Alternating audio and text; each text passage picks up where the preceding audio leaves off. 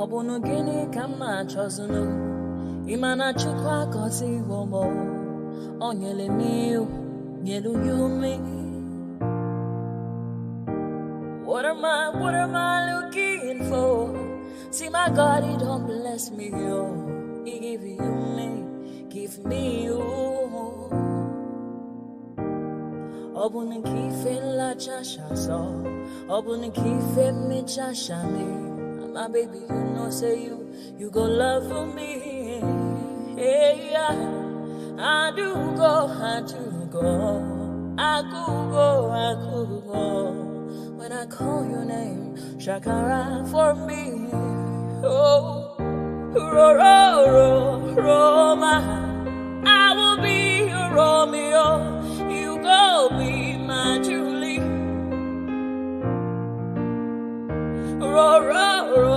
Roma, I will be your Romeo. You will be my Julia. Oh, give me your love and I'll go run away.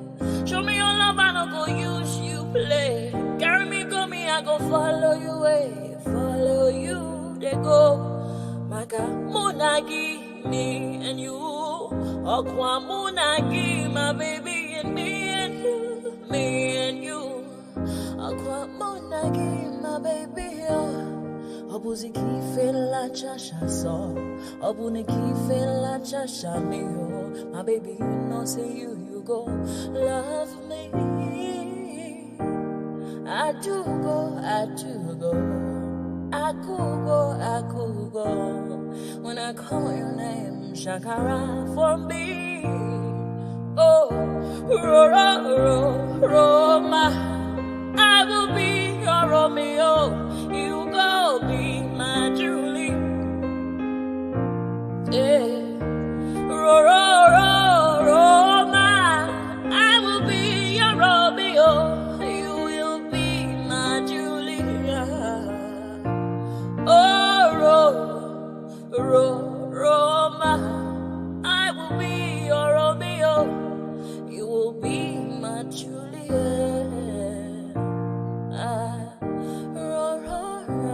Roma, I will be your Romeo. You will be my Juliet. Obuzi kife la chasha so, Obuzi kife mi chasha me. My baby, you know, say you go love me. I do go. I could go. When I call you, Shakara for me.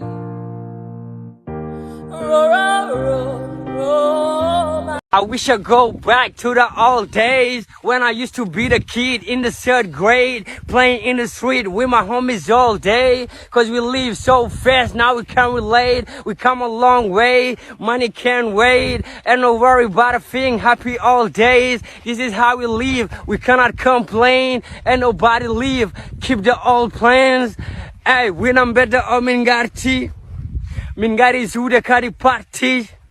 Ko domin mauni domin darti yo goto fone borni boke as a party and we am better o min garti min gari zude kadi party ko domin mauni domin darti yo goto fone borni boke as a party ay tuwa gamne weli focus souvenir film hanki wana hande hanki jamon bale sim min nyalla fije nange jamon lengi mbade tin on sa kuran ala wura men ko jaro find sifti namo ala chifti ala ind idi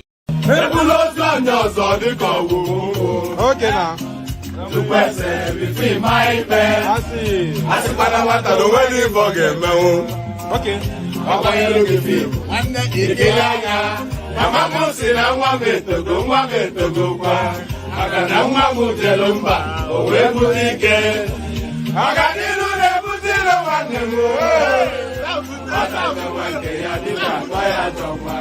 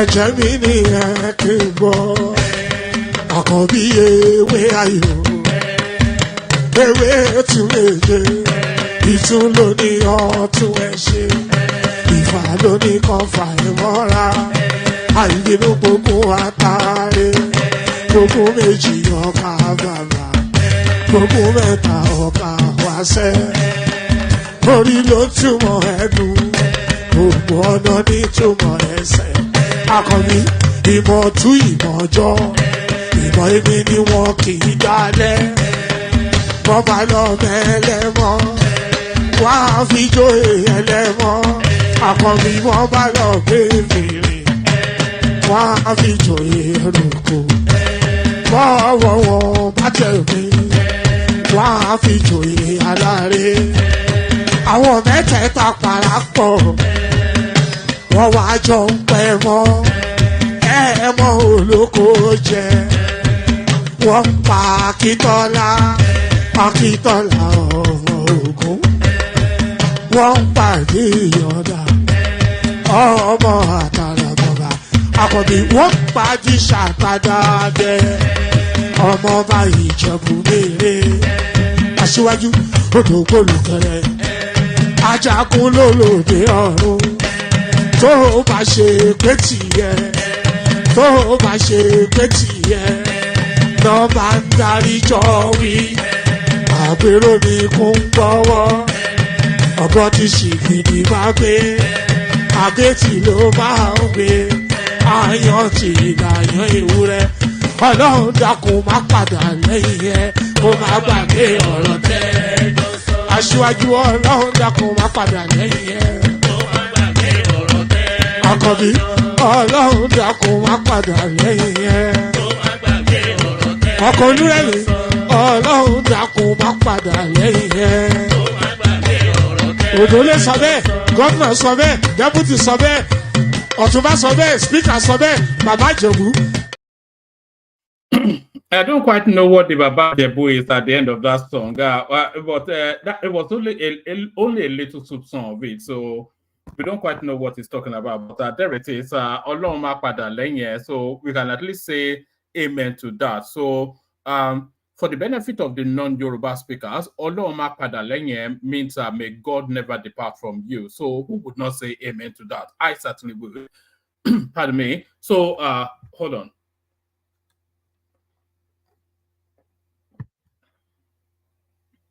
You know, the good thing about this daily streaming is I go through endless liters of water, which is always a good thing for you. So I go through endless liters of water, which is always, I'm not quite sure why I'm sweating, but there it is. So Oloma Pada Lenye, as I said, in Yoruba language means God never depart from you. So amen, of course, to that on behalf of myself and you, my friend. So I will say that, I'll say that now. So good day to you, good to be in your company, and how are you? So another day, another session with your favorite or your laughing man.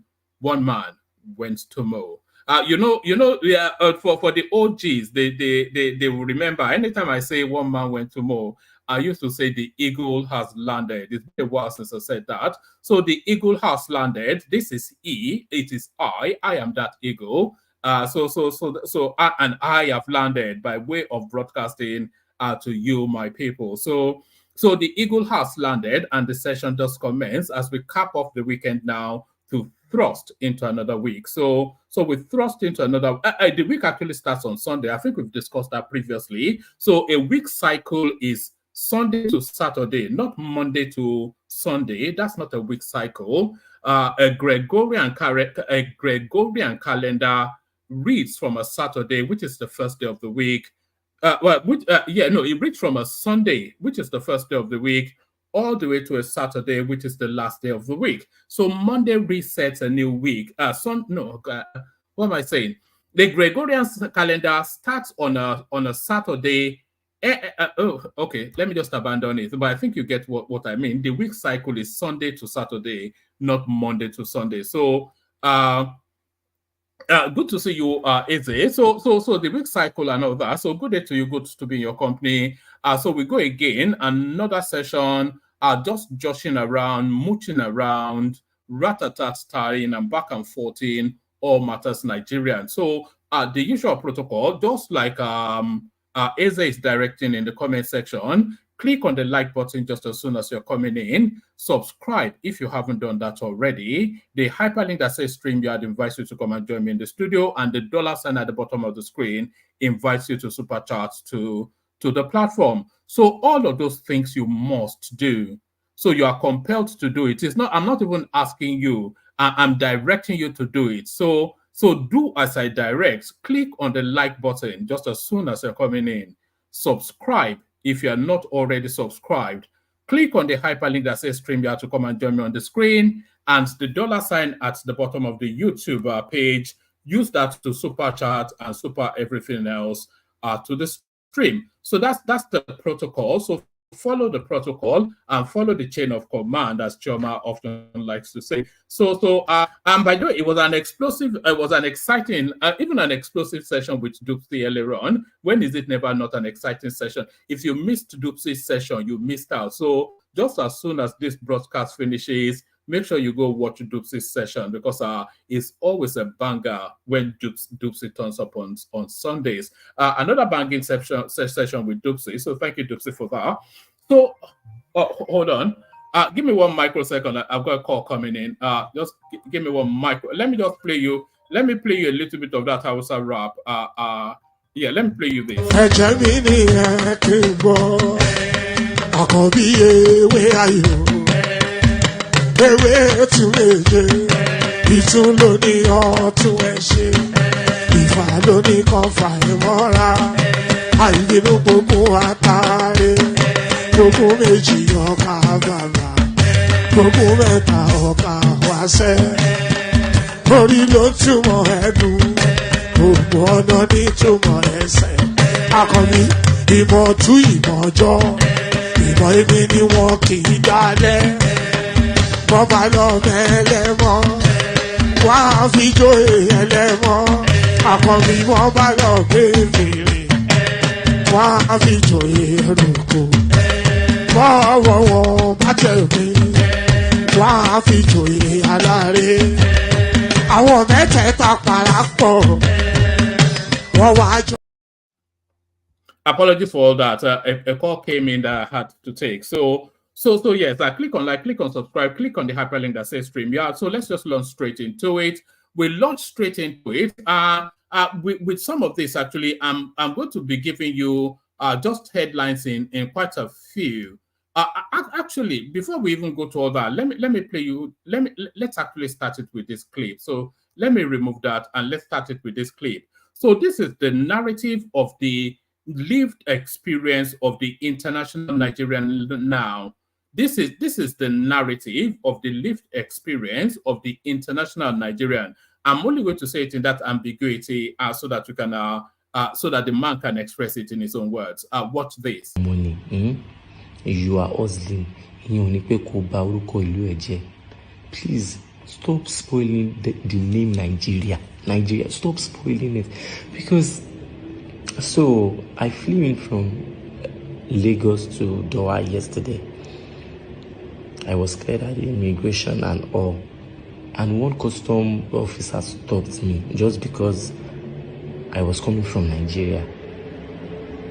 This guy delayed me for about 30 minutes, just checking me on different machines. And he said he's so sorry to delay me, that recently guys from Nigeria are bringing many substances to Qatar. And I'm like, why? Chef to fair baby by Dubai Jenny. People should stop it to your long way their job.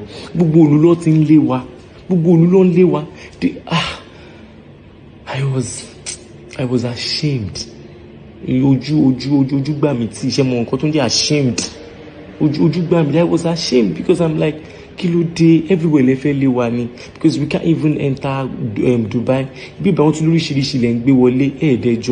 And within that process, I misplaced my phone. The rider to he couldn't wait. Please now wait the job. So there it is, an all too familiar story. So that's yet another Nigerian traveler lamenting the travails of carrying that green passport. And we are getting this increasingly. It's a traumatic experience.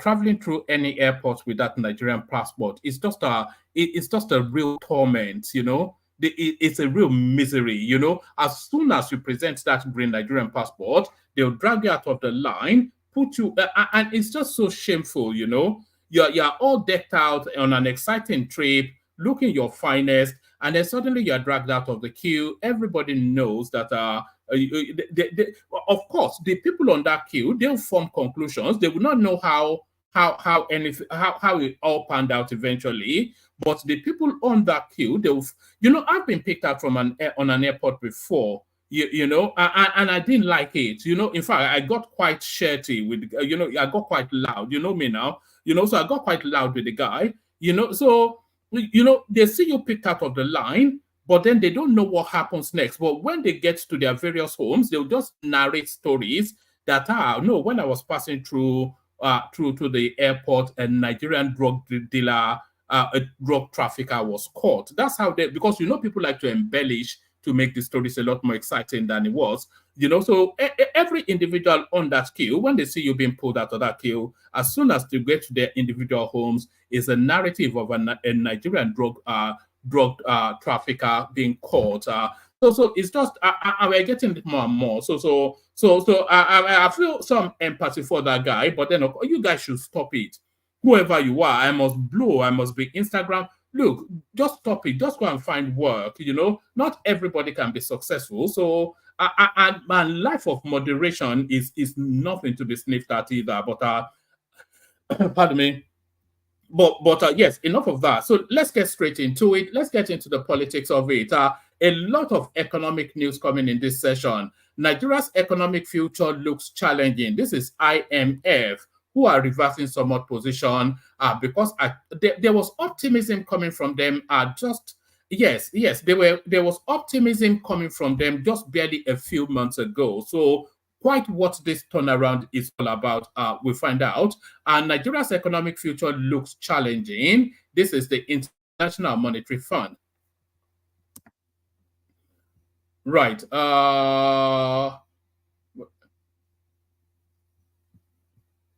You see, I'm trying to see where it starts because you see the first, it starts with a however there. So a sentence doesn't start with a however. So I'm trying to see, okay, it says the International Monetary Fund has reaffirmed its growth projection of 3.3% for Nigeria's economy in 2024 compared to the 2.9% last year. So that doesn't quite chime with the headline. Nigeria's economic future looks challenging, but then, of course, they are projecting a positive growth. Even though a meager one, but nevertheless an upward trajectory. The International Monetary Fund has reaffirmed its growth projection of 3.3% for Nigeria's economy in 2024 compared to 2.9% last year.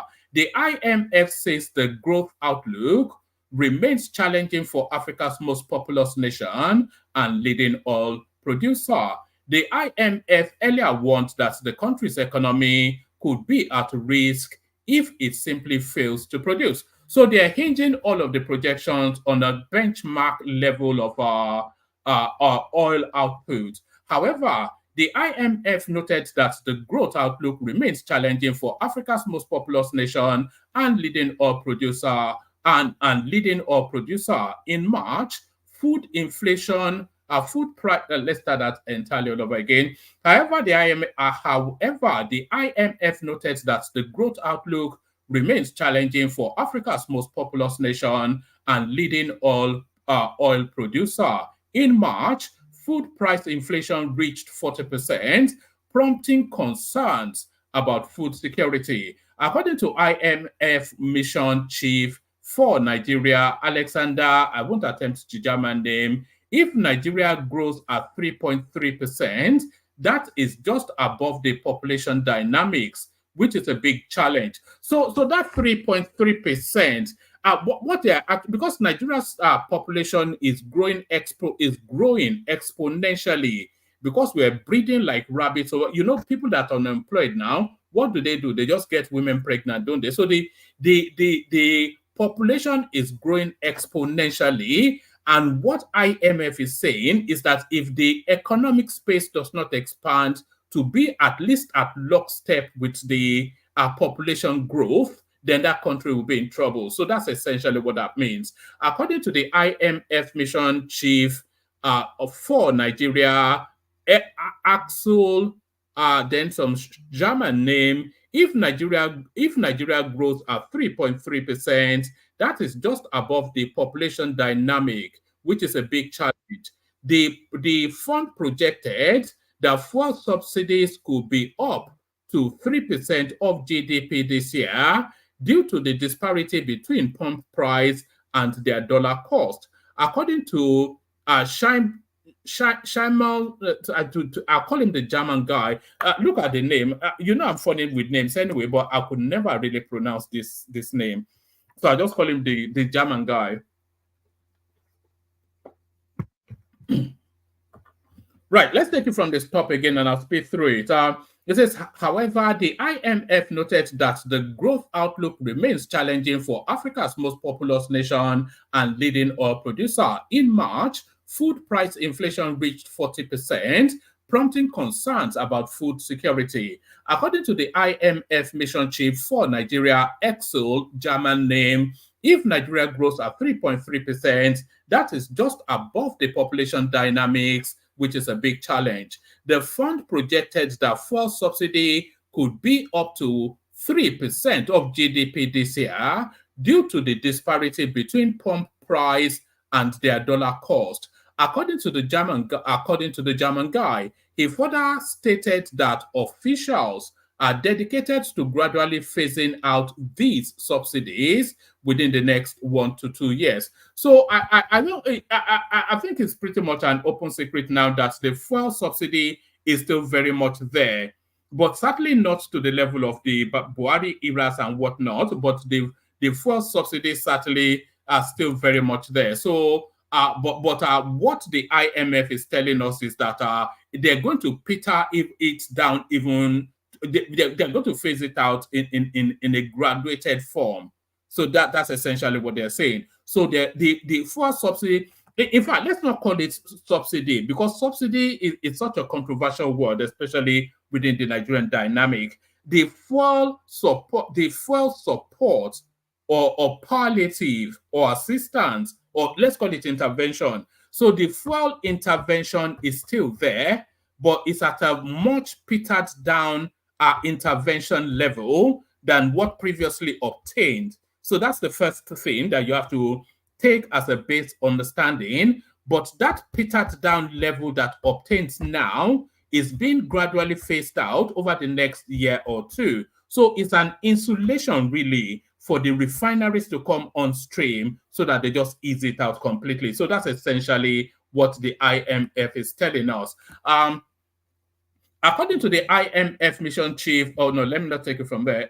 The fund projected that the fuel subsidy could be up to 3% of GDP this year due to the disparity between pump prices and their dollar cost, according to the German guy. He further stated that officials are dedicated to gradually phasing out these subsidies within the next 1 to 2 years. The reforms are focused on how to raise that growth so that Nigerians can see real impacts on their living standard. We think a lot has happened. We also have to recognize that the problems built up over many years were quite severe. We can't expect that everything is going to be resolved overnight. So I think this needs to be rehammered into the Nigerian psyche because, of course, Tinubu there barely 2 months, and they expect him. They are querying why he has not turned Nigeria into Dubai in barely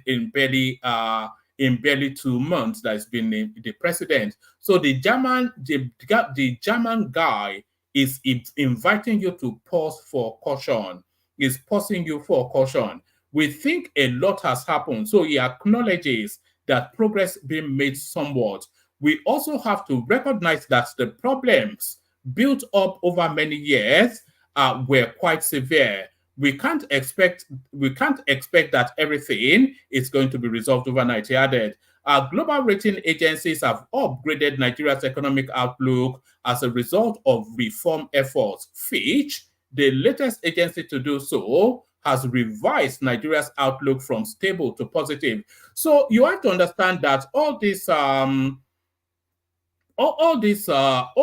rating agencies, all these global financial rating agencies, they are quite a big deal. And the elevation, the elevation from stable to positive, because they even stable is a strong position, but positive is an invitation to partake.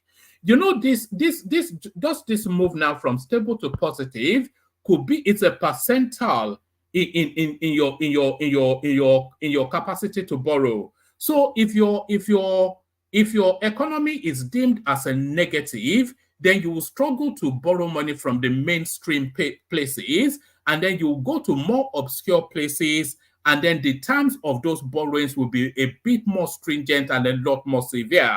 But then if you are in the positive side of economic global rating, then you can borrow at the top tier of borrowing at favorable rates. So all these global ratings, they actually mean something. Global rating agencies have upgraded Nigeria's economic outlook as a result of reform efforts. Fitch, the latest agency to do so, has revised Nigeria's outlook from stable to positive. The German guy noted that scaling up a cash transfer program and increasing government revenues to enhance service provisions to citizens are key priorities. In terms of monetary policy, the IMF commended the recent interest rate hikes by the Central Bank of Nigeria, CBN, to address rising inflation, calling for a data-driven approach for further rate adjustment. So everything in Nigeria must be data. We don't even have the collation of this sufficient enough of a data to make any meaningful policy thrust. I think we're just now, it's actually Buhari that started harvesting and harnessing data. We don't have data in Nigeria, so how are we even able to plan a country? In terms of monetary policy, the IMF commended the recent interest rate hikes by the Central Bank of Nigeria, CBN, to address rising inflation, calling for a data-driven approach for further rate adjustments. The IMF encouraged the CBN to boost its foreign exchange reserves. What does this even mean? What did you think? Is this a recommendation? Is this a novel idea that they think they are broaching to the space? Are they breaking new? Are they telling what is not already known? They're saying boost your foreign reserves. What do you think Cardoso spent endless sleepless nights racking his brain about? The IMF encouraged the CBN to boost its foreign exchange reserves and suggested a transparent and balanced framework for forex interventions. While the Nigerian currency was reported to be the best performing currency in the world early in April, in February, it was the worst performing currency in the world. So the yo-yoing of the so that is the outlook of the IMF on the altogether positive, quite in contrast with the headline, which says Nigeria's economic future looks challenging. So I think reasons to be optimistic is what the international financial space is telling the Nigerian space. Reasons to be cheerful. Not to be cheerful, though, but at least be optimistic.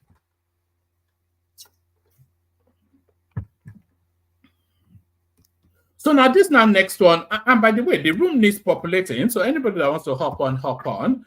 We always say this just so the conversation can take place. Anybody that wants to hop on. So this now next one now. This speaks to.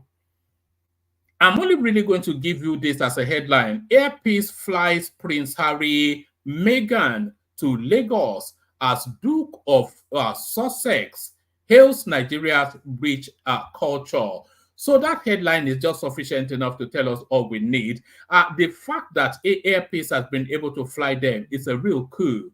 So they can legitimately call themselves now as royal carriers. because they've carried pretty much the paramount royalty within the global space. So they've carried a prince of the leading royal house within the global space. So they can if they don't know how to market this flight, then they deserve not to be. In fact, they should be asking him for a royal warrant, even although they think they have stripped Harry of all of his royal whatever. Air Peace flies Prince Harry, Meghan to Lagos as Duke of Sussex hails Nigeria's rich culture. So a real coup there for Air Peace. A real coup there for Air Peace. And Nigeria's economy, I think we've just done that one. I think this may well still be in tandem with what we just read. Nigeria's reinstated fuel subsidy set to drain almost half of all revenue in 2024. So this runs contrary to what we just read there, which told us 3%. It says Nigeria's reintroduction of a gasoline subsidy months after it was scrapped is expected to guzzle almost half of its projected oil revenue this year.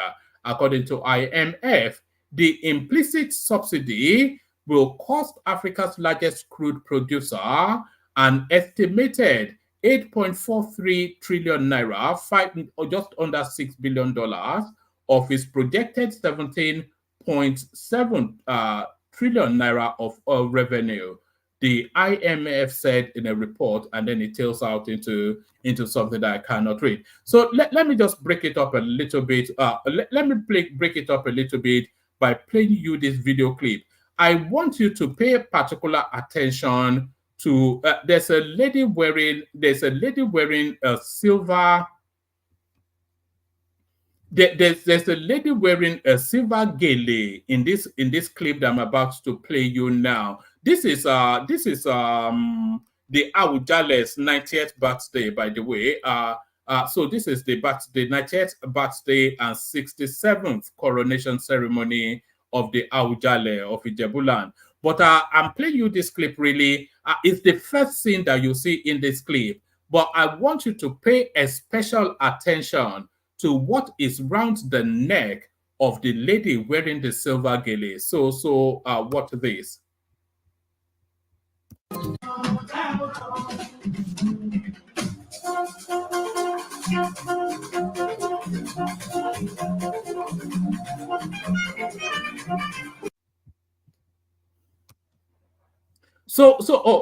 you can't see it. Let me remove Ayo's super chat. Thank you, Ayo, for the super chat. Let me remove this banner as well because you. So what you're seeing around that lady's neck there, what you're seeing, what you're seeing here, what you're looking at here, the first thing I'm going to tell you is that it is not costume jewelry. That's the actual real thing. What you're seeing around this lady's neck here is not costume jewelry, it's the actual real thing.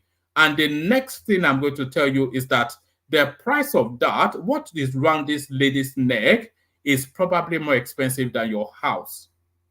Where you are living now, your house. What is around that lady's neck is almost certainly more expensive than your house. So let's take a couple of minutes of it and then we move on.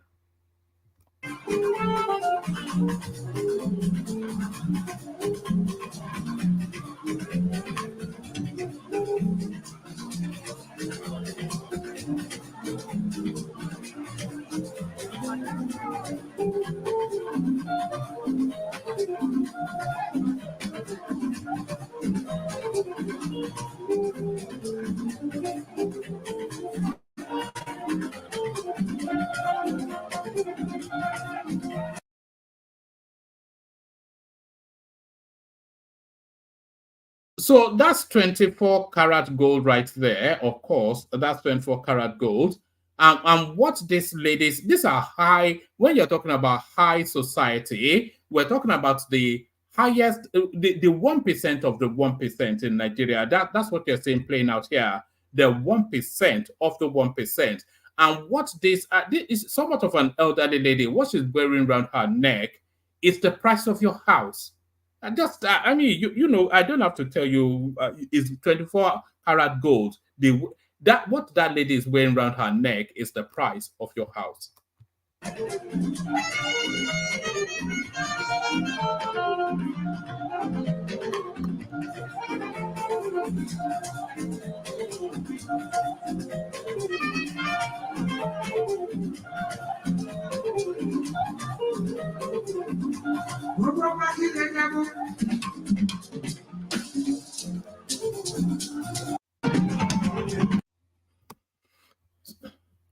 So there it is. Well,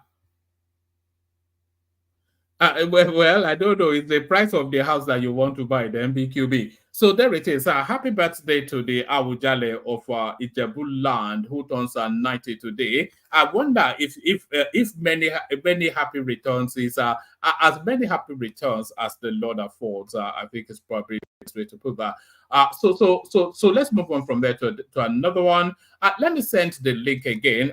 The room barely populated, so we would need people to come in for the conversation to take place. So if you are dotting around and not especially busy, click on the hyperlink that says StreamYard. Come join us. Let's move on from there to this one.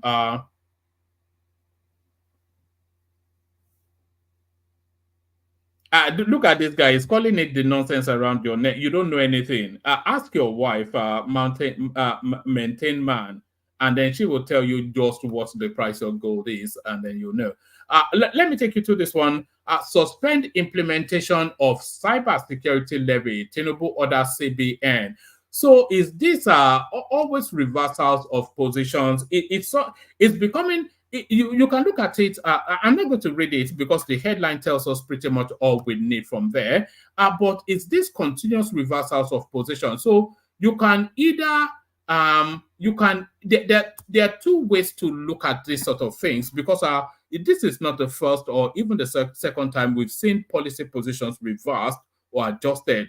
So it is either you can look at it from the prism of government listening and adjusting to the people's wishes, or you can also look at it from a government that is dithering and unsure about its steps.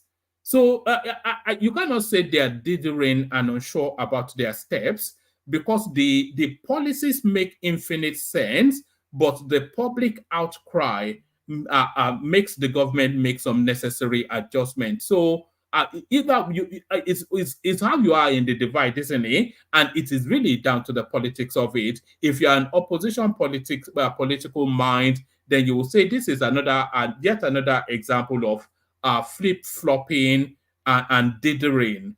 And then if you are somebody that is of a more balanced mind, then you will say that this is a government listening. So it's really just down to where you sway in the political divide. So where you sway in the political divide, let me bring you let me bring you this one. So this is a carry on from our previous conversations. We're still on that we're still on that Aba Port Harcourt rail line, and I noticed that in previous sessions, some people were somewhat derisory in their views on the quality of the trains that were being put in that space. But it's horses for courses, isn't it? Do you know what horses for courses is?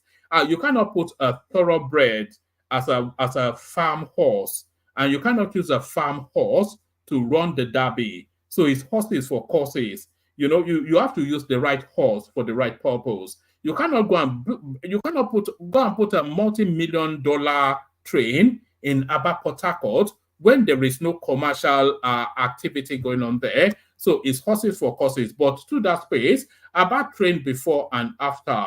So let's now see what it looks like before and then what it looks like after. I'm going to mute the voice. I'm going to mute the sound just for reasons of copyright.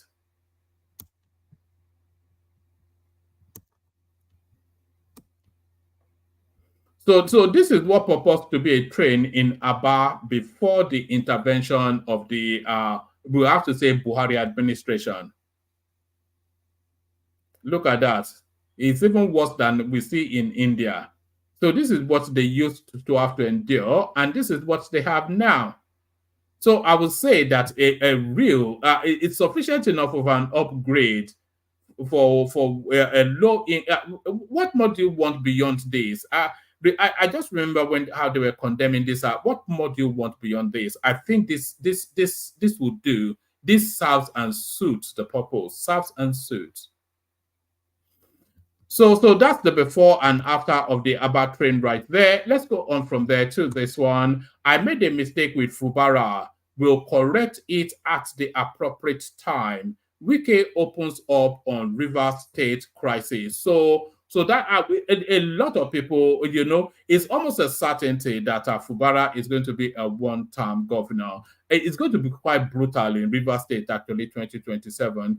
I made a mistake with Fubara. We'll correct it at the appropriate time. Wike opens up on River State crisis. The immediate past governor of River State, Yemsen Wike, has shared some fresh details about the political crisis rocking the state. Wike, who is the current minister of the Federal Capital Territory, FCT, submitted that he made a mistake in supporting Governor Siminalaya Fubara to emerge as a successor. Speaking on Saturday at the Grand Civic Reception held at Ogubolo in honor of Chief George Thompson Sekibo, Wike begged for God's forgiveness as well as the people's forgiveness for making an error in judgment. Speaking further, the FCT minister vowed to correct his mistake at the right time. Wike said, I want to say this clear. So the fight is now in open glare. They are not even disguised. It's not.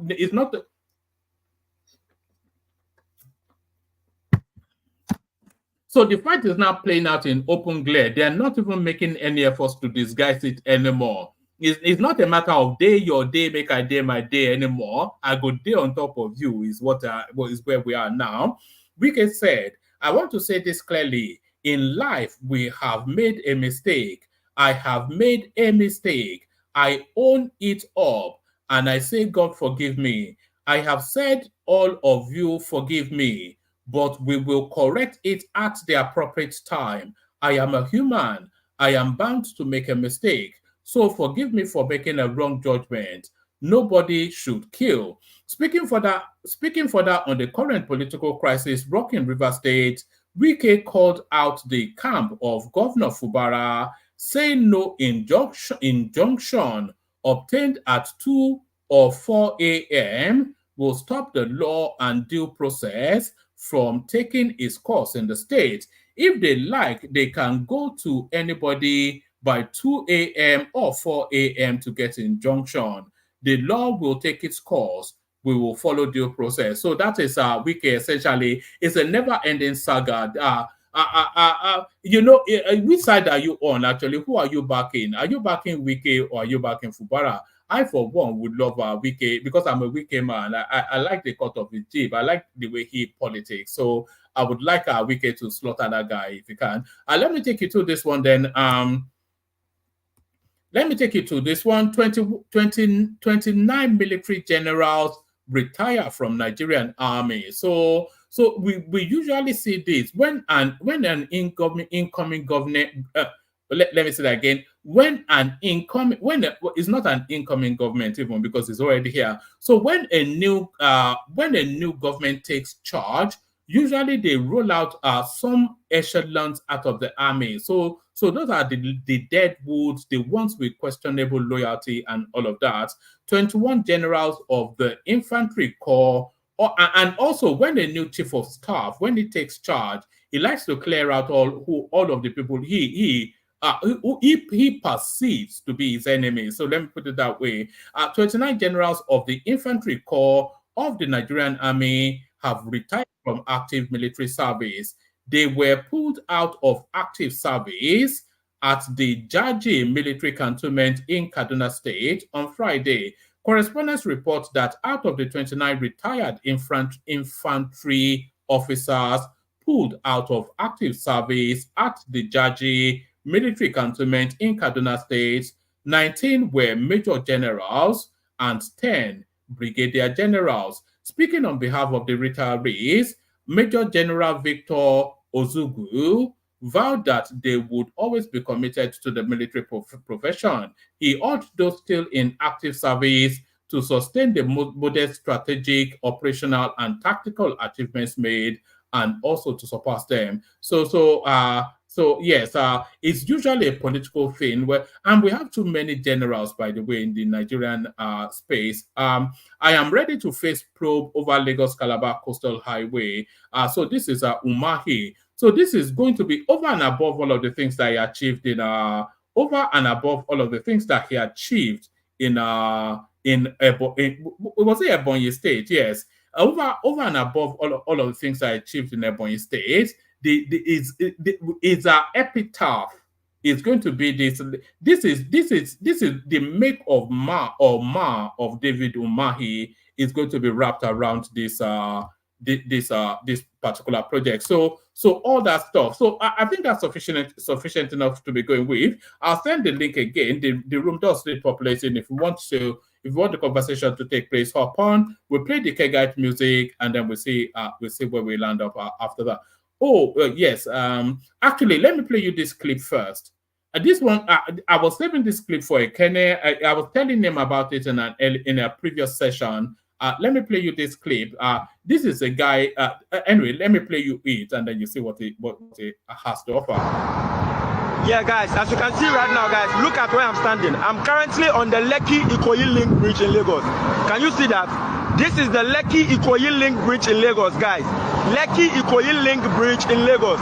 Today I have something to say. See, Ghana, when we are talking about Ghana, you people shouldn't think we are just doing politics. I've been in Nigeria for 2 days, and guys, let me tell you something. The current fuel price in Nigeria is 640 naira, which when you go to Ghana is 640 pesos. But we are paying 13 cedis for 1 liter of fuel in Ghana, and you guys don't want us to talk about it. Even Nigeria paying 640 pesos for fuel in Nigeria, Nigerians are complaining that they need reduction of their fuel price. Ghana, we are paying 13 cedis, which is equivalent to 1,300 naira for 1 liter of fuel. And you guys don't want us to talk about it. When we talk about it, it will be a problem. That's why I tell all of you that I have nothing to say. Me, I won't say anything. I'm now at the Lagos-Ikoyi link bridge. Can you see that? Very beautiful view. Bye-bye. So there it is right there. They are paying over 100% more in Ghana for fuel than we pay in Nigeria, and we continue to belly ache. This is it. Nigerians have lived too sheltered a life for too long. We've been too corseted and cocooned in the cotton wool of state. So now a real dose of reality. So it's a case of welcome to the real world. But first, the care guides, and then hopefully a conversation. Water, only water, only water, where they see ma. Water,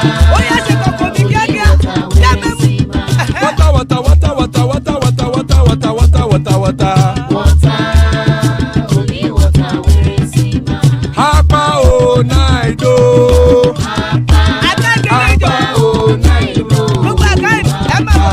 Hapa you don't come o.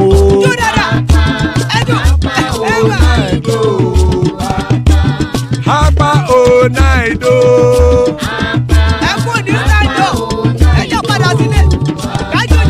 Oro keke elemu ye o. Ibe shodi ya kekere elemu re o. Obi master kekere elemu re o. Chifu Latif kekere elemu re o. Eruku lele elemu de. Eruku lele egbe elemu dodo jare o. Eruku lele Ghana ti de egbe body o. Ọmọ ẹlẹ́yẹ ẹ̀yẹ o ó dilé o. Odúyẹ̀lá ẹ̀yẹ o ó dilé o. Petrosoname ẹ̀yẹ o ó dilé o. Petrosodúnkẹ́ ẹ̀yẹ rẹ̀ ó dilé o. Ẹlẹ́kọ̀ ọ̀run mú ìní o.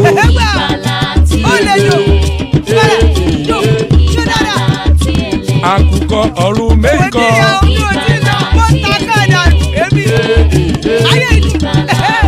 Ikú kò ní ríwà gbéṣe o.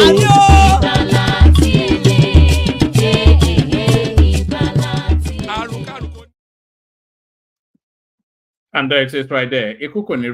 May death have nothing to do with us. So, joining us, General Thomas. Good to have Thomas here. The erudite, elegant Prince Daddy, father of the bride, Ajan Lekoko. So that's the panel so far. Hopefully, the room populates as we carry on now. Thank you for joining. Good to have your company, gentlemen.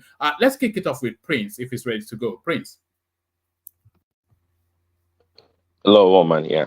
Yeah, good to have you. It was quite explosive with our Dupsy earlier, wasn't it? Yes, it was. It was always interesting. Yes, no nonsense Dupsy. So there it is. Is there anything else that you are looking at in the news before we launch into the talking points? Oh no, none at all. No, nothing I know of actually. So you can just go ahead with whatever you have. All right. Let's ease you in with this headline on the screen.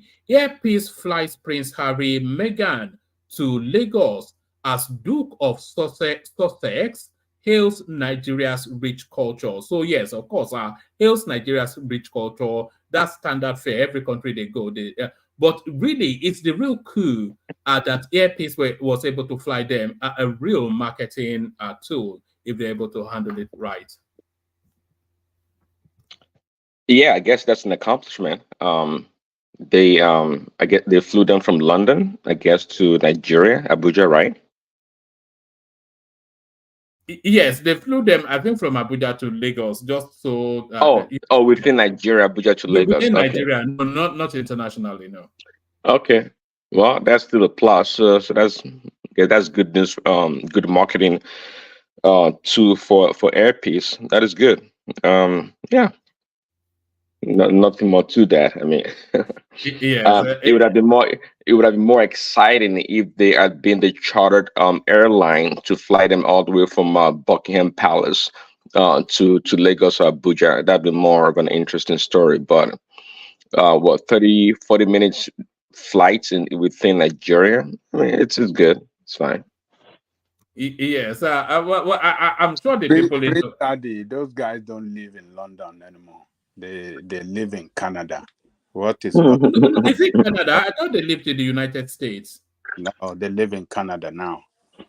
With Buckingham Palace. They don't want them in Buckingham Palace. They left those racists alone with their. You know, Prince Harry actually came to London on his way to Nigeria, and they wouldn't let him see the king. Can you say that? Is that not shameful? What does His own father, apparently, allegedly. See, I don't get into this royal storyline and this salacious airlines, but I can care less about Harry or Meghan Markle. I can care less about them. And by the way, I'm not sure what the racism Angelico is talking about. These people are despicable too, for what I hear all the time, always whining and complaining. I mean, what do they actually do to help propel the royal family? What is their official duties? They're always whining. I'm not the one to be talking about this too. I mean, I don't care. But racism, I don't know why. Are you talking about Harry and Meghan that they're always whining? Yeah, Harry and Meghan, yeah. No. Harry has one initiative that he created this thing called the Invictus Games, which is somewhat like an Olympic style games for wounded veterans, which is a global thing. I think that's one of the reasons it's in Nigeria, actually. So it does a lot to promote that brand. Invictus game. Okay. I think there's something called that before. I don't think it's the originator of that. He is actually, yes. I think he invented that. Even as a matter of fact, he has committed to support wounded soldiers in Nigeria. I think he has pledged to, to fund their their financial needs and stuff like that. So, but to the racism issue that I was talking about. Look, Prince Daddy, you said they are talking or they are whining. if you leave, if you and your wife live in a particular place where maybe because of the color of your wife, they don't, give you that kind of honor that you deserve, um,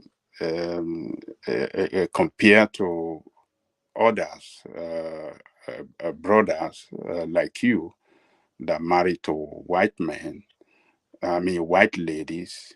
You have to put two and two together to know what is really going on.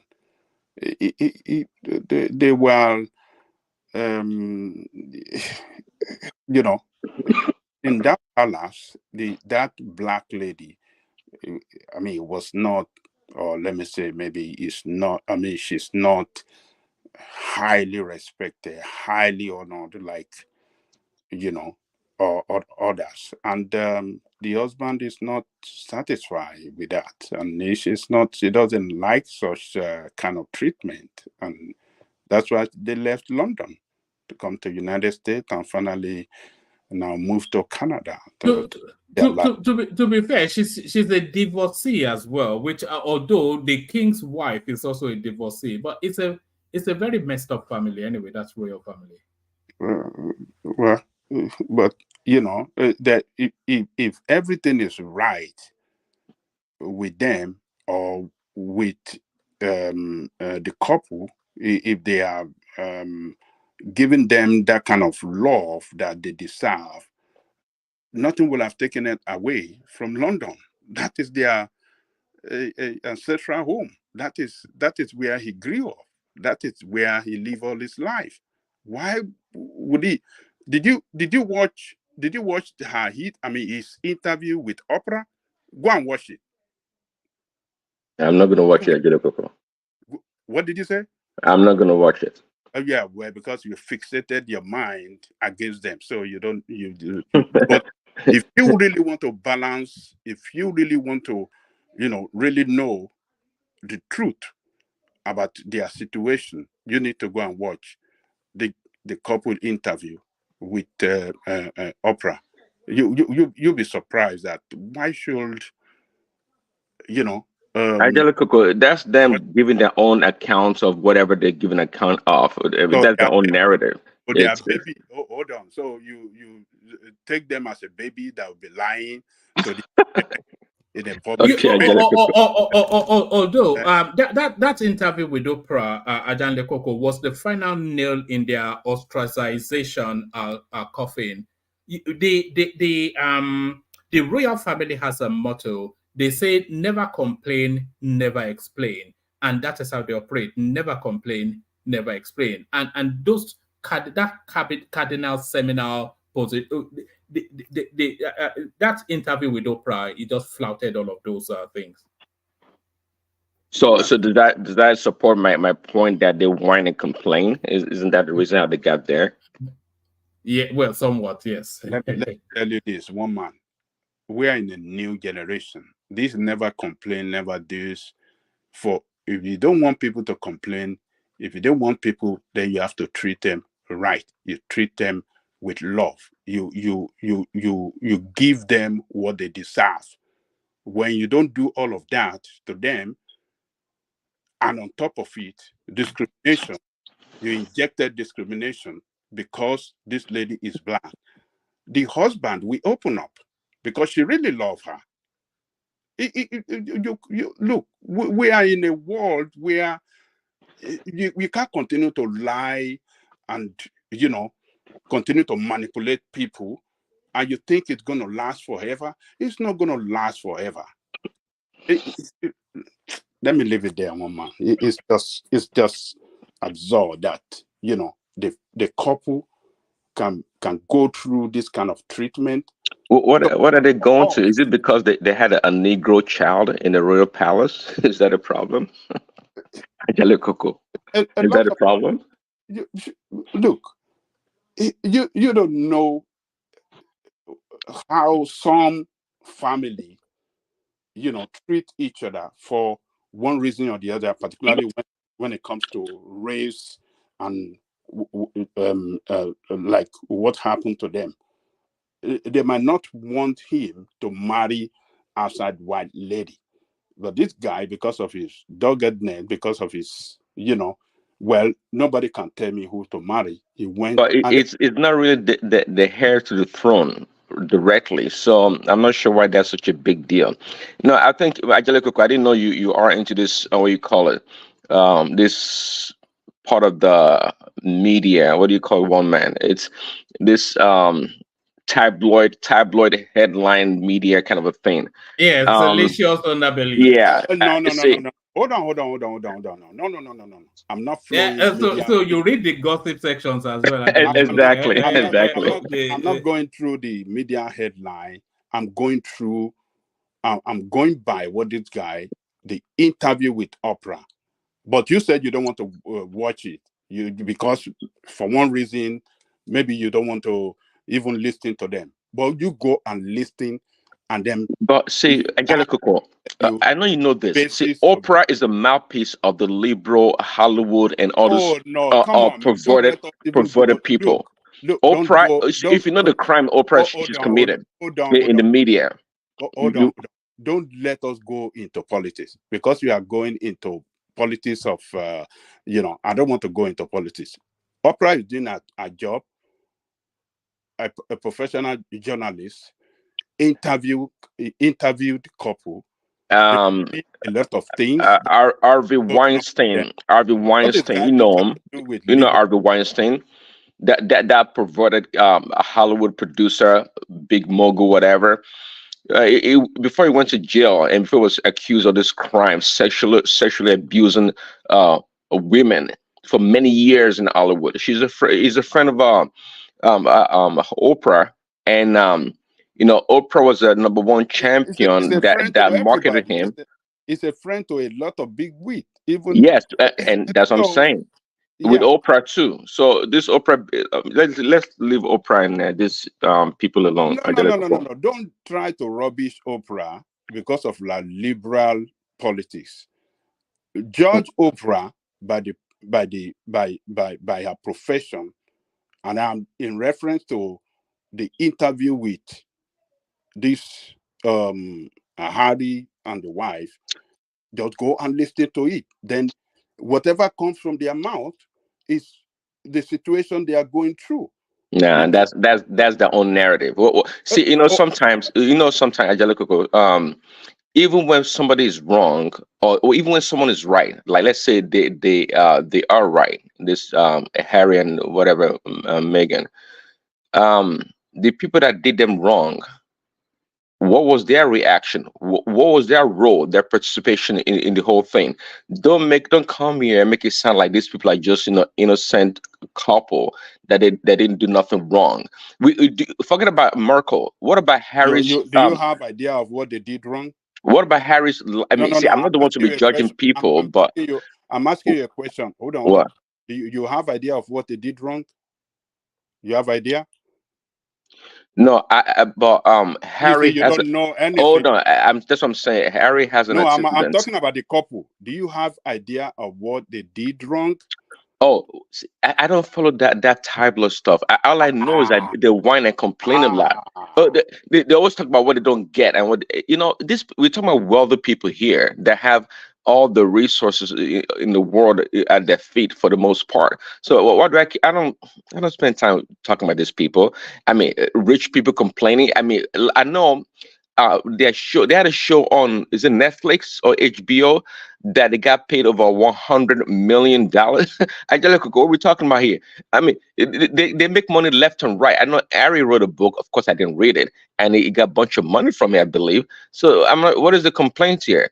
Meghan Markle, well, maybe you know better anyway at the end of the day. But all I know is that it's just one-sided story. If it's coming from Oprah, I don't see that value. In America, we don't care about royalty like that. I mean, what royalty is that? Who cares about if they live in Canada or Los Angeles? We don't care. We don't care. The people being accused, why haven't they come out to speak against them if they have not actually done wrong against those couple? look, are you trying to tell me that, you know, the ganging up, or they just ganging up against the what do you call it, the palace?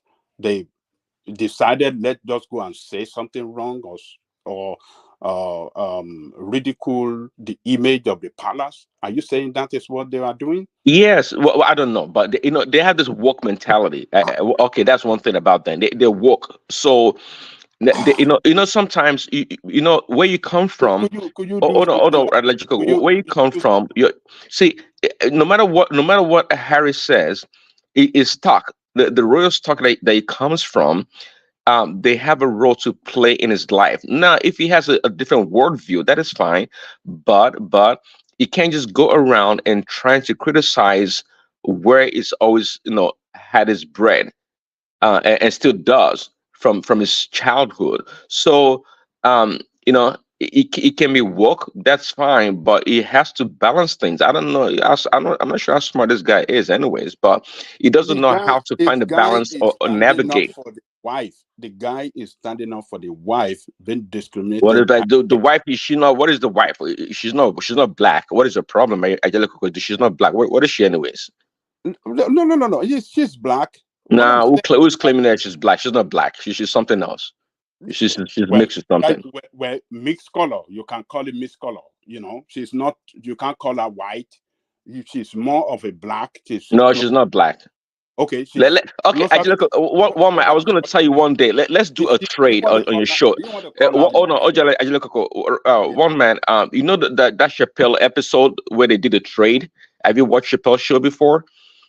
Where they Yeah, you remember that episode? no, maybe not that one, but tell us. Yes. No, there was an episode whereby Most Def, that rapper guy, it was the what you call him, the commissioner, and they were doing a trade like the NBA, like a sports trade, and they traded some people. I think we traded somebody for Eminem to be a black. To come to the black community. So let's do a kind of a trade also, a trade episode on your show to trade some people. For example, we're going to trade Meghan Markle to I don't know, Asian race or white race. She's not black. We don't want her. Let's trade her for. What do you think? Let's look for a white person that can be black. Adele.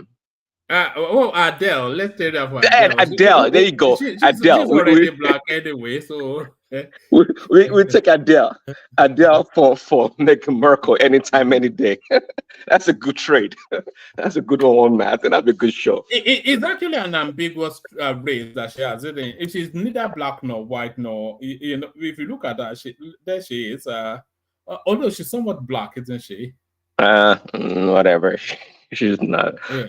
These people, they claim to be black for convenience. You know, that's what they are. I mean, come on, they are him. You know, black person. Do you remember the story of? Do you remember the story of one? Do you remember the story of one lady that claims to be black to access some black educational opportunity in the United States? Do you remember that? It's going back a couple of years. Yeah, I know of her. She was a white lady, of course. She claimed to be. White. I think she did a corn roll or whatever. And she sat on the board of a black organization, prestigious black organization, right? I think it was the NAACP. And for many years, for however long she was on there, she passed as a black person. You know, it was funny, but yeah, you know. This lady here might fall into the same category. This Meghan Markle thing. She's not black. She's only as black as you know. But what about your Jim Crow law though? That if you have one drop of black in you, then you're black. Is that not what you say in your country? That Jim Crow? Well, Angelica can talk more on that. We had that law. They had that law many years ago, but this black thing is just like that guy, you know, like Barack Obama too. That guy, everything he's done in his life is always about, you know, about other races, not to support that guy. Never did one single thing for black people. So, so being black or the color of his skin can be relative, quite frankly. I'm telling you that there's so many white people and even Jewish people that have done so much for black people than the so-called black people. If you ask me, for example, I hope you know who this man is called Reverend Al Sharpton. That's the Of course, worst yeah. black person Negro ever. Everything that man's ever done is just to capitalize on the color of the skin of black people. In terms of meaningful, Why are you progressive, calling worst black man on earth? What has he been doing wrong, or what? exactly, he hasn't done anything for black people. That's my point. Just like Barack Obama, he hasn't done anything for black people. So hold on. So all the human rights and the human right struggle and everything that he did for He didn't do anything, Ajale. He didn't do anything because they say so. They didn't do anything. Because they say so. Right. Obviously, you don't know how sharp. Ajale, I know. I was not as much as you do. Okay, we're talking about American here. I mean, just like Jesse Jackson. All these people are criminals, if you ask me. Jesse Jackson is Rainbow Push Coalition. It's so. Let me tell you.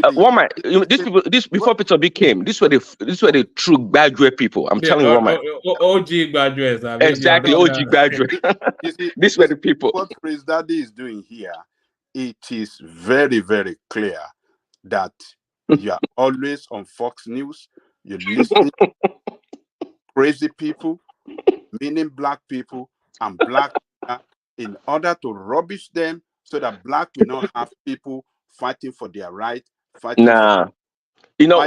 came up with a quote. I tell you this, I came to this point because I synthesized. I synthesized a lot of things that's been happening in this country, and this is what it came down to. I have a quote that says, I don't do black. Hold on, I don't do black. Hold on, I don't do black. Hold on for him. Yeah. I have a quote that says, I don't do black. I do what is good for black people, or do what is good for black. So this notion that I'm going to support essentially the reason why I came up with that quote is that, look, I'm not going to support anything black blindly. Like I supported Barack Obama blindly. I did. I was one of the people that voted for Barack Obama because of the color of his skin. I didn't want to vote for him, and my other choice was to vote for Hillary Clinton, which I wasn't going to do anyway. So I said to myself, if Barack Obama emerges, I will vote for him. And the only reason why I voted for Barack Obama was because he was black. He had nothing to offer. He had he had no resume. Look at his resume. Go Google his resume before he became president. He was a community organizer. He went to Harvard. His CV was not presidential, certainly not. Exactly. He barely had any work experience. He had none. As far as his resume that he published, he had none. He had nothing to offer.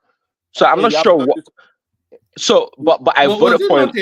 Was he not a teacher in some community school or something, and then became president? It was not. It's nothing to real. I mean, anyways. So I voted for him because he was black. And one thing I realized, having been here for a while now, is that look, black people in America, this so-called black people, they are more detrimental to the progress of black people in this country. They are selfish and wicked as their oppressors, as they call. True. All this. It is true. It is true. It is true. Tell me what Barack Obama has done. Tell me what Al Sharpton has done. That is not true. Tell me what this guy. They all jump on the bandwagon of this black fighting for black cause. Hold on. As far as this country is concerned, in the recent time, in the recent history of this country, Obama administration turned out to be the best administration in this country. Obama took over government when the economy of this country was down. Yes, it was that for black people. Hold on, man. Hold on. When the country economy was not proceeding job, when the country was losing job, he stabilized it, he brought it back on track and turned it to be the strongest economy again in the world. And look, just be careful. Don't follow this, your Fox News and, all these people you listen to on Fox, Mark Levin, and all these rascal people that even hate you as black men. Those are the people that they are not. I mean, those are the people that the way you are speaking now. This is what they speak on their channel. And it's just unfortunate that you can be brainwashed by them. So all these people you are saying that never fought for black, go and check their history. And their history will tell you, if not for them, you will not even have a place to speak in America today. They fought for the human right of black and minority, and that is what gave us, the right as people in this country to have a law that, we are equal before the law. We are all equal before the law, irrespective of your skin, irrespective of your color, irrespective of your religion. These are the people that fought for it. And just stop it. You might not like their politics. They might be liberal, and you are this thing. Focus on your, conservative politics, or this Christian. What did they call you people? Did they call you evangelical, crazy politics? Just focus on that, and don't try to use that. And these people in your camp, the leaders in your camp, all the rubbish that they say all the time, don't try to use it to come and rubbish the black leader. Whether you like it or not, they are the ones that fought for the freedom of black people in this country, including what you are enjoying today. They fought for it. So let me just leave you alone. Just go and check their history well. Go and read about them, what they have done. Then you will appreciate them and turn against those crazy, that even those liars, the deplorable people that even hate you. You don't know they hate you. You think they like you? They be using that coverage. Oh, America, America, and they are using that, to brainwash you, and they don't really like you. No, Ajale Coco, see, now, now, it's amazing. I can say, if you don't mind, that you have not left the plantation. I have. Just like Chema said in the comment section, that, Obama was a pawn first on us.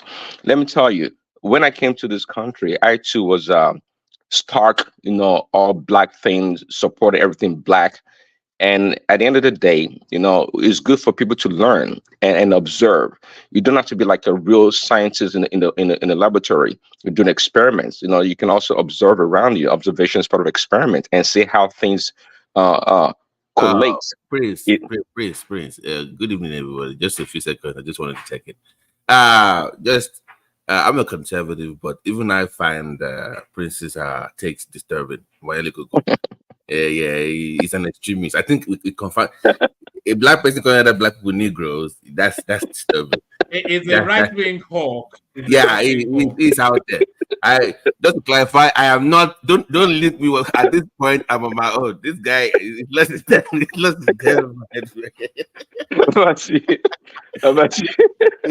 Babati is brainwashed now. He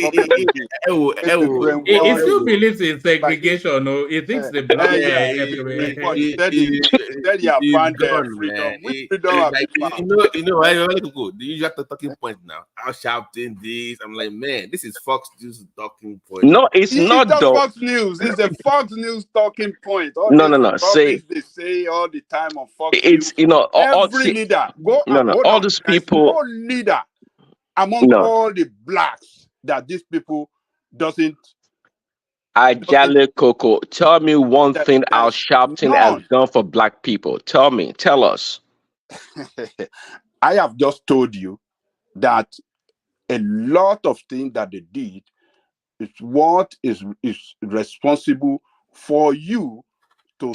No, stop. This is for people that don't know the history or know the story. Let me tell you, Al Sharpton was just by association, with Dr. King and some the true civil rights leaders that fought. Okay, Al Sharpton was just among them. It was just there. It was. Do you know he's an informant? It was an informant for the FBI. That guy is an awful Negro. He's an awful Negro. No. So you have all your facts. It was informant to FBI. It was. Was it not? This is all this Republican talking point. All these lies, propaganda they carries on Fox.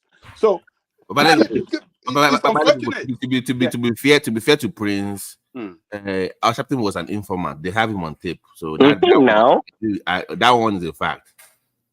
You see, it's a bad example of a black leader. You can't count that guy as a black leader. Exactly to the point. It was an informant, and he was still fighting for the right of the people. Fighting his bastard. They never took him out. For the people. No, you can't be. So it was double agent.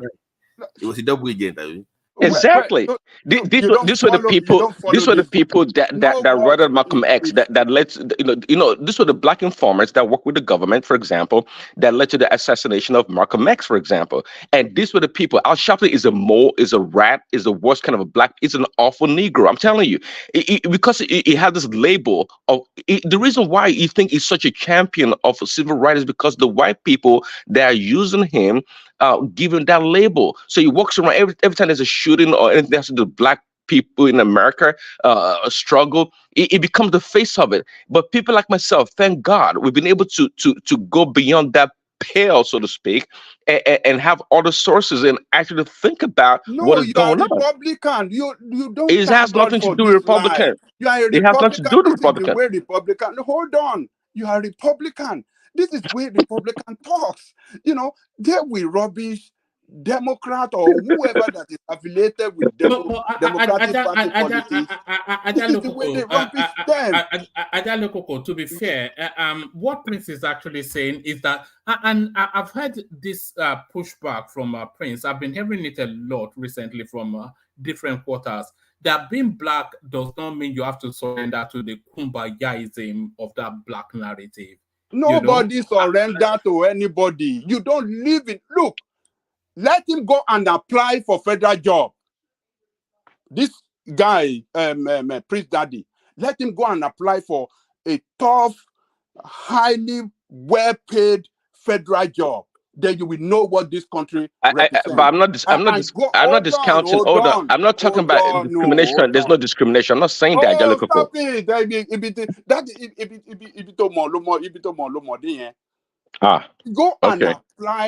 Go and apply for federal job. That is a job that is highly competitive, highly paid job. That you see a lot of white folk, even applying for the same job as a black man. Go and do it. You will know what this country, you will know America. And you will know the kind of fight that Al Sharpton and all the rest have fought in the past to make sure that this kind of discrimination doesn't happen to black people in this country. I have friends that apply to highly paid federal job and know what happened to them. And I know what they did after that. Favoritism. Hold on. The kind of lawsuit that they pursued to fight against discrimination. You don't know. When that situation happened, you see a black man fighting for fighting against discrimination. Then your people on Fox News will start, crying and carrying out propaganda against them. But if I told you, Angelico, that discrimination, rascals. Yeah, that discrimination that black people suffer all across this country is actually reinforced by black people themselves. Why do I say that? Okay. One man, I gotta go. Prince, God help you, man. I'm out. What do you mean? Don't run away, Babati. What do you mean? Babati, just stay. Don't worry. You have to know. What is wrong with what I said? I say allow me to line anyways. Look at the guy. It's real. What the guy that was even killed by the white policeman? Don't you see the way some white people were pushing against the black fighting on the street for that guy to get justice, for the family to get justice? What? Are you talking about George Floyd? George Floyd? That guy was a drug addict. It was a drug addict. It was a criminal. It was a criminal. It was a drug addict. Please, hold on, please. Even on Fox. Hold on, please. Hold on, please. Hold on, Ajale Koko. Are you saying he's deserving of what happened? Let me land.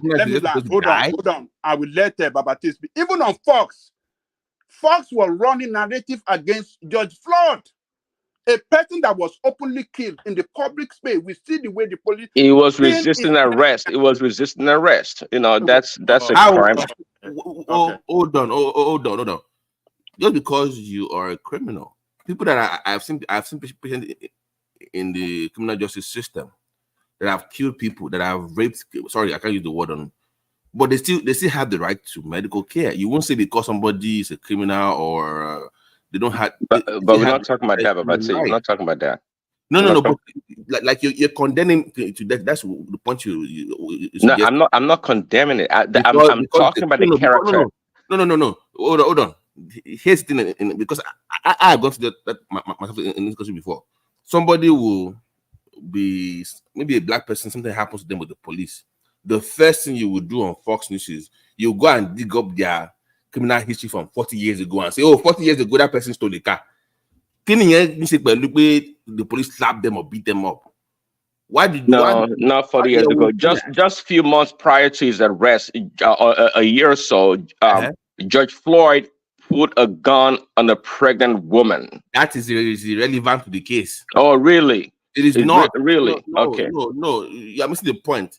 Racial injustice and you lost your life has something to do with what you did 40, 50 years ago. See, cannot bring that up as the reason why. Let me tell you, Womack. What is Ajale Koko is trying to prime you and inoculate you from the reality of American system by trying to paint this horrible picture that goes on. Of course, there's validity to what he's saying in a lot of ways, but I wish I can send you the video. I've seen it. I don't watch a lot of this kind of crazy videos online, but there was a video of a white young man that was killed by another white police officer. And this was the most gruesome, forget about George Floyd. Go Google this video. The most gruesome thing to watch. This guy was called out of his room in a hotel in Vegas. And the police officer gave an instruction. Unlike George freaking Floyd that didn't listen to instruction, this young man was told what to do. Get on your knees, hands up, all the instruction. And guess what? This white police officer went ahead and assassinated this guy. He just killed him like a rat. It's right on the video. Google it. See, so my point here is that if you're talking about police abuse, if you want to talk about that, yeah, we can talk about that. There are more white people that die in the hands of police officers. If he was resisting arrest, why is the officer that pied him serving a life sentence now? Oh, good question. It's not actually the officer got away. He got away. Woman, I'm telling you, that pied George Floyd. Come on, Woman. That has to do with just this. Answer this question now. Why is he serving life in prison? Oh, he had to. With the sentiment in the country. Why? He had to, because if he didn't, the sentiment in the country, really? The sentiment in the country? Yes, the sentiment in the country. You know, the people that criminal out shouting. You know what he's going to do? That criminal shouting. Your friend Ajale Koko, you know what he's going to do? Okay. No, those sound ridiculous. I'm not. Look, those sound ridiculous. Look, in this country we have today, if people like Art Sharpton, people like what do you call it? What's the other one you mentioned the other time? Jesse Jackson. If all of them were like you, coward, if they have not fought hard for the right of the black people, you and myself will not be won't be able to live. Where were you in 1996 when I was in Washington D.C. with the Million Man March with Louis Farrakhan? Where were you? You can't call me a coward. You don't know what I've done for black people too. Where were you? Oh, okay. So you are. Where were you? Accepting. So you are. Al Sharpton wasn't there. It was an awful Negro trying to get corporate money in America. It wasn't there to support the black people. Okay, let's forget about this. Let's go to the don't let us argue too much. But that's fine. You want to continue to toe the line. Where were you at the Billion Man March or Adanle Koko? Because you questioned Prince's credentials now. Exactly. Where were you, Ajale Koko? Were you at Mama Nkechi's in Dallas eating when you are if you want to continue towing this line of Fox talking point and Republican rascality, fine with you. But everything you are saying now, it is clear to everybody. It is Fox talking point, Republican rascality, evangelistical. Those of you that call yourself evangelistical rascality, politics, this is what you are expressing here. It is clear. So let's just leave it here. Let's go to the politics of the day. Yeah, okay, it sounds good. But I think we started with Prince Harry, and I did like a quick search. It says right here, the Invictus Games were funded by Prince Harry, the Ministry of Defense, and with the assistance of Sir Keith Mills.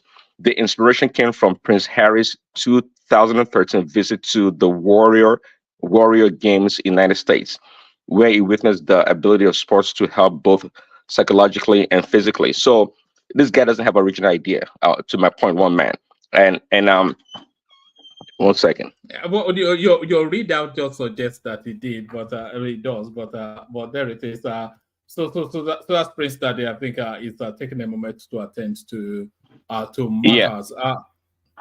Yeah, and no, that's where it came from, 2013, and the word Invictus, anyways, is a Latin word which means something about maybe warrior or something. But anyways, I'm not trying to down him. I mean, he's doing great with that, I guess. So that is fine. But there are other. I mean, it's whatever it does. I mean, if he's helping the royal family in that regards, that is fine. But the opposition of the royal family to him has its roots somewhere. He's not been the best, representative of the family.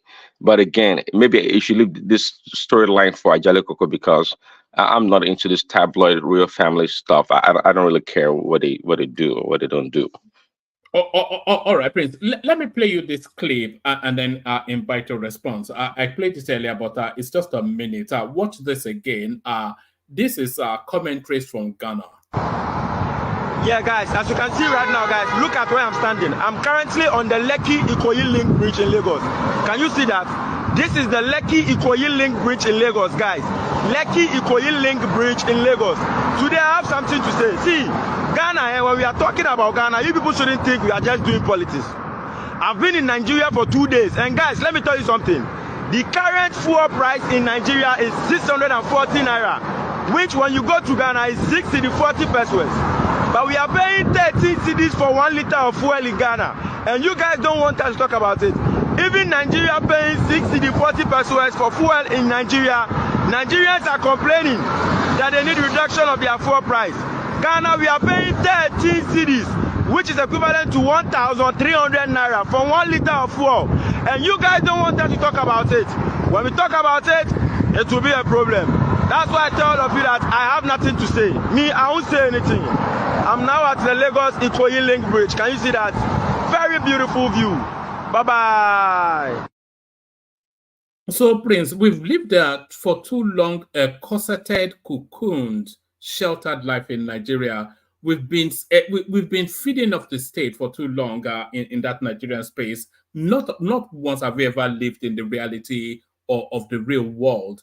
So that's the Ghanaian guy now. Ghana is somewhat of an oil-producing country. Maybe not to the volume of Nigeria, but certainly they've got oil there. He's telling you that they are paying 13 cedis for a liter of oil in Ghana, and we are paying 6 cedis 40. So even they are paying 100% more, and yet Nigerians will rile and rage all over social media that they are at death's door. And even the price of Coca-Cola, a bottle of Coca-Cola, is 300% more in Ghana, etc., etc. So what are you then making then of this foreigner now telling us now that we should shut up, that we're acting like spoiled brats? Yeah. Well, it is. I mean, we've always known that the Nigerians, we pay way less for fuel at the pump compared to most African nations, and that's why smuggling of our petrol to other West African countries or maybe even further, it's a big business. It's a big business. So, um, but what the government does is so it's, you can almost say it's non-Nigerian. What I mean by that is that, look, when a black person or a Nigerian does something for somebody, they always like the rest of the world to know that, no, they're big man, they're helping somebody out. So I'm not sure why the government would be hiding that they are subsidizing electricity, fuel for the people at the pump. Shouldn't they want the people to know, so they know the benefit that they are enjoying, including education subsidy in that country? Why is there so much charade about it to not let the people know the true value of services or amenities that they enjoy in that country? Why is always shrouded in secrecy somewhat? I've always thought about that. What is going on? Um, if if the people should pay the actual fuel pump, maybe that will help them get a grasp of what Nigeria is, and compared to what they've been paying in the past. I don't know what to make of it. That they hide to pay subsidy, and Yes, that's what's been alleged internationally, by the way, that the fuel subsidy, I think we all know that the fuel subsidy is still there, but well, internationally and Colata too. But again, why is the government not letting the Nigerian consumers know that they're still subsidizing? Is it good because Tinubu's government is trying to save face? Is that it, or what? Yeah, it's I don't know what to make of it, quite frankly. I mean, so at the same time, my understanding also that all this, the revenue allocation to all the states, these governors, has increased, tremendously. So where's the money coming from? The whole accounting, maybe if Emeka was here, if the whole accounting business in Nigeria is getting so weird and convoluted, I'm not sure what is going on. The states are getting more money.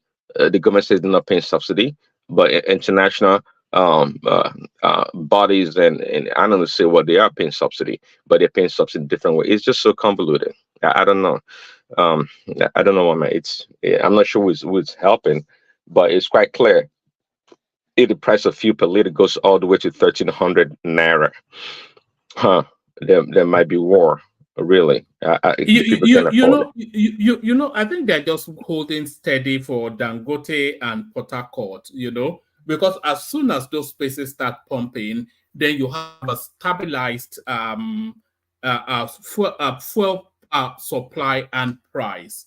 So I think it's a matter of hold station till those spaces are come on board. So okay, if you have enough capacity, or you have enough volume of fuel in the land, um, I'm not sure that equation works out. So are they going to let everything free flow, the market free flow, in the sense that the true price of petrol per liter would be realized, or that's what the people will be paying at the end of the day? Because it sounds like it's going to get more expensive, even though we're going to have enough supply of the fuel. I think it might well be marginal. I think it will probably settle around about the 700-800 mark when Dangote starts pumping. And I think when the government-owned refineries start pumping, that would then compete the Dangote in a downward trajectory price-wise, but everything hinges on those refineries starting to pump, but more to it, there'll be stability in price. Well, man, so in England, how much is a liter of petrol at a station? It's £1.20 thereabout. £1.20 for a liter. So, which is about what, 1,500 naira? Yes, thereabout. Oh no, it's actually over 2K because a pound now is 1,800 plus, so it's about 2K plus. Okay, and we're paying about 600 naira in Nigeria. Okay. And that's what the Ghanaian is saying now. We've lived too sheltered a life. They are paying 100% more in Ghana, and still they are. Ever complain. Yeah, I know they are. So, okay. But well, one man, when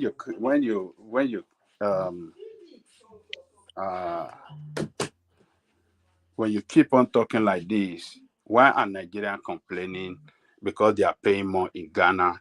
We have to wait until we are paying 1,300 before we start complaining. Is that what you are saying? So no. What I'm saying is that we've lived too sheltered a life. We've been protected for too long by the government from the realities of life. Talking about what shelter in life we are talking about?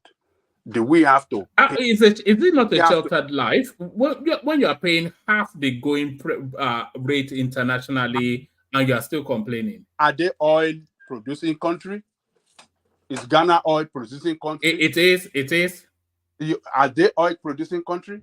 Yes, Ghana is. They don't export oil. I don't know about that though.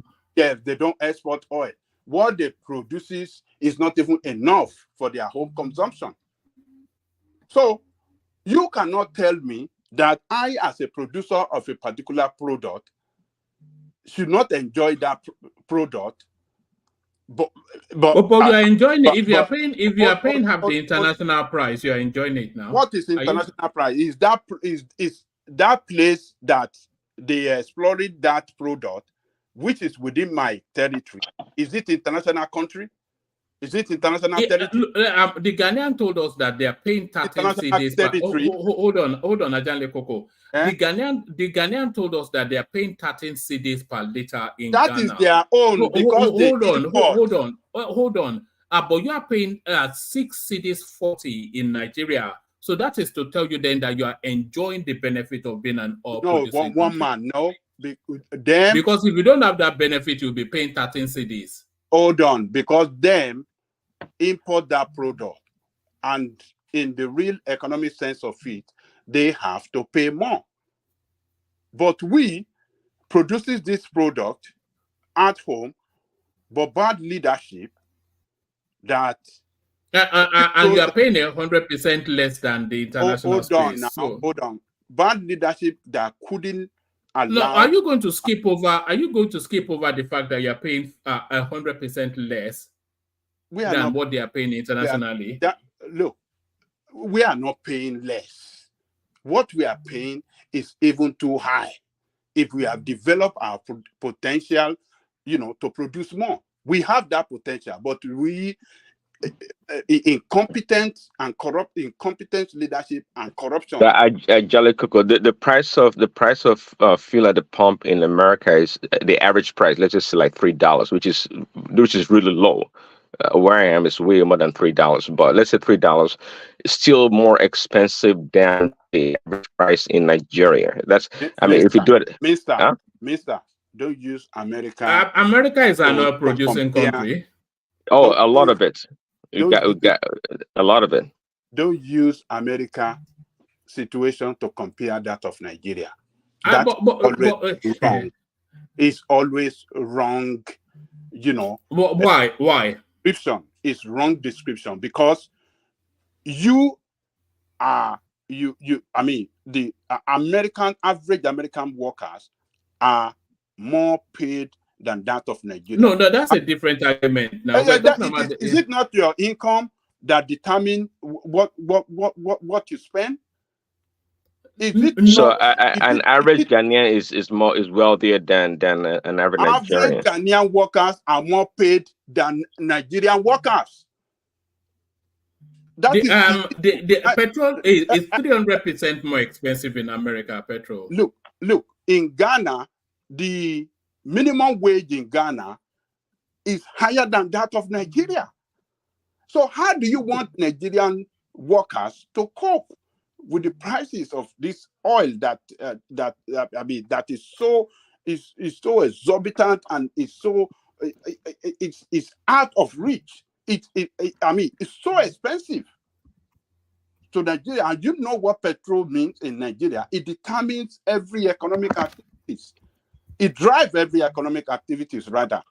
So you can't continue to say, oh, Nigerian are over pampered, Nigeria are this, oh, Ghana are paying more. Ghana is supposed to pay more because they import the product. But we produce this product, but yet we cannot really enjoy it. It's not even affordable to Nigeria. We can't continue to carry out this kind of argument. It's not right. It's not right. This is product we produce in abundance. Ghanaian doesn't. Babaja, please. Ghana minimum wage. They increase their minimum wage, daily minimum wage, from 14.8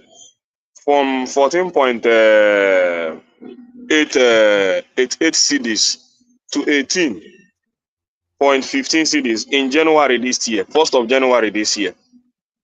They have increased their daily minimum wage. We only talk about we don't talk about the crisis of our own the failures of our own leaders. Common Ghana there, January this year, have increased their daily minimum wage. Compared to Nigeria, workers is still asking for increase in minimum wage. It's increasing from in the pump price and every other thing. So, one man, I don't know what you are saying. I don't know what you are saying. It's your income that determines your expenses. So when you are suffocating Nigerians, you can't even increase their minimum wage.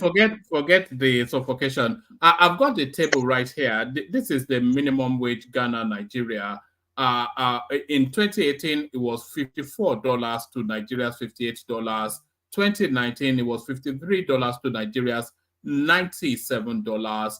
In 2020, it was $54 to Nigeria's $83. In 2021, it was $56 to Nigeria. So our minimum wage is higher. You can say country comparison, Nigeria versus Ghana. Currently, 2024. Show me, let me see. Yeah, what's the 2024 figure? You tell me. Show me now. Show me 2024 figures. Even what you are saying, your minimum was not even up to $50 as of today. Nigeria minimum wage is not up to $50 as of today.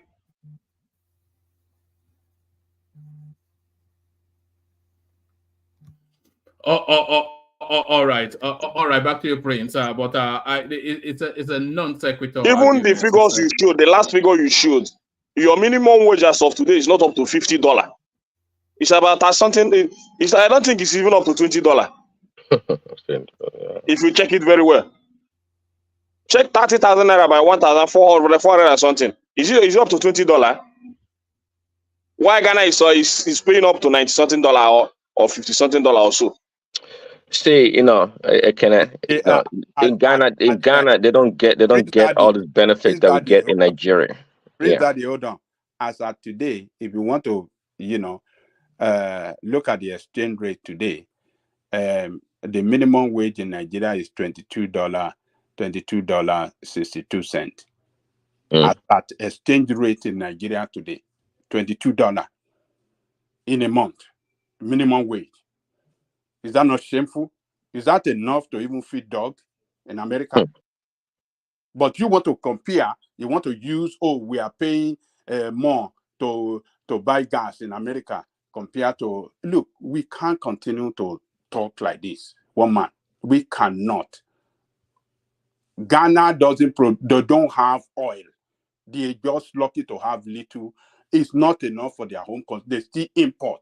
They cannot export. Nigerian export.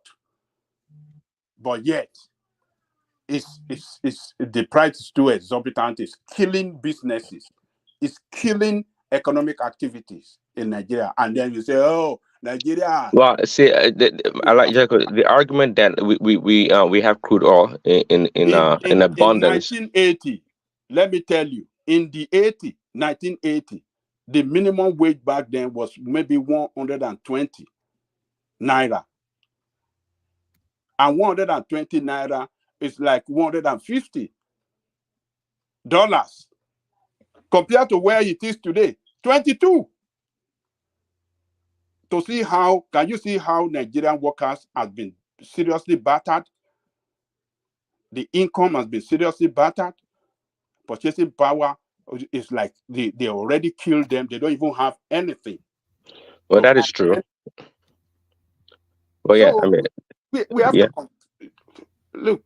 We have to know what we're saying. We can't use Ghana case to compare Nigerian situation. No, particularly in the price of oil. But Coco, Ghanaians overall, they pay more for services and goods than Nigerians. Even with the higher minimum wage, they don't have a better standard of living than Nigerians do. They just don't. They don't. See, the government doesn't intervene. Because the Nigerian life, the Nigerian life is they don't. Standard of living, they don't now. The standard of living in Ghana is higher than that of Nigeria. The standard of living. No, it's not. They have electricity. You don't have electricity. We do. Yeah. Where's your electricity? The electricity is epileptic now. So forget all of that 24-hour electricity. That's a bygone story. You said now. How about before? They have electricity. They've not been able to sustain it now. So it's a bygone story now. No. It's just recently it started happening like that. You can't have it for that long in Ghana. I lived in Ghana before, so I know what I'm talking about. So Ghana don't have the problem Nigeria has when it comes to electricity. So if they are maybe recently they're having problem, even here in America we have electricity problems sometimes. So, but not for that long, whereby a whole day or a whole 2 days you don't have light. It never happens in Ghana. See, one thing Ghana can get by so many factors. Ghanaians live better life than Nigerians. For the most part, higher than now. Is it their education you want to talk about? That is not even the educational system, the educational their universities don't rate in the international gradings now. Their facility in their public school. Is it their health sector you want to talk about that is not better than yours? Is Nigeria it their is a health tourism country now?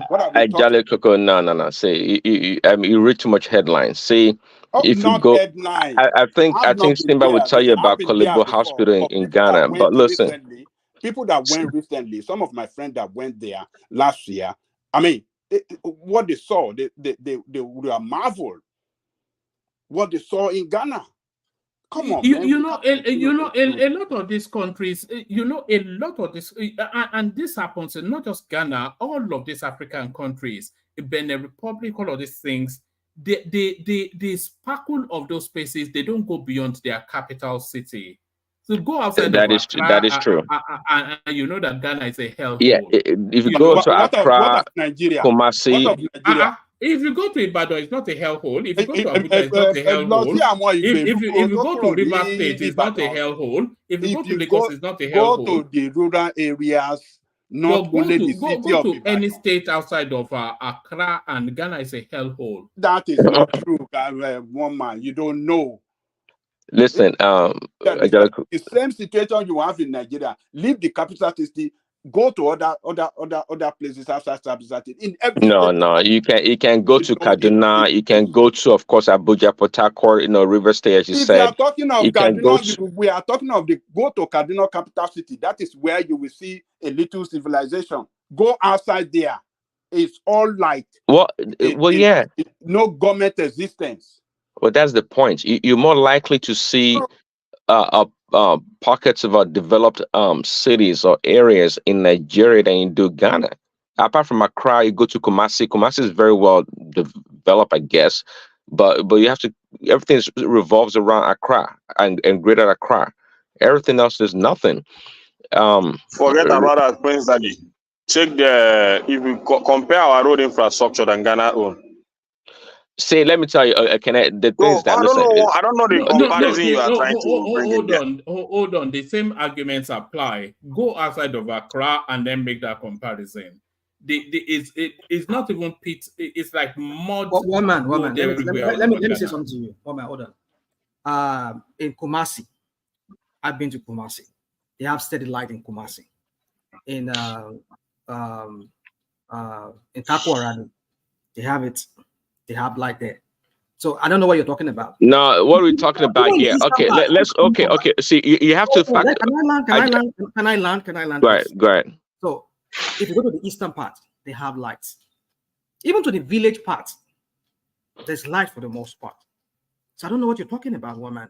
Okay, to that point, and you're right to a certain degree, rational mind. But let me tell you, if you go to the village, yes, they have lights because all they have is this light bulb that they have to power. Okay, let me finish. Let me land. And so my point here is that the demand of economic activities and pressure on a lot of resources is almost non-existent in Ghana compared to Nigeria. It is the fact. Yeah, well, that's an excellent point. That's an excellent point. I know what I'm talking about, rational mind. Don't think I don't know. Apple to oranges. Why you doing? No, it's not. So you can go to a remote village in Ghana and see electricity. You can see electricity because there's nothing going on there. There's absolutely nothing going on there. That's not the point. The point is they have steady, constant supply of power. Let's agree that they might not have the kind of economy that we have, the population, because they don't have the population like we have. The little that they have, they manage it very well. You, the one that the plenty that you have, the much that you have there, are you managing it? No, we're not doing a good job managing it. But the Ghanaians are quite conservative in a lot of ways, and I'm telling you, it's now that a lot of things are kind of. Maybe a little bit of things are opening up in Ghana, but again, beyond Ghana, you mentioned Takoradi, but if you go to, well, of course, you want to mention Tema also. Tema is the port, so Tema is well developed. It's a very nice place to stay in Tema because they have the ports there. But Tema, Accra, Kumasi, Takoradi, you kind of hand that, but the majority, I don't know, 70-60% of the activities are in Accra, Ghana. Kumasi is like a what do you call it? It's they do a lot of trading there. I mean, it's a nice place. But anyways, in Nigeria, I don't know. I wish if they can raise the minimum wage to a certain level, okay, fine, and let them just let the people carry the burden. I don't know if that's what Kenya wants. Let them pay them 200,000 naira a month, and let them be paying $2,000, $2,500 per liter of fuel at the pump station, and pay the electricity and pay this and that. Maybe that is better. I don't know, but I don't want to be not to be sympathetic towards people's livelihood. When we do all this comparison, at the end of the day, we want our families to live well. I mean, to have an improved standard of living. But Nigeria has a lot to offer. We all know that, and we have the capacity and the human ingenuity to do so. But we just, we just don't do it because some people have hijacked the nation in a lot of ways. It's unfortunate, but that's what it is. And by the way, yes, we produce oil, crude oil, but I don't think that Nigeria as a country is better off than Ghana. That doesn't have as much more oil than we do, because we import it. We import the damn petroleum into the country. We ship everything out of the country and we import. So how are we better off, even though we are oil producing nation? We're not better off. We're just not. Let me, I'm a Prince Daddy. when our minimum wage was 19,000, it's about 90 something dollar. It's about $95 or so, $95 something or so. You understand? So that $95 that time can get They you a don't lot spend of things. dollars in Nigeria, by the way. They don't spend dollars. No, you calculate. That's at least internationally.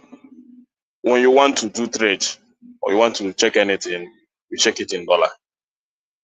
You understand? So when our minimum wage, when our minimum wage was 19,000, it's about $95 or so. Today, our minimum wage is 30,000. It's not up to $25. So you see the decline. The purchasing power of the people has been reduced to nothing. So if you check what $95,000 is now, at least that our minimum wage should start from there, so that people can still meet up with their daily demand. And even despite of petrol, most people will not complain about it. You can't be reducing the purchasing power of the people and saying Ghana is buying petrol cheap and all that. Even when you compare, I can't even believe that Ghana only exporting cocoa is doing well in minimum wage more than Nigeria. Ghana only export cocoa. You don't know that. Can they just talking? They have gold. They have other things. You don't know that. They used to Which call gold? it Tell me. Internationally, what they know Ghana for is cocoa. No, it's gold. It's cocoa. Well, just like Ghana used to be called Gold Coast. Well, they call it Gold Coast. I mean they export gold. Are you joking? Cocoa is their main export. Well, and cocoa was a number one cash crop for many years, and I think the Western Nigeria also did cocoa somewhat. So why are you talking down on cocoa? Cocoa was very, vital for the work. Their main source is foreign exchange. What? Yeah, foreign exchange. Majorly is cocoa. Yeah, there's nothing wrong with that. It's great cash. But what you say is that if those people that cocoa is the major product that they export that give them this foreign exchange, can still provide electricity, can still have good hospital than Nigeria. That's not a good argument. If it doesn't matter, they export toothpaste. Prince, look, Cocoa, look at it on your screen. It's even you are making that argument on a false footing. Ghana's main exports are gold, cocoa beans, and timber. So gold is their main export, not cocoa. Which economy is built on cocoa exports? That they mentioned the three now. Where are you getting this from? One man. Where are you getting this from? Gold, cocoa, and this thing. Yes, but we are saying cocoa is the major. Cocoa represents, the number one product that give them that. Well, yeah, you probably maybe represent like 80% of the export. Okay. Yes, that give them that forex. Can I chip in something? Yes. Can you hear me? Go ahead. Hello? Go ahead, I'm going now. Okay, thank you very much. I was listening in the background and I saw that people comparing Ghana to Nigeria. I don't know people that are comparing. I don't know if they've been to Ghana recent time. I've been to Ghana, though not so much in recent time. I drove from Aflao, that's the Togo border, to Accra. That's a major international road that links the country with the neighboring country. That road is a narrow way. Those kind of road, they call face me, I face you. Even though not too many potholes, good, but that's the kind of road you get. You can't say that their road network is better than our own. One. Two, when I was in Accra, they took light. Kept taking light and bringing it. I was I was telling my host that I thought they don't take light here in Ghana. He said, I said, I lie, then they take light.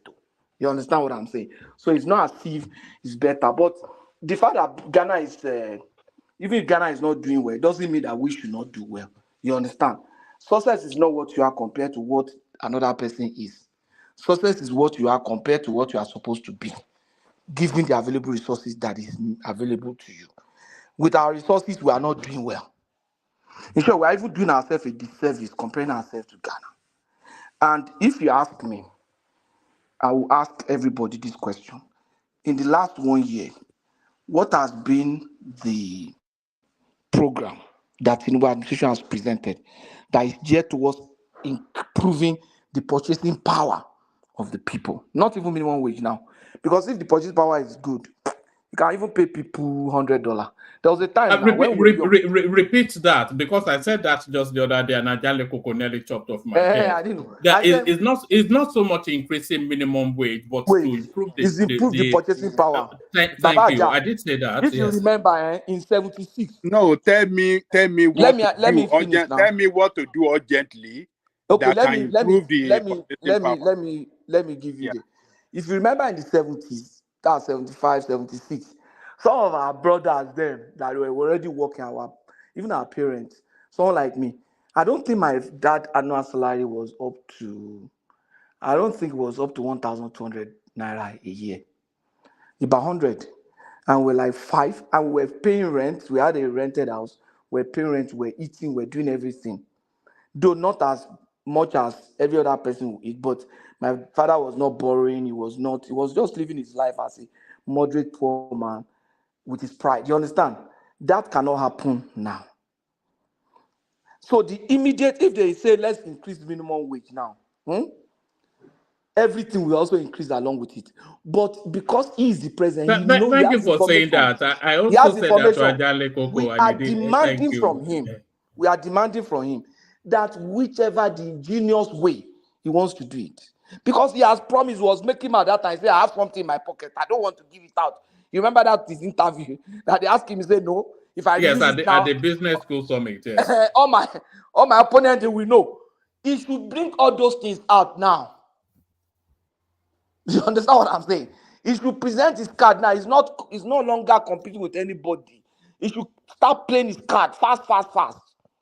Because Nigeria at a point will not be patient with him. The idea of, wait till 2027 now, you can go back. Who is going to, another 4 years of our life like that? We'll just watch it. No. It doesn't work like that. It doesn't work like that. We must demand performance from him. He has not carried out any program now that is geared towards increasing the purchasing power. Patrick, hold on. Do you believe him when he said he had something in his pocket? Do you believe him?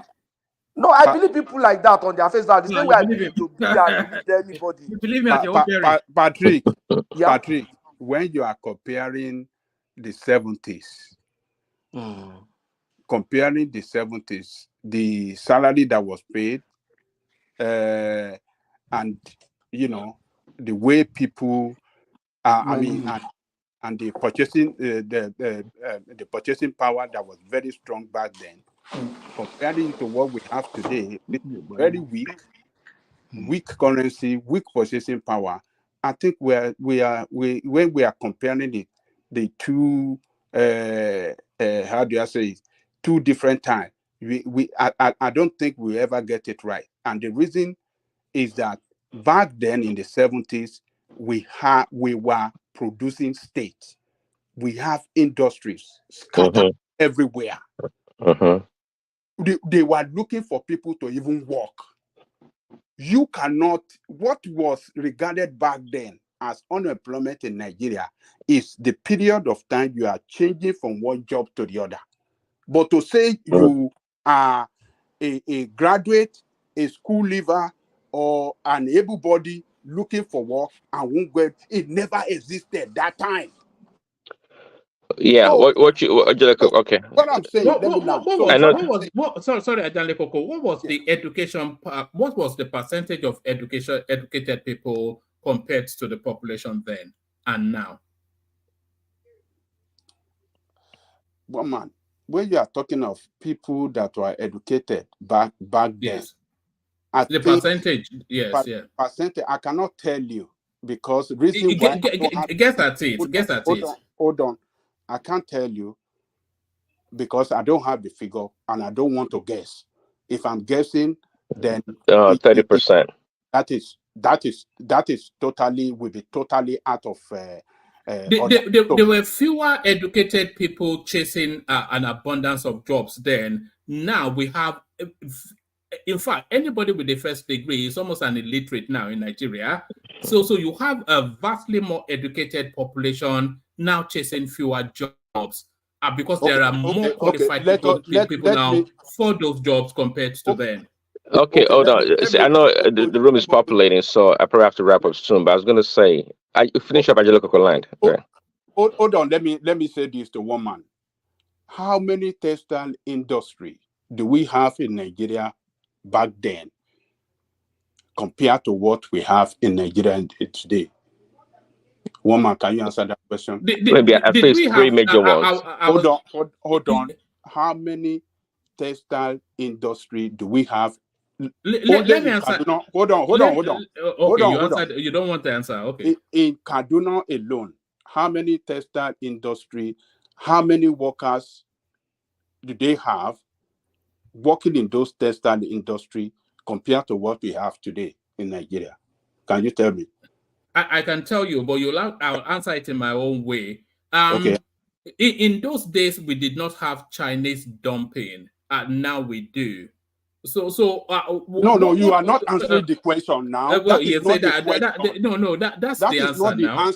Let him answer the way he wants to answer now. Let him answer. But one man, we had Taiwan dumping then too now. We had Taiwan dumping. But you are not answering the question. Just hold on 1 second. We had Taiwan dumping.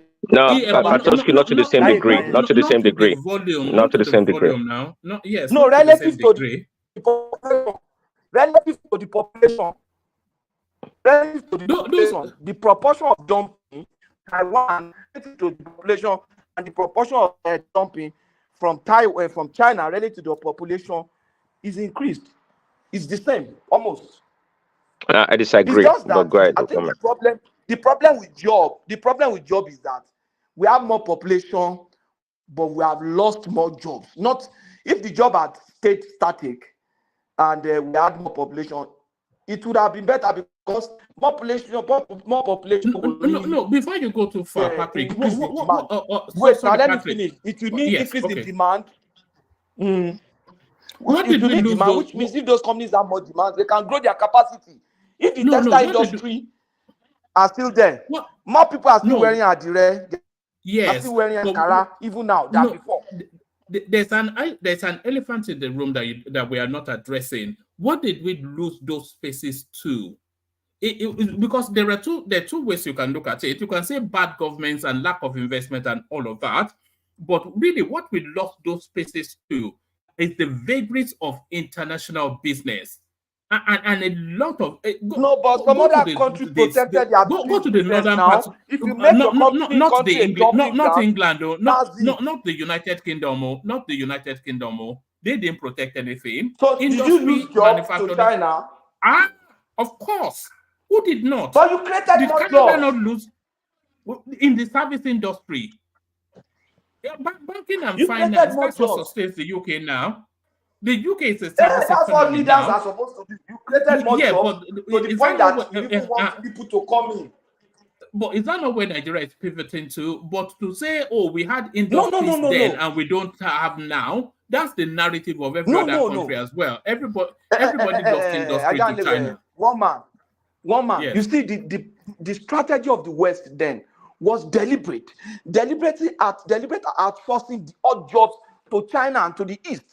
And then keeping the technical job for themselves. The United Kingdom did it successfully. The UK did it successfully. That's why pounds is still rising. Nobody hemorrhages job. Nobody hemorrhages job. They couldn't. The economics of it forced their hand because they could produce at volume at a cheaper rate and to reasonable quality in China. But in the United Kingdom, where you have all this employment now, I know companies in the US, like when Jack Welch took over GE, Prince Daddy. I'm sure you have read some of Jack Welch's book. When they took over GE, they deliberately outsourced some non-technical jobs to China. They kept semiconductors, they kept some aerospace, they kept some, but the other small jobs, call center, Capital One, all those small things, they outsourced to China, India, so that the technical one will stay with them, and because that's the one that makes the big money. You understand? So countries do that, but in our own case, We lost those jobs. The job we are even looking for now to create are not even technical. We are looking for, okay, we can screw things, we can assemble, we can couple. The last job is what we are now even struggling to get. It's just bad leadership. Let's just accept that. Bad leadership, and there are no other explanation. And bad leadership comes in phases. But bad leadership is part of it, but the real reasons is the vagaries of international competition. Are you not part of the international competition? Why don't you compete too and take their you want jobs? to compete with China in not? manufacturing? As at that time, you must be joking. You must be joking. In the 60s, can you compare the economy of China in the recent based on the proportion of population to Nigeria? No. Mao was still flogging them now. Mao was still flogging them, driving them towards productivity. Patrick has a point. I agree with Patrick. But what were we doing? We were killing our people, wetting them with petrol and putting them on fire. Mao was driving his people towards productivity. Awolowo and Co, they were wetting the West. The Sadana, they were killing, and the rest of the North were killing my Igbo brothers. It was disaster. No, you see, no, Awolowo is not, you see, this is where we're going to go. No, let me not blame Awolowo, but you get the message I was trying to say. The rest were being productive. We were playing tribal politics. We're fighting ourselves. We're saying, I can see Queen in Lagos. Mao was driving people in the rural village, forcing them to work. Now China is enjoying it. That time, the Americans were using the black to drive the economy.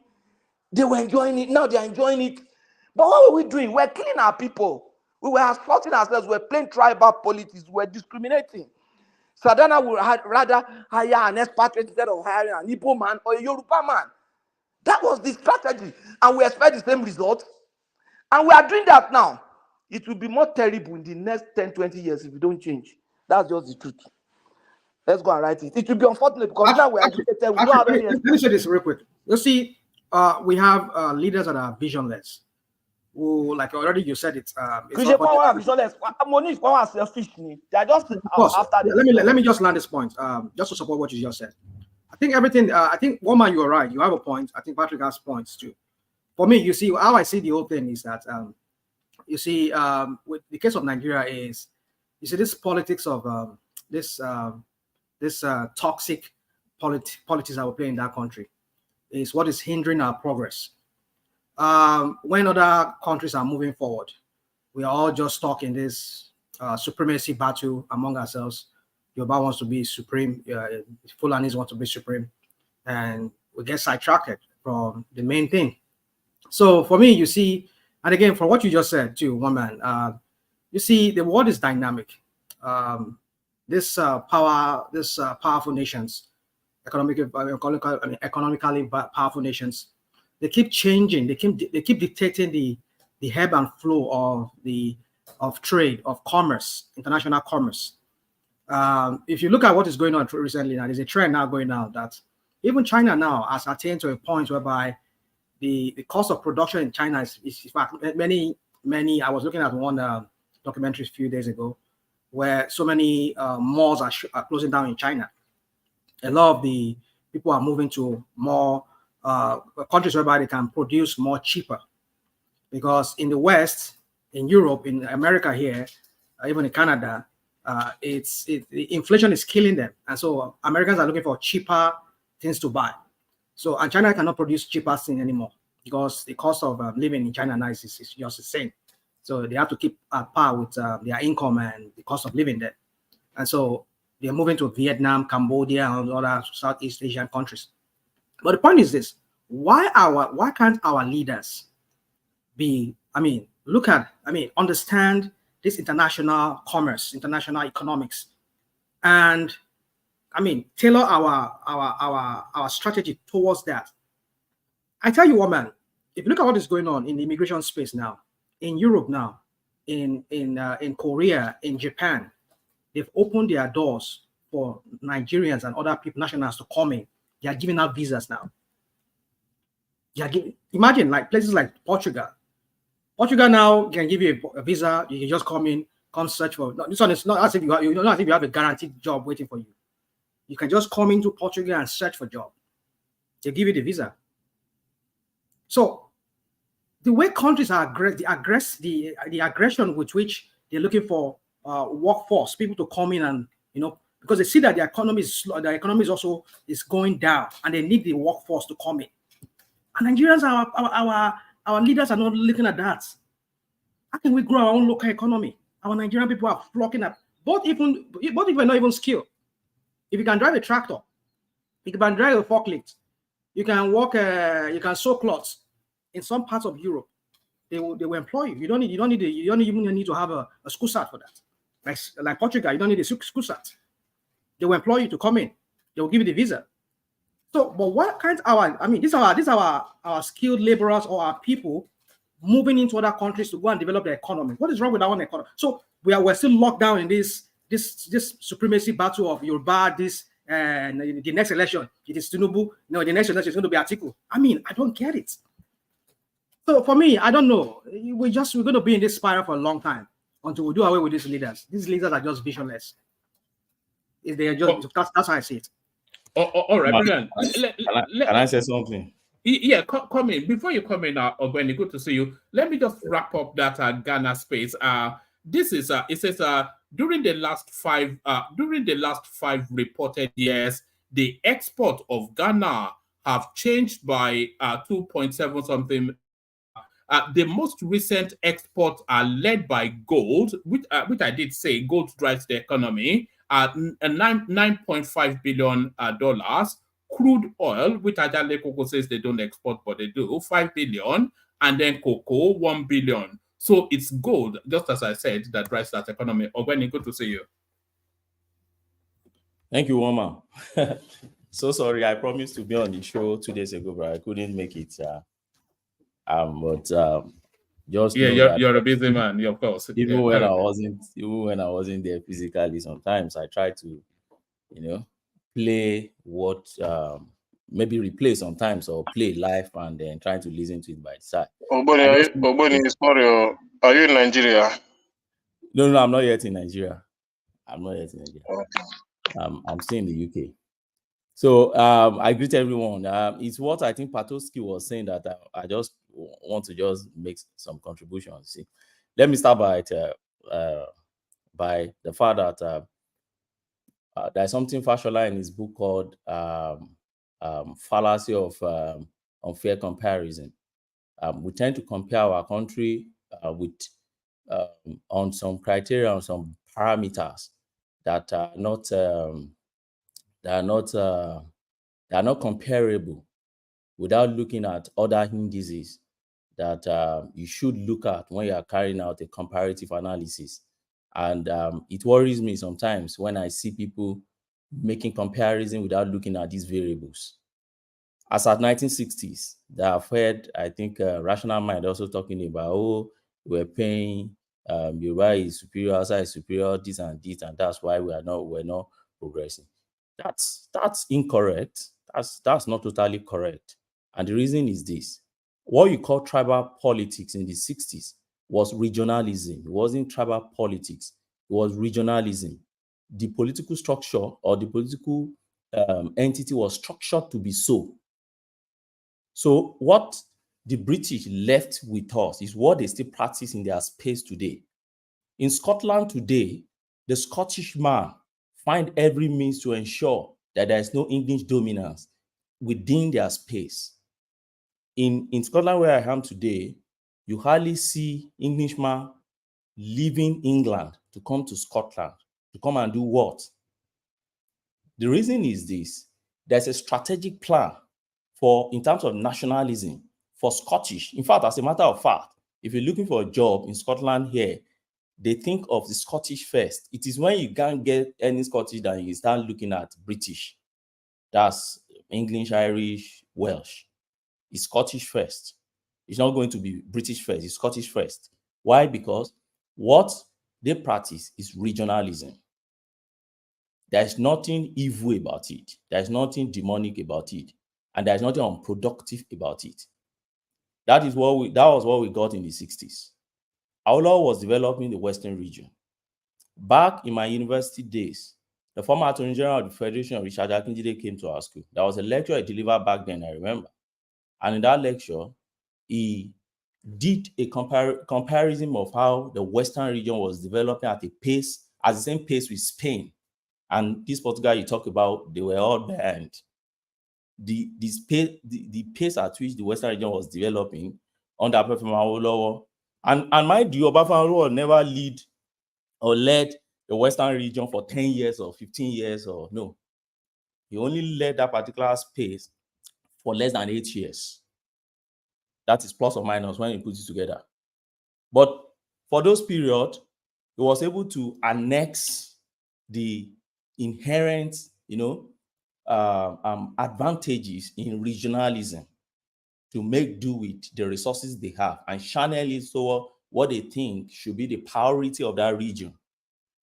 And so when you have Anambra State who tried to contest in the Western region and lost, then went to the Eastern region to go and contest, and whatever he got from the Western region is trying to replicate it in the Eastern region.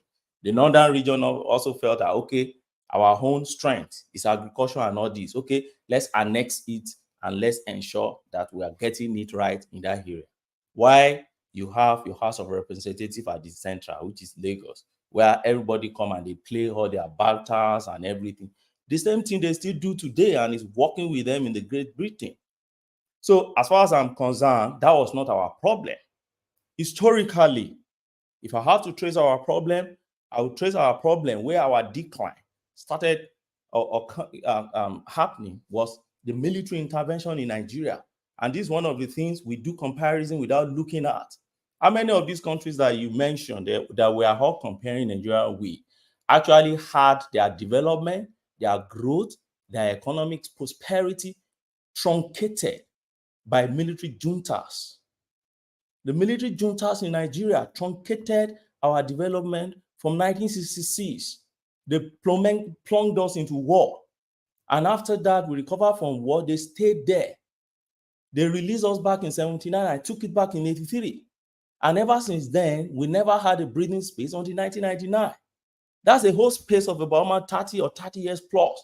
Out of how many lives do we have yet? 60 years or 65-year-old man, you have about 30 to 40 years out of his life being truncated by the military. I know people like Babajale Koko may want to say, during military, we had development, we had this. They were pieces. And if I say pieces, this is what I mean. During military era, you don't have what we call national strategic plan. What was our strategic plan? Nothing. We just had few guys there who were just there. They are not accountable to anybody. They are not answerable to the citizenry. So nobody could even question them. So they were there doing whatever they like. If they like, and that's the reason why we still find ourselves in all this mess. Somebody will just wake up and say, because I'm head of state on Kano, you can just wake up anytime and you create local government in Kano. You keep creating local government as you like. Why in some other space you have where you should create local government, you're not creating local government. You're not creating enough local government. Where you're creating local government in space where you shouldn't even have probably more than 15. You're creating 30 plus in that space. And so all this political imbalance now came in military, until 1999. So as far as I'm concerned, it's more like you pause somebody's progress, no national strategic plan, and you dented our nationalism, no patriotism at that point again. Nobody was thinking about their area or thinking about how do you want to give back to the country. We're not thinking about how do we want to have our own national, infrastructures and other things that you need as foundation. But while we were battling with that, and even activism, if you call yourself activist in the military guys' days, what you are fighting for is not economic prosperity in the military guys' days. The only thing you are fighting for, most of the civil societies we had in our space, were all fighting for transition back to civilian government. Could you imagine for whole 30 years plus? That was what we were just busy fighting for. That was what Ghani died for. That was what Sariwa died for. That was what Delegiwa died for. That was what countless.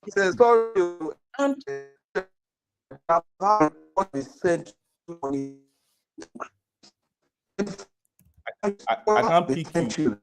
Patrick, your connection is choppy. We can't hear you. Can you hear me? No, it's breaking. Patrick is breaking. Okay, maybe I will get back when I connect. Okay, it's fine now. It's fine now.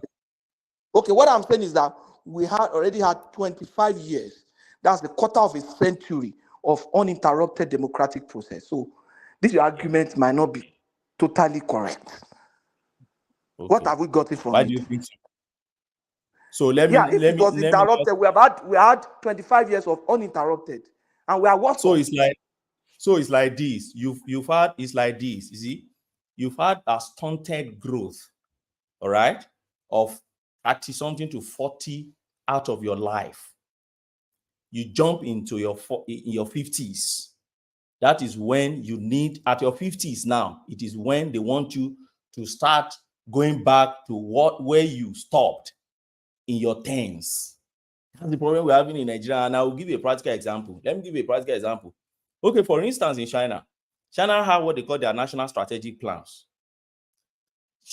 Chinese strategic plan has evolved for decades, right? And they have vision of 20 years, they've completed it, they reassess. They have vision of 10 years, they completed their reassess. They have vision of present now, they have vision of 50 years, and they are on it. They've not completed that. Our own, we've not even finished one circle of our vision, and we don't even have it. Why?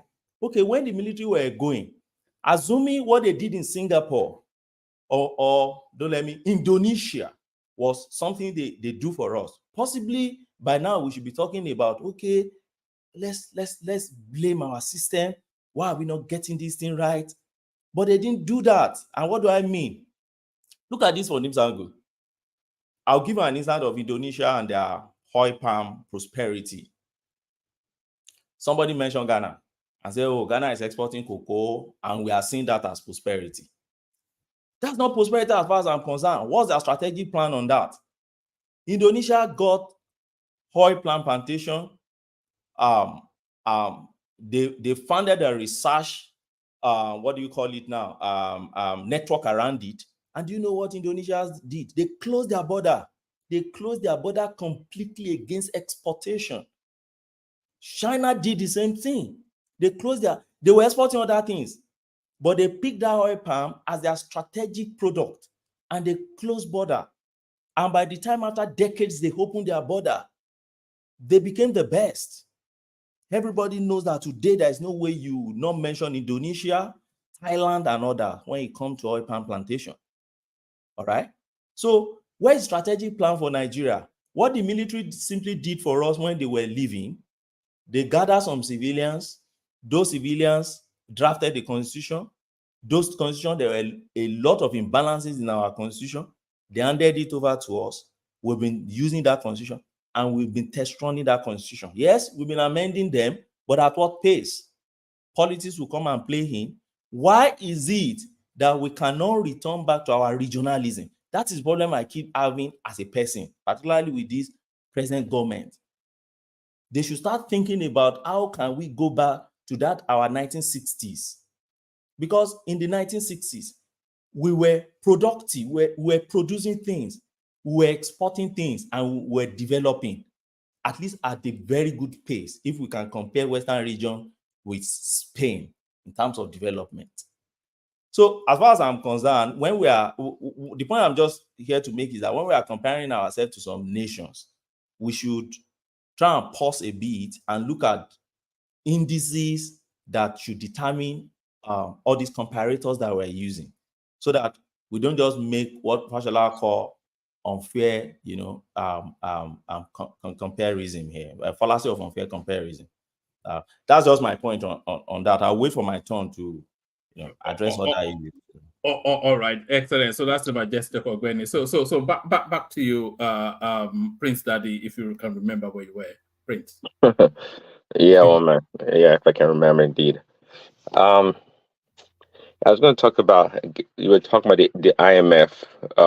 That did it downgrade Nigeria's rating?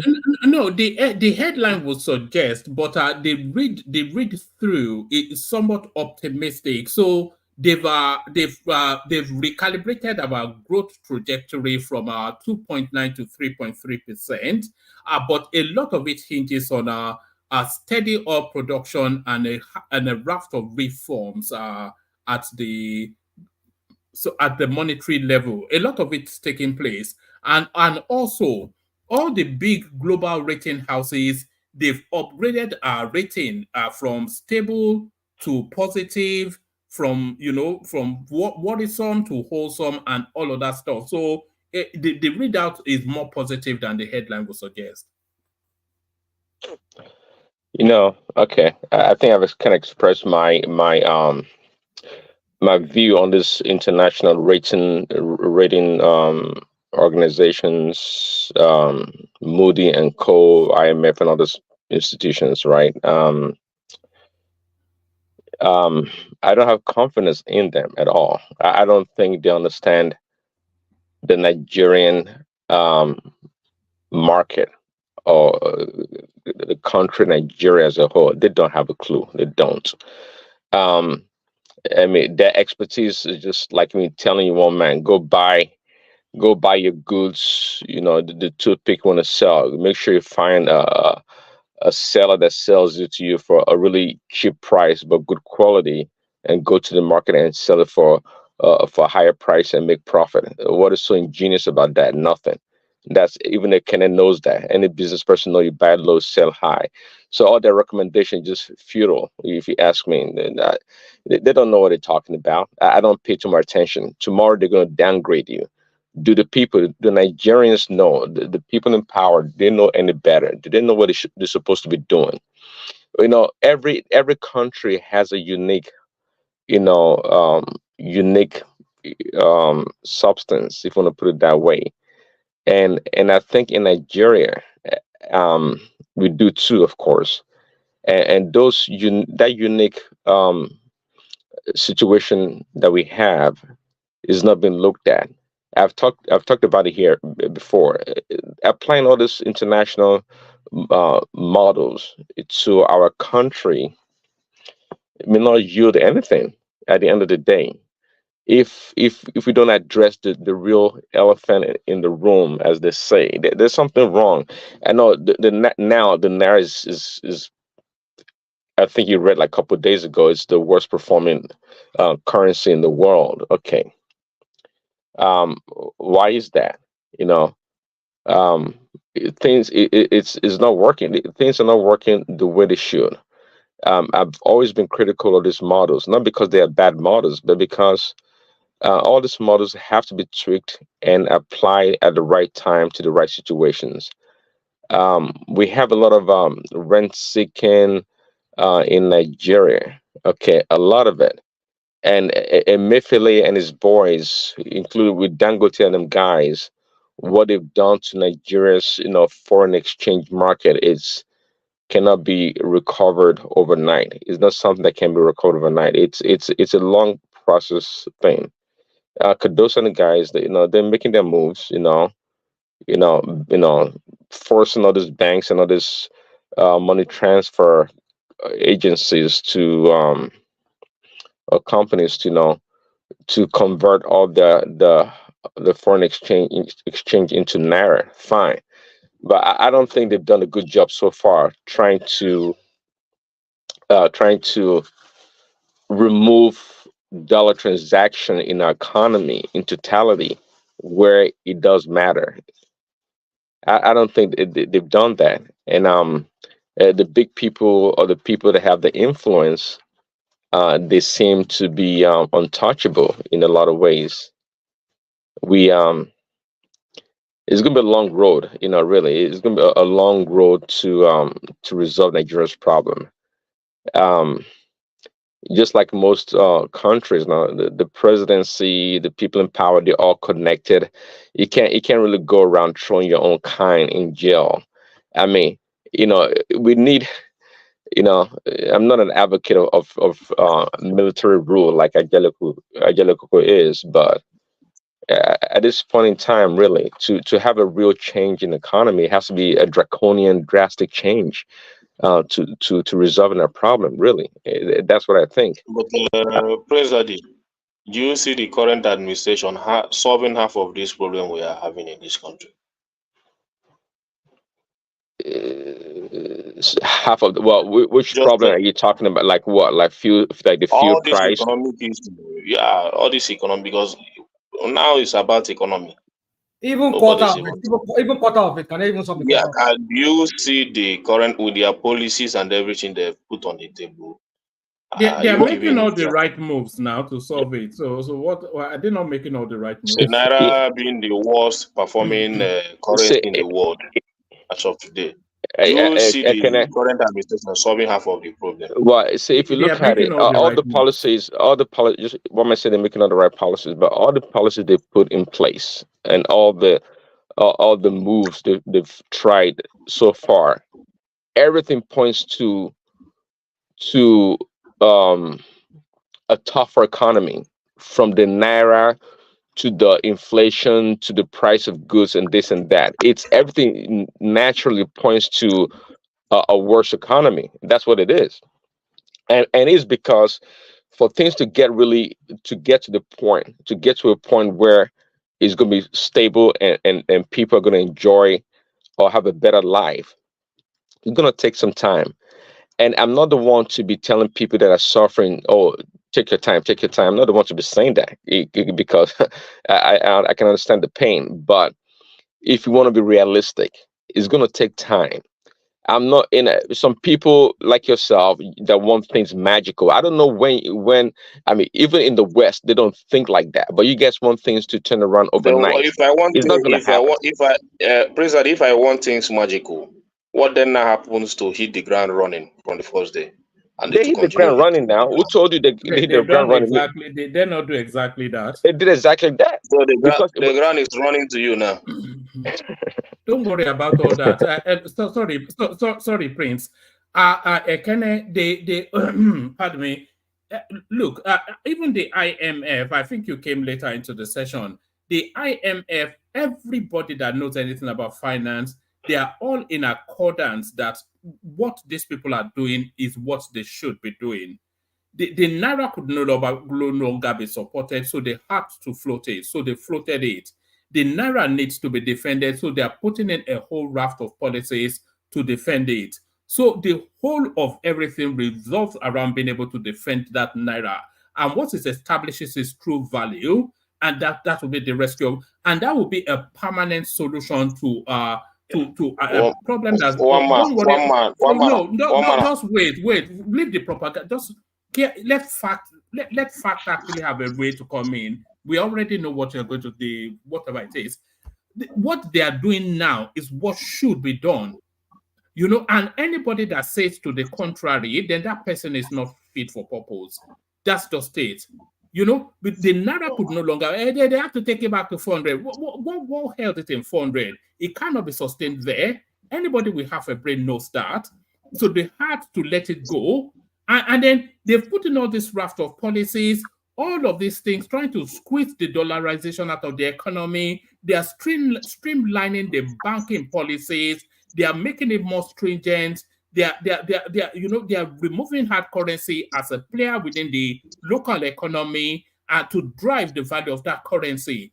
All of these moves being applauded by all of the financial houses. So whatever it is that you have to say, Your own financial everything they houses. have to do. Let me tell you. Yes, people that actually Everything make you their talk about, living. Yes. everything you talk about IMF, saying this or saying that, is that you know all these things is for their own interest. They Right. support it because these things are for their own interest. According to your financial expertise, that's your financial Yes, expertise you're talking about. against the will of the common man of The Nigerians. common man. Yes, What you you don't understand. understand. Oh God. So what IMF, even when you listen to Obasanjo when he spoke, you shouldn't know that these IMF people, they have their own agenda in our own space. You understand? And that agenda is what they want you to do. If the Naira is not doing good, it's not doing good today, it is to their own favor. So what do you expect them to do? How is it to their favor? It's to their own favor now. In what way? They continue to tell you to devalue your Naira, devalue. How is the Naira not doing good to IMF's favor? It causes more debt. Hold on. It impoverished the country. It ladens the country with more debt. And when you devalue your currency, it means you need more to be able to get more of the dollars. Yeah, you're going to pay back to the IMF or your lenders. No, that doesn't. That's not economics. What are So you talking about? What's not kind of economics? No. Repeat what you just said and see if it coheres. Okay. Now you were changing. Let me put it this way. When the dollar was subsidized, let's use the word, Nigerians were productive. And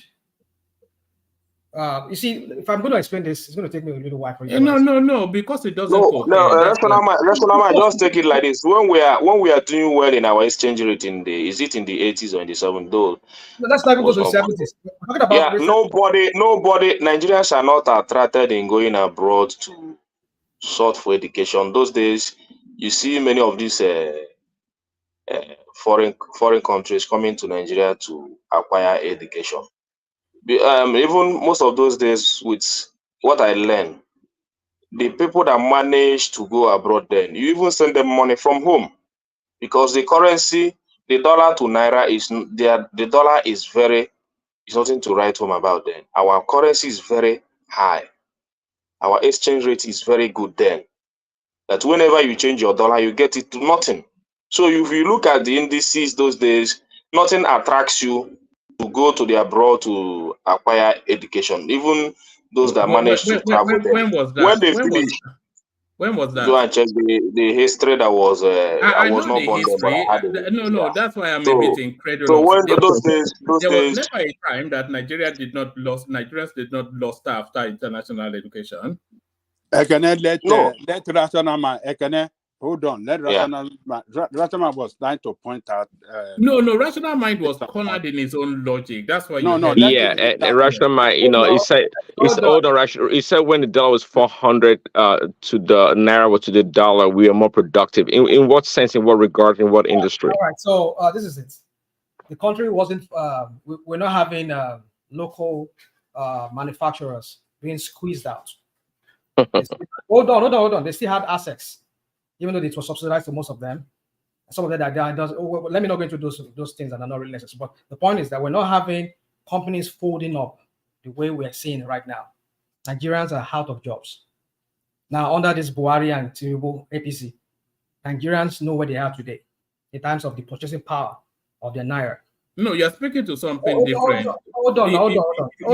You said it's to IMF's advantage for the country to hemorrhage. Yeah, that's what you said. Because that's where I'm going.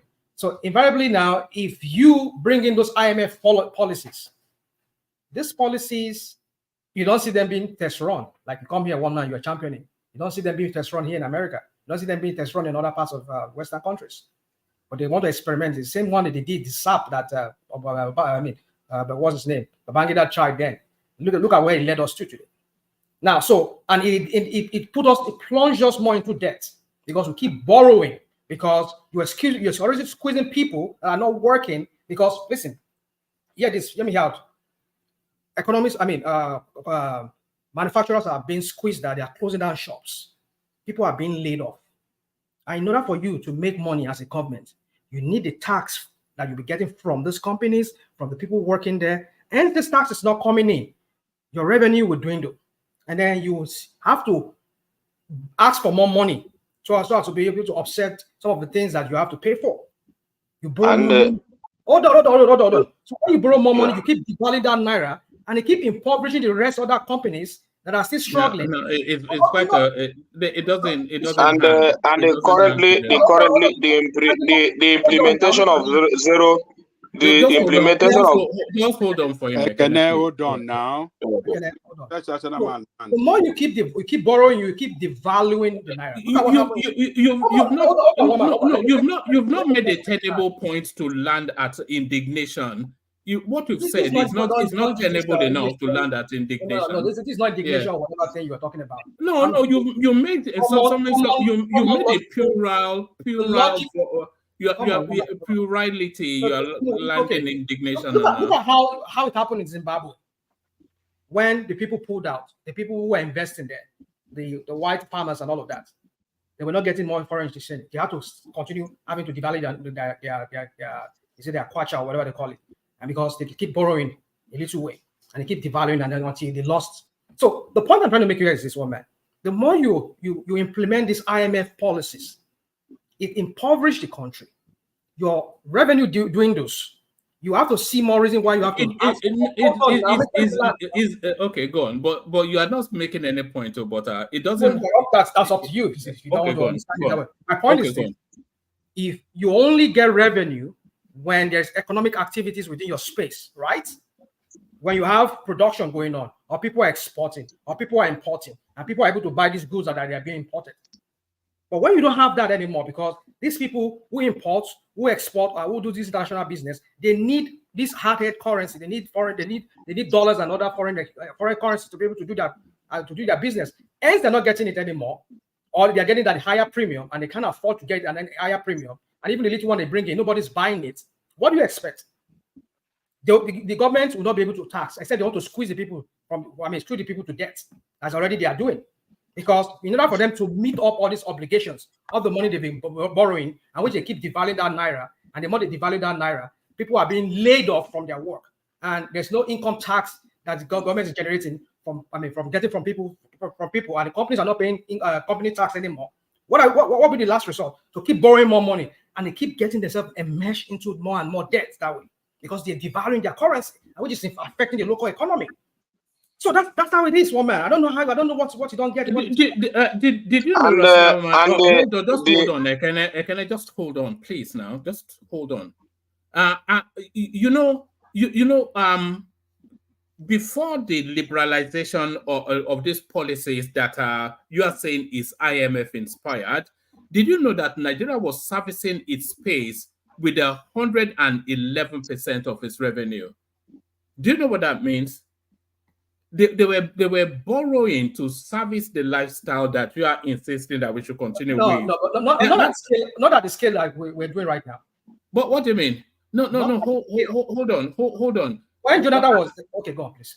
No, I'm talking about under Jonathan. I'm talking especially the carry through from the Buhari space. They were borrowing 111% of the revenue of the country in order to service, which is to tell you that we were actually spending more to sustain more than we were earning. So they were borrowing money to defend the naira at the spot that they were subsidizing it at, vis-a-vis fuel, etc. So what is the sustainability of that? That you don't even have to be a Tinubu. Let me say this real quick before I will allow this. President, I know you need to move on. Let me see this real quick. You see, the problem with Tinubu's policy, so that we're not saying that after all, the other candidates all say they're going to remove this, they're going to bring about fuel subsidy and maybe float the naira. I can't remember if Obi said he was going to float the naira, but I know he talked about fuel subsidy. He will remove it. But the point is this: is that you did two things that sank that economy. And those two things you cannot do them at the same time. So you don't object to the policy? No. I don't object. All right. So they are making the right move. Hold on, man. You agree they are making the right moves? No. Hold on. I don't object, but the timing is what I'm objecting to. But you agree that those two policies are correct? At some point, they have to do such. Are they correct? Are they correct? Those two policies. Hold on. You see, the point is this. This is the same thing we keep talking about. This man that does no, forget Tinubu now. We already know your position on Tinubu. Are those policies correct? Are they the policies? Well, man, I know you want to box into one kind of. I already said no, because the whole debate started with they are making all of the right moves to rescue that economy. Yes. English, they make the right moves. Yeah, we know they're making the right moves, one man. We know. But the timing is what we're talking about. This guy just busting in there. He has not even got an idea of what he's going to meet there. He just announced some big policies that really sunk that country down. You could have got in and then allow time pass, put in place things that you're not talking about, which even your CBN is even criticized. I don't know if you listen to what Cardoso was saying a few days ago, when he was saying that these palliative things that they're doing is even sinking the economy more. Did you read that? Did you read that article, woman? That the CBN said that the palliative that the federal government is doling out is even killing the economy. No, he will not read that one. He will not read No, that one. I read it, but I read it differently because So I read what he said, not so your what did you spin read? of it. What did you read? It said that the way the state governors were sweeping up especially the palliative spaces is leading to a spike in prices. That's what he said. Okay, fine. Let's agree that. You see, this is what we're still saying because of what he did in a hurry. The same way he's doing this crap of a coastal road that they are doing in a hurry. We're not saying it's a good business. We're not saying it's a bad thing, but the timing is what we're talking about. This guy just does things on impulse. He has no strategy. The other time I was asking, but you've just agreed with all of his plans no, now, no, and you say it I doesn't agree. have. I don't agree. That's not the issue. My point is this: the timing is what it is. You don't have a good grasp of what is on ground, what you are going to face. You're just making some big policy on the day of inauguration that you don't even know what you're going to meet in there. You don't even know the CBN that's already collapsed. The CBN governor can I contribute? Contributed. I mean, sorry, you contribute. You contribute. It almost sank the economy of that country, even bankrupt the central bank. And then you just announce those policies. I'm not saying it's not. I'm not saying it's bad, but the timing. Come in, understand what is going on. This issue of this giving out money, like the CBN was saying giving out to the put in place real structures. If you have to go to the point of local government and monitor this local government as they distribute this palliative, not the way you give it out, dole it out to this what's it called? These governors, and in their turn they do whatever thing they do with it. It doesn't get to the end users. That's what we're saying here. At least when you're done, you put those in place, then you can now jack up or bring introduce this policy we're talking about. You have not done that. You just already do it, and then you're trying to do medicine after death. I mean, medicine after sickness. How they say it. So the point is this, in conclusion for me, it is that Tinubu's policy, the way he went about this policy is what I'm against. I'm not against the policy per se, but the timing. I leave it at that moment. Can I just just 1 second, Ogbeni? Is there one policy that Tinubu has rolled out that you disagree with? So let me give you just a few. The students' loan policy, do you object to that? The removing of the subsidy from all of those spaces, do you object to that? The squeezing of foreign currency as a transactional tool within the Nigerian space, do you object to that? So which of the policies, the work of Atunji, which policy do you object to? Well, I don't know how many times I'm going to reiterate this. No, you see, the guy is doing all the right things. It's just as simple as that. He's not doing it right. That's what I'm saying. He's not doing it right. He's not doing it. That's what I'm saying. I'm not saying I'm not saying those policies are bad in themselves, but he's not doing it right, the right way and manner and the time. That's what I'm talking about here. It doesn't seem to. I don't know. Maybe you just want me to just like come here. Rational mind, you've been disingenuous when it comes to time. See, Cardoso, Tinubu, they're not Nostradamus. Okay, nobody knows the perfect time for everything. Yes, at the job. You're not Nostradamus. Well, you make it sound like they know they're supposed to know the right time to execute everything so things can work perfectly. Stop. A good leader should know when to introduce policies. Yeah, that's what. All right. All right. Let Ogbeni come in. So sorry, Ekene, you come in after Ogbeni. Ogbeni come in. Sorry, Ekene. You see, Mama, 2 areas where I want to come in. First and foremost, whoever says that you see some companies closing down in Nigeria, and some companies probably leaving Nigeria, and the person is connecting it with federal government revenue. That is affecting federal government revenue, that is implementing it so radically. That means the person doesn't really understand the revenue structure of Nigerian government. The revenue structure of the Nigerian government is not something hidden. Go to Federal Ministry of Finance website, you will see today. And what do I mean by revenue structure? Where does Nigerian government, federal government I mean, sources their revenue from? It's very clear. There are 6 major areas where we source our revenue from, right from the day of Obasanjo, right from the day of, in fact, maybe military days, but I can pick it from right from the day of Obasanjo, and it has not changed. The only thing that has changed is that from Buhari times till now, from towards the end of Jonathan's time to Buhari time, foreign borrowing has become part of it.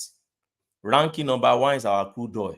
it takes about 65% of whatever revenue and allocation you see federal government sharing monthly for those states, those useless governors, which we never talk about them. When we talk about governance and government in Nigeria, you hardly see us talking about our governors. And those are the guys milking the whole allocation we're talking about today. That is number one. And rank after that is what you are collecting from your importation, not even exportation. So sometimes when people talk about, oh, it's going to reduce what you are exporting, where we are sourcing our next money is importation. And what do you get? That's the custom duty, the excise duty, and all those things we get from whatever is coming in, automobiles coming in, anything that is coming in through shipping, through airline or whatever that is coming in. And that is the second leg of where we're sourcing our major money from. From the days of Jonathan, towards the end of Jonathan's time, we started borrowing heavily. Jonathan started it, and Okonjo-Iweala was making noise there that the rate you were borrowing, then go to down to Buhari time, we didn't even non-stop. Now to Baba time, we've been Tinubu also have been borrowing now. So borrowing now rank number 3 again. When you see them, they're sharing that money monthly. And then after that, you now have our own IGR. Now, inside this our IGR, you have VAT, which take the highest. Then you have personal income, which rank next. And the company income ranks last in our revenue generation. And so almost all these companies we talk about, they rank under the company income tax. That's what they pay. At most, they also pay their capital gain tax by the time they are leaving the country or they are expatriating their money, which a lot of magomagos that happen. At the point in time, I think during Buhari time, there was a company they said they granted maybe 80% of their profit, maybe MTN, maybe 80% of their profit to fly it out from the country. You could imagine something you would never try in the UK, for instance. 80% of your profit to leave the country for what? You know, so for me, this is the structure of our revenue. Now, if you now ask me, what has this government been doing about this our revenue thing?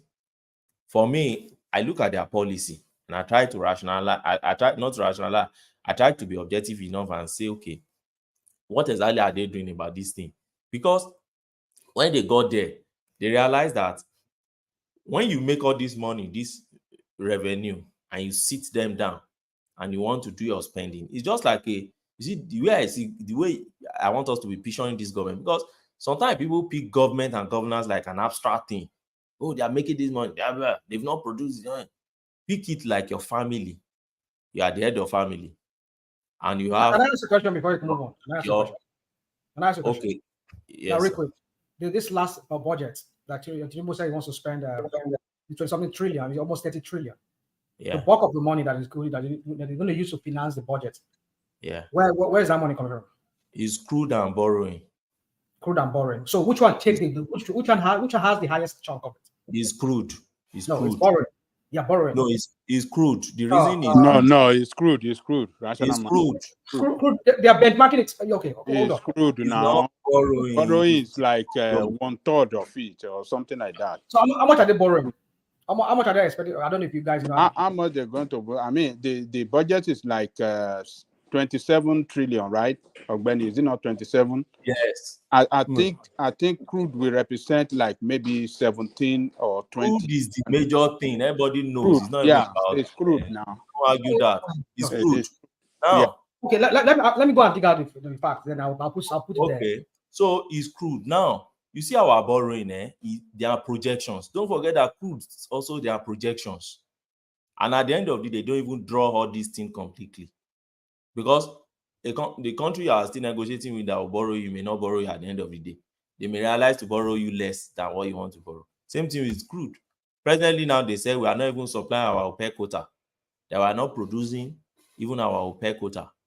And in another bread, they told us that Buhari has even used our production, that pre-production is already used as collateral, some of it. So by the time you are getting your money back, you are producing some without getting anything back because you are paying back. So, but this is where I'm even heading to, one man. Where I'm heading to is this. Now, like a saying goes that you can be chewing gum and be walking. There's nothing that stops you from walking while you are chewing gum. There's something that say you must sit down because you are chewing gum. You can be walking and be chewing gum. You can be dealing with your economy, dealing with how to revive your economy. Whether you like it or not, Tinubu made they messed up your economy and everything before Tinubu got there. Hate him or like him, that is the reality, except you don't want to be objective. If you want to be objective, they mess up the whole thing before Tinubu got there. Okay, Tinubu inherited your mess. Allow this man to clean it. And what has been his approach over time for me? I think his approach is that, look, if I keep cleaning this thing, I won't make any significant impact in this government. I'll just be there and there won't be any visible thing done. So while we are reviving, can we be making some things? Can we be making some impact that will show governance, at least to a certain extent? Now, what are few things I see him doing? In recovering our economy, first thing is he has to deal with all those parasitic, the actions that we've been doing. One of it is that we're paying to close, we're subsidizing dollar. Let's just put it like our exchange rate. We're subsidizing it by what? So we are trying to balance in what exactly the thing is in the market, where demand and supply pool, the bull and bear are pushing the thing. But when we look at it, we say, no, this thing will stigmatize us or it will kill our economy. Let's balance it and top up and buy from it so that the real exchange rate should not be open to the public. That's what we've been doing over years. Buhari did it throughout his time. And they made us to realize, whether right or wrong, that 1.something billion, it was what they were spending monthly to bridge that gap, which we all know on this platform, and we have agreed before that it was not sustainable. Except we are just doing blind criticism. It's not sustainable. You can't keep playing. I just told you now that our sources of income.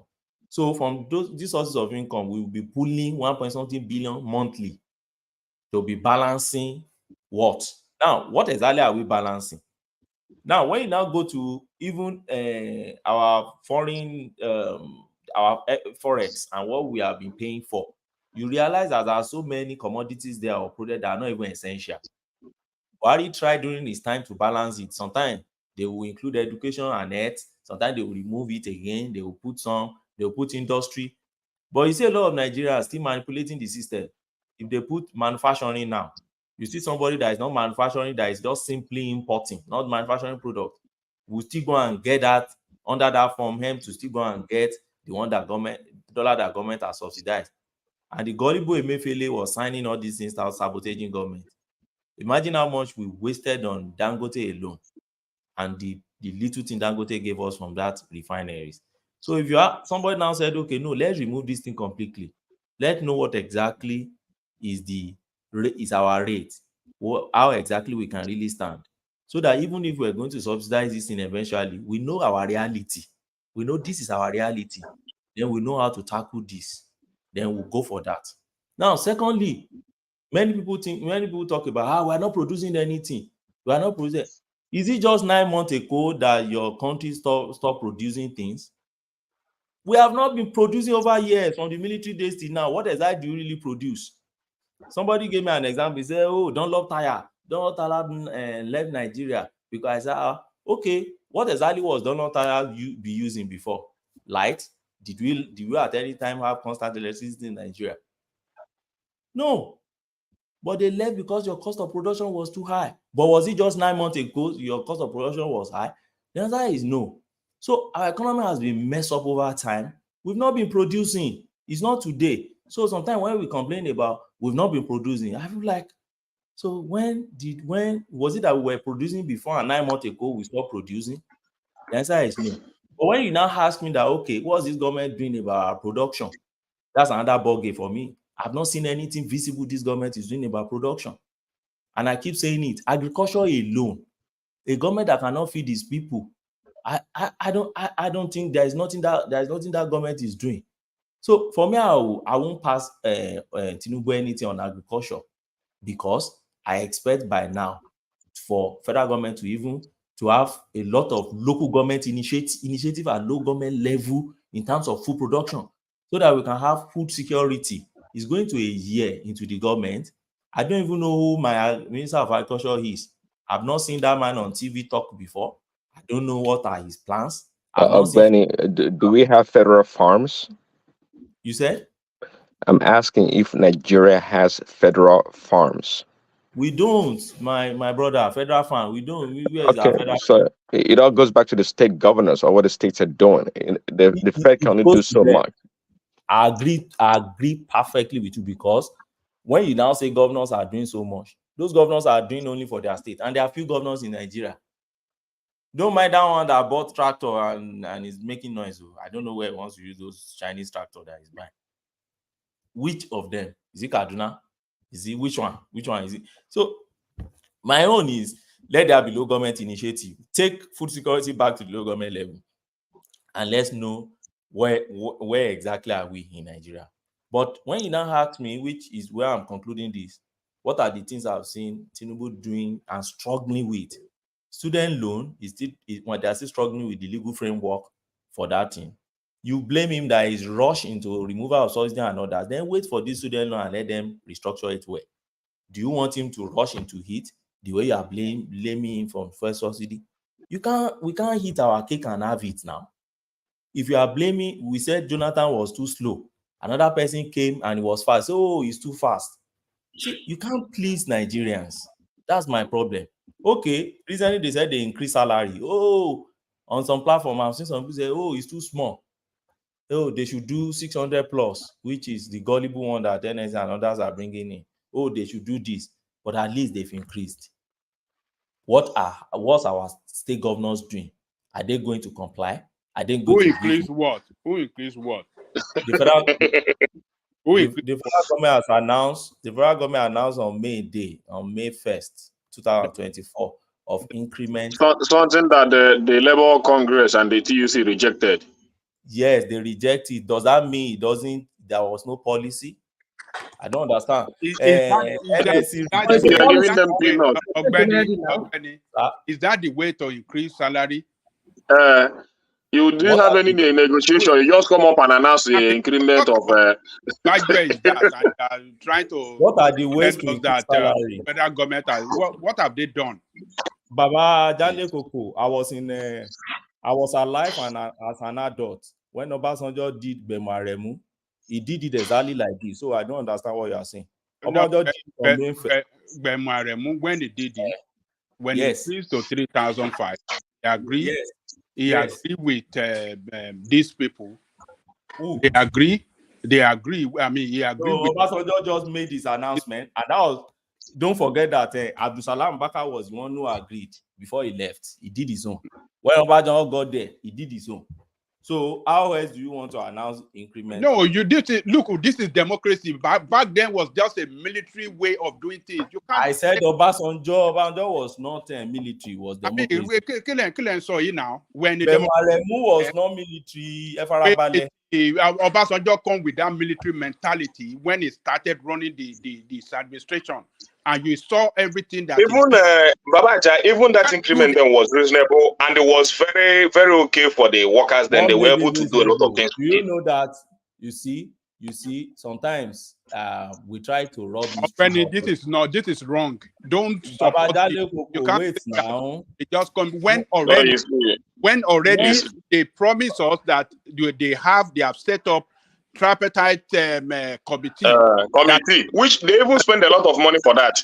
Now. Oh, so they should keep waiting for the committee till that come. Really? Okay. What's the point of the committee now? Why did they set it in the first place? Wait now. When you know that he can come out and announce increment. Wait now. What are you guys saying? Workers are saying that. Wait now. Let me make a point now. Workers are saying that we need this increment. NSE is saying come and pay 600 and something thousand naira. TUC is saying 600 and something thousand naira, which we all know is not visible.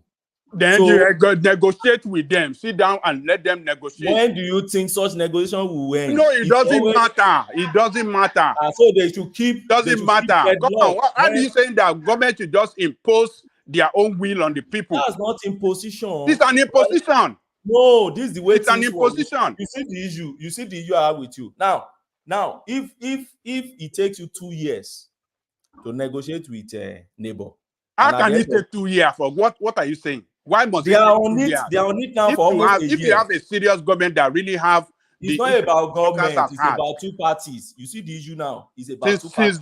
since day one, we are almost 1 year. He has not done anything on worker salary, and you are saying that he just gave 35,000 and just take it. Is that the way to run government? Wait. I don't know which maybe a political office that you have heard before. I don't know.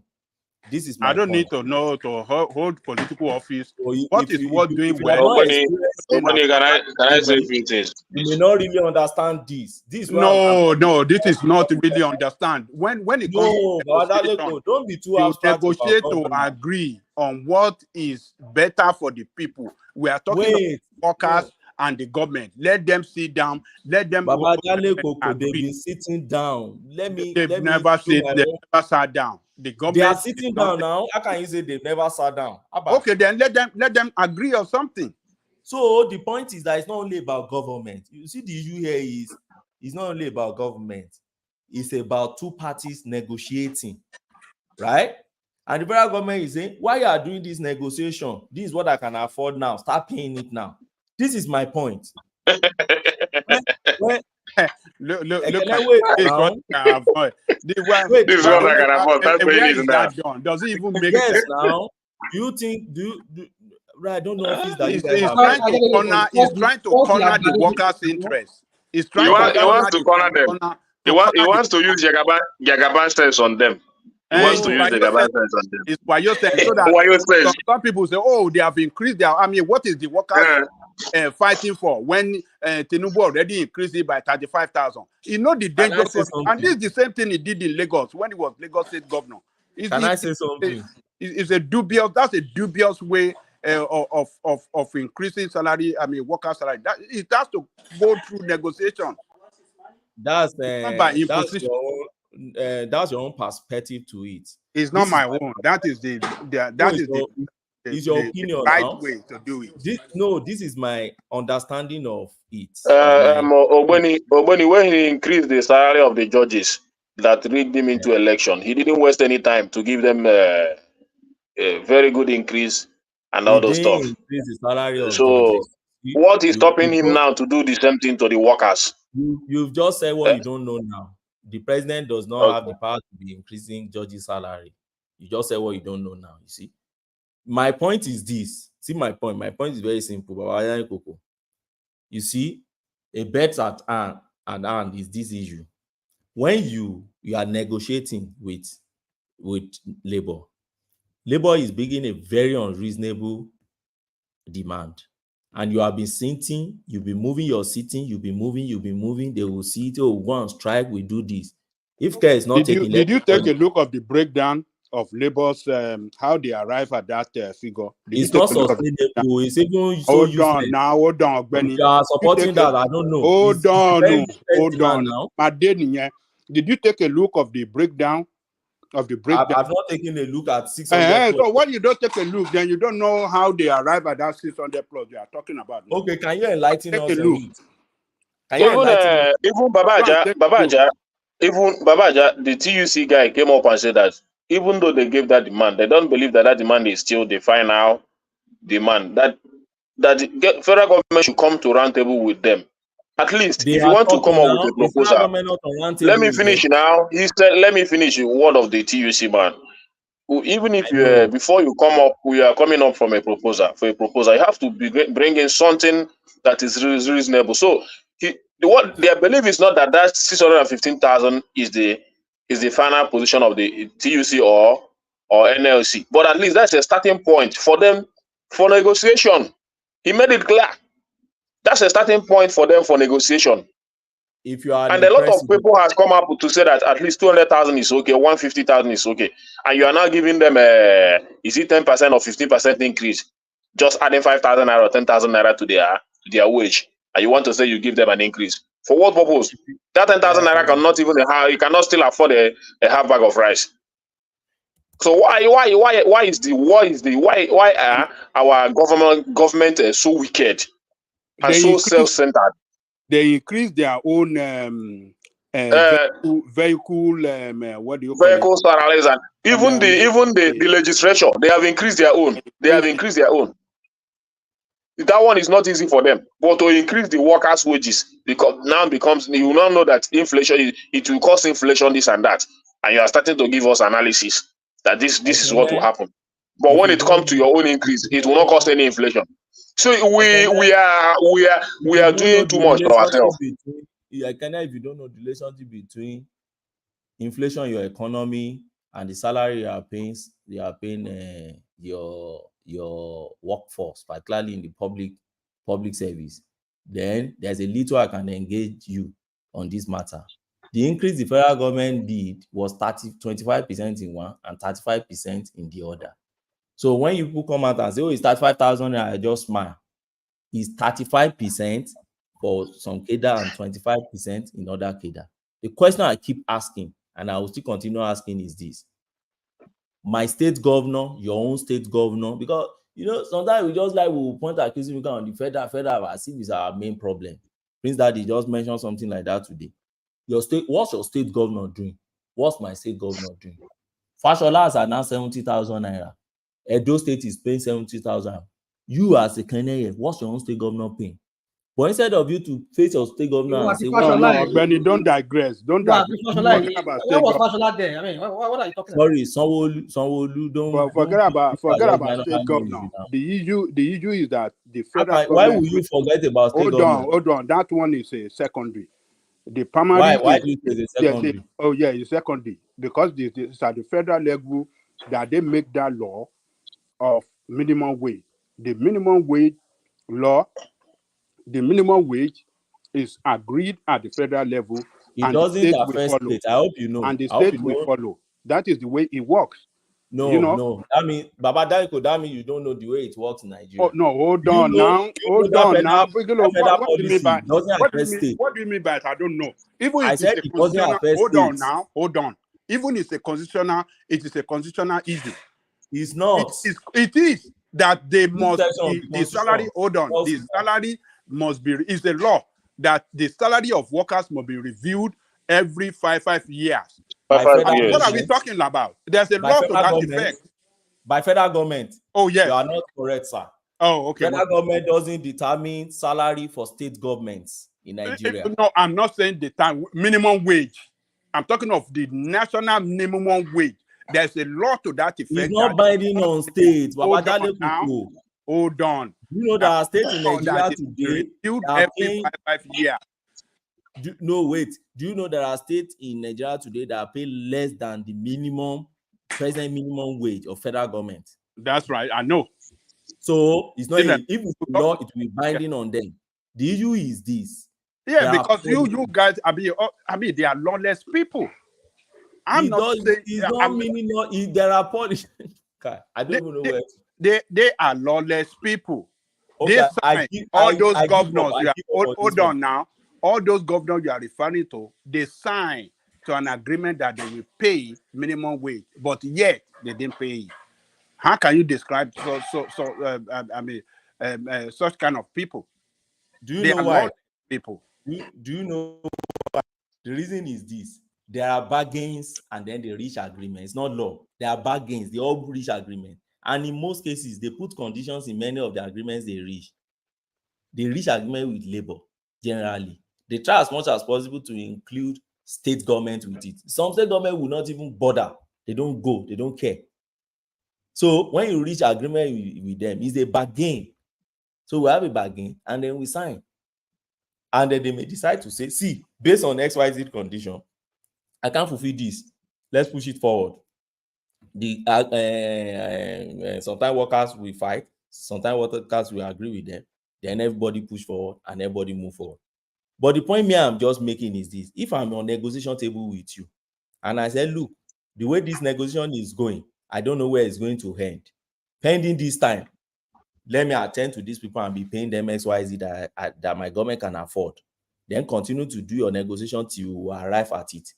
For me, it's a better governance than neglecting those people, not giving them anything. That And then is not right. That is what you should have done. On bargaining table. Hold on. That is what you should have done on the day one when he assumed office to say, okay, let me do this, then let us enter the negotiation. But let me give this for even removal of subsidy. You people said he rushed to do it. He should also rush to do that one. The removal of subsidy. Look, I think military is the best for you in Nigeria. No, you are now talking like military. You are talking like military now. This what you are saying is a military mentality. Even the government, this current government look like military government now. Yes, for government not to negotiate before increasing worker salary, to say, oh, I am doing this just to do good. It's just for them to do good, though, politically, so that they can, if when workers continue to push for higher pay, then people across the country and their followers and those. No, Babaja, he did it on that Workers' Day to please to make a nice speech that day. They know what they are doing now. It's just to corner the workers and make them look bad. That, oh, after all, Tinubu have increased. Are they even started paying it? That's the question. Are they started paying it? I don't even want to care. No, NSC rejected it now. They just make an announcement. NSC rejected it. Have they even started paying it? You see, these people, hold on. These people, they just do something just for the optics, just for people to know that at least they're doing something. Yeah, I mean, when they are admitted to what he said now, so at least he's doing something, right? He's doing something like as if he's really doing something. He's not really doing anything. That's what they do. That's what they do. They just throw out figures there. Oh, we want to start giving out a loan to. I mean, how many kids have you heard now? These children going to universities. How many of you heard that are going to this university and getting this student loan? And thereby they have a site, a website. They say they design a website. I mean, when this government which website for that? They don't have any website for it. That's what I was told, because sometimes people brandish all kinds of different websites. What did I see? I think on one platform I've seen one they were brandishing here. So the point is this: they only say something just for the optics, at least so that people know that they are about doing something, but it's not really what they want to do. That's why I was saying. I was arguing with one man here. Look at what these people are saying they are doing, and look at what their real action is. You are saying you remove subsidy. But what is this action? I mean, what the real main thing in Nigeria now? What is going on? In a sense, they're still paying that subsidy. They're still paying it. So what's the point of the announcement in the first place? And you say you want to float the naira. You want the naira to find its real value. Now you are determining the value of the naira. But when you did the policy and it just backfire in your hand and it went up almost like 2,000 naira to $1. And you see, even in determining and in paying the subsidy is still very high, because I don't know why they deceive Nigerians like this. Well, I don't know why. You see one thing and they will do something different. That's what we're arguing here. That these people, they don't really mean well. They're just a bunch of hypocrites. And so why should anybody? So you come in into office, putting yourself in a position that you have the best brain in Nigeria that will propel and prosper the economy and all those stuff. Do everything. At the end of the day, look at your ministers. Look at your ministers. And that day we told you, we said it here, these ministers are nothing to write home about. But people campaign for him on the basis that he knows how to sort best brain. He knows how to I don't think any fair-minded person will say David Umahi is nothing to write home about. Okay, forget about David Umahi. David Umahi, even the coastal project is just inflated there. It doesn't look good for his caliber. So, but I don't want to go to that in that David Umahi area. But still, even this guy that is in charge of interior and this passport and issue, the thing is still having issue now, because my friend just is it useless too? My friend just applied for how many, getting to 1 month now. So that's still it's not even a new one. It's just to renew. It's just to renew. The thing is taking a lot of time now. Telling him that I can have noticed something. It always seems to be different with you, because I've had a personal encounter with Atunji Ojo's service and it was excellent. No, it's not that he never worked then. I'm telling you correctly now. They are telling us we are on. When it comes to you, No. things never work. Remember No, when they were doing there is nothing like when it comes to me. Let me finish now. Let me finish. There is nothing like when it comes to me. When they were yes, I praise him then. I praise him then. Things maybe it worked for that period in time. But now just to renew my friend passport now, getting to 1 month now, they're telling us there is no paper. What are they calling it? Is it paper or what? Hold on. Let me say this. Yeah. You see, woman, we're not saying to you, no, does not mean well. I give an example. Recently, I have a family member go do police character report. I mean, police character certificate. When it first thing, because when we were doing it way back then, when we were doing it for our own processing back then, you just walk into a Lagmo and you can get it done. Although they don't have all this thing they have now.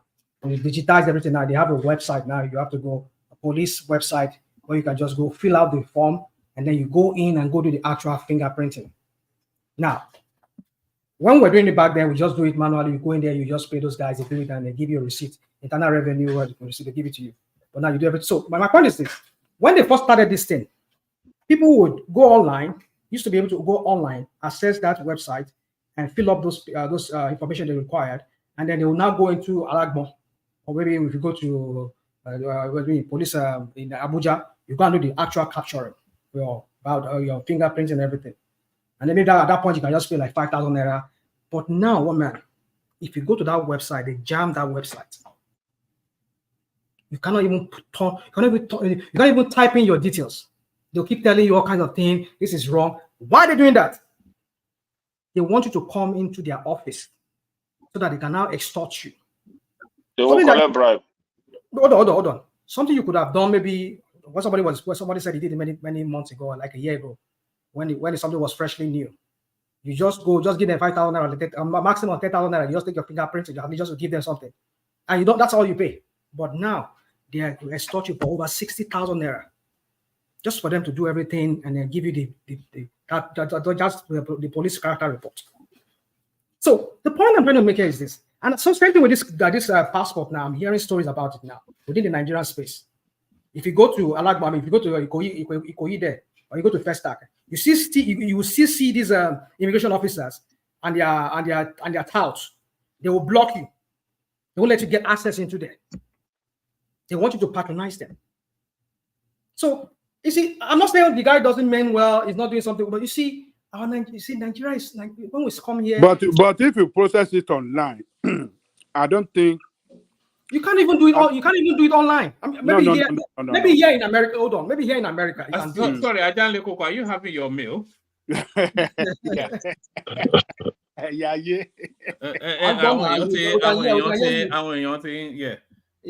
Carry on, rational. Here in America, you can do it.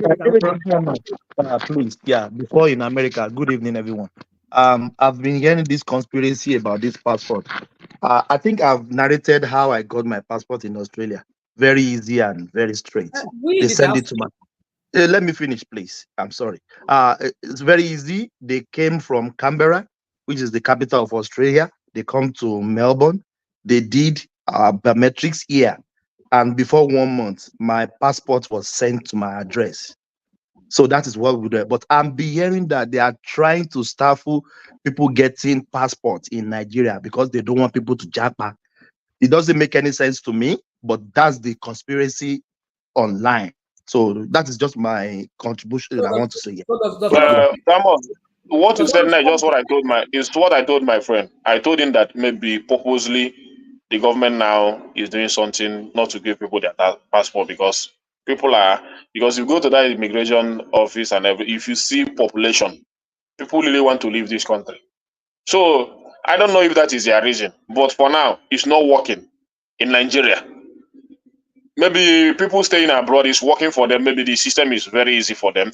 But Nigerians now, to get their passport, it's not easy, even to renew. So I don't know how what is happening. I don't know why our system. I still did this passport for my nephew last week now, and he got it. So where in Nigeria that passport is not being I'm telling you here in Lagos. It's always I'm telling you different for here. Ekene. It's always different for Ekene. Hold on. Let's Ogbeni, your cousin or your nephew. He's my nephew. Okay, fine. I did passport for him last week, and he has gotten it. So he where in Abuja? Hold on now. He went to the passport office directly, and he did everything online. Okay. He only went there for his biometric capturing, and he has collected now. Well, that's what we're hearing in Lagos. That Lagos is I don't know, maybe that's just Lagos, but that's what we're hearing. That Lagos is something else. Now, if you read your screen, Money More is also backing up. Forget this thing, yeah. I don't know. Well, I don't know. You go online. This thing worked. There were a lot of testimonies when this guy came on board and everything. But today, it's a different ball game. They figured out a way. They figured out a way of extorting Nigeria. I don't know what they are doing now. I don't know their problem now. But my point is that all the ministers appointed in this government, all of them look docile to me. Almost all of them. Did your friend apply online? Did he apply online? No, he went to the office direct. That is why we have the delay now. Why can't he do it online? When you do it online, it's more easier because once you completed everything online, they just give you dates to come. And that one will give you a kind of receipt or like a certificate that you will. I will still tell him to maybe to use that online, but he has already done his capturing and everything. But I don't know. The thing is still taking a lot of time, so I don't know if it is possible to still go online when he has already. If they have done his capturing, his biometric, they will be waiting for his passport. So, but my point is, don't say it's not working. Because your friend did not do it online, that is what caused the delay in his case. Everybody that wants a fast, application to be processed, in a fast manner, go online, do it. You will get your date for biometric, and you go to the office. They will do it, and they will tell you when you should be expecting your passport. It's easier online. That's where Babaja. But the system is still what it is because this government, the way they projected them when they are coming into office, you forget all these things. Excuses. All this now. People say it's all this. I'm not talking about passport anymore. One man. All this. All this Obeni explanation about Tinubu government and all these things, you've heard his campaign promises, but most of the time you guys say it's politics. It's politics to the detriment of the good life of Nigerians. Which you of play his politics on them. Did you listen to? You that did not listen to him throughout. Tell me one campaign policy apart from. Well, I listened to one that said. I listened to one that said that he will reduce the purchasing power of the people, further slow down the economy, and take in more tasks. I listened to that one. So that's the only campaign. And that one. That's the campaign. What other thing did he even say? Somebody that said he came to dance. He said he came to dance. That's the campaign promise. Somebody you did not even listen somebody to. That was I listened to that one, and that's the only one he has been able to fulfill since he got into office. You people that. He did not. People that did not listen like to Ogbeni like this. People like people that were talking for him. People like Ogbeni. No, he said that he said that he would touch How many of you have read it? He said that I listened to the few words I heard from him. He said that he would charge the lake in order to give us electricity. I don't know. So all those charging and all those words that he in London when he was in London at that Chatham House, when they were asking him questions, what did he do? Was he not sharing questions and giving everybody? That's all you listen to now. If they ask you now, what was the subject matter of the EU discussing now, you don't know. But the one you will remember is the share question. This thing. Do you know? Tell me the subject matter. No, I didn't know because I didn't go to school. You won't, but you remember that the share question. I remember because when they are talking American politics that's all he did. That's all he did. But in America, So and in those days when he said he will share the question. That's how he said he will share his government. This one will you handle share security. This responsibility. one will handle. It came with Is And he zero. not sharing responsibility now? It came with What is now he policy. doing? the sharing One man, can I wrap up? If rationalism is involved, it never ends. So let me just wrap up and get out of here. praise What are All you right, doing? you Let can us wrap move up, on. I but beg you. you can't get out of here because you've held this space for 3 hours. Three hours. President, I think you should remain in your space because I don't think all we want to do here is to interject. So I want you we want you to be speaking so that we'll be interjecting you. So don't wrap up yet. You understand? Because No. in a I've been few there days time from the we are going beginning. to come here. We are Can going I to want to come here leave? and I give want to an leave it for account. you. I go leave it for you. You No, can take over. don't You leave it can for take me. over. Oh. No, you must be here. I'm here for interjection. So I don't even want to be given a Can I space. let Prince Daddy speak now? He's the one that have the floor. We have taken too long. Actually, I think I'm done. Praise Daddy. Before you speak, let me shout out to our mother and our wives. Is in Australia today. Today is the Mother's Day. Shout out to our mother. Happy Mother's Day from Australia. From Melbourne. Oh, thank you. Yeah, go on. Is Shoma included? Ekene, there's Thomas. something I agree with you that you said tonight, and that is Yeah. that many of Tinubu's ministers are not working. I think it's time for Tinubu to change many of his ministers. You can only count few ones that are working. Maybe Umahi, Wike Olubunmi Ojo, maybe Keyamo fairly to an extent, and maybe Alake. Others, I don't really see them. I don't even know who is What's Minister Alake of doing? What's Alake Is doing? there? What's What Alake is doing? Wike doing? Alake, what's Alake doing? Alake is working very well in Ministry of Doing Solid what? Doing what? Minerals. Doing what? You say? What is he doing? They've as it is today now, they've realigned our cadastre. Don't forget that Ministry of you don't even know cadastre. So how do you want to assess what is cadastre? Tell us. How will you know? But you will know America. If they mention America now, you know it. But you don't even know the one in your own country. Engage on what you don't know now.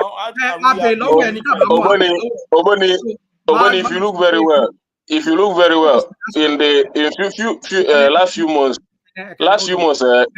no, let me say this. I think Oboni was making a point, so let him make it. Yeah. No, I just mentioned some few ministers that I agree with Ekene that many of them are not working, and I think it's time for him to reshuffle and throw some people away. So what is cadastre? I'm asking you. What is cadastre? What you call so you more kasabubu for what? It's simple now. It's just like you are talking of aviation now, and I mentioned embankment, and you don't know embankment. So where do I start from? I just start defining that. Embankment. I mean, what are you talking about? There's something they call embankment in aviation. No, we're not embankment now. Embankment in aviation, you don't know it. Embankment. Oh, come on. Yes. Come on. What are you doing? Don't use English, confuse us here. You know that don't use English, confuse us. You see, if you want to engage on a topic or a subject, there are some basic things I will expect you to know in that area. But I don't know it, and I'm asking you. Must you now make me look stupid like asking you the question? No, don't take it that way. No, but that's the question I'm asking you. I'm asking, what is cadastre? I mean, no, don't take it. Okay, let me explain. No, I thought you were even being, sarcastic about it. I don't know that you didn't really know it. I thought you just want to pull my leg, like blah blah blah and all these things. Now, in our country, the way we cut our state, like a federation. Now you have Nigeria, you now have Ekiti, Ondo, there's a how do I call it, a political structure, right? In terms of climate, there's a way they cut us also. It doesn't go with the political structure. They tell you Sahel, Savannah, tropical, In terms of, I just want to give example before going to what cadastre is now in Solid Mineral. So in terms of tribe, that's the way they cut us. It doesn't go on a state line again. So you have Igbo, Ibibio, Ijo, Yoruba, Efik, Tiv, Hausa, Fulani, da. So if you bring those map, they will give you different patterns, right? If you bring map and you say, I want map that reflect tribes in Nigeria, there's a pattern it will give you. If you say you need map that will show political space in Nigeria, there's another one it will give you. If you say low government, there's another one, it will cut it. Now, if you now move it now to solid minerals, if you say I need map that shows the solid mineral resources in Nigeria, there's a map it will give you. If you go on Google. Now, this is where this cadastral comes in. So it is how you cut is like, you know, when you get your mining lease, for instance, let's say limestone. Now you have your mining lease. Your mining lease, they gave you that lease per, in oil and gas, for instance, they gave you per, it's like a block, okay, where you can drill and produce and get oil. You must not go beyond that your block, except if they are following what they call rule of capture, where your own oil underneath get to another block. So two of you can now unitize your blocks together. But they award mining lease to you block by block. That's the way you have all these cadastra. So that cadastra is like a per plot, more like plot. Let's take it now like plot, okay, in terms of our solid minerals. So if you want to get lease now to explore, let's say gold, for instance, in let's say somewhere in Kogi, okay, so you go to what they call our cadastral office. So that cadastral office is in Abuja, okay. That is where they will put up the map and tell you where exactly they are giving you to go and do your exploration, and that's where you now go to and try to explore. If you're able to now get samples and realize that you have that solid mineral in commercial quantity there, you return back to them. The one you first get is the prospecting license. You now return back to them to get your mining license. That's when you can now go ahead and be mining, and then you paying the government their royalty, and you have your. So over the time, they bastardized the system in Nigeria, particularly during fire time. That one was just there like empty head. They were just doing anyhow thing. So there were possibilities of, like the way we sell land and there are double allocation. Let me put it that way. I know they will have their own terms that they also use. So they have possibility of, you see people fighting on. Let me give you an instance of a case that I involved in. There was a cement factory in Okpela. Okpela is immediately after Okene. You are going towards that Edo. There was a cement factory hit there, built by Bua Cement.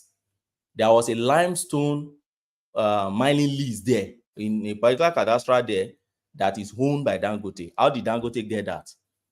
Dangote got it from Aiko. Aiko was Ado Ibrahim, the late Atta of Iberland.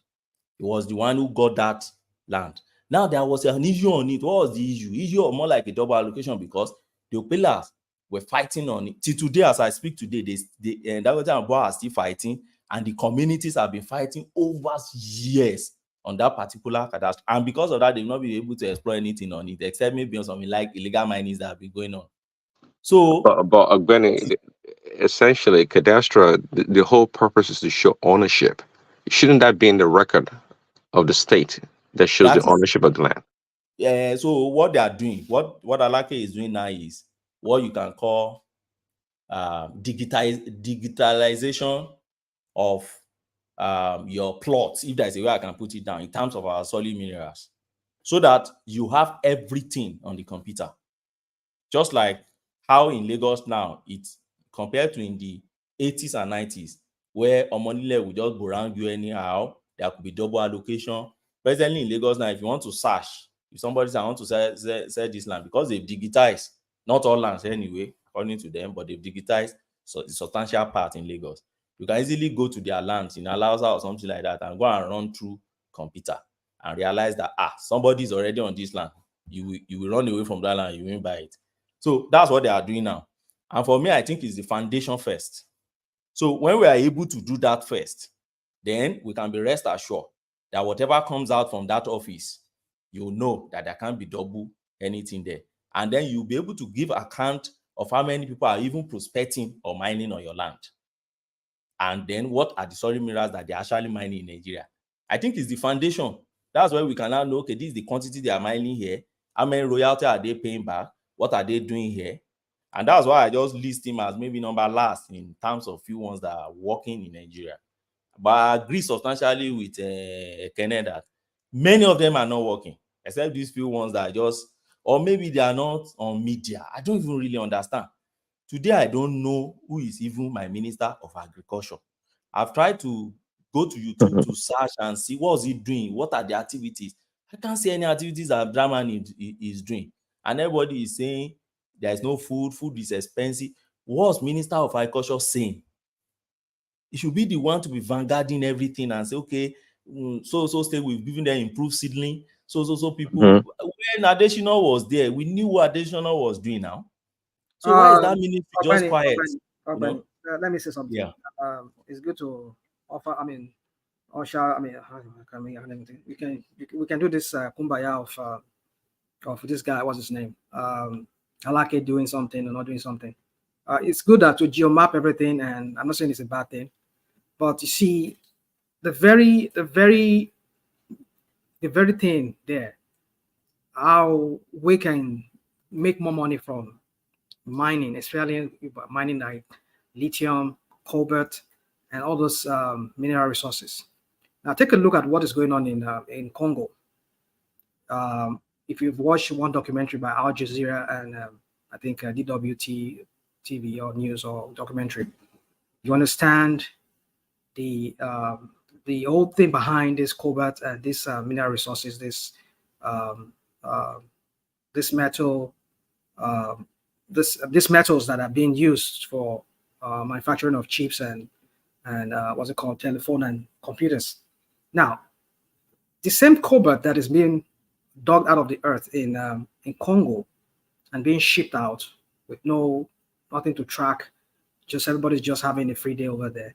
It's the same thing that is going on in Nigeria. Now take a look at what is going on in I think in Finland.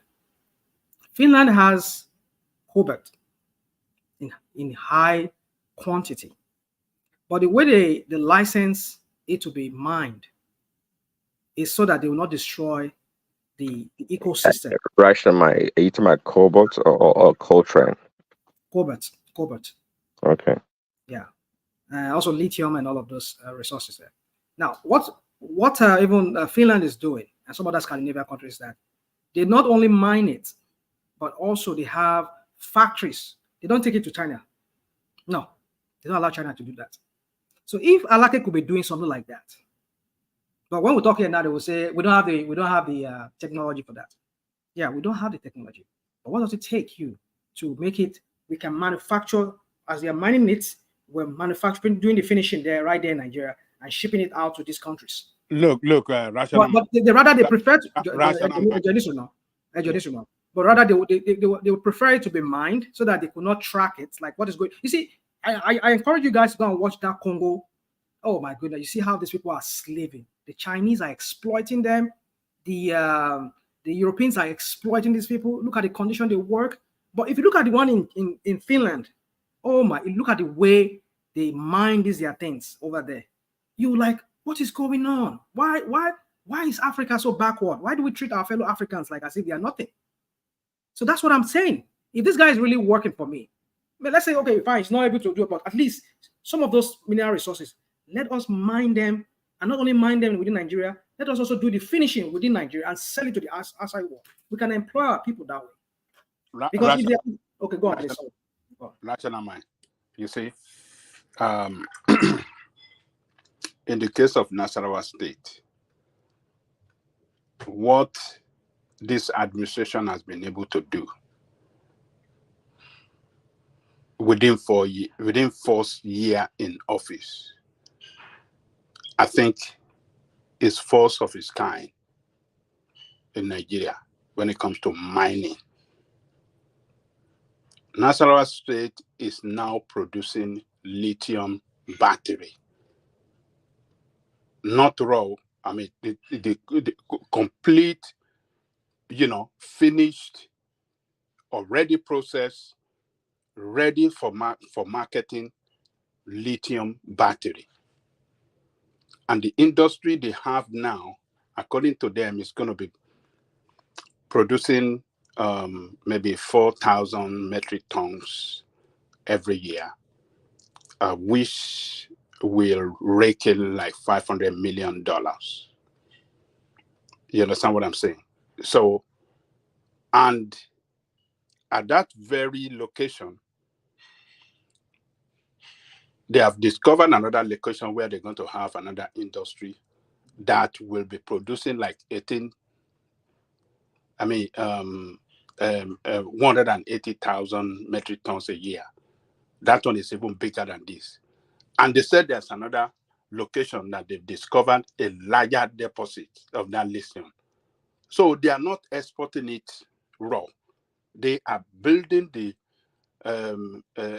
mining factory and process it to a final product. That is what they have started in in Nasarawa State now. And one of the biggest buyer of this thing from China, one of the biggest buyer of this product from China, has promised to invest $200 million in the That's next. slavery. That's where slavery comes in again. What did you say? I said that's where slavery comes in again, Papa. How does slavery come in there? You see, that is investment now. It will take it back in form of lithium at a price that is not open to the public. That's my problem I have in Nigeria. The same thing they are doing. The same thing they are doing in Congo. That's what they're doing in Congo. No. This is not raw. This is not raw. This is not raw material. Finished product. At what price? Is he at the market value they are selling to him? Pure, the finished product, that battery itself, that lithium battery. So why is it that we can't be marketing it on international trade instead of that is another way that we should. I agree with you. But already what they are saying is that they have discovered, a buyer for it from China who promised to invest $200 billion, in the factory. $200 billion or $200 million? $200 million rather. $200 million. In the next. But one thing. This is within 1 year. This is within 1 year in the office. This is not Buhari administration that started it. Within I 1 agree, year. sir. I agree. Is an achievement, but for me, I have a video. I gotta go. For me, just your opaqueness. Rational mind. Let Prince Daddy wrap up formally. Then just so that we can move it around. Prince, are you still there? Oh yeah, well, yeah. Thanks, one man. Actually, gonna end by wrapping up by saying, to your Prince video. Daddy, when did you start being controversial? It's only Kolata is always controversial when he I'm had not the sir. floor. I'm not. It's rational mind. But anyway, I was gonna end with to talk about the video show last week about David Maye's achievements when he was the governor, right, of Ebonyi State. He showed some structures, some buildings of things he did. And I must say that I've not seen such hideous looking structures before in my life that he spent a lot of money to design.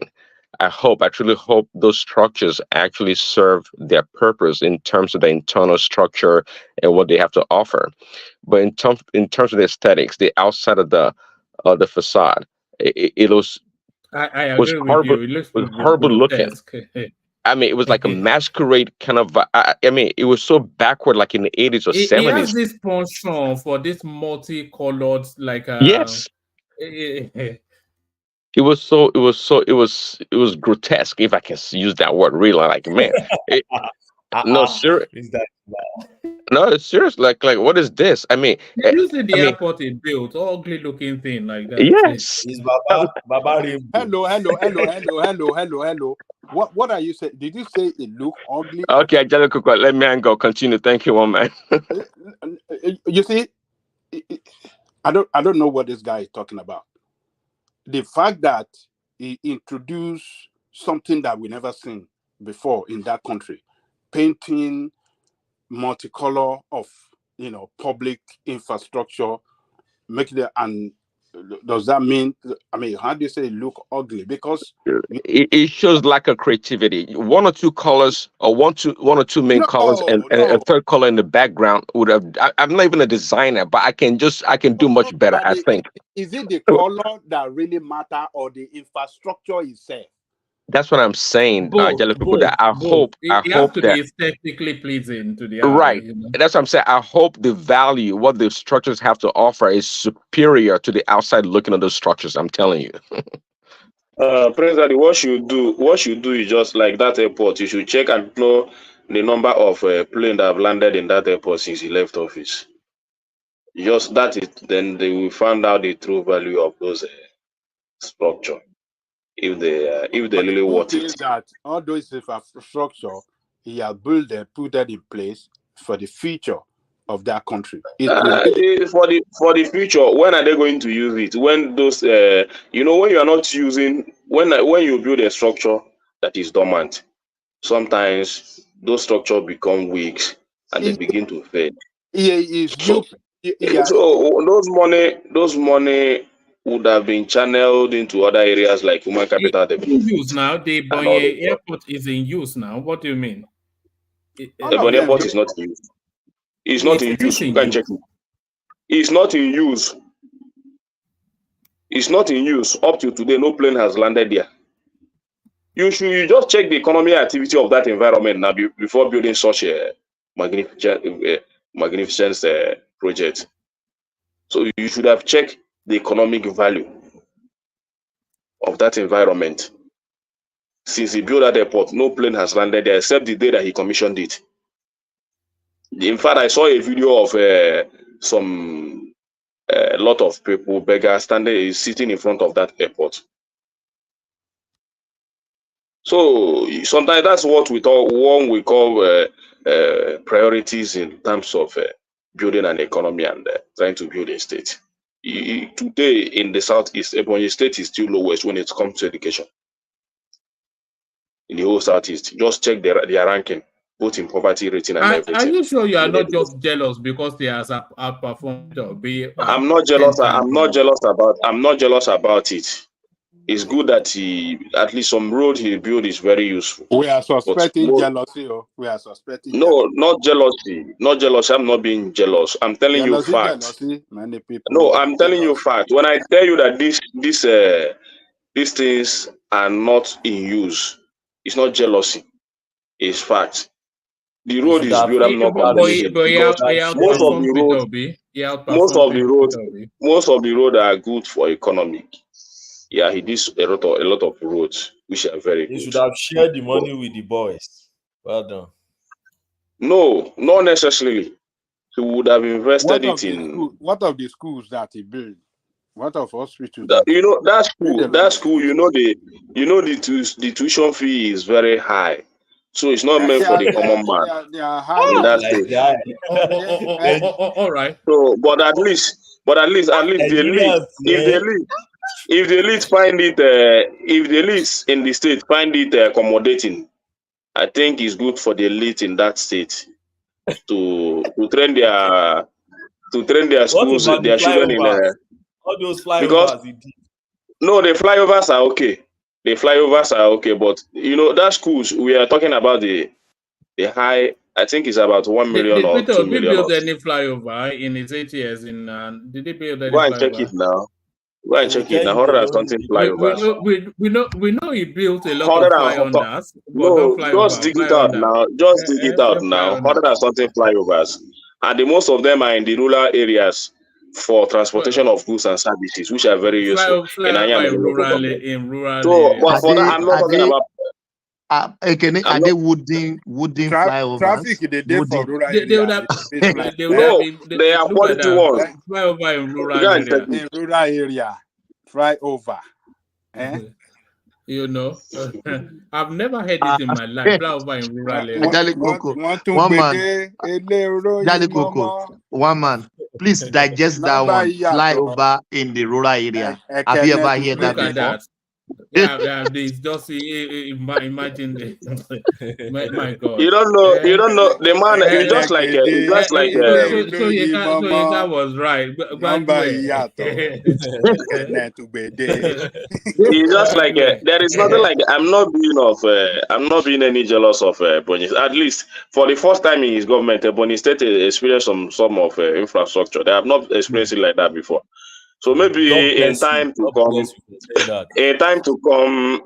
come, those infrastructures they may use it, or maybe he's overwhelmed that my state has not experienced it. So let me give it to them. So he now did the ones. Ekene, let me tell you something. Let me share one experience with you. Under Governor Fayose, second term, I had a position under that government. Now, when Fayose started building the very first flyover in Ekiti, a whole lot of noise everywhere from political space, religion, everywhere. Say, oh, this is not the priority. They should what do you Ekiti? They don't need all these things. It's a rural area. It's deep, da. The former governor, the one that just left, Fayemi even swore that he would not ply that bridge because, as far as he's concerned, it's a very useless bridge. Do you know that in the first 1-2 months of Fayemi in office, he started plying that bridge? In fact, he started the picture. There's no way you see Fayemi without seeing that picture at his back. It became a pride for him. And as it stands today, that's the major infrastructure you can actually spot in that state ever since Fayose has left government. And I learned that the new governor is also planning on building his own.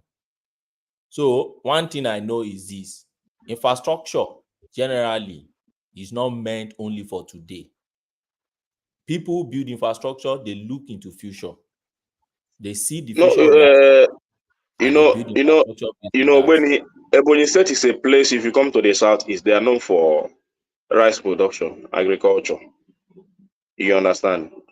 So I wish he had put in more money in that regard.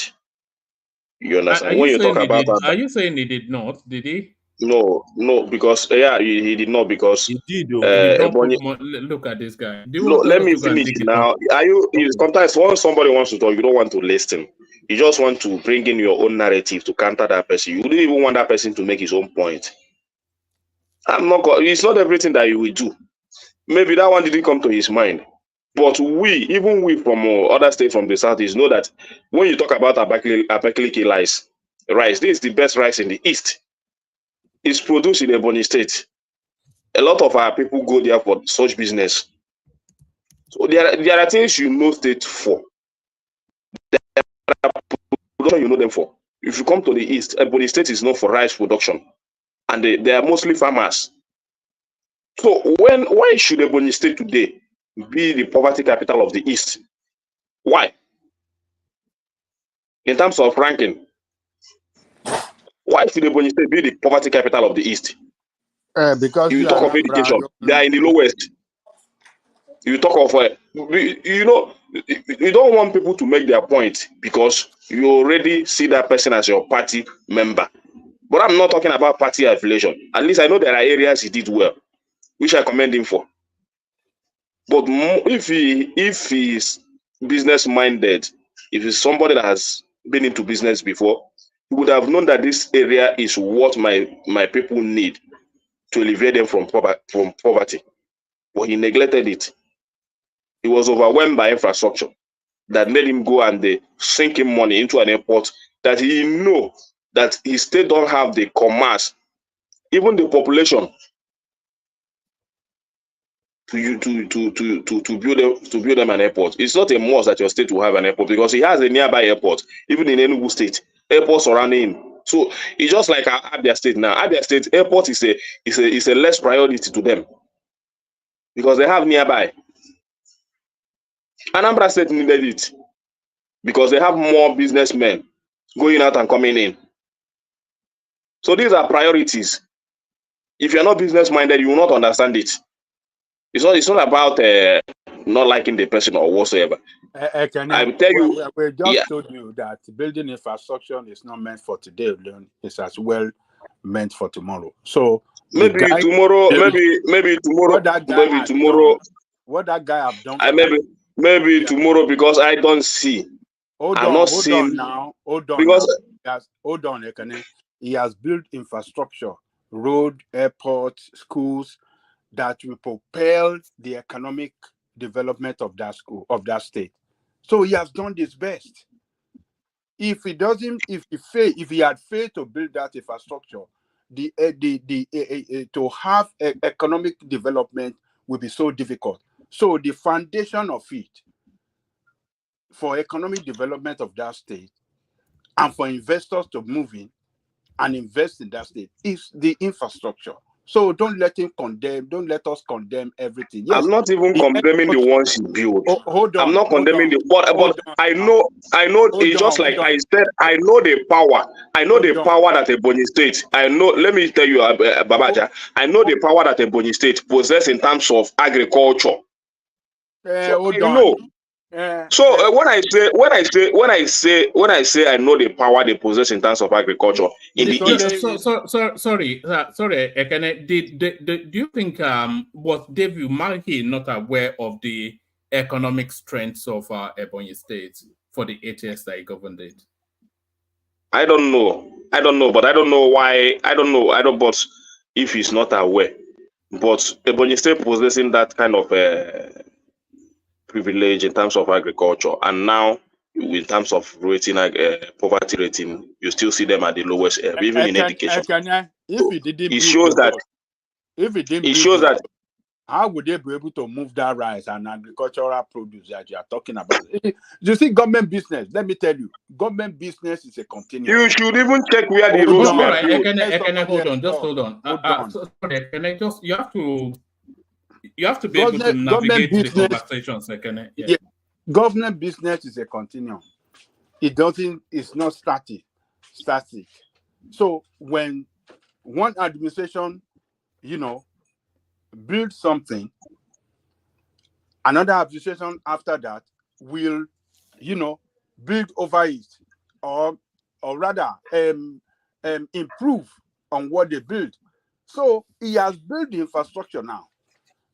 Like you're saying, in the area of agriculture, the present governor, maybe that one will dabble into agriculture and some other sector of the economy. And then, but the most important is that infrastructure is there that can make other things to develop and to work for the good of the people. Without infrastructure, a lot of economic activities will not exist. But he has put in place of infrastructure that will attract investors, that will drive economic activity. And we have to give kudos. Don't worry about the airport that is not functioning now. It will function in the future better. When economic activity started trooping in and, getting better in the state. He has done well. At least when Obi was there, Obi didn't build airport. Another person came. He built it. So, and another administration is the one that is managing that airport. So, if Obi was the one that took over after Obi, if that one did not come up with that,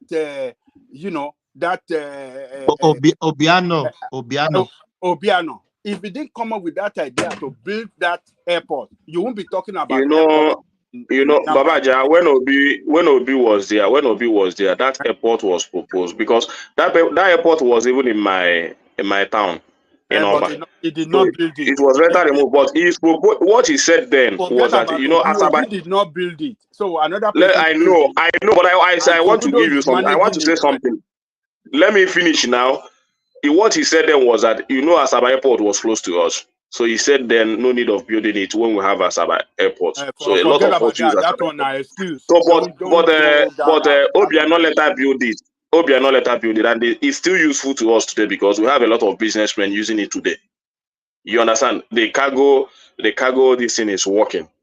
Onitsha people that are bringing in goods like clothes and other cargoes are using it. So and it's still generating funds for the state today.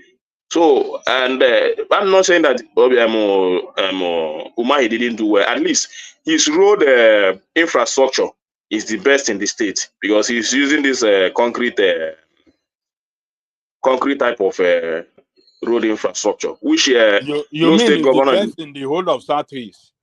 Yes, which no governor from the east has been ever found it as a priority because what they do is just pour all this colota, do some just like what Soludo is doing today. It will just scrap some surface and pour it colota. When the rain falls, the thing will just wash away. What of the So one that happened in Abia State? Why didn't you make reference to that? nothing happened. It didn't happen in Abia State. Let me take the window bailout hand over to Thomas. Thomas, let me set the order. Ajanle Koko to speak next. You won't believe that we've only been on one speaker. We're 4 hours in. Ajanle Koko to speak next. One man, really? One speaker? Because there was only 3 of us for a good while, so we just let it flow. Oh, yes.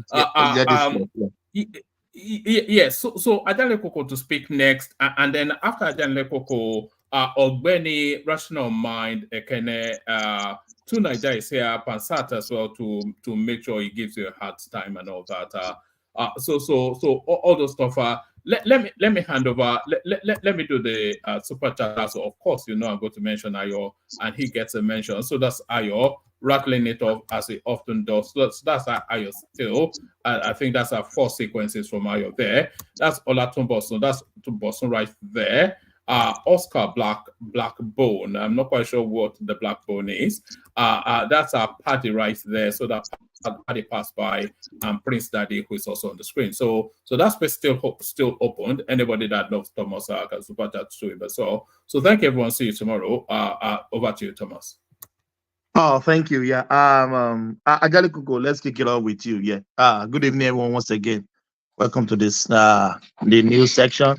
No more too much interjection. Not talking on each other, please. Let's have some decorum. Thank you so much. Ajanle Koko, do you want to free General, flow? where is your introduction music? No, one man don't delete him now. One man doesn't like me anymore. You don't delete him. That's all right. Yeah. What do you call it? Ajanle Koko, are you ready for us? Okay. Let me say greetings to our listeners around the world. Click on the like button, share and subscribe if you haven't done so. And to our ladies, our sisters, our mothers across the world, happy Mother's Day to you. God will continue to bless you for us. Without you, we won't exist. So happy Mother's Day to all our mothers all over the world. So I sent a video to one man. I wish one man can play it. It's about Showore that is back. Showore is back to business. Yes. Koko, really? Is that guy still exist? Yeah. Tell him to go and find job to do. Come out for this politics. It's not for him, Ajanle Koko. Don't worry so much. So everybody have a role to play in our life, in human race. So he's playing his own. You can play your own the best that you know is good for you. If everybody can play their own positive role in this world, the world will be a better place to live in. So yes, you're right. You're right. He's back, and he has started fighting for the right of the people. As the guy is he back in Nigeria or back in online? Is back in Nigeria, and he's back in Nigeria. Yes. Wow. Back. Does he want them to lock him up again? This guy. Ajanle, continue. Everybody will not be scared of ridiculous people in government. People that people that don't love their people, So Showore is back, and he has taken up the issue of these journalists that are in detention. That guy they call Ojuku, and the Angel media, our guy that been here to talk to us for some time, that's been in detention for the past 45 days. Showore is on the street fighting for him and is been to police headquarters, been to the court to get them out. So the video, I'll send it to one man if he's listening. If yeah, I will tell him he hasn't uploaded to the section. Okay. Yeah, I will tell him to upload it, then I'll play it. He's listening. He's listening to Man us. is listening. Yeah, he's listening. So Yeah. if you like, I mean, if you really want us to see what Showore is doing for the betterment of Nigerian people, particularly people that have been, illegally detained by this administration, one man should please play this video for me and let everybody. Are they detained legally? Did they commit any crime that they should be detained for? They didn't commit any crime. Injele went on his Facebook asking for one rascal pastor in the East that was deceiving people, that it was doing magic, or what do you call it? Miracle. Yeah. He said he said she should provide proof how that miracle happened. And he went to the police. Maybe he bribed the police for them to pick Ijele up. And since then, Ijele has been in jail. That should not happen in a country where we have law. It's illegal. And the one for has it been charged to court? Because if you are not being charged to court, it should not last 24 hours in police custody. It should be bailed. Which 24 does Nigerian? What does Nigeria know about when they want to punish you? They will punish you. So as long as police is, I mean, when you are strongly connected with police, when you are friend with them, when you are friend with their boss, when you pay them to do the job, punish a poor man or a man that is not it doesn't have the capacity to challenge you, at the law court, doesn't have, the balls, wherewithal, the money and the power it doesn't have that power as well to challenge the illegality against him. They will punish that person for free. So that is what they have done to Ijele. But Showore is standing up, fighting for him now, mobilizing people against the administration. And he went to the first headquarters. Even the head of the I don't know the department, he came outside to meet him. They talk. Showore said, "You have to get this guy out, or this thing is going to."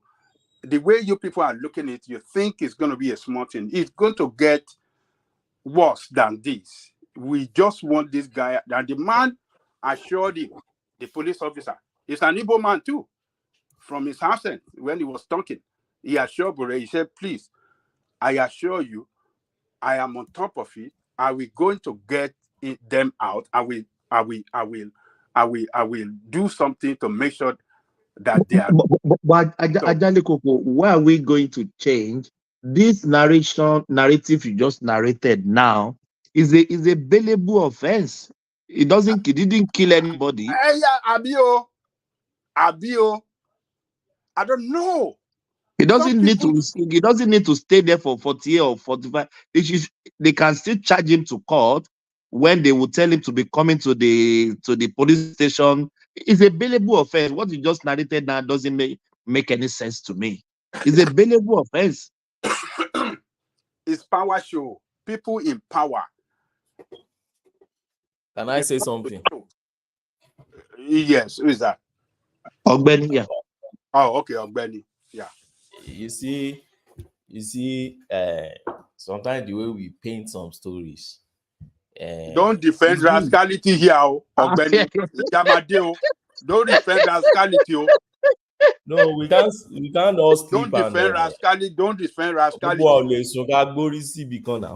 So we can't. I don't know how to translate it. We can't all sleep. Okay, like our friend said now. Thomas said it's a bailable offense. Is it not? Coming. Let me analyze the EU first. The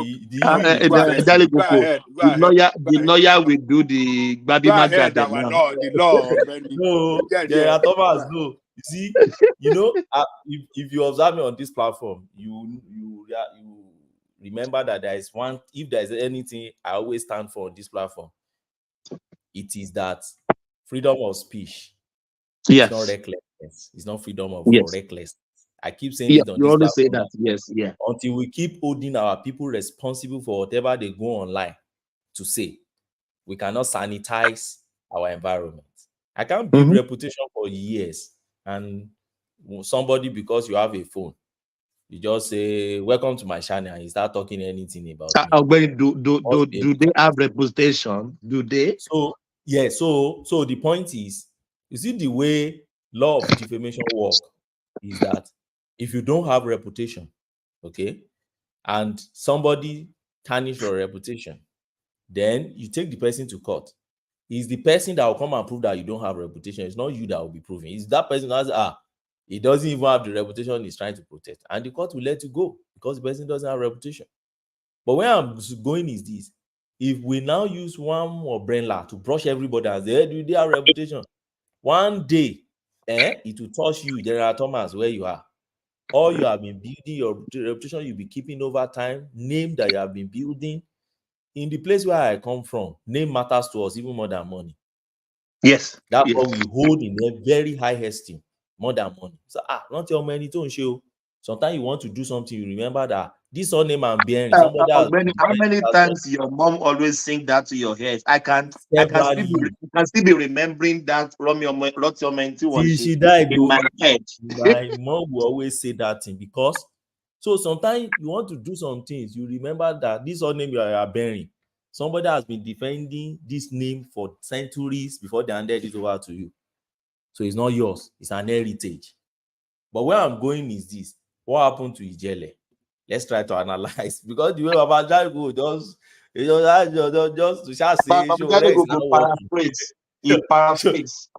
And now we are not saying Shore is not working, but what they pick Ijele for, I pity Ijele anyway. But I think by the time he's coming out from that dungeon, then he will learn how to be measured too when you're online. Ijele called this man thief, right? He said he's a thief. That why the federal government allowed him to be fooling people, okay? That can he be above the law? I think he even called him criminal. And then he said the police should arrest him. Now, why? The major reason is because he made reference to some of his miracles that he performed, that they are scam. My own about that is this: first, Ijele as a person has been professing that he's not a Christian, he's not a Muslim. He said he's a traditionalist. And he never shied to say it. He will always say it. First thing I always have issue with people is this: if I don't profess your religion, there's a limit to which I poke nose into yours. If celestial people today sit where they are sitting and they put all their Mario and their candle and everything in a place, and their turaris, I won't call them deceit. That is what they believe in. Whoever is okay with them should go and patronize them. That's their own. If it's Hindu with all their red dugu they are doing everything, that is, you want to patronize them, go go and patronize them. But I won't stay in my own corner or probably where I'm watching Shango or Ogun or Oya or Amadua. And criticize the Christian. I put finger to the Christian and say, look at what they are doing is scam. That is where society finds disorders. I don't belong to that folk. So why am I? What's my business with what they are doing there? Those that are patronizing. Ben, sorry if you can hear me.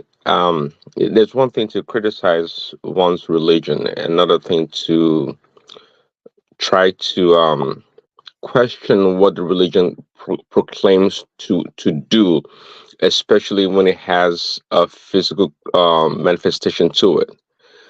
Yeah, you don't have to criticize the religion, but if a religion claims to do some miracle, and miracle, to my understanding, is that something that can manifest physically, and you can't prove it, why can't you make a comment about that and criticize that religion for it? I didn't get the point. Can you hear me? Yes, but I'm Yeah, trying we to can get hear you, Prince Daddy. Yes, say that again. I say there's one thing to criticize a religion, and it's another thing to question that religion, what it claims to do, especially when that claim has to do with something that's physical in manifestation. Yeah, I agree. Okay, so if the guys say, well, the guys are, I don't even know, I think called a man of God or whatever, a pastor, a criminal, and they do fake miracle. And if he can, if he's able to prove that in the physical sense of it, why not? Why can't you criticize that person? Okay. So this is it. I agree with you, Prince Daddy. Completely agree with you. So I'm trying to create a background that first and foremost, the fact that you don't have miracle in your own religion doesn't mean you should call miracle in my religion scam. Let's start with that. Because it will look like a scam to you. Let me give you an instance. I read in a law report, CCC, I don't know if you know about this case, Owodunne and CCC, Owodunne against Celestial Church of Christ. It was a tussle, a legal tussle on the leadership succession in Celestial.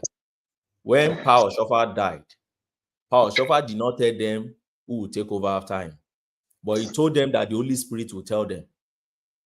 And then people started So who is the Holy Spirit going to tell? That became a question they took to court, and they wanted the judges to determine who among them did the Holy Spirit say. And my Lord, judges. Are you serious? Who among them? I've cited it to you. It's called Owodunne against CCC. Go and read it. It's a law. It's a law report. Sorry that I'm laughing. This is very ridiculous. Okay. Well, it's very critical.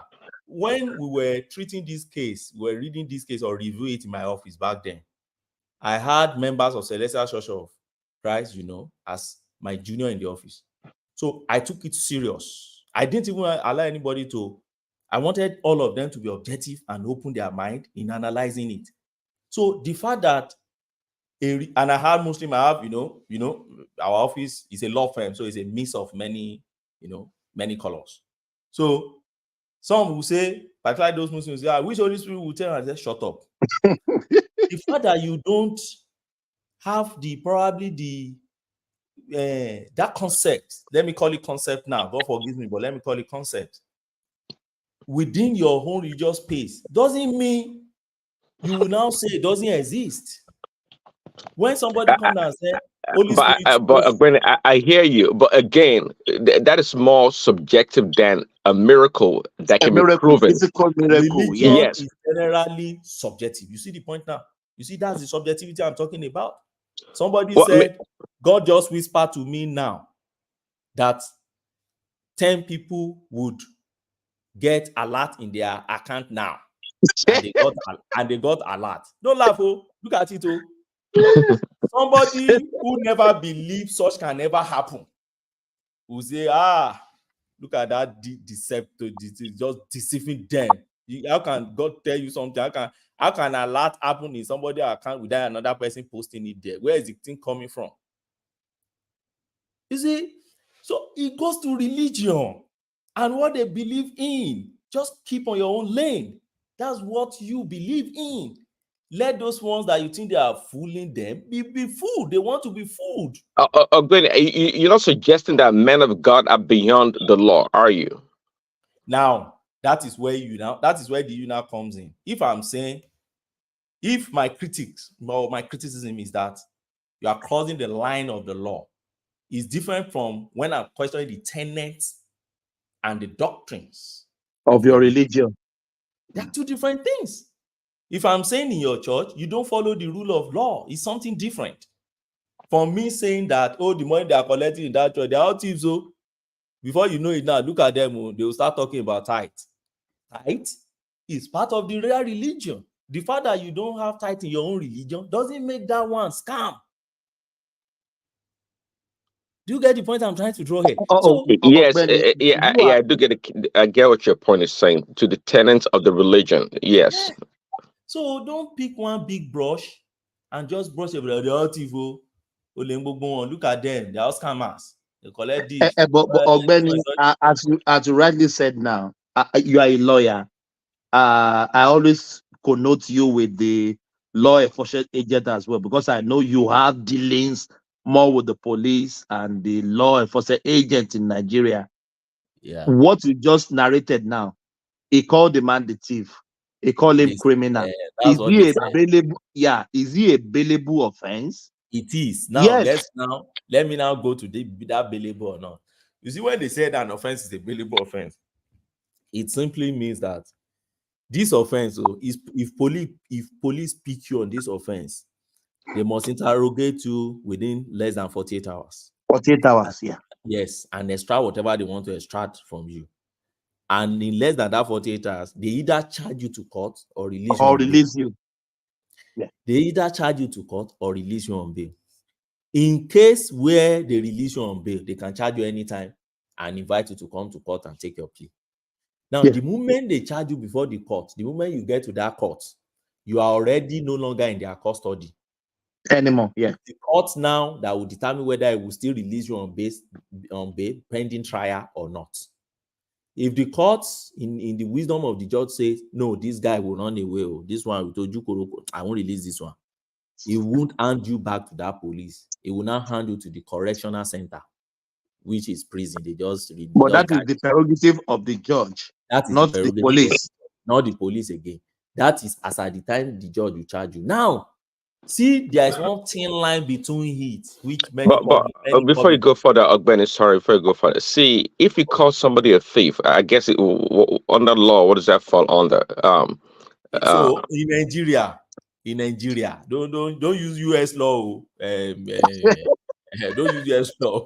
So let me quickly give you Nigeria law so that you won't think. In Nigeria, it can either be civil or criminal. By calling somebody a thief. Yes. So it's the colonial law that we have inherited and we have refused to reform. Sad and unfortunate. In developed countries, is simple civil matter, defamation.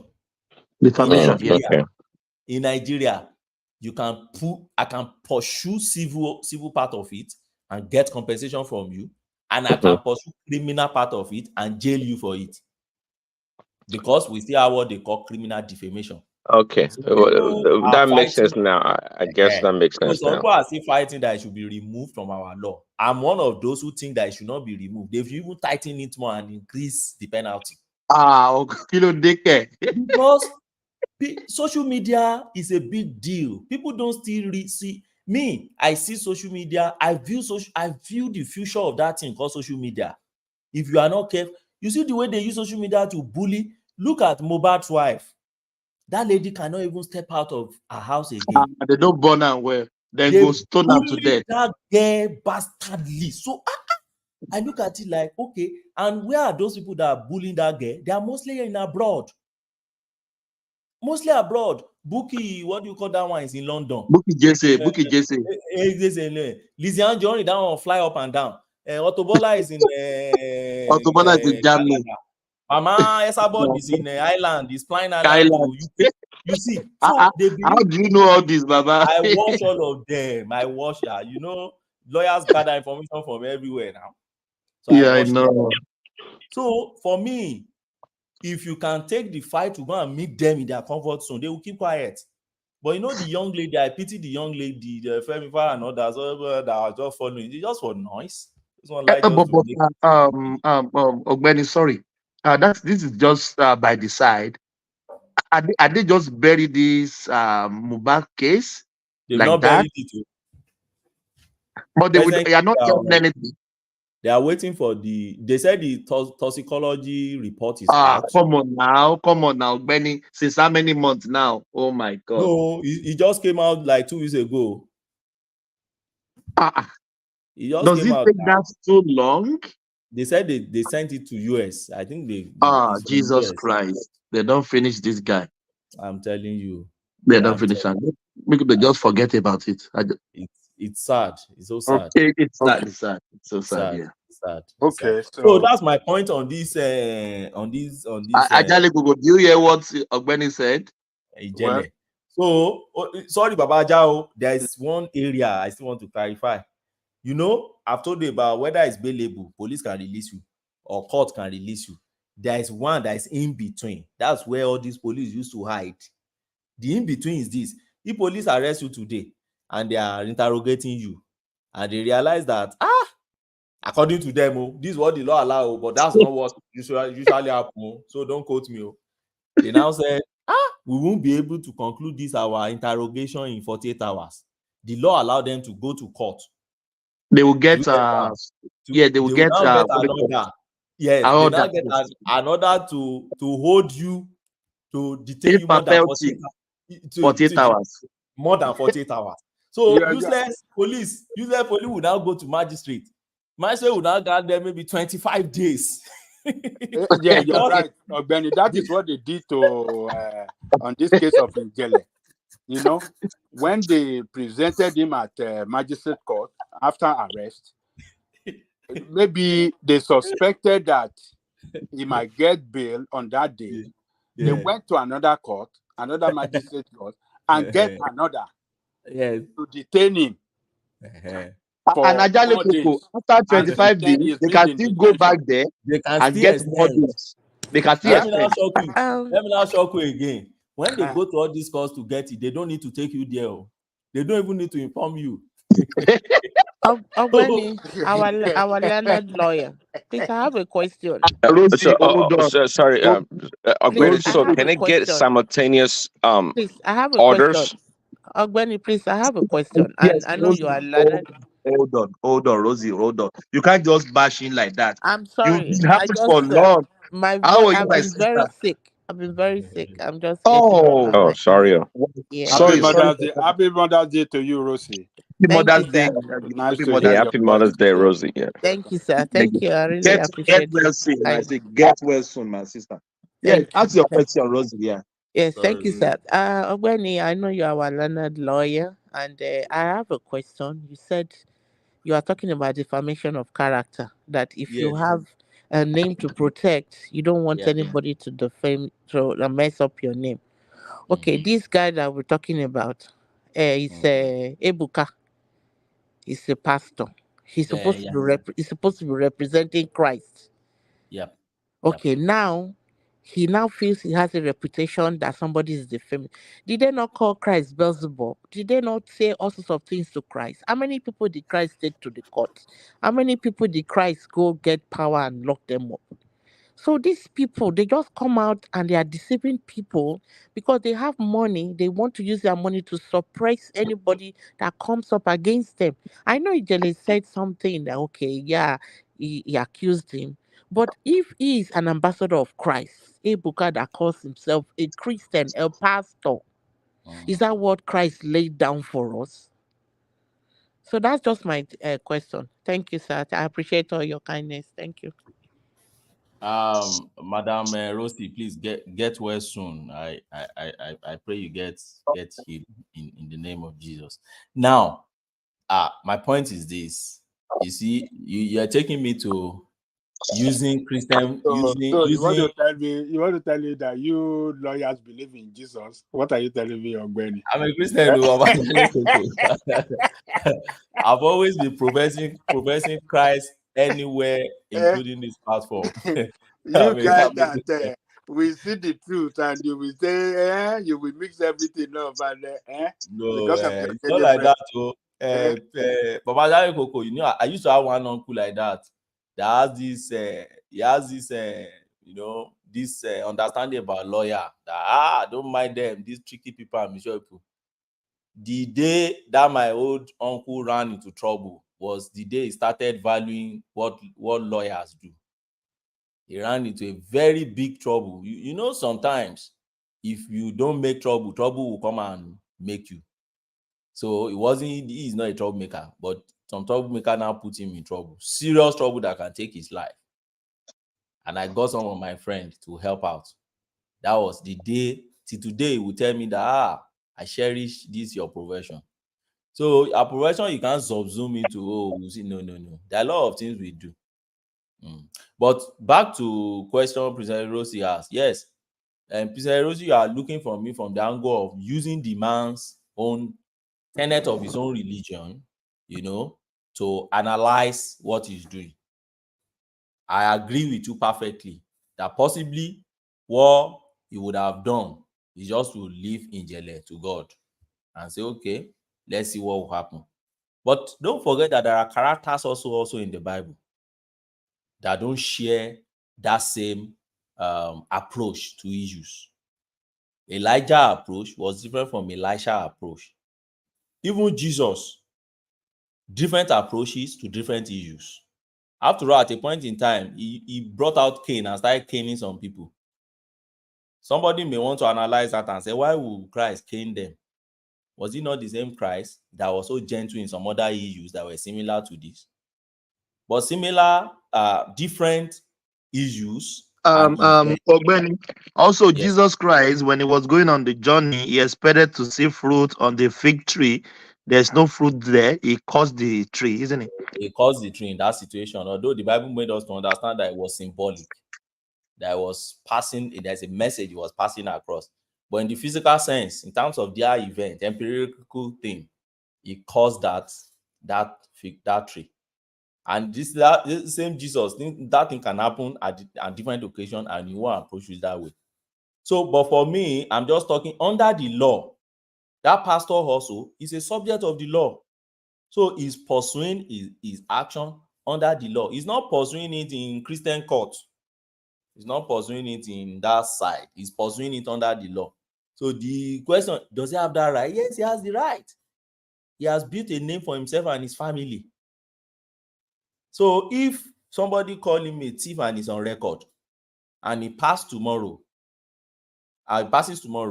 and he has his own children and others that will inherit that name from him, then they become grandchildren of thieves. Tomorrow they will say somebody called him to you and he didn't even challenge you. But Ogbeni, do you know the premise Princess Rosie is coming from? We call ourselves Christian. Why do we call us Christian? They call us Christian because they see the Christ-like in us. So why can't the man act as Christ? Because I know Jesus will not take anybody to court. Yeah, I agree. I agree with you. Maybe the pastor is he's only stuck to the Old Testament. He hasn't reached the New Testament yet. That could be the reason.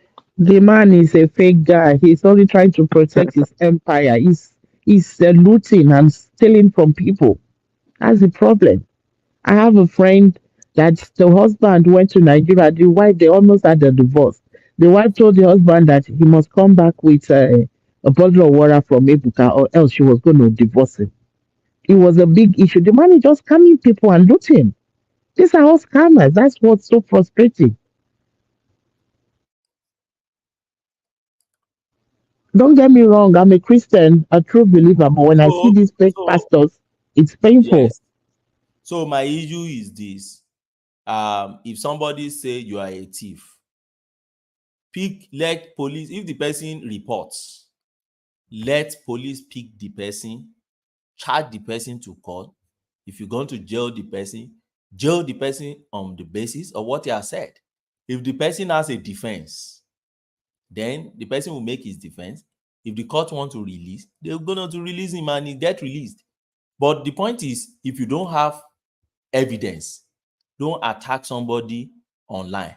It brings sanity into our system. We can't say because you have thousands of people that think you are a thief, therefore you are a thief. No, there must be evidence to show that you are a thief before any of those thousands can come and say it's a thief. There was a prostitute they brought to Jesus. Something similar was his judgment. So if you are not done it first, you are stoned, and they all left. Right? At that point, Jesus could have said, okay, since you have your law of Moses, go and do the way you want to do. Let's stone her to death then. Yes. But he said, if you are not done it before, okay, be the first to do. And he knew that woman did it. It was after they left. He now said, please don't do this thing again, because worst thing can happen. Just go. But make sure you don't. Ogbeni, do you know my conclusion so that we can move on? Any pastor you see taking anyone to court, they are not from God. What do I say? What? Stop, shut up. Sorry, my cat is Correct, Thomas. Correct. They are not for God because Yes. they knew. Why do you say so? Yeah. Let me say that they knew they are not. Ogbeni, pastor that is not serving God, they know they are not serving God.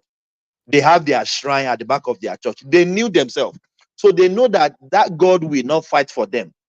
It's better they fight his physical. That is my conclusion. If see any pastor taking anyone to court, they are not of God. That's my conclusion. Yeah, let's go. You can round up with that, then we go back to Ajale Koko. I agree with you, Thomas.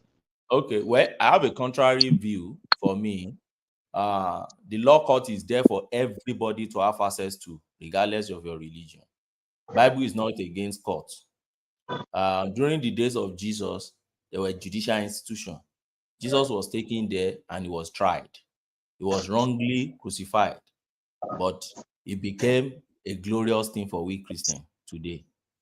Whether we like it or not, the judicial service in Jerusalem played a role in what gives us salvation today. So the Bible does not condemn court. It doesn't say there shouldn't be court. In fact, there were judges. Deborah was a judge in the Bible. So as far as I'm concerned, everybody with his own. You decide what you want. Deborah was a judge as a profession, not as she was a judge and she was a prophetess. Prophetess is the prophetess. That's what we even treated at church. Yeah, what do you mention Deborah? That's what we treated yesterday. Go on. She was a judge. Even Eli's children, the two of them were judges. So the point I'm trying to make is that we don't demonize the judicial system. One of the reasons why people of the other religion have edge over us, particularly in the political space and some spaces in Nigeria today, that we always now make noise and shout about, is we demonize some institutions. We believe it's not meant for us to go to and sort issues. And because of that, we've moved so far away from it. One of it is politics. When we were growing up in the 90s, you'll be listening to different teachings that tells you Christians should not go to politics. We demonize it and we leave it for hooligans. We leave it for people of other religion and others to dominate. Don't you think me as a Christian now, as I was taught, I'll prefer you cheat me. I'll let it go than I take you to court or fight you. I'll just let it go. Sorry, Thomas. Maybe we can try and move the conversation around a bit quicker. There's people have been waiting for too long. So okay, that's fine. When you are done with the religious something or the other, then yeah. Okay, that's fine. That's my understanding because I did want to chime in on the Ogbeni's education of the law. I probably could do it under 2 minutes. Go on, please. It's true that he gave the skeleton, but if we were to be educating people on this archaic law, because he did say correctly that it's in more civilized countries, this should be nothing but a civil matter. But unfortunately in Nigeria, it is involves the penal code. It comes under our section 37 of the 1999 Constitution. some of the things that particular area should deal with. It leaves a lacuna as to our data and our privacy. It comes under this privacy issues. But what he was talking about, he didn't quote any of the operating codes, the punishment, which is up to 2 years in the case of defamation.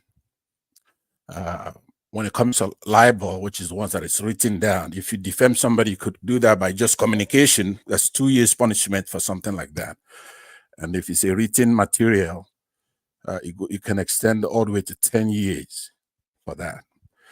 By the way, that's an the operating section in the southern part of Nigeria comes in one document. And then in the north, it comes in two separate documents.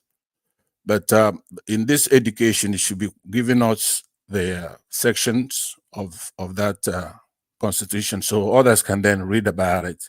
And maybe we should start the process of bringing it up from that 1999 to modern times. Because Ijele, who was here on this show, not to show what kind of good guy I am, I have never told him, I told you so, right? He was here defending the government. And right now, he's suffering one of the consequences that we're all fighting for. We say we want a better Nigeria, and he refused.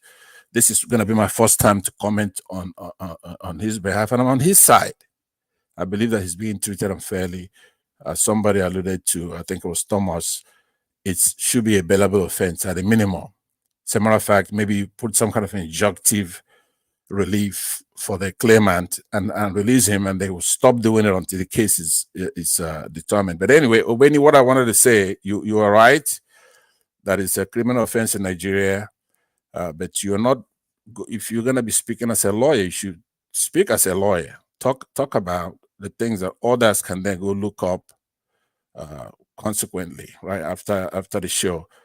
We have the Criminal Code Act in Nigeria, then we have the Penal Code Law. And the northern Nigeria is separate from southern Nigeria. But wrong is wrong. Under section 392 of the Penal Code, any person who defames another shall be punished. Pastor, why are you repeating yourself? You are just repeating yourself now. We have heard that No, one. because Pansat is pretending to be a lawyer, but we understood Benny what he said. Okay, no problem. Let's move it along. This is Ajaleko's time that Benny took almost half an hour to comment. If you don't want to learn, now I see why Benny doesn't do it, right? Somebody's trying to tell you something and you don't want to listen. But go ahead. Bring it up quickly. Thank you very much. Thomas, can you just give me 1 minute? I have a question for Benny. No, let's move that Simba with your indulgence, please. We'll come back to that, please. Let's Ajaliko will continue. One man just say we should continue, please. We'll say that, please. Yeah, Ajaliko, are you there? Okay, so Ajaliko, 2 more minutes. 2 more minutes. Go ahead. Ajaliko just started now. Ajaliko is joking. I know he's joking. Yeah, go on. Okay. Well, I think, like I said earlier, Shawore is back. Is the human right activism is back. Is fighting for the release of Ijele and Ojukwu, the journalists in detention. So, what they have done to these two guys is illegal. They should have been granted bail if they have anything against them, and assign court case. I mean, court date for them for prosecution or for trial or whatsoever you want to call it. I mean, we can't be treating ourselves like this. The country of law in a democratic governed country, it is not good. I just see that police rascality is becoming it's becoming too unbearable. Unbearable. Yeah, thank you. It's becoming too unbearable, and somebody should challenge them. So Shore is challenging them. The police officer, maybe head of the how do I say it? Maybe the I don't know the particular section it represents, but he said it's And Ajale Koko, sorry for stopping you. If there is no loud mouth like Showore or people shouting on social media, the guy will just be there lying the guy fallow will there be for there forever. days. For The guy he will can be be there there. forever. The guy might be there forever. So, but the police officer has assured Showore and others that he assured them that he will get him out. He will do everything to make sure that they get the release. So let's wait and see what they are going to do. And I trust the leader I have, who is Showore. In some few days to come, if they don't release that guy, He will go back. he Oh, will like go Dina. back. Like He will very go stubborn back. guy. He's a very fearless person, and he's never scared of police or the authority. He will go back, and you know, I believe he will get them released, whether they like it, because Adeyanju is involved, other people are involved. Now they will heat up the system against the barbaric police rascality. So let me leave it there. What's There's the topic of today. That is by the side. Ajale Gogo, you and your Showore. Well, Yeah. that's fine. Megan and Harry in Nigeria. What do you think? Oh, I'll talk about that. That one You is talk about that. Yes, yeah. that, Nigeria, our economy future looks challenging by MFF, IMF. not only future, even present is more than challenging now with what our people are going through in Nigeria.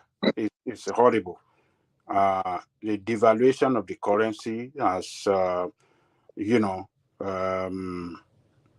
it's making life, the purchasing power. But Ajale Gogo, sorry for stopping you. Everybody that I know, they are doing well in Nigeria. They never complain to me. Michael, Thomas, just stop Yeah. that. No, Ajale Koko, no. I know Thomas, people are suffering. Ajale Koko, wait. Thomas. Wait, Ajale Koko. Thomas. Yeah. People does not represent Nigerian people. Okay? Why not? They are Nigerians now. Yeah, they are Nigerians. What is their position? What is their status? They might not complain. Maybe they have people like you sending money to them, helping them, so they will not complain like millions that doesn't have people in the diaspora helping them. So I'm this kind of argument or what you are trying to say, we shouldn't be saying it. When we are saying that, it shows that we are very insensitive to the situation that our people are going through in that country. It is hard for average Nigeria in that country. Very, very hard. So, look, IMF saying that the future is going to be challenging. It is true. What do they mean by challenging? What is the word challenging? It means hardship is ahead of us in that country. What we are going through now is little. We're going to face more hardship because Nigeria, as of today, we are still a country that is not producing enough to earn that enough dollar to manage our economy. So until Nigeria turns to a productive country, effective, productive country, that is when Nigeria can start to work with. That is when we will have produced a lot in Nigeria for our consumption and enough to export as well. But as of today, we are not producing enough, to satisfy demand at home talk less of exporting to generate foreign exchange. So that is the problem. If we want to talk about the, that product that from which we make, greater percentage of our foreign exchange, which is oil, we are not even producing enough. How can 1,600 or 1,800 allocated to us by the OPEC? What do you call it? OPEC. OPEC. How could that be enough for 200 million population? Maybe 250 million population. Baba Koko, sorry. Even this your argument is I can buy it, but does it really fly? Okay, they allocated 2.5 million to us. How much are we meeting that 2.5 million? If we are meeting that 2.5 million, that is when we can be clamoring for increase in the allocation. But we are not even meeting up with that. So it's not even something that we're supposed to be. When they give you something and you are meeting up constantly, that is when you now have an argument. Okay, this thing is not enough for me. I want an increment. But you are not even meeting up. How many times since independence have we met up with that 2.5 million? Tell me. Several times in the past, during the time of the military, we met our allocation. Now we were even. Let me tell you, the only time, if you go and look, it's something that you can Google. Let me tell you about it. Something you can Google. The only time we met up with this was in the early 70s. Was only in the early 70s. That's not even true. during Jonathan. That is not true. In the 80s, we were meeting our allocation. During the time of Buhari, Babangida, during the time of Fidiagbon, during the time of the military, entirely, we were meeting our allocation. It is when this civilian stupidity of government that we are practicing, that problems are setting, vandalism all over the country. Every infrastructure a quick question. Everything has been vandalized. A quick question for you, sir. Should we go back to the military then? He's not saying that. Let us go to that route. That is not what he's saying. That's not what he's saying. I understand him. He said don't take us to that. Don't take us to that. Am I free to ask questions? Military apologies. Let me ask question, please. Whereas the fact are there that Nigeria economy perform better and work better for Nigerian people under the military rule than the civilian rule. But Baba Koko, that one also is debatable. Do you understand what I'm saying? I agree, it's debatable. It's debatable. When we are talking of because let me say this. We were meeting it back then, and life was our currency had value better than what we have it today. What you are saying is relative.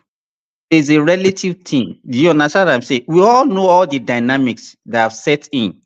You cannot, even the so-called military, you cannot compare our population in 1999 and our population now. The rate at which our population is growing is not commensurate with our earning.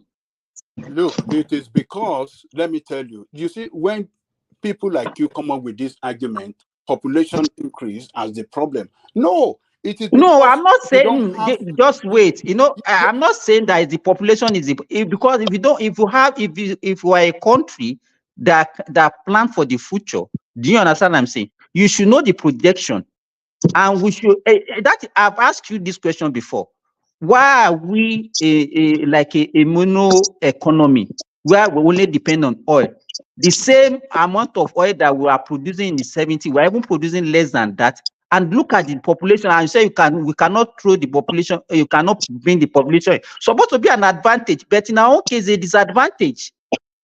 Yeah, it is when we because when we even have the money, even the leaders then they were not actually futuristic. when they're supposed to even diversify, invest in other things that will bring money. They were busy spending the money lavishly. Well, we can say a lot of things about people in the past or military administration, but we've been practicing democracy. The same military that you said that were faring better under them, tell me, what did they contribute to the economy of the country apart from this oil that they are just getting freely? What other thing did they even be invested in that is bringing foreign exchange for us? Abacha loot all over the world. To me, it's absurd for us to look back and see if we don't even know what happened in that past, and then be painting that past as if it was a rose. No, it's not. We knew what happened during the military. What? Let's tell me. Apart from just getting the money from the oil, what did they? What else did they put into that economy that made that economy vibrant? Nothing. General Thomas, I'm going to sleep. Oh yeah, thank you, Ogbeni. Yeah, Ajale Koko. Let's Ajale go continue. Yeah, Ajale go. Thank you, Ogbeni. See you. Okay. Thank you so much. Yeah. Good night. Yeah, Ajale Koko. Yeah. So what I'm saying, I'm not saying that comparing the performance under military to civilian administration, we expected the administration to perform better and to have taken us, to the next level. To have taken us, to have managed the increase in the population, to have turned it rather to an asset and use it, for the productivity. Productive means that we transform the economy of that country. But what has these civilian people done? They have looted the worst ever in the history of that country. It is all over. It is not just federal government that is looting. They are looting at the federal, they are looting at the state, they are looting at the local government, and there is no section of the country that is exception. All over. Kakiri. How can they run democratic administration like that? And we are expecting that we'll be better off. They brought us down to where we are today. This management of the resources down to where we are. Looting in Nigeria. Let me tell you, the looting in Nigeria, if you have to be sincere with yourself, is not peculiar to civilian regime. And let us focus on this civilian. Let's forget about what the military have done. We can't do that because you are the one that referred to it. Hold on. They have handed over the governance of the state 23 years. How well have we transformed the country, and how well have we improved the quality of life for the people of Nigeria? For military, we kick them out. Yes, we agree. I wouldn't have.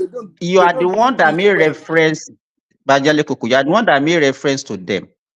You understand? Because you are trying to paint them as if they have done well for the country.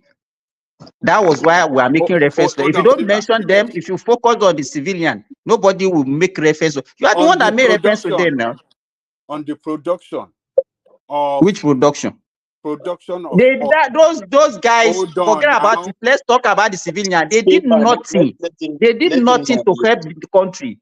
They did nothing.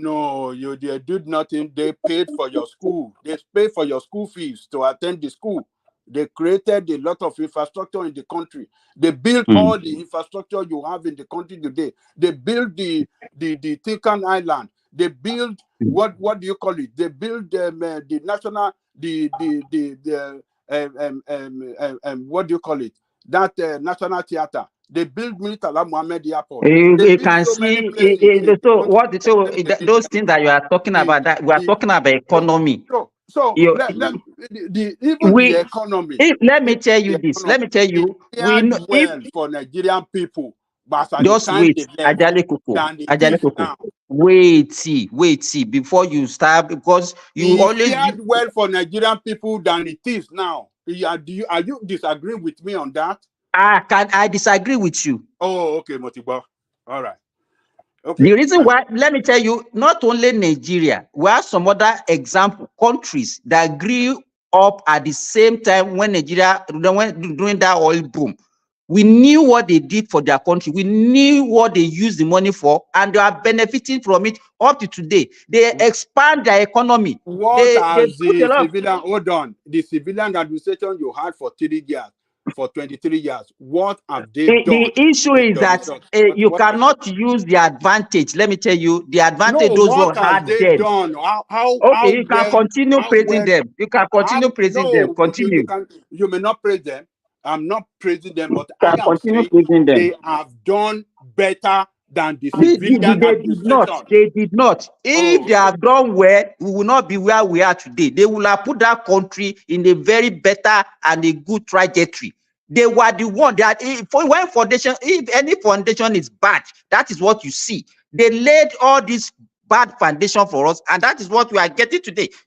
That's why you are talking. Let me tell you this. Let me tell you this. they laid, When wait. So they laid bad foundation, and you have been in place for 23 years. You cannot build a better foundation to transform. The So issue is this. Each so, time you we still knew want to what. blame the hold on. Do you still want to blame the military for the problem we are going through today?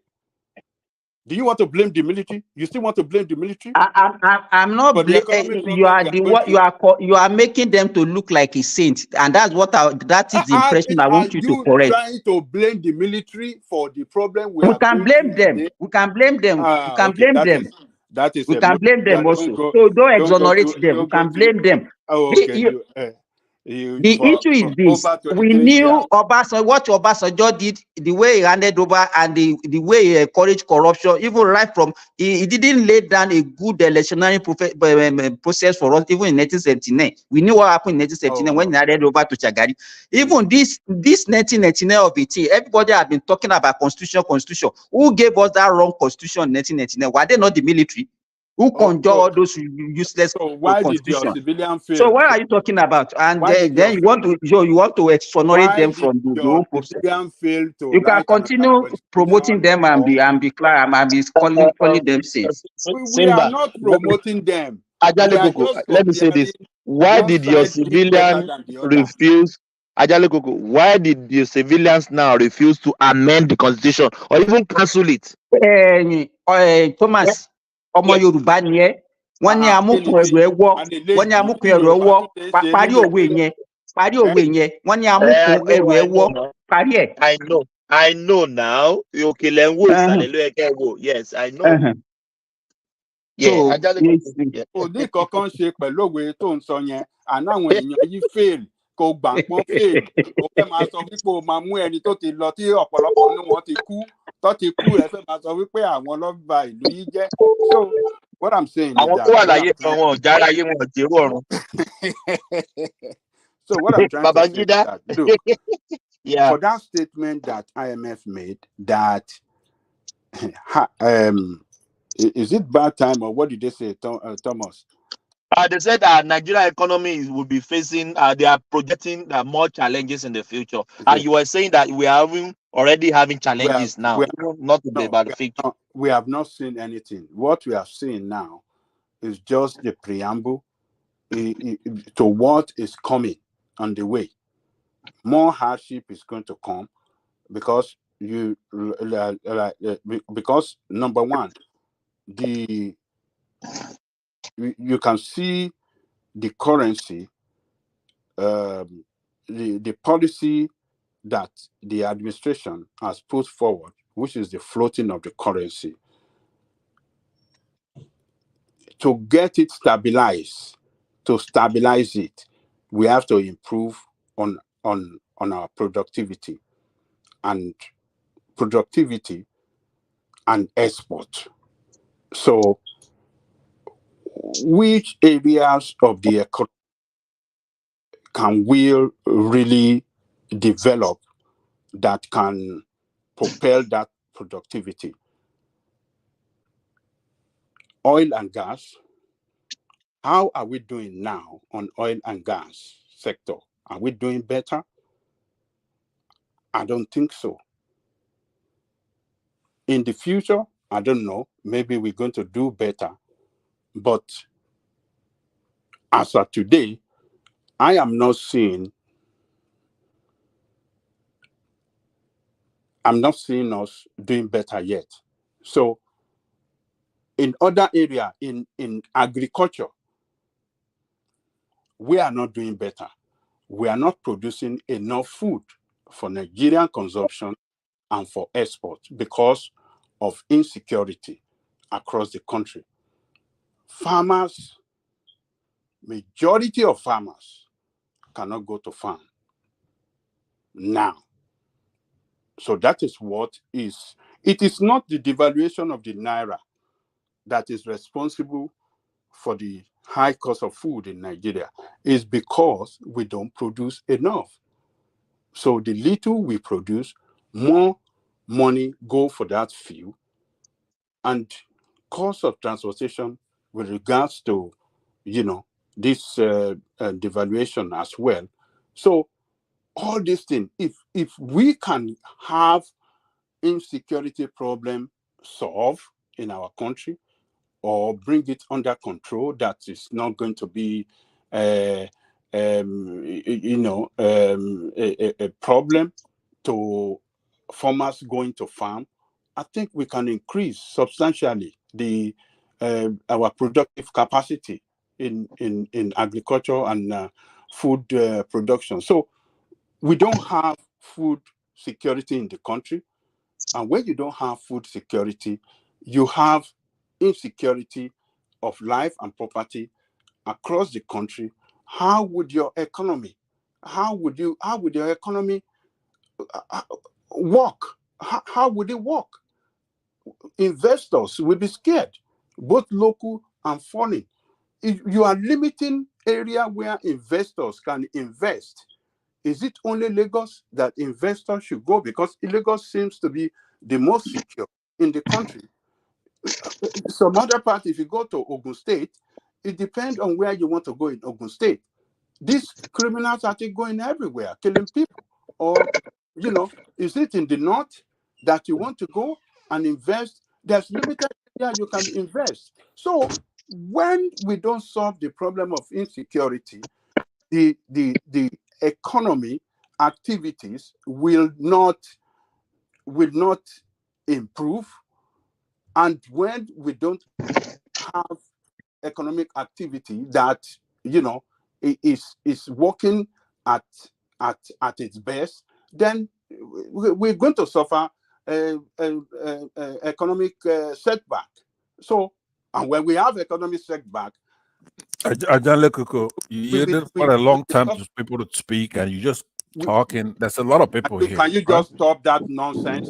You heard one man come and can you just stop that nonsense? You just don't insult me. I'm saying you're going on and on for too long.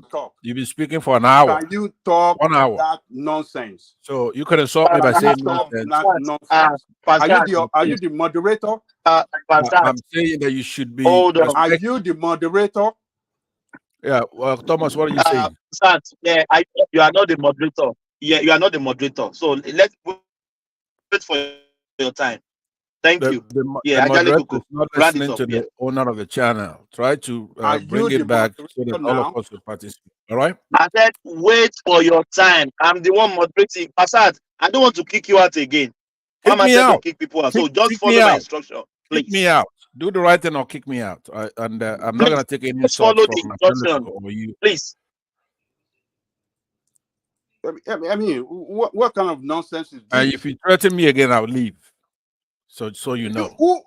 If you want to leave, go you ahead have the right and to bring leave. it in. Do what you're supposed to do. If you want to leave, you have the right to leave.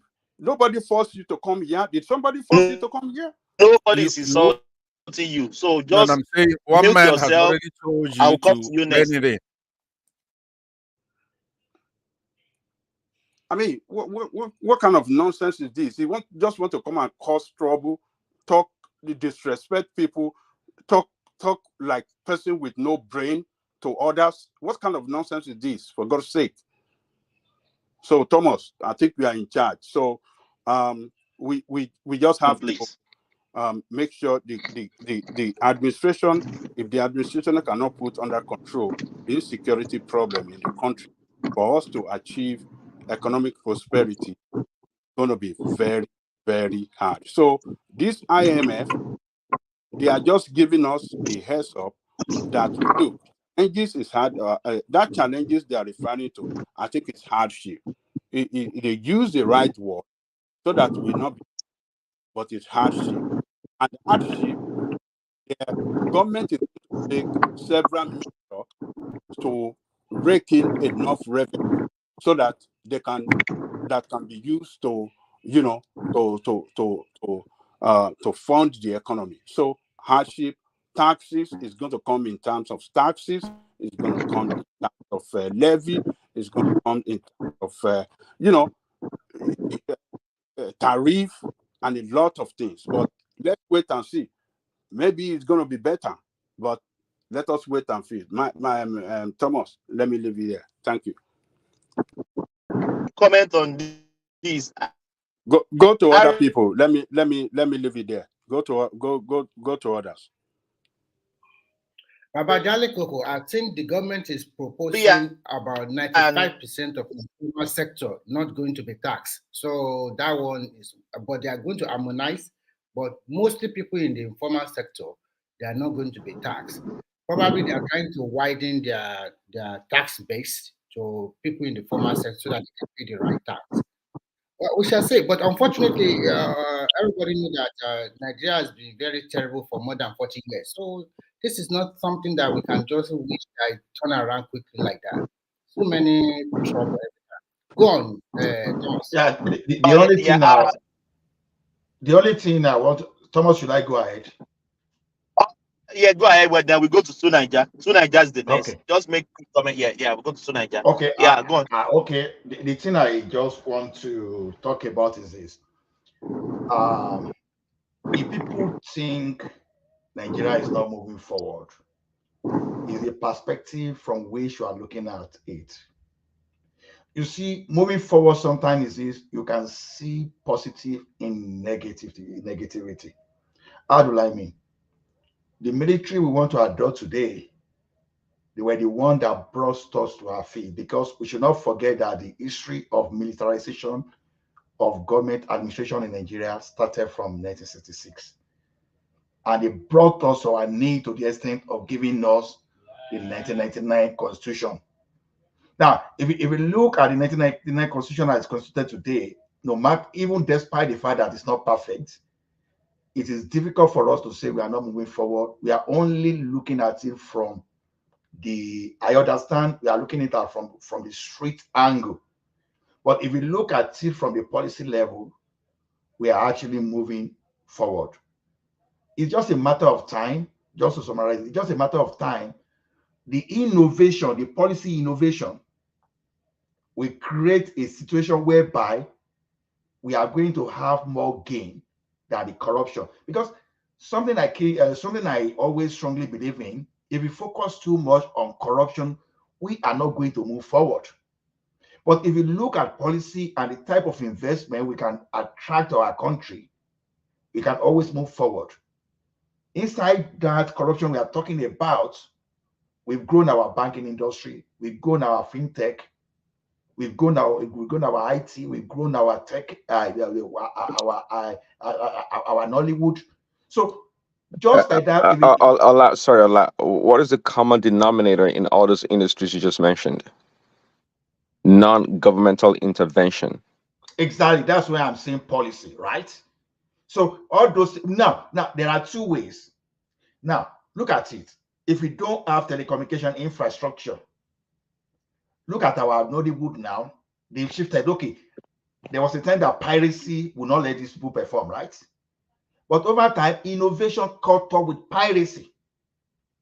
Today, if you go and invest in piracy and sit at Alaba, YouTube, Amazon, and Netflix will take you out. So it's just a matter of innovation. I know that corruption is creating problem, but if you look at the issue of country over a period of time, the policy, the positive policy that benefited the economy over time just overtook the level of that corruption.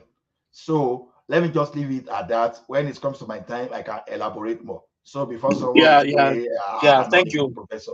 Okay. Yeah, thank you, Ola. Thomas, I just want to advise you.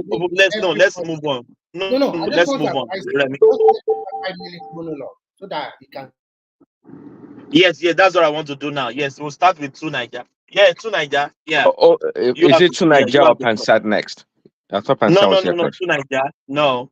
2 Naija. I'm going to 2 Naija came Okay. first. So I want to Okay. go to 2 Naija first. Then after 2 Naija, we go to Pansat. Yeah, 2 Naija. He has been silent. I don't know. Maybe he's in other room. I don't know. I've been listening and I've been away. I've been Because back. You are That's not. all You right. are not. is a You are small not boy that. now. If he enters the other room, we'll beat him. He's too young to be doing that. Yeah, Not right. a small one. I saw his photo for the first time online yesterday. It's an honor. Exactly. Oh my God. Yeah, 2 Naija. Greetings, everyone. Thank you for having Greetings, me. brother. Greetings. But the discussion, is it about the IMF? Seems to IMF be. are telling us we'll be facing a little bit of challenge in the future, and some people are still even telling us that we are already facing the challenges. So it's not a breaking news to anyone. It's not. And people are concerned. At least now, people are beginning to ask whether the president is being controlled by the IMF. Because they advised the subsidy removal, the floating of the currency. They advise And or they back it. Why do you say they advise? they've advised it before now. They always do. They always advise what you need to do. They don't just only back what you do. And the government followed it. The removal of the subsidy could have managed to survive it. Because if you look at what happened, the petrol price got up to £600, 500 something pounds. Nigerians were beginning to absorb it. Pounds or naira are common now. Naira, sorry, naira. Pounds, everybody will back up low now. Just put themselves inside the ground. So it's naira. But if it was only the fuel subsidy that was taken off, Nigeria would have absorbed it, and the economy would have been stronger by now. But the rub in the game was that they also did the currency floating that they did, which was a total disaster. Because of that, the naira devalued, which means that the price of petrol needs to go up even further, up to over 1,000, and they couldn't do that. Hence, the return of subsidy again. Terrible advice. And this is so clear that the IMF, they are saboteurs, and our leaders are listening to them and using them to control us. Because if that hadn't happened, with Dangote refinery coming on stream and the Nigerian refineries about to come on stream, Nigerian economy will start appreciating and getting stronger. Coupled with President Tinubu's instinct for collecting further internal revenue, that which would also enable the Nigerian government to diversify. They will be able to start doing other things with the funds that they get. Now, most of that gains have almost been wiped out by that currency floating. And if that is not corrected, and our economy keeps going yo, where the inflation is going up, you have the currency going up and down. How can business function? So, Junaja, quickly. So, you want us to go back to subsidizing the naira again, right? Not subsidizing. The naira was never subsidized. That language is wrong. It was subsidized heavily. It wasn't subsidized. I don't know why people believe that garbage. It wasn't subsidized. It was basically pegged. That is normal for an economy that is not diversified, for an economy that is not reliant on exports. You don't float your currency. If it was pegged, then the price volatility will not be there. How can you tell me it was pegged when you go to the black market, you are changing the differential is about 400, 300, 500 naira to the official rate? And even in the official rate, they were selling dollar to different people at different rates. How can you say that kind of it was pegged? That it was not pegged totally. It was not pegged at all. You can't say So that. to reveal to you the fallacy of what they claim to have been happening before, if that was the case, that the naira was being subsidized, and then they wouldn't have been able to sell it for 800 naira, they would be selling it for 1,000 something naira. But what happened when they floated it, which shows that they completely upended the Nigerian economy, was that the official and the black market rate overtook both of the old official and black market rates, overtook both of them and went way ahead. I think you did not get it very well. Just let's make it conversational. Actually, if they don't float this currency now, all those development projects that this federal government want to do, they won't be able to do it. That is one. Two, if you do not remove the subsidy, Nigeria will have been a big mess now. Even maybe now we will be talking about an uprising in Nigeria, very heavy. So I think you have to look at where we are coming from and where we find ourselves. We all know what transpired in the last 6 months of Buhari regime before this new administration. If you continue to say, the government said there will be intervention in the price of crude oil. The intervention can be a subsidy, which is okay, because no government will just allow it to just continue to go like that. Because you are not listening. You are not listening to what I am listening to you, but your analysis. Then let me repeat that again, just in case you are because you are talking about subsidies. I said Nigerian people had already absorbed the subsidies, and it would have been a positive change, because that would have been money in the Nigerian coffers that the Nigerian government could have been able to spend on other things. Yes, but what happened after that? You went and floated the currency and destroyed all our gains. Now subsidy has to be put back in place, and the naira is out of control. Inflation is through the roof. So what has that even benefited Nigeria at all? The damage in the Nigerian economy. The question you must ask yourself is this quickly, Tunaida. If they don't do this and your country is not meeting OPEC quota, they don't do what specifically? No, you have to be specific. Listen. Don't mix things up.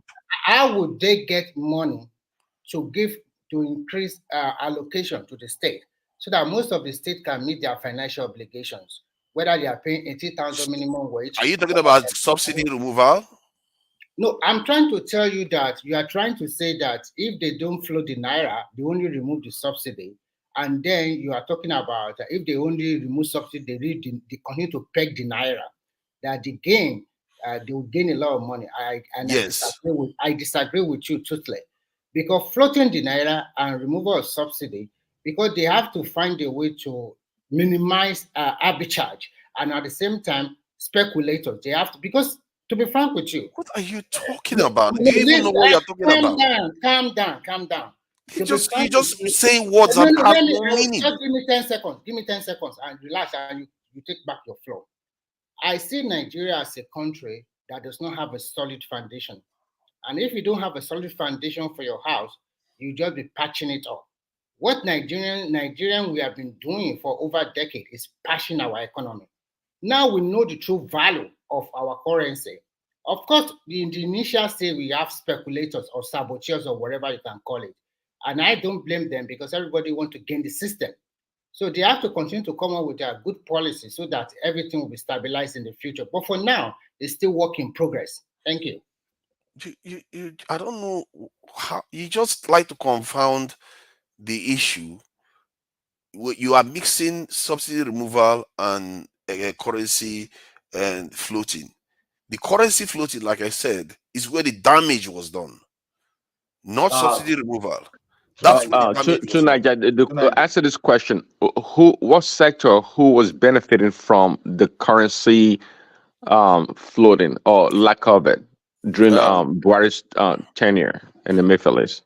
The people that benefited mostly from it are the people that had access to the central bank one and the black. My question is, sorry, what is it? What business or economic activities were they engaged in? Money that was benefiting the nation. The money changing. They were not benefiting the nation. Okay, They so if you agree that they will not trying to benefit let the me nation, talk. hold on. If you agree that they will not benefit the nation, You can ask so questions. There's no need for you to give me an explanation. I know what you are trying to talk about. Tinubu ran most of all those this thing, Bureau to change people up, which was what the Buhari should have done. But maybe because some of the people that were doing most of all those things were his kinsmen, so he didn't approach it. That is the real problem. That is the only thing the Tinubu government should have done. They should have just gone after that Bureau to change people, stop that black market activity. That's it. And the Nigerian economy will be booming by now. But what they did was they floated it, and then they still went after the Bureau de change at the same time. Either way, the problem remains. So the only people making the money now are the foreigners that are foreign speculators. They are the ones making most of the money from the Nigerian economy. Why do you think our companies in Nigeria are losing money? Dangote is losing money. MTN is losing money. We are the ones losing, and all the foreign partners of the president, they are the ones making money. Okay, to Nigeria, can I contribute? Who are those president foreign partner? Who are those? Foreigners now? No, no. Who are those foreign people that belong to where the IMF and the World Bank comes from? Those are the ones that make the money out of Nigeria. Partner. So IMF. Yeah, those are his partners. They call them partners President all the partner. time. To Nigeria, let me ask you, or let me contribute if you don't mind. Yeah, go ahead. Now, let me tell you something. What of our economic situation in terms of our debt and our recurrent expenditure as at the time this guy was coming in, Buhari and Tinubu was coming in? What was our situation? The economic situation, it was the country. It was precarious for two specific reasons. One, the money that we're spending on this is subsidy was beginning to threaten our ability to service our national debts. And secondly, the speculation and demand for dollars was not addressed by the previous government. They left it to fester. Okay. Now, as at the time of Tinubu was coming in, Nigeria was heading toward bankruptcy because we were already stylishly defaulting in some of our foreign debt. If you remember very well, I compare an example of if we manage to find our situation in Norwegian situation or the Argentinian situation, or what we are talking now will be a child play to what Nigeria will face. And I try to bring attention of Nigeria to some of us to read that you may even have money in your account if that happens, and you won't be able to access the money in your account if you go bankrupt. Now, what was the contribution? What was contributing to that? Those people that needed money were not even getting that money for business as we like to. If you are not floating your naira and you peg it at a particular situation, any way you see it, you are subsidizing for bureau de change operator, for rank trippers, and as such, because of the corruption in that our forex, that was why we were unable to settle foreign airline operators and we're owing them and they could not repatriate their money.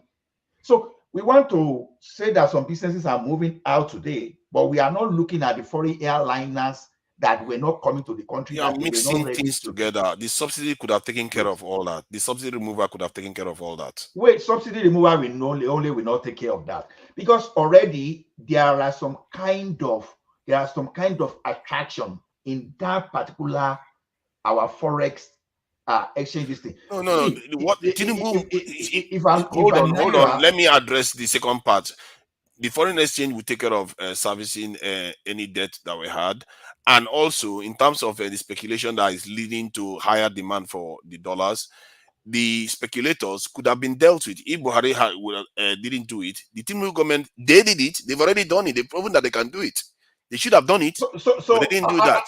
How will you have addressed all those governors that we convert our naira to dollars?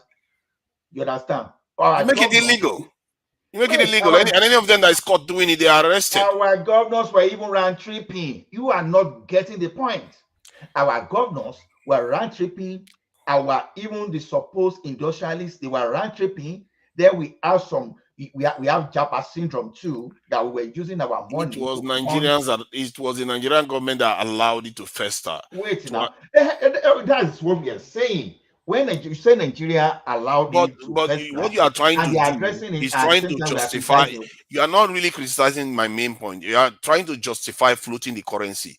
There is no justification for what they did. Any economist knows that an economy like Nigeria, you don't float the currency. Guy, if China want to, because the thing is this, we are not looking at it why we are even complaining that we should be subsidizing our naira, dollar for our There's naira. no they are not subsidizing. Do you even They are understand subsidies? They are a subsidy. You don't understand subsidies then. To Nigeria, don't argue, it's subsidy. When your naira is going below the market value, you understand? It's not getting its own market value. It's subsidy. Someone is causing. Someone is providing some kind of support for that naira. Wants to provide support for naira to arrive at a particular value. That's not how it works. Okay. That is not how it works. Keep arguing. I don't need to argue with you. The way it works is that you don't necessarily. Let us go to that. Yeah, remember it's my this thing. So let me ask you a question today. No, Ola, let him just free flow.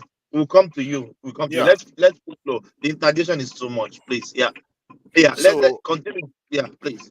So his argument is that somehow the round tripping going on amongst the Nigerians, where the value of the round tripping itself, the total value of the round tripping itself, is less than the one that is happening now. The logic is crazy. If somebody is doing a theft that involves around 100 800 dollars to 800 naira to 600 naira. Now you are looking at a gaping hole about 1,300 naira. Yeah, and you think that this one is not a bigger problem. And then when you talk about subsidizing the currency, now let me deal with this issue because people keep misunderstanding what was going on in the economy. When you the dollar is like the value of the dollar is based on demand. Is that period, is supply and demand situation. And Nigeria, normally if nations don't need dollars or they can't afford the dollars, what they do is they discourage the use of the dollar. It's not by force. You don't have to use dollars all the time. Like it's not like petrol that we need. We need petrol to fire our car. Dollars, we don't necessarily need the amount of dollars we are buying. We are bringing into the country. As a matter of fact, even the petrol, from what I gather, many of the petrol that we're buying into the country was going to neighboring countries. That too was not controlled. It's because of Nigerians that caused that problem. So if you wanted to keep your currency down so that you don't even have to use your foreign reserve to service your the demand for the dollar, all you have to do is reduce the demand for dollar. There are a lot of useless things that Nigerians import or spend money on that involve dollar that the government could have curtailed. But they didn't do that. And then they watch their governors convert the naira to the dollar and hoard it so that the value, when the value goes up, then they bring it out again and spend it. All those behavior is what led to this decay. And which is part of what the current government has now had to start implementing. Why is it that they waited until they've destroyed the Nigerian currency further before they go and implement those things? When Emefiele, that is the devil of everybody now, came into office, the naira was around 300 naira. By the time he left, it was around 600. But it's not now, true. It's not true. It is true. Emefiele, wait. Emefiele, he came in during Jonathan regime, and it was around 100 and something. He was one that devalued it by 2018. He was one that devalued it to 360. Then he also after that he also devalued it to 500 and something before he left. Okay, good. So no, because I'm saying this to what you are saying, that the naira was pegged. Yes. The naira was never pegged. And you have to understand why are they moving it up and up and up and up. Let me speak now. So no, it was still pegged. For the fact that he moved it, it was still pegged. They make what I'm saying, for them to be shifting it, that means they are not, because even I remember that time, one of the reasons why, reason he gave in 2018 when he devalued it to 360 was that they were looking for the right value, that the naira was overvalued. Do you understand what I'm saying? So if they use that term as a no, term, to Niger, I know that whatever opinion that you have, you are always fixated on it, and then you'll be saying everything every day the same thing. You are giving example of countries that actually peg their currency against dollar, but it's not the same kind of economy that we have. If you give example of the Middle Eastern countries, even if you give example of Saudi, you know how much Saudi make? Do you know their population? How much of things did they import? see, I don't know what you are understand? trying So to say. if you Is it don't not have, common let me sense tell that you, if the economy is if you not don't have diversified, enough, you peg it? What if you point are don't you have making? You're just enough wasting my currency, time. All this kind of argument that doesn't even make sense. You just saying stuff so and you it are the doesn't only make one any that's sense. making sense. Yeah, You are the because only one that's making what you are sense. saying has to make sense in the real world. I don't know what point are you making?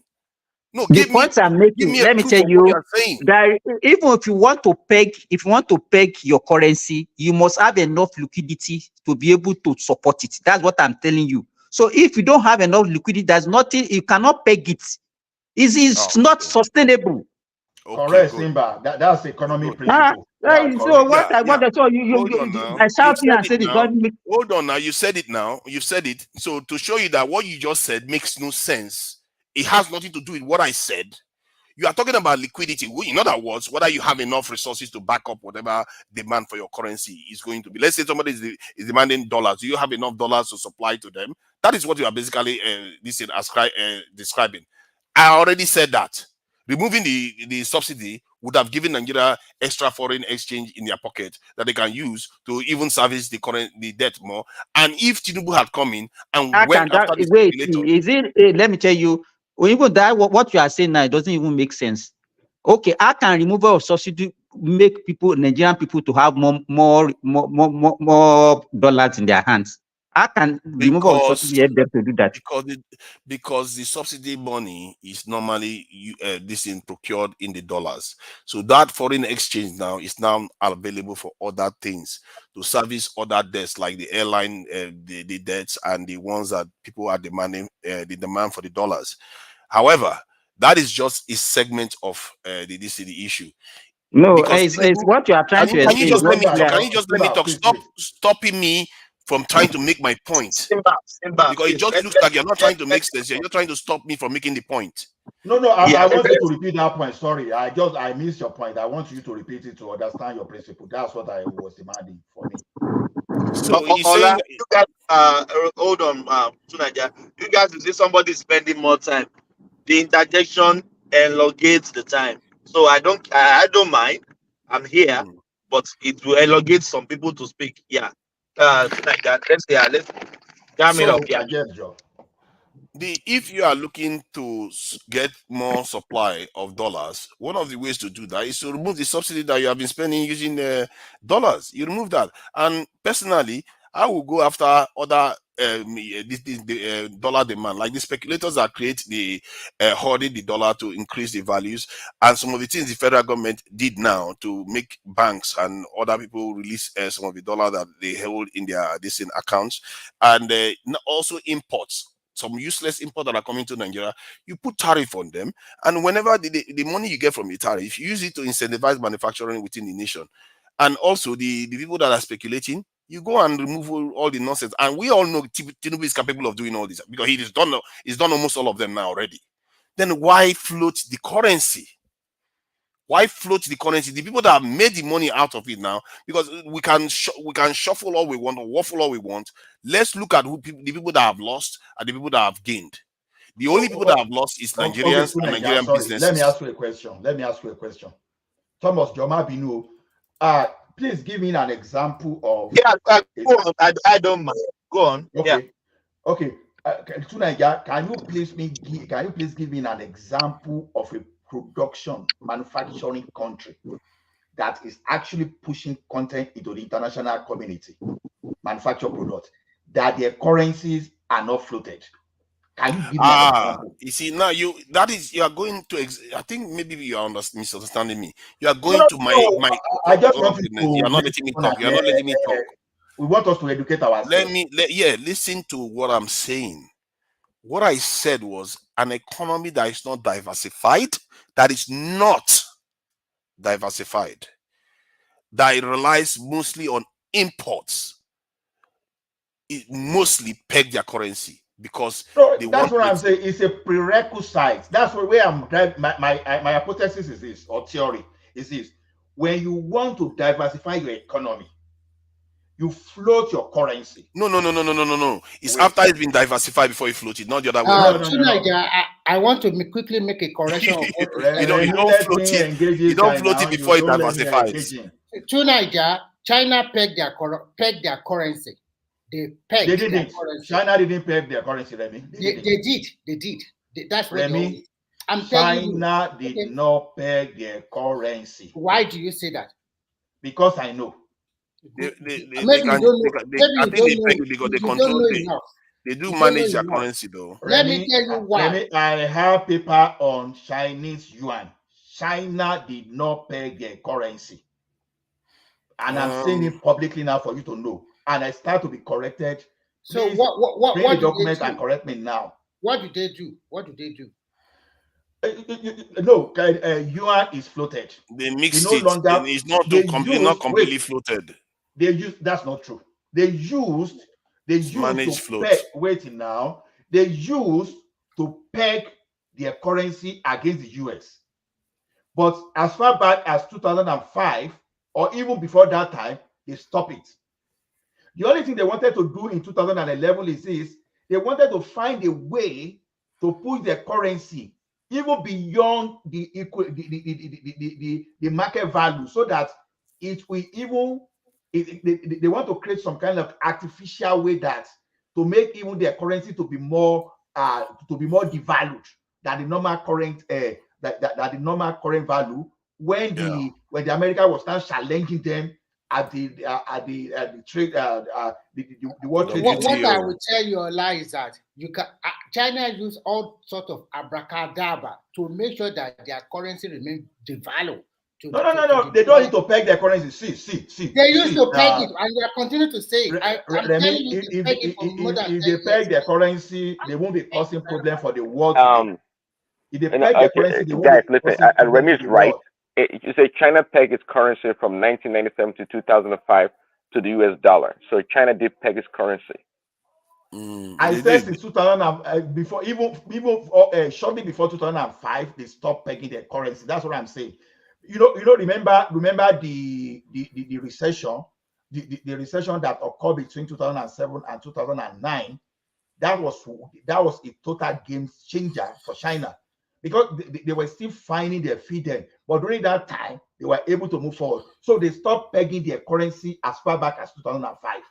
As of today, they do. What China wanted to do before is this: they even wanted to find a way to devalue their currency further. Okay, hold on. If you can hear me, look, the Chinese policies are not the ones to believe in. They may say they're not pegging, but we can see in actuality what is going on with their currency. So yes, officially not pegged, but it was pegged because they didn't allow the currency to flow. They didn't allow it. So that's Chinese Please, manipulation of the economy, the of the nation global that normally economy. peg their currency is a consumer nation. If you want to consume, that is when you want your currency to be stronger so that you'll be able to consume enough. But if you want to go into production, you want to have an advantage, because the first thing you want to do is this: you want to discourage your citizens from consuming foreign products.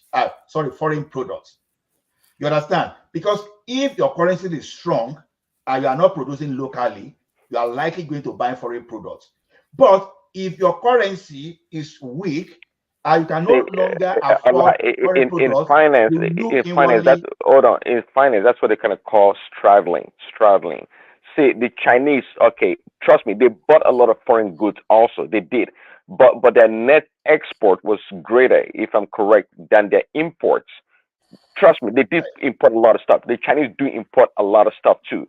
but they have to sell to the rest of the world. So they were trying to find that balance. You are talking of the movement from the third world nation to the second world nation. You have to get it in. I said, like I told you, up to 2005, their currency was pegged. Get that thing right. But during the recession, it was a game changer. Okay, look at what Trump wanted to do against them. You understand? Like I used to talk of a popular slogan here because I've not been able to have time to even tell fully about that thing. You know, it was because of China that the like of Germany were pushing for Industrial 4.0 that is going to create its own problem in the future. And immediately, this guy realized that this thing is against them too. As a matter of fact, China is ahead of everyone in terms of Industrial 4.0. I think you're just still a kind of waffling in the middle. The original point you made was that the currencies are this thing, that economies currencies are floated first before economies diversify. But why in reality is the other way around? Because you can't float your currency. What that would do is damage your economy. That's what happens. You have to gain your confidence first. No, you didn't that your get economy has been diversified. You're getting the right exports and income. Then you can float it. To Niger. You see what you are preferring the what do you call it, pegging. Look, in our own situation, I think it's not possible, because why I said it's not possible is because we don't have enough liquidity in terms of dollar in our For what? For what again? Hold on. We don't have enough. Why? Hold on, because we are not. Say it. We are not exporting enough to give us that dollar. How about the demand? Forex, yeah. Who is demanding it? Yeah, hold on. We don't have enough. So a situation where you want to peg, you must have enough that can satisfy demand. But in this situation, we don't have enough of it, and there is high demand for it. How would you stabilize it? How do you want to peg what you don't have in abundance? Okay, now Only when you have it. Hold on now. I'm not saying that pegging doesn't work. Pegging work in a system or in an economy that have enough of it, that even the demand cannot overrun what you have in reserve. But a situation where the demand is so high and you are pegging, you will run out of the reserve immediately. You see the point. Yeah, I don't know how we understand stuff. See, let me say this. Let me just explain. Let me explain it. See, I thought pegging usually is to actually, we can say, weaken one's currency, because if you don't peg, that means it's more likely that your currency, like the Chinese yuan, will get stronger against the dollar. And because China was so export dependent, they had to keep that currency lower so they can give their citizens a more the rest of the world, rather, to be able to buy their goods. That's the goal. Okay, so pegging was good for the Chinese because of what the economy was based on. Yes. Okay. Yes. Exactly, because they are exporting. We were not exporting. We are not exporting. How do you want to peg? No. Yes. No, you How are do you not want to understanding. But Chinaja said we have. Hold on, Chinaja. You said we have to diversify economy. How long? You mean like in the next 20 or 30 years or 50 years to wait for our economy to be fully diversified before we float our currency? Is that what you're saying, or what are you saying? Are you finished talking? So, to peg the currency basically implies control of your currency. Implies control. And what everything Ajan Lekoko just said, the only part of the equation he never addresses is demand. Can you ever meet the demand of speculators? When speculators want to win, can you let me finish talking?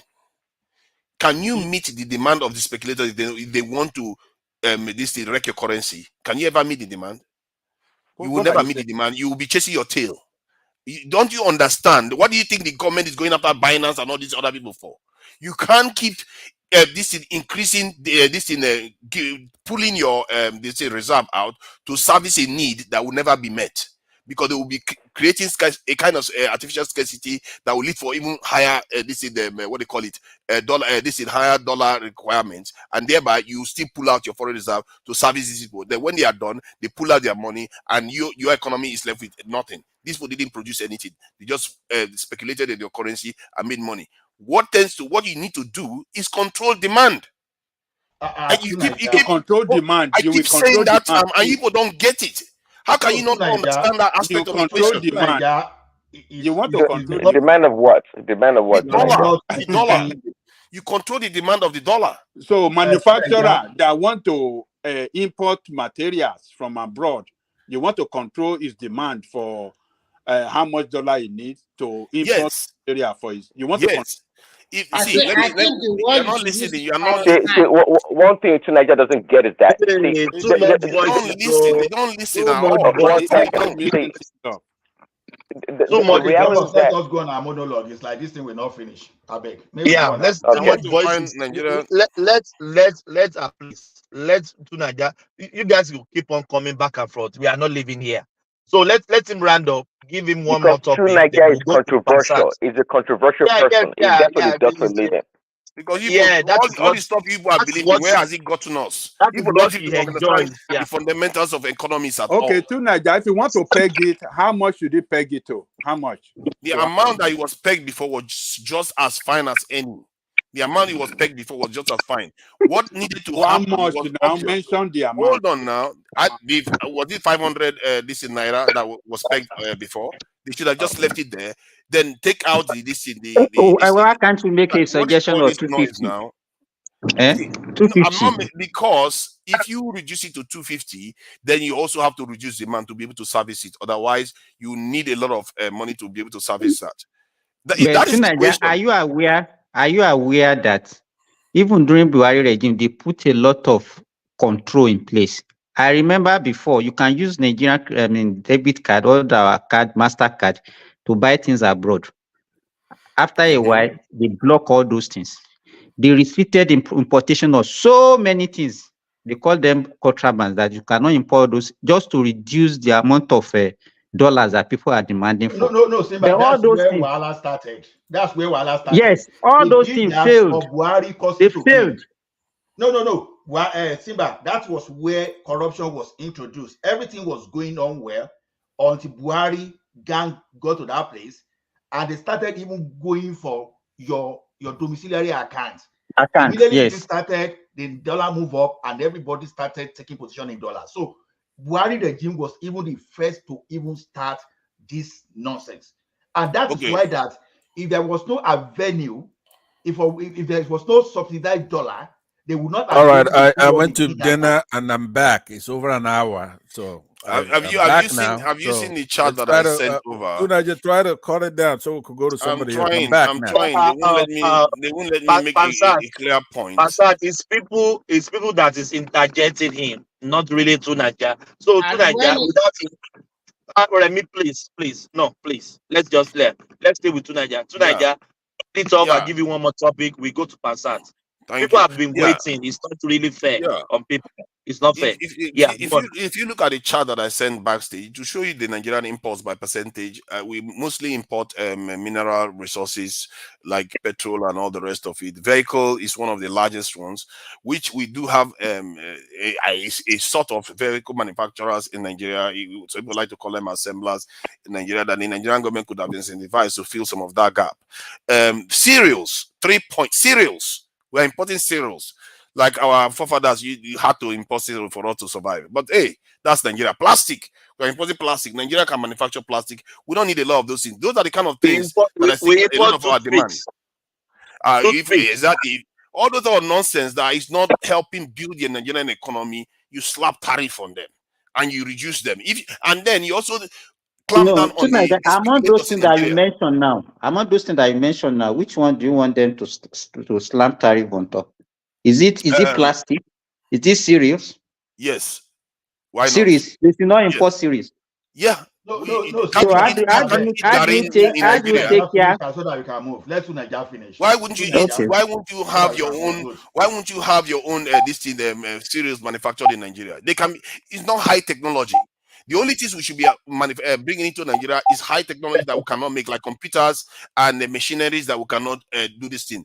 And with Dangote refinery coming on stream, that 33%, which makes up the largest chunk of our imports, goes significantly down. Now you see, the Nigerian economy was beginning to look a lot healthier without the floating of that currency. The Nigerian economy will be looking very, very good today. And that's what most of you don't see. If you look at that, especially the fuel is 33%. It was going to come down due to what Dangote is doing. And then you are going to look at the other machineries and all those things. If they decide to go after it, that's fine. One other thing we know Tinubu can do very well is to go after other agberos too. So he went after the Bureau de change, all these speculators in Nigeria. He was able to do that. So why float the currency? Because he was listening to IMF and damaged the Nigerian economy. Who is losing money out of all that? MTN, Dangote, and so many Nigerian businesses have lost money because of what had just happened. Do you know how many people have called me? Do you want to buy a property in Nigeria because of all this mess? Why would anybody do anything like that when they had so many other options? And when the environment was looking very good? I had said it before. Tinubu, I've never seen a president that came into office with everything looking up for him. Tinubu is one of them.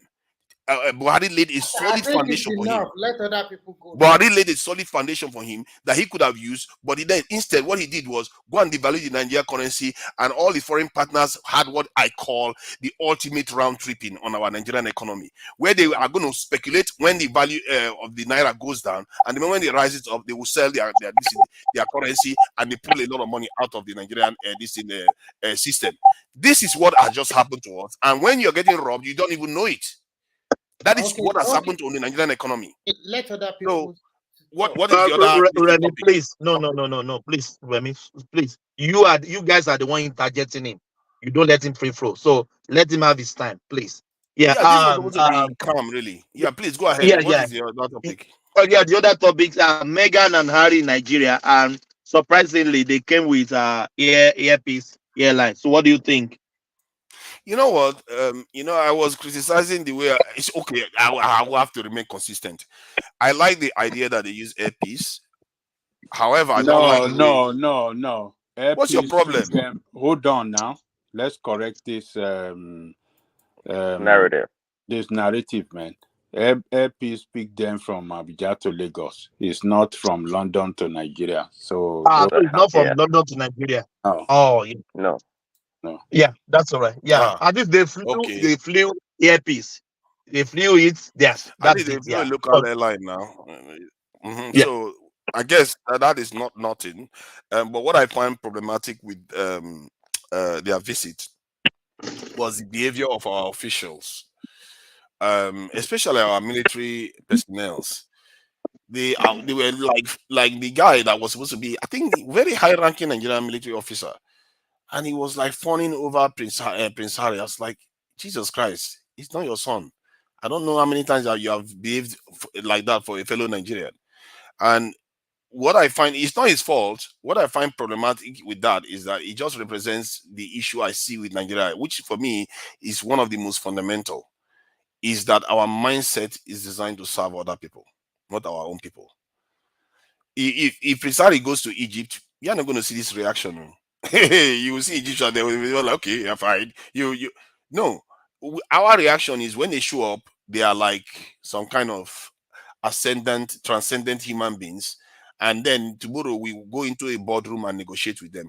What chance have we got when you have elite class that thinks like this? That is what I have an issue with it. I like Harry. I like Meghan individually. I don't see anything they've done wrong in this world. As a matter of fact, I'm in the UK. I see all the nonsense that they say about them. So whatever I'm saying, it's not personal to their individual. It's more a kind of revulsion at the way our Nigerian this elite class behaves towards these specific people. Actually, it's not towards other people. It's always towards the British, towards the Americans, towards the French. That's how they behave towards them. And our presidents are going to all these places constantly. And this is why our economy will never fully develop, because these people will keep telling us, raise one leg up here and to put the other leg there, and before you know it, your economy will never succeed. And this is something that I've heard somebody from this in Babangida regime come and tell us. I think the video is online somewhere. The man was saying every time these people come, they will tell us to devalue our currency. We keep devaluing it, and we didn't know the consequences.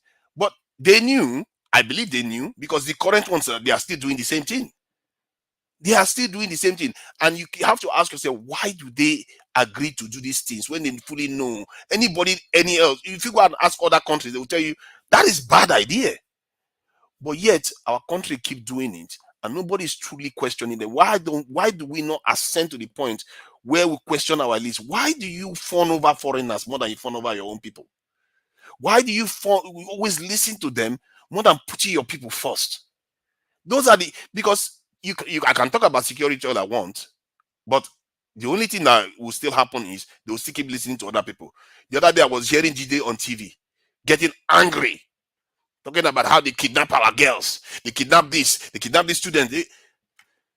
You know the solution already. Anybody that will tell you, they will tell you that they know the solution, but they will not do it. Something that any other country would just do the next day, they would not do it. And until we remove this scale on our eyes to see this problem for what it truly is, we can keep talking about this day in, day out, day in. It's not going to solve any problem. That's why I say about it. I don't have any issue with Harry. I don't have any. As a matter of fact, I love the idea that they use airpiece, and I wish they use it to go back to England just to rub it in the face of the royal family there. But it's all good. But our own people, we need to remove that scale from our eyes so that we can start solving our problems. Because the Nigerian economy can be revived in 4 years. If anybody is serious, it can be revived and it will start heading towards $1 trillion economy.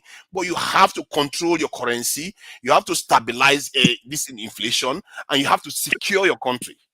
Then the final steps you have to take is just ensuring the rule of law, technological innovation. It's so easy. It's not that difficult. It just needs this stupid scale to come off of these useless leaders' eyes. It's like it's like juju that they do them, that they can't break out of that juju for some reason. Then I'll leave it there. I think there was, sorry, before I ran up, there was a case I saw recently where a leader of the country wanted to, I think it was about the Saudi Arabian this thing. I saw a video about somebody that they put up about Saudi Arabia, how the House of Saud came to be. And it turns out that when the people refuse, the leaders have to follow. Because there was a time that the Saudi house was trying to be a little bit too Western, and there was a group that they were controlling, and those groups felt like they were betraying their cause, and they refused to turn. So what that told me was that if the people don't change, if the people hold their leaders accountable, they can make the leaders change this in course. But in the case of that, the British came and destroyed the people that were opposing the South king. So now you can see what it's like, because you can be governing your people. You think you are the one. Your people will not know that there is a force behind their leadership. In the case of those Saudi Wahhabis, when they were opposing the king, the British came and destroyed all of them for their king. And then he went on to implement everything he needed to implement in their country. But in the case of the Saudi discipline, because they had a lot of oil, they had a strategic location, and these people, they meant business. They were fighting, and those Wahhabis were part of his people. They were very, very strong, and they were very, very big warriors. So the British gave them a better deal than they will ever give us. They didn't enslave them. They never really enslaved the Saudis before. The Saudis are warriors. As a matter of fact, they helped them bring down the Ottoman Empire. So the kind of deal they had with the Saudi prince is different from the kind of deal that they had with us, or the kind of relationship, if you want to call it that. And for me, the relationship our leaders have with these people is toxic. It's as toxic as they come, and somebody needs to shake them up to focus on their own people. That's all. Thank you.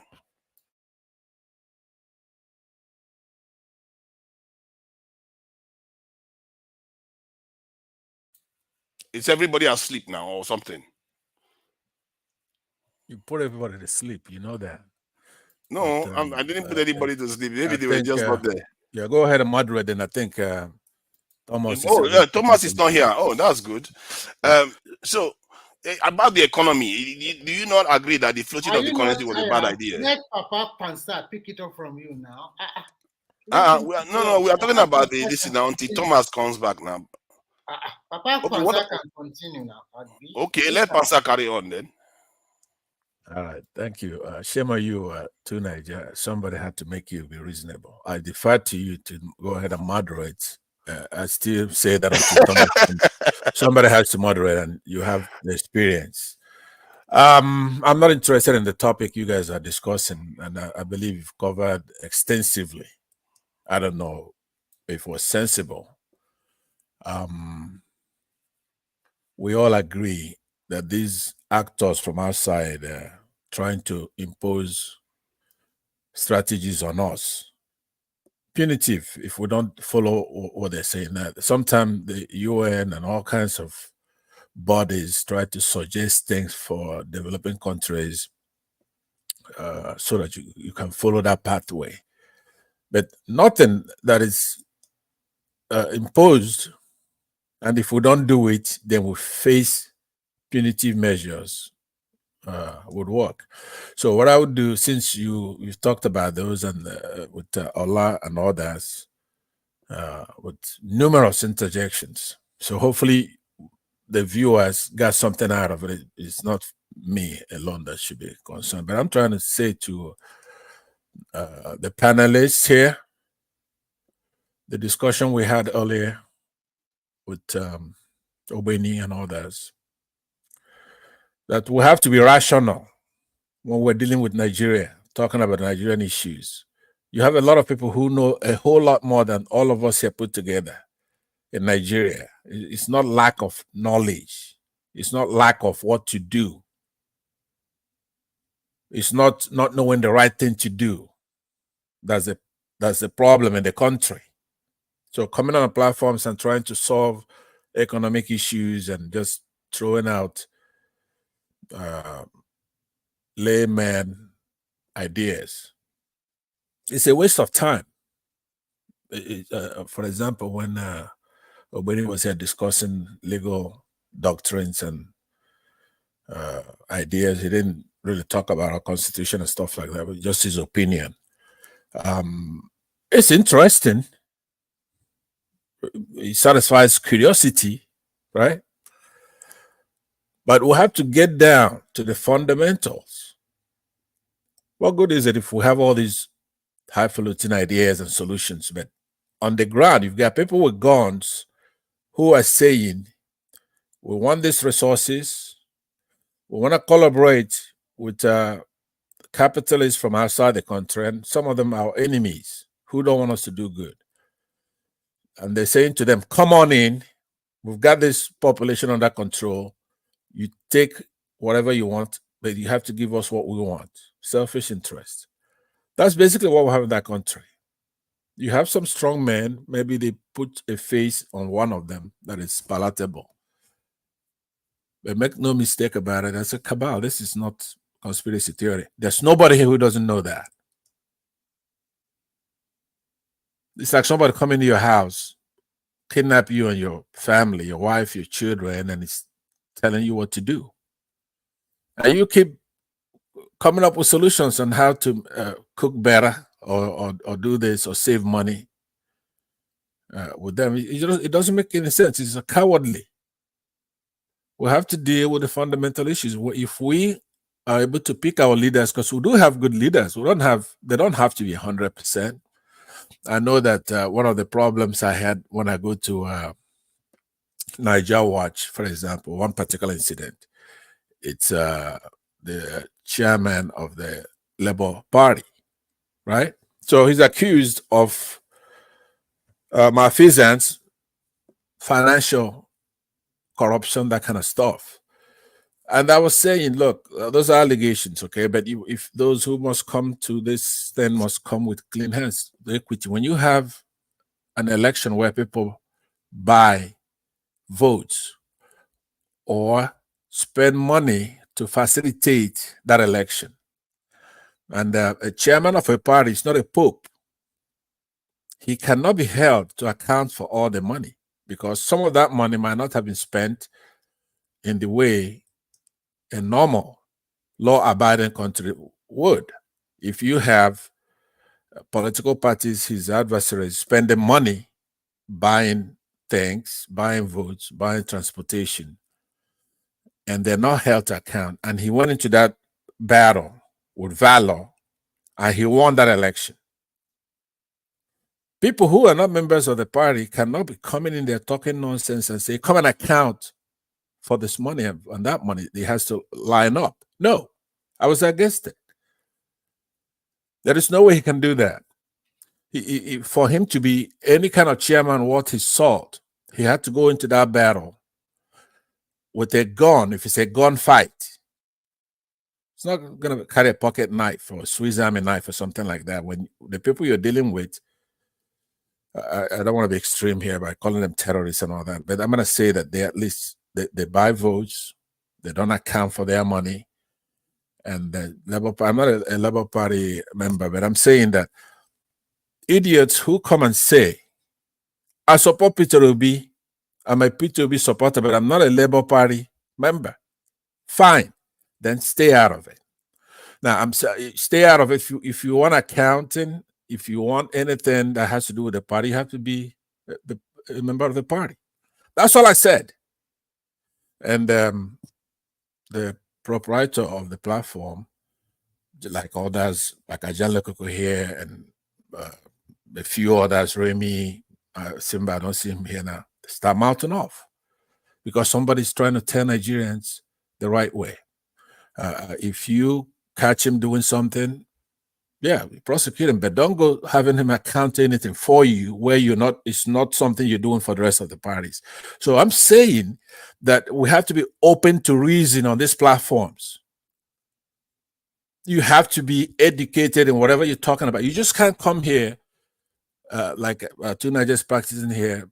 Two Nigerians, okay, we were on a platform yesterday together, and I gave my mind on certain things, but when he comes out here, he's okay because you got extremists here. So to Niger then sounds like a reasonable person.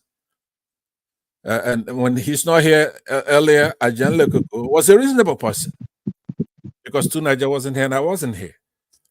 And he was holding down the fort as a real Nigerian.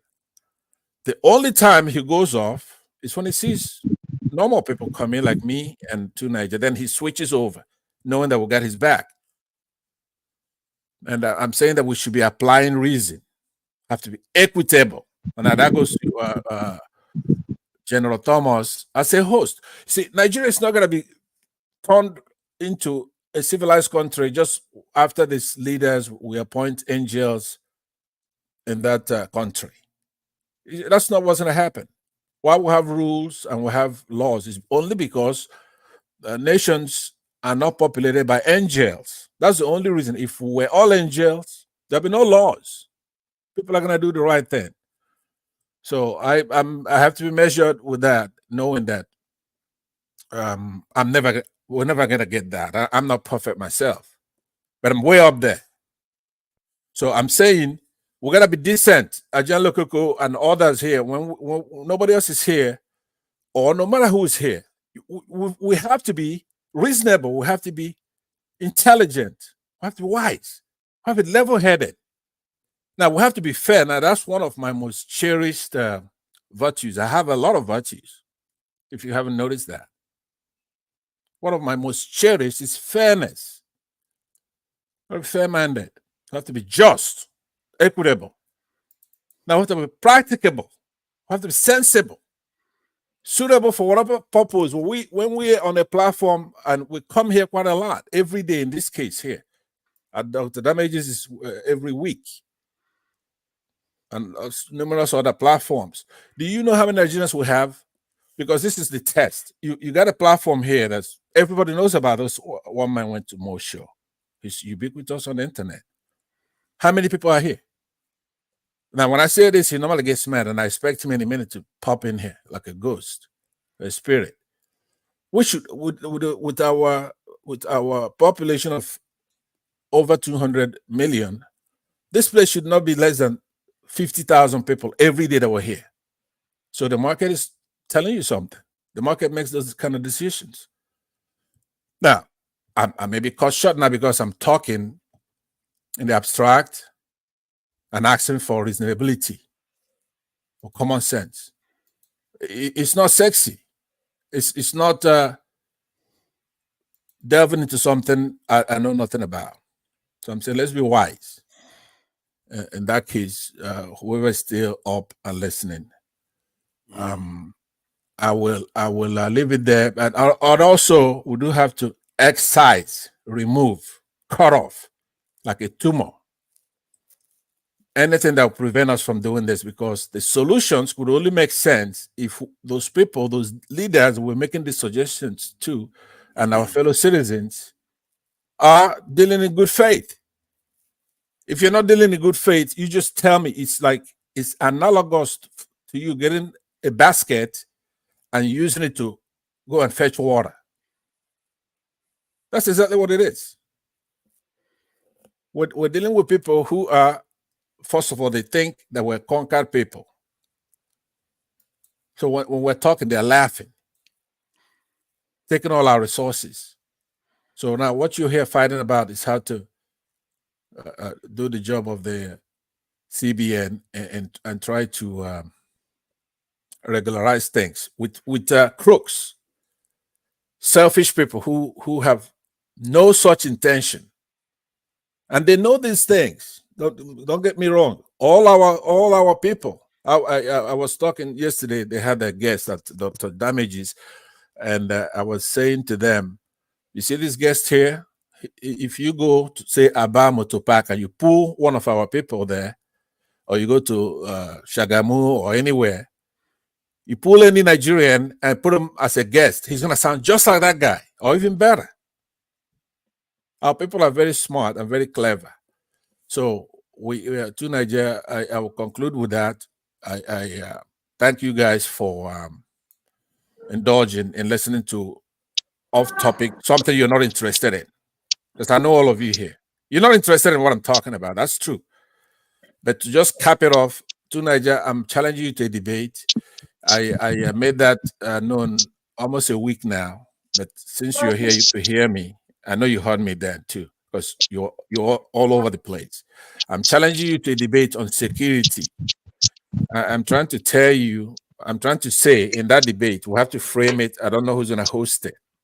Okay. I want it to be a really clean-cut debate. And I believe that when you are preparing to battle somebody like, say, Western powers from exploiting Africa, for example, or Nigeria, that you have to understand a country such as the United States, right? They are dealing in neutrinos. And what is a neutrino? It's at the subatomic particle level, like a fermion. And it only interacts in the weak gravity, weak force, right? For example, if the Soviet Union tries America today, America could neutralize all their nuclear weapons, right? They could do that because as you sit there right now, to Nigeria, with your mouth agape, you have to understand you have millions of neutrinos going through your body. It does not interact. It has no electrical value, zero. This subatomic level stuff that America has, I can assure you they have it, right?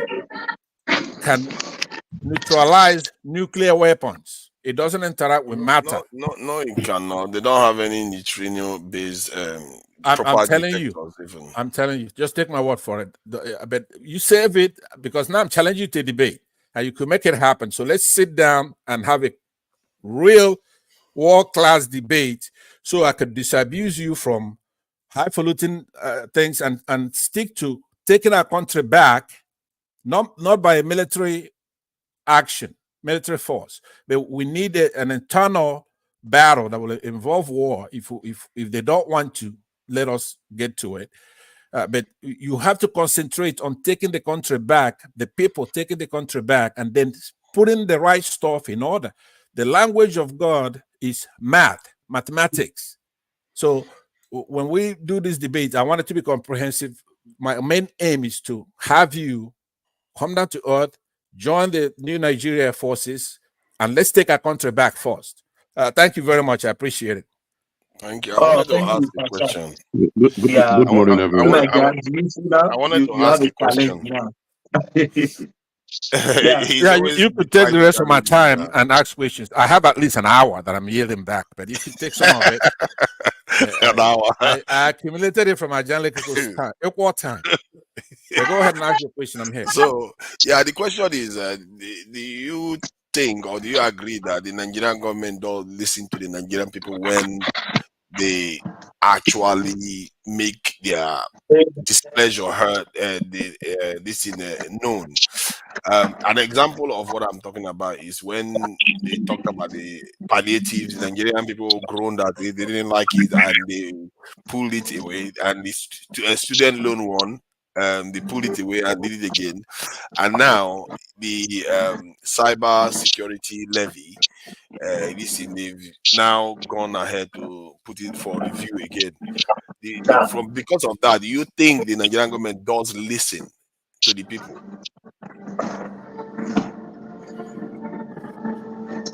My thing was muted. Now, look, Nigerian government, you have first, all you have, this noise coming from, I believe it's Thomas.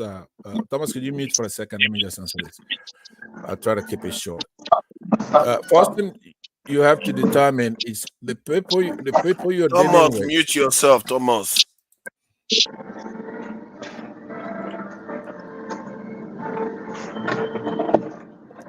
Thomas, mute yourself. When Ajale Koko was talking, you were not having these problems. Though. All right, hold on, Nigel. Let me ask you this. Why do you think that why has the Naira lost so much? Someone's a step away from his system. That's why. Don't say when Ajande Koko is talking. When Ajale Koko was on, he. Why okay, he's back. He's back. He's back. Why has the Naira lost so much of its value over time? All right, here is what a government, and it starts at Ndama cattle right there. The government has to be concerned. It has to be avoiding deceit, right? A government that's deceitful, all the stats we'll get from them and the reason for this are all lies, because they could easily, placate you, say you want them to remove. This government goes to the extent that it could tell you they've removed subsidy, and it's questionable if they did or not. Now, some people are convinced that they have not removed subsidy, but they could tell you that they removed the subsidy. It's not even a budget. The question was whether they do listen to Nigerians when Nigerians. No, I'm starting from Damakaro to go to you, because that one is an easy one, which also ties in with you. Say duplicitous government. It's a fraudulent government, chicanery, hoodwinking, duping, cheating, tricky. There is nothing anybody like that. If let's say you go to enter into a business deal with somebody, your partner, so you marry somebody, and that person houses that attributes. I'm telling you right now, how are you going to be able to judge something like that? That question to me is rhetorical, because you know the answer to that. It's the government who's going to put out those data. Sometimes you could do by rule of thumb, right? But who is in the Nigerian government, this one and the last one, since APC came into office, that's reliable? So they're unreliable on even their ability. They may not even have the ability, but let's give it to them that they have the ability. They are liars. They're deceitful. They don't care. They have no empathy for anybody. As far as somebody's going to put their own self-interest, now, I could actually say selfishness. Self-interest is some kind of cutesy thing that a capitalist could have, and it's okay. We're created to have self-interest. And usually, when you notice when I define evil, I exclude those who have something to gain. If you're doing something horrible, but you have even murder, and you have something to gain from doing it, that's not evil. It's bad. It's against the law. But if you're doing something like our government does, where they absolutely have nothing to gain from doing what they're doing, and it hurts somebody else, which is that third component, then that's evil. It's an evil government. They could take money. You could be corrupt and put money in your pocket. You need money. The country is not fair. They're not paying people enough, even civil servants, right? Even the president. So if somebody takes money in that case, if they catch you, that's against the law. It's not evil. But when you go around and see how much abundance we have, and you could take as much money as your grandkids, at least for generations, to be well off, and you still don't even fix the roads, have them have water, clean water, have those in the north. Even some Africans who come in because there's desertification over there, you don't make any kind of plan for them. You let them just roam around killing people, and you have the ability to stop that. Now, how are you going to go trust in such a government? How could you even pose that kind of question to anybody? It means you don't get it. There's nothing good about the government, but the basic thing is, how do we get it back? We can talk and talk on these platforms and tolerate people who come here to defend the government, such as Ebonyi, for example, right? And they just come here and they don't feel the heat. They could just come here and take the government positions. Talking to somebody who's in the United States, for example, because of social media, it doesn't mean that I'm here in the United States. No matter what you studied anywhere else, when you're talking to somebody in the United States, you're supposed to keep your mouth shut and listen. We've got a lot of. Who is this man? Who is this man? Who is this man? It's pants out. It's pants out. It's my turn. It's my turn. So what I'm saying to you is that is that because we're on social media? I'm here in the United States. What are you going to be teaching somebody? And what? You're in US. What make you what? Yeah, please. When it's your turn, you talk. Okay, you could poke holes in what I'm saying. We got. Why are you listening? Why are we got listening to this $30 trillion economy over here, right? And we have a lot of power over here. So when you come on because of social media, you could get on with me here. I know when I will come home to Nigeria. Who is this guy? What is this thing? Thomas, could you mute this this guy here who's trying to interrupt? You are not making sense. That's what I'm telling you. You are not making any sense here. When it's your turn, you make sense, right? You are shaking the table now. We are responding to you. No, what I'm saying, when it's your turn, if I say something here that's not true, I'll be making a fool out of myself, because you're going to You can't be wasting our data to listen to this useless conversation that you're having with us this morning. You're spending data just to get on. You are too arrogant. You are too pompous. You think you are more than everything. Yeah, I can't accept this. Please meet this guy. He's in Nigeria. He's paying for data. You can't. You come in here to tell me I'm fighting, so you don't have to pay for data. I'm also fine like you. Forget about all this you are saying. Please, are you feeding anybody here? Please mute stop the guy, all these things.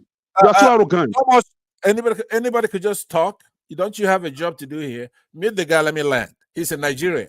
He's not. You're supposed to get a visa before you talk to me.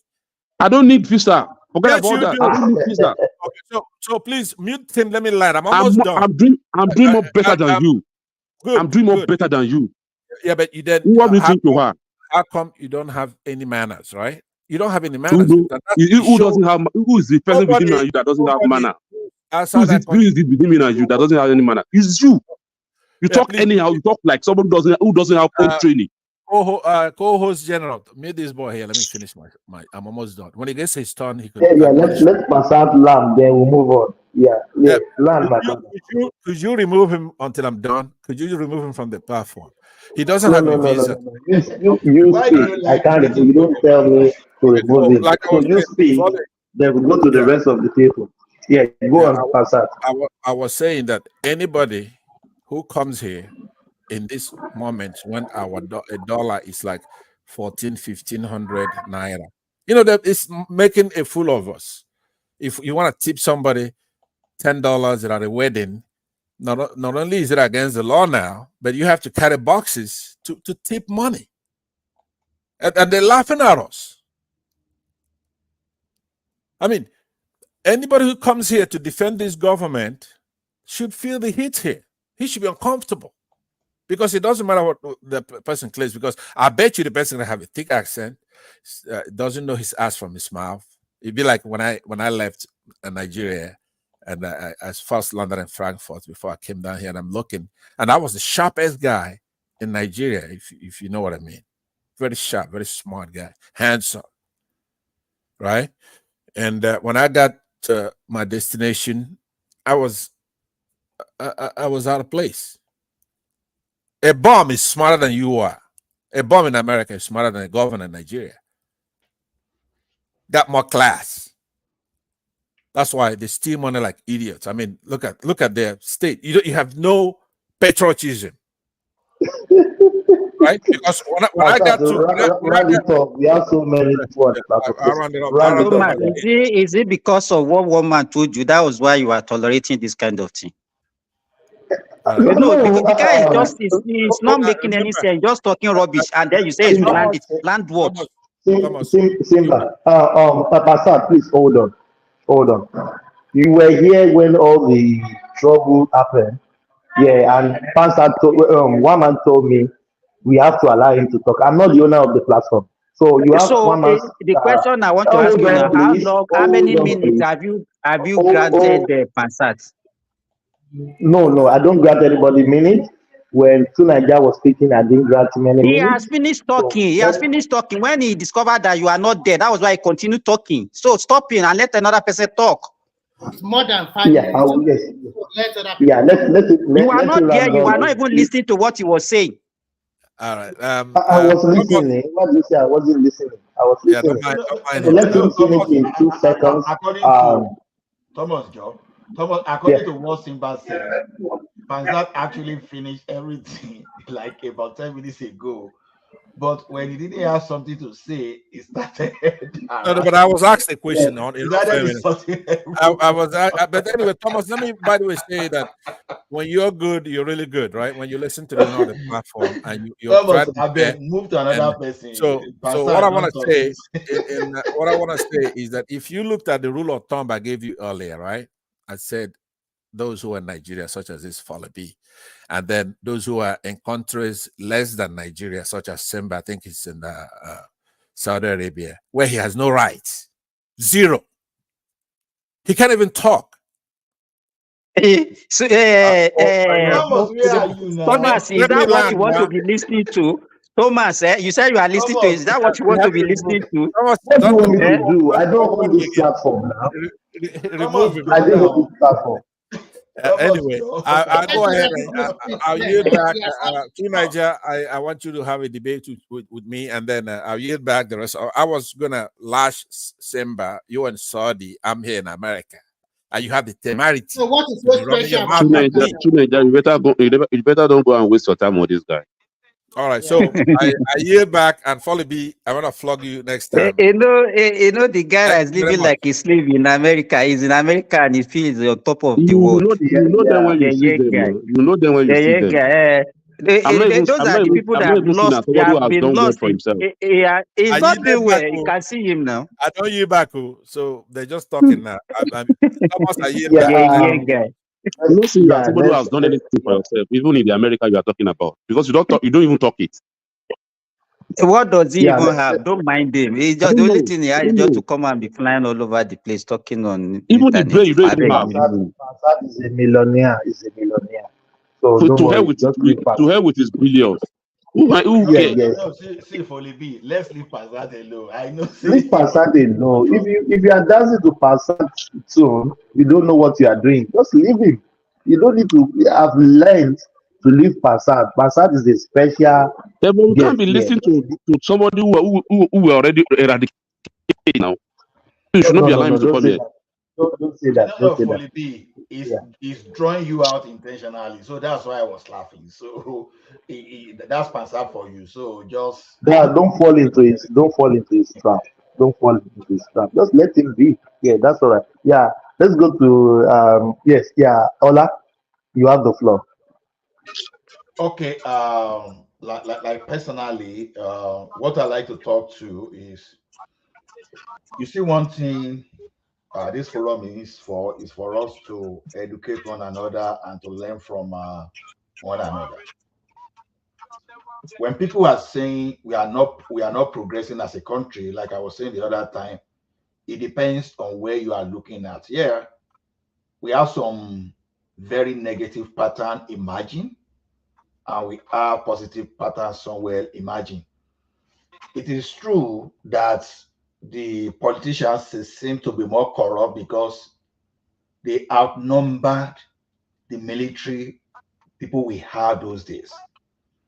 You can just imagine when we have, like, say, 36 military administrator without the state assembly, when we have Supreme Military Council or I think Supreme Military Council or Armed Forces Ruling Council. I don't know the one we had under Al-Salam Abubakar. So the thing is this, the number of people benefiting from that corrupt practices, they seem to be limited. That's why we believe things were not like this that time. We should not lose the focus. Those guys, as corrupt as they were not really contributing anything meaningful to the country. So that's why that despite the corruption, we find it difficult to move forward, even though we still notice that, okay, IBB tried a little bit to do some things that still favor us today, but we can't dance on that. Because people should not forget that it was under that military administration that you would leave your house in the morning, you might not come back in the evening. Someone somewhere in the name of picking up road guy, maybe they don't pick you, just send you to one kind of send you to Kirikiri without even committing anything.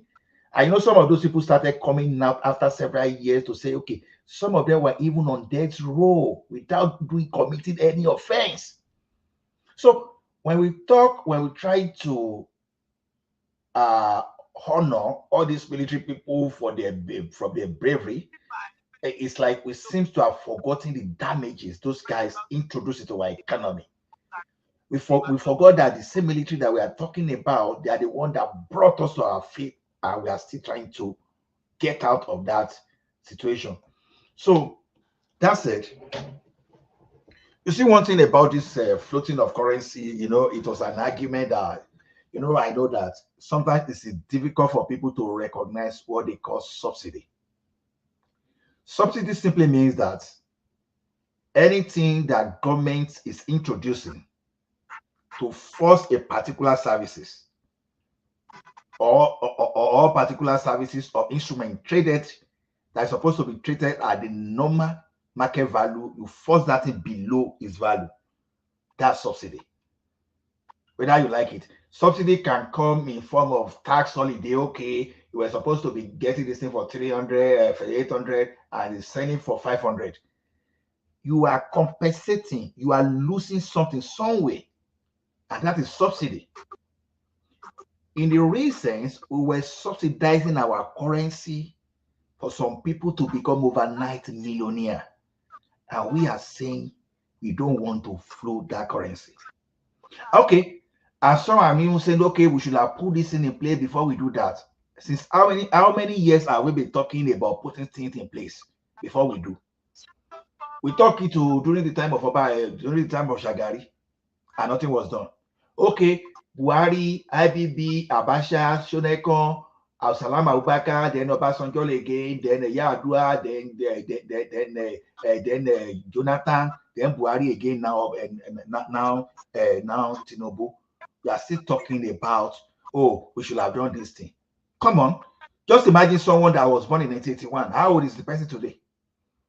If you continue with, we should have done this thing that you never did before, you will continue till all of us will spend our time here and we hand over to the next generation. Someone has got to take that decision and do the right thing. Okay, people believe that, okay, when you take decision now, oh, people should start enjoying. No. It is the pains of today that will become the gain of tomorrow. That is what we don't want to face, and we are not even looking at where we were even coming from. We've quickly forgot what happened and the damages that Mr. Buhari did to our economy. I keep saying this thing. Me and Buhari, we know the mix. So just like Rational Mind and Tinubu know the mix. We know the mix because I feel the impact of Buhari. And I know the implication of my support to my people based on Buhari again.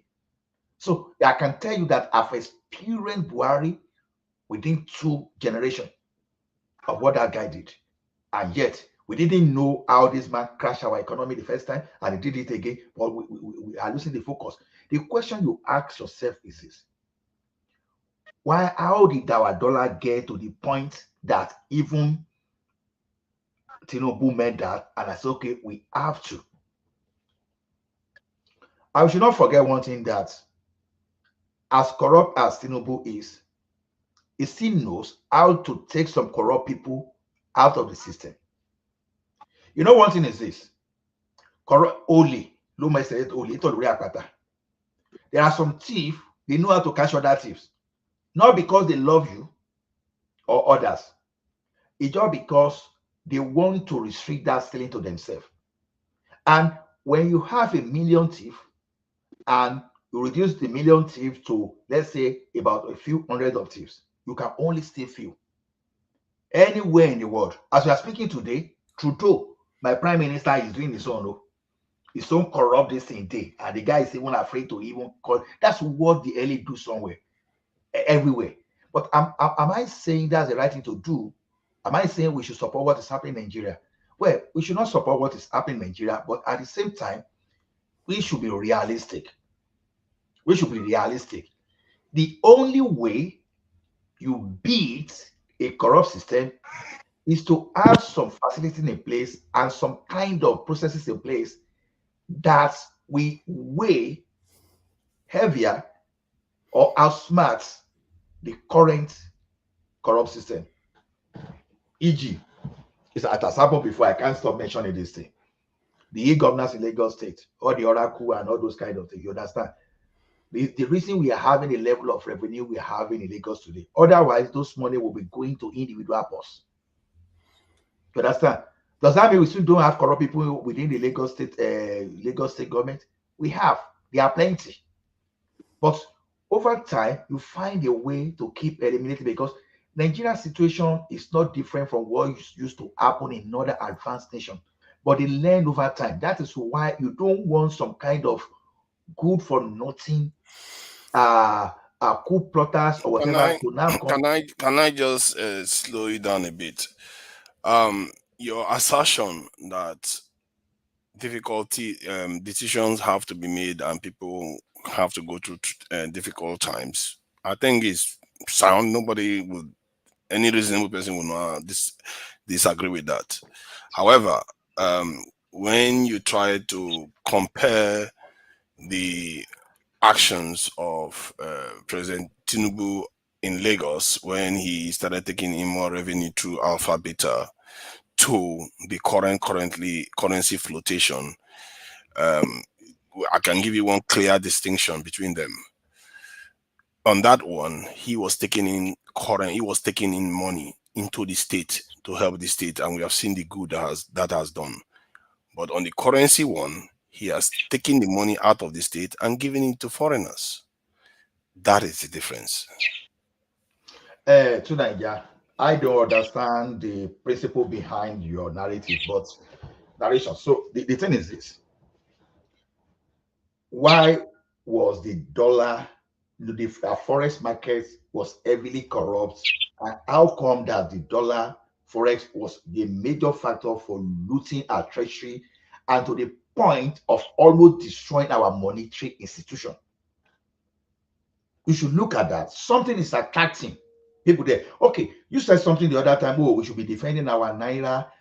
Now, yeah, if you want to defend our naira, there are other ways you can defend the naira, but the question is this: do you have surplus, like Ajale Goku Ali said the other time, to even defend the naira just to start with? You don't.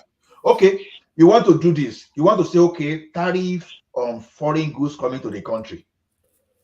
We are not looking at the impact. Okay, let's assume, okay, you are importing rice. Okay, you now say, okay, 200% tariff. What will happen to the rice when they come to Nigeria again? It is going to be expensive. Yes. Now, you are not addressing an issue there. You've already created. Wait. You've created job for smugglers. When you Then are we doing deal that, with the smugglers. wait, no. We are just saying we will deal with Those are smugglers. downstream problems. You Wait deal with those now, problems. That's the process. Farabale. You are saying we deal with the smugglers. The question is this: we already have some security challenges at hand now. We've not been able to deal with them. We've been having smuggling for years. We've not been able to deal with them. You say we should improve. See, all the time we are talking about what we call a control. Damage control is not the best way. It's the preventive control that is the way for us to do things. You look at the enablers.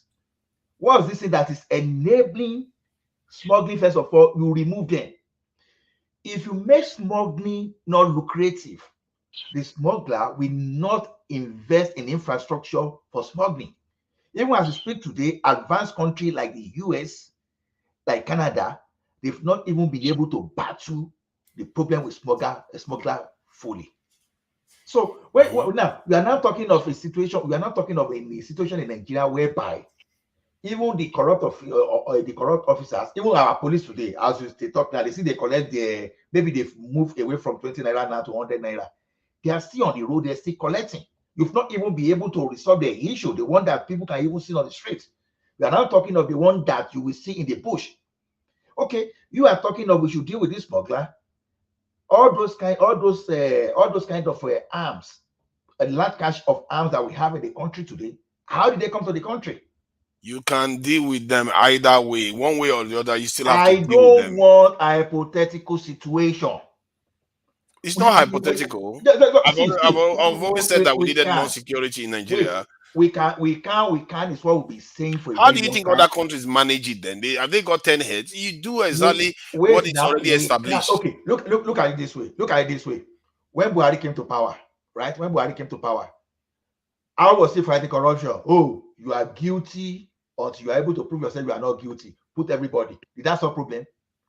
When they even introduced capital punishment for anybody that would do some kind of corruption crime, did that resolve the problem?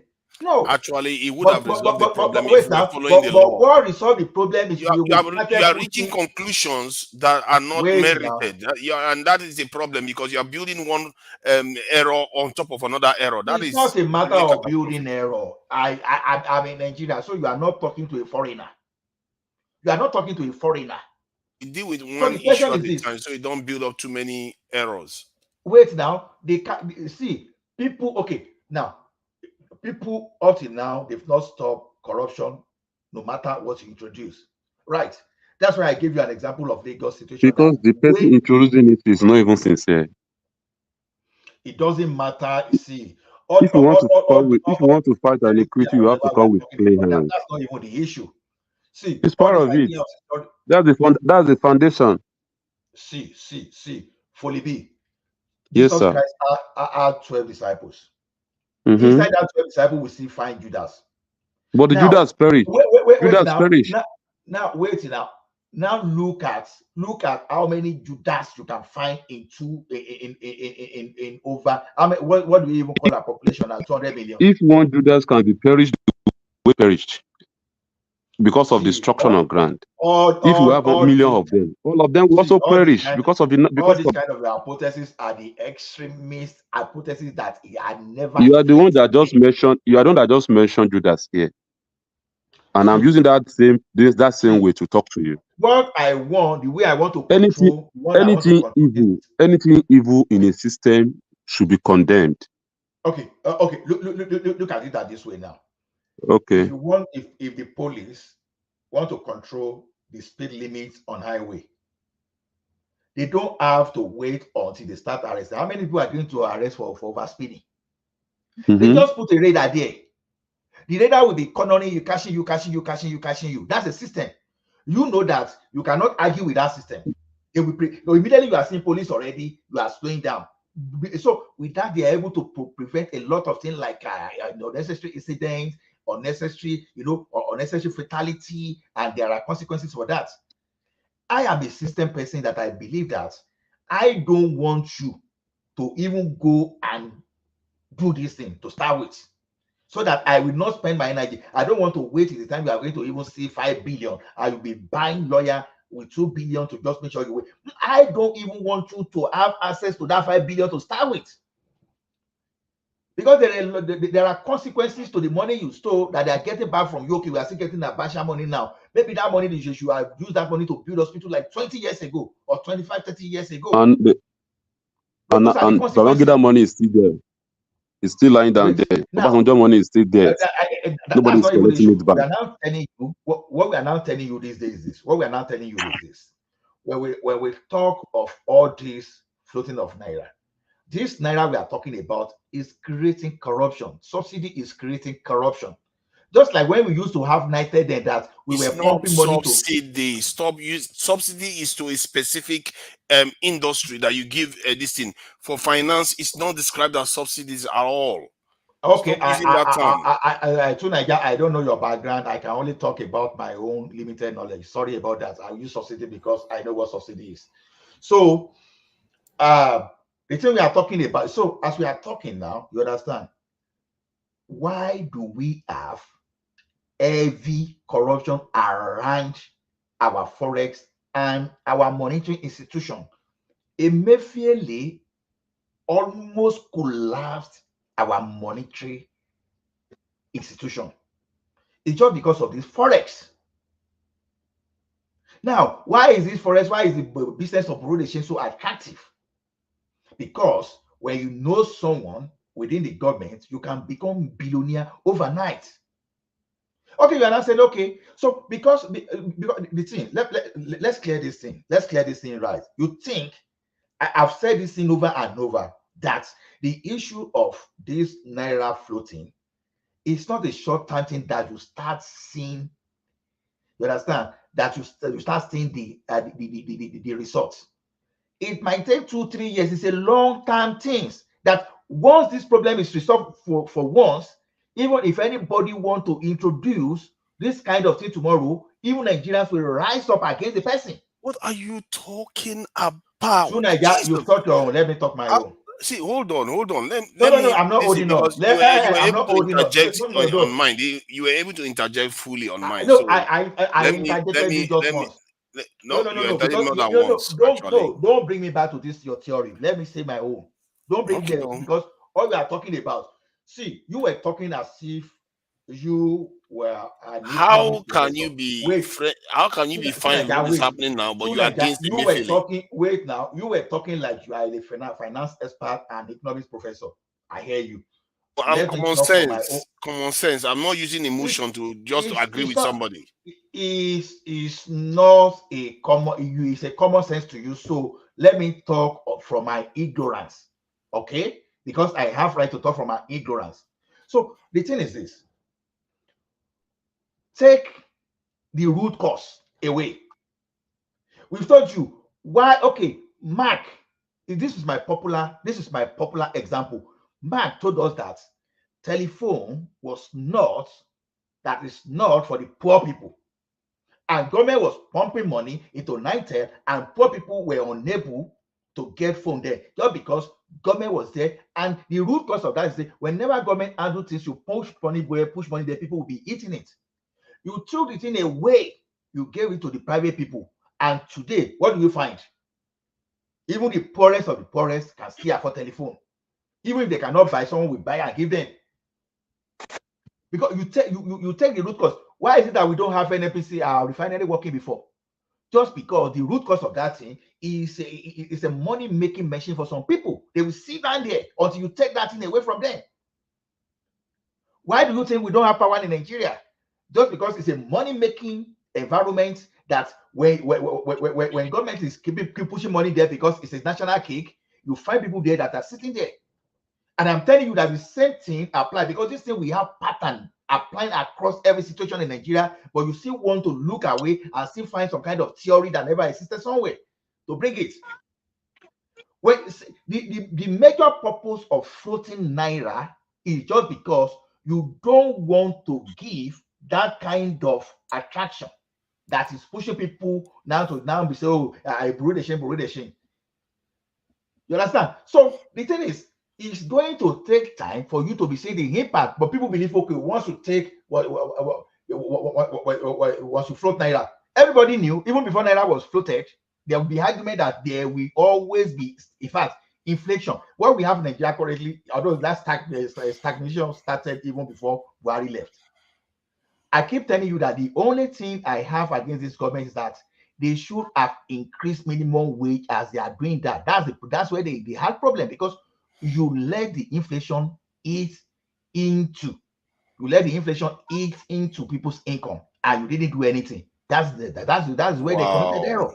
That's the only problem you see. Wow. You know what? I really wish I was ruling over you. Then I will con you and you will not even see it happening. If that is the only problem you see. Let me just give you two numbers. Let me give you two numbers that will jog you. You are not different from the reason I went against your Let me give you two numbers that will jog you now. Like when Buhari came into office, currency was 300. By the time he left, 500 or so. When this guy came into office, and that was 8 years that it took to get to 500. When this current government get into office, within a year, the currency has devalued even more than that. And you are saying they are the ones that are making the right decision. That tells you everything you need to know. What do you get for you are not getting 8 years rule also? What did you get? You guys have the 8 years was what the 8 years. Well. Let me see. You can say whatever you like about Buhari. You can say whatever you like. The area Buhari failed was security and dealing with this currency speculation. Failed on security and economy. He failed. Hold on now. The part of the economy he failed, I'm specifying it. The part of the economy he failed so was. Many things he failed by economy. He failed in security. He failed in currency speculation. He failed in that. He failed in diversifying the Nigerian market as much as possible. Both our fiscal and monetary policy were not handled very well. It failed totally. He did quite a lot of things right with the economy, actually. If you don't know today, you will know now.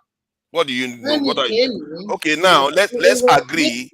Hold on. Don't worry, you'll get your chance to talk.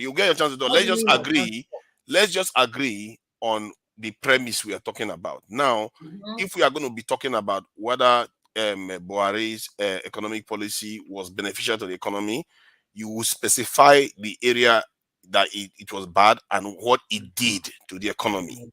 So we are specific, so we are not just talking over each other. Both on the fiscal and monetary policy, it was a total failure. See, that's general. It's vague. I will give you. You won't let people talk. At least I give you a chance to talk. Just listen for some minutes. Are you not tired of talking for about 6 hours? No, we've been talking for about 6 hours. I talked for about 20 minutes. You say 6 hours. Go ahead. No. Are you not here before? This is the first time I are coming. It failed woefully on both of these fiscal and monetary policy. And Nigerians were borrowing money for recurrent expenditure. Nigerians were borrowing money to pay salary. Everything, we are borrowing money left and right. And we can say that the issue about fiscal policy by Mefele was not maintained very well. There were disparity in selling foreign exchange to different individuals at different rates. There was no single rate selling to the majority of the people.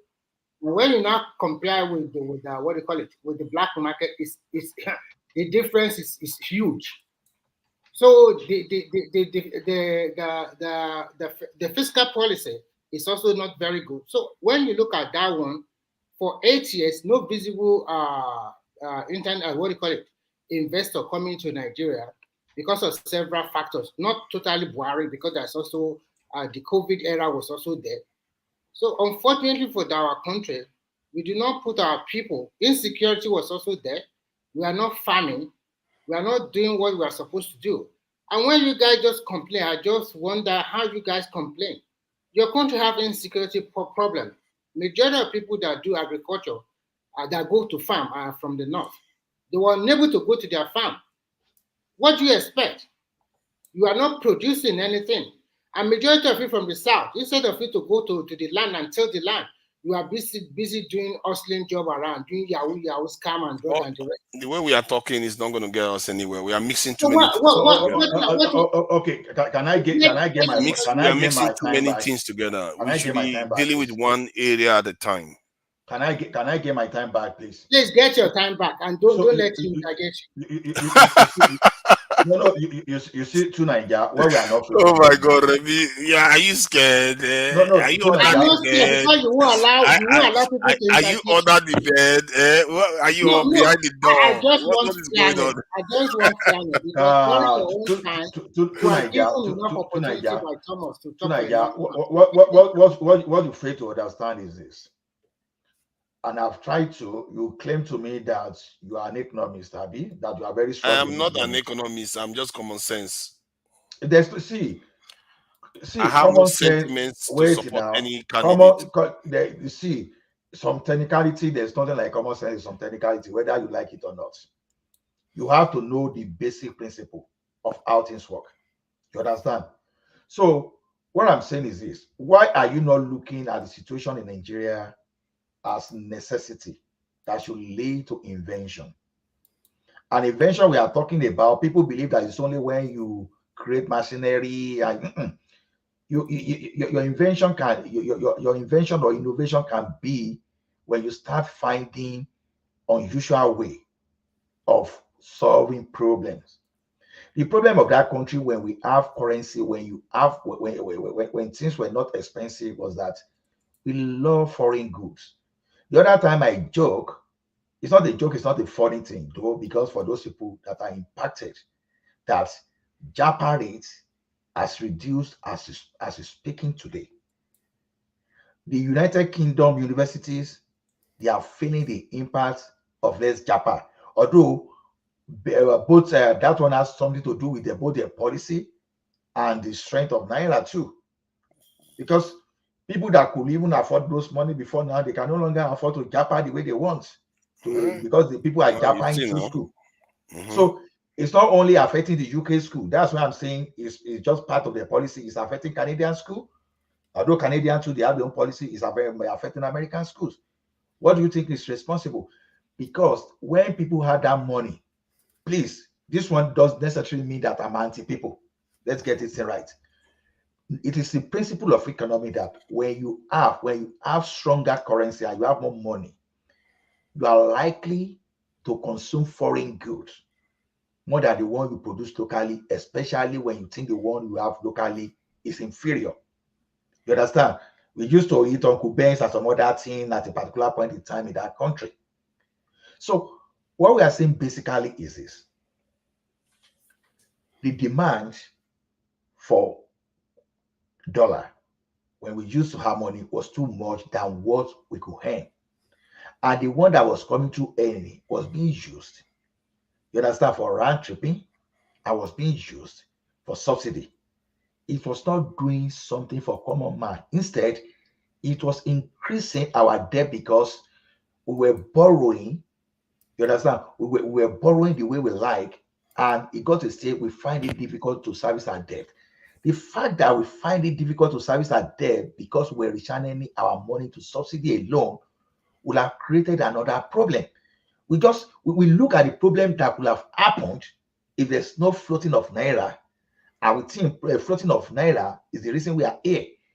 We could have had another problem entirely.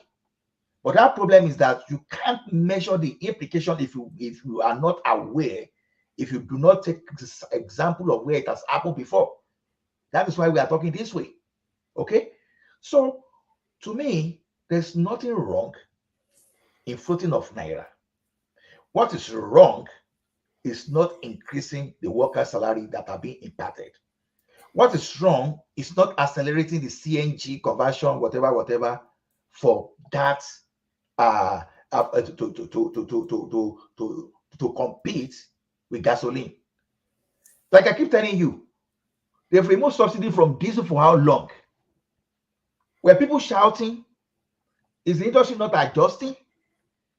In that same country in Nigeria that we say we don't have electricity today, those people that are really serious, that are really after production, they are finding way to even do that. Because Obasanjo, I remember, he did policy that any power equipment you are bringing to Nigeria in excess of 1 megawatt, tariff-free, duty-free, that to the extent that even 500 kVA generator that time was almost more expensive than 1 MVA generator. Okay, today, We have Afe Babalola University that have its own independent power project to power the entire institution. That's an example of someone that really wants to do something in the country.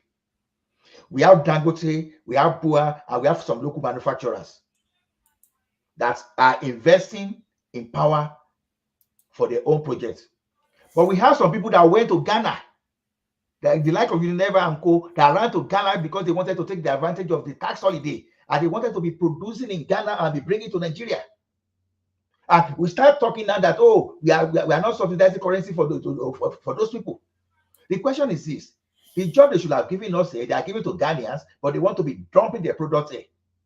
And we want to be using our dollars, we want to be enjoying strong currency to be buying from those people when we don't have jobs here.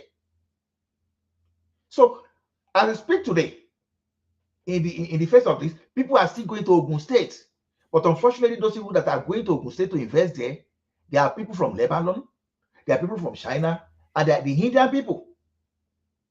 Because they are seeing the advantage of our situation. I think what should be done in that country is there should be mass education, and not only mass education. What I can suggest to the government that there should be a scheme to do some kind of mass education in entrepreneurship. That is what we need now. Because it is time for us to be sowing garment and be sending out of the country. This is time for us to be producing our tomato locally. How many people? Because I've said it, if you know the cost of producing tomato locally in the country, in Nigeria today, if you know what will take you to manufacture tomato locally, it's what an average Nigerian can do. It's only that you need to put some effort in marketing it. Those are the things we should be looking at. But you still want us to have foreign currency, a strong currency that will now be importing tomatoes from maybe China. And as we speak today, you are I was beginning to looking at say some of the things I'm saying that I've already said, and these are the things they were supposed to put in place first. I'm not saying the thing you are saying. You still don't want the naira to be floated. That's the problem I have with you. You don't float it until it is ready. You don't float it until you have all these things that you're talking about now already done. See, oh, they've been saying in the 70s. It hasn't been ready. What do you think the floating of the currency actually does? You're acting as if it's some kind of great stuff that happens. It's not great. You have to still control it. If you want it to be good for your economy, you have to control it, because the ones that are bigger than you, they are the ones that will benefit from it. You are not going to benefit because you are smaller. They can influence prices as they see fit. You know, I don't understand how you can. There was a time that this American bank said that our foreign reserve was around 3 billion. I know that technicality there, I know it's difficult for people to understand, because this thing is all about dynamics. You understand? You look at so many things, you know, the type of you look at so many factors to actually calculate what your exact foreign reserve is. If it was true that at that point in time that our foreign reserve was around 3 billion, look at it this way: were you going to defend naira into a negative foreign reserve? So you will defend naira to the point that will be, let's say, minus 30 billion foreign reserve? Hold on. What do you think has happened during these governments in office? Why do you think they were borrowing money to defend it? The so-called defense that you like to call it. In other words, meet the supply that is the speculators are putting in the market. They borrowed a lot of money to do that. If you check the borrowing of this government, it's probably higher than the borrowing of Buhari's government in the first year. They borrow money. No, they borrow money. You are making excuses for failure. And this one is not. No, there's a big difference between excuses for failure and just talking of different things. If you are talking of performance, it's another thing. But when you are misleading people, it's another thing. Everything you criticize the other government for, this government has done it. No. If I want to blame this government, I know how to blame the government. And I will tell you how. Recruit 2 million. That is how to blame the government, because I will owe them, because you are saying you are going to employ millions of soldiers. That is where I will blame. Yes, 1 million soldiers and 1 million into the other security forces. What will they be eating? Cassava, again, all those things. You are not doing all those things. That's the way. But he didn't do it now. But he didn't do it. But this one you are doing is not the way to criticize. Because I'm looking at the program that is going to do, but not this one that you are doing that only benefits. the way you talk, it's scary how we can think like this. Although I'm not going to blame you because maybe you are just ill aware of some of all these things. Tonight. But, Let me tell you this. let me talk now. You've been talking for a while now. No. You've This been is my talking for slot. a while. This is my It's not slot. like you have been talking for more than 10 minutes already straight. This my you that talk for more than 1 hour. You are telling me that. No, I did. Who didn't talk about that 1 hour? Come on, you know that. You guys will let me say 2 sentences without interrupting me. You know that. Continue. Okay, Let me say this. See, you see, the thing is, everything you keep saying that this government has done, this in the previous government did wrong. This government has done all of them, like borrowing. They borrowed probably more than the previous government in their first year. They depreciated the currency about 8 times faster. They have this thing impoverished the Nigerian people 3 to 4 times since they got into office. First, they hit them with the petrol subsidy, which raised price by at least petrol by 3 times in one go. Then, because now they devalue the currency, the petrol price needs to be raised about 6 times to catch up, but they dare not do it because they know they will implode the country by doing that. Then they have to return subsidy again. So what they are accusing the previous government for, they have to keep doing it again. So everything that they try to they claim that they are trying to improve, they made it worse. That's they went back to the way it was before and made it worse at the same time for Nigerians. So, and when you say that this stuff is going to get better without managing the currency, because personally I see managed float and manage this thing pegged as basically similar stuff. In other words, you are controlling the way the currency is manipulated. At first, they floated it and they went back to managed float. And even that managed float, if they are not careful, it's going to keep. They are going to lose control of it, like they're already doing now. The currency is already depreciating again because they cannot control it. You have to peg it, because think about it. If you're a business, just put yourself in the shoes of businesses. Why would they come into such an economy? And he's going around the world begging people to come into the economy when the economy is doing yo-yo. The currency is like a wave, a sea wave going up and down, and the inflation rate in the country is through the roof. You can't invest in such an economy when the people in the country are the ones destabilizing the economy themselves. I got your point. Look, get me right. Everything you said about the impact of removal of subsidy and floating of naira, everything you said were true. I'm not arguing. My argument is this: your solution is what I'm telling you, that what has failed us for more than 40 years, we can't go back there. Now, you remove the subsidy, you float the naira. You are talking elite, all those things. It's going to affect the poor people.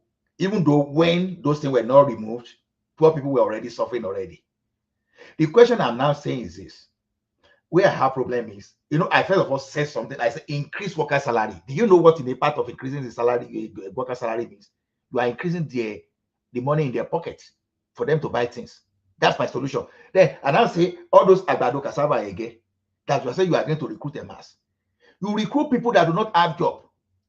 I'm simply telling you that you boost productivity. Forget about all this jargon of forest or this thing. See, spend more on productivity. For people, take care of people's hunger first at home. If you are able to produce more and you build value chain around this, whatever you are producing, then maybe in 3 years, 4 times, start pushing your product into the international market too. And that will compensate for whatever you are saying now. But what you want to see today is this: you still want dollar to be strong so that you can be importing your egusi soup from London and you be importing Indomie from United States of America. I said no. No. Wait. Because you are not getting it. Why would you have to do that? You told me you are a financial expert or common sense expert, whatever you are talking about. I'm not a financial expert. Wait now. Let us go back to, we are not going back to secondary school economics now. That is what we are trying to say. Our problem as we speak today, we are stagflation era. That is what we are here now. Unemployment situation in the country is not improving, and our currency is going through aggressive devaluation. And I'm telling you that aggressive devaluation is not necessarily a bad situation if you do the basic things. The basic things we want to talk about is food production, healthcare services. You go to the poorest of the poorest and make sure that you provide job for people, you provide security. You know what it means when you know what it means when you employ 2 million sugar you want to employ. And if you deploy those people to the farm, you know the implication. By now, maybe under 6 months, in fact, in a year, because if you have some kind of irrigation that all those Shagari people and Awolowo people were trying to do before Buhari Dabaru everything in the name of that kind of aggressive kind of situation we are looking at now. Now, by now in Nigeria, we should be producing agbado at least 3 times in year round, because it's almost a year now. That's what I'm expecting. Even if it's just emergency borehole, you create for people everywhere, you secure their farm, you let them be producing. If people are eating, if people are able to eat, they will think less about this kind of dollar you are even talking about. Even if people are able to even eat properly and they can pay their rent, they can do some other thing locally, people will not even be thinking of Japa or whatever. That's what I'm telling you. This is the time for the government to invest in agriculture, invest in retraining the people to build the local economy. So start focusing on this, your dollar. I see. The thing is, what it looks you keep saying I should not focus on the dollar when it's at the core of the that is problem not of where the our economy. It's problem what is is. driving inflation higher and higher. It's driving inflation because we are focusing too much on importation.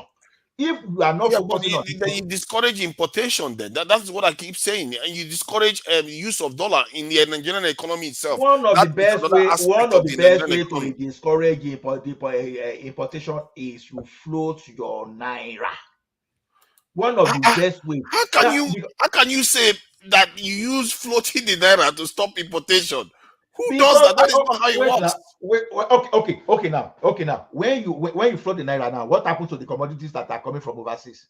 They are more expensive, right? Yeah, they are more expensive. Yes. Wait, now they are more expensive. If you are buying agbado from UK for $1 before, so why will you spend that? If that your $1 now can no longer buy agbado, you cannot no longer raise money to buy agbado from that place. But the same $1 now can now buy 20 of that agbado locally. Yes. What you said there makes sense. Let me show you where your error is. I'm not saying anything so special. It has Let me always just been show you where basic your principle. error It's is only on that specific you don't want to allow other people's perspective. Let me explain your perspective now, so that I will point out where you may want to consider. Like you said, because the our naira has been devalued, it's going to reduce import because it's now more expensive to buy things from overseas.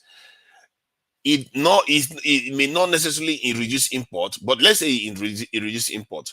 What do you think that is doing? It's not increasing manufacturing in your country because you don't have the capacity to manufacture, which the government is not doing.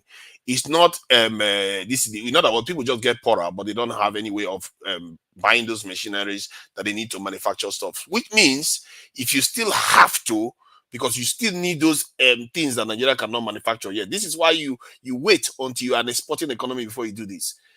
Because you still need those things, you have to go overseas to buy computers. Now they are going to be doubly expensive. You are going to go overseas to go and buy machines. They're going to be doubly expensive. And we are still buying fuel. It's going to be doubly expensive. Everything is doubly more expensive.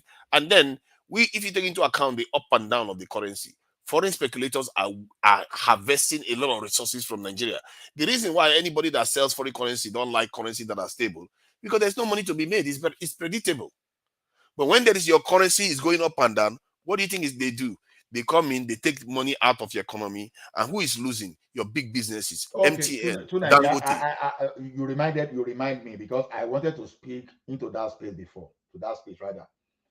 You see, this is where government too can go aggressive on all this kind of Bitcoin or whatever. You understand? That's kind of innovation that is not necessarily good for a developing economy, because those are one of those area that is putting pressure. Those are one of those things that are putting pressure on our naira. So it is left for you to find a way to deal with that. But like I said, if I found myself in the government today, especially in the area of Ministry of Education, I would take advantage of globalization. How do I mean? many young guys now are elected today. What are they doing? They are working for companies overseas. That's where government should encourage them, because when I say government should encourage them, I'm not saying you just go after them and start taxing them. No, don't do that. I want to bring you into a program. I want to badge you so that when I'm doing that, I'll be able to capture your data and support you to even get that foreign job, so that I can tax you and get tax from you, because you are going to be a source of forex for me, just like India, just like they do now. When that, I'm always an apostle of human capital development. So I want to focus more on that aspect. You understand? So, but if I come in now, let me make an input there before you go to your conjunction. I think you said so. You're probably about to get off that topic. The thing, though, is that you are both right? The way you look at a currency, or what makes a currency worth something, is the value of a currency. It's like any other asset. It's determined by supply and demand. Increase in demand for a particular currency will increase the value of the currency. Increase in supply will decrease the country's value. The exchange rate of any country is a relative thing. It's nothing that is operating on its own. It's a comparative thing, respective. It's correlative. Do you understand? So a little bit of what you discuss here, a little bit of what you discuss there. But what I said when I spoke to you earlier is that inside the government itself has other interests aside from making that country, if they want a strong currency. Because in some countries like China, they try to make the country to be worthless like ours, because they're manufacturing stuff. Their industrialists can benefit from that. So the relative is the key word, right? It's a correlative thing. Who's trying to make China worthless? The Chinese don't want a strong yen. Do you understand? To them, it's an advantage for it not to be that strong, right? Yeah, so I agree. That's correct, answer. That's what I've been telling you, Niger. That's correct. Let me land though, because I'm about to land. I'm just borrowing a couple of seconds from Ola. So it's a relative thing. The strength and the weakness of a given currency is versus a rival. It's influenced by a number of factors. The most common ones are interest rates of each country, the trade balance of each country, and the perceived stability of the currency, and then, of course, the stability of the government itself is inclusive. So a currency is classified as strong when it's worth more than another country's currency. That's what we mean by it's correlative. For example, if we use the American dollar. Out of all those variables, which one has preeminence? Which one is topmost? A stable economy, low inflation, interest rates that are attractive to foreign investors. You understand? It's a correlative thing. The inflation, the interest rate, that's where the central bank, that's their main role. So the value of currency, like I said earlier, it's like any other China, hold on. China on paper is a communist nation. Yes. They manipulate their currency. They are not transparent. Right. They steal intellectual property. Right. So all those bad attributes can be linked to China, but China is successful. So again, what makes China successful, and what are the true variables that really uphold any strong economy? Yeah, but you're commingling the terms. If they're successful, but you're talking about currency, right? And you've already said they're manipulating their currency. They don't manipulate it to go up. They manipulate it down so that manufacturers will be, they're going over there to go and produce stuff.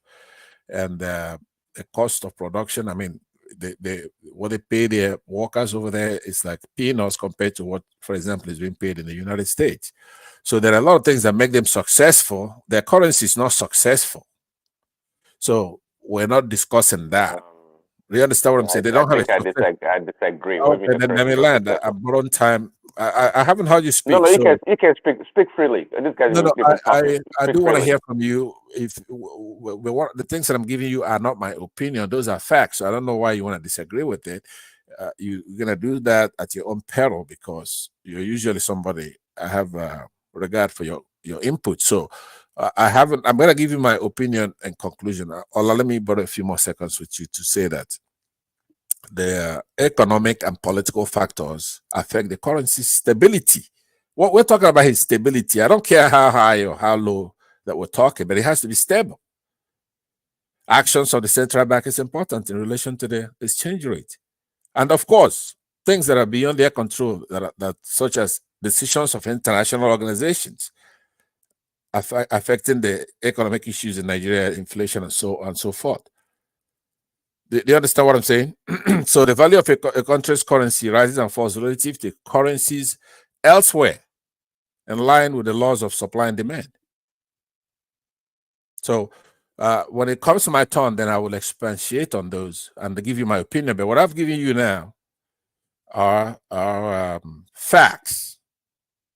Do you understand? They're not something you're going to be able to argue with. The currency is typically strong with a stable economy, low inflation, low interest rates, which will attract those foreign investors. So I'll yield back on that. But after you speak, you could cover some of the things I've said now, but I have a lot more to say after that when it gets to my turn. Thanks, Ola. I agree. That final conclusion is correct. Low interest rates, this stable economy. Let me use to Prince Daddy. Okay, I talk Prince Daddy.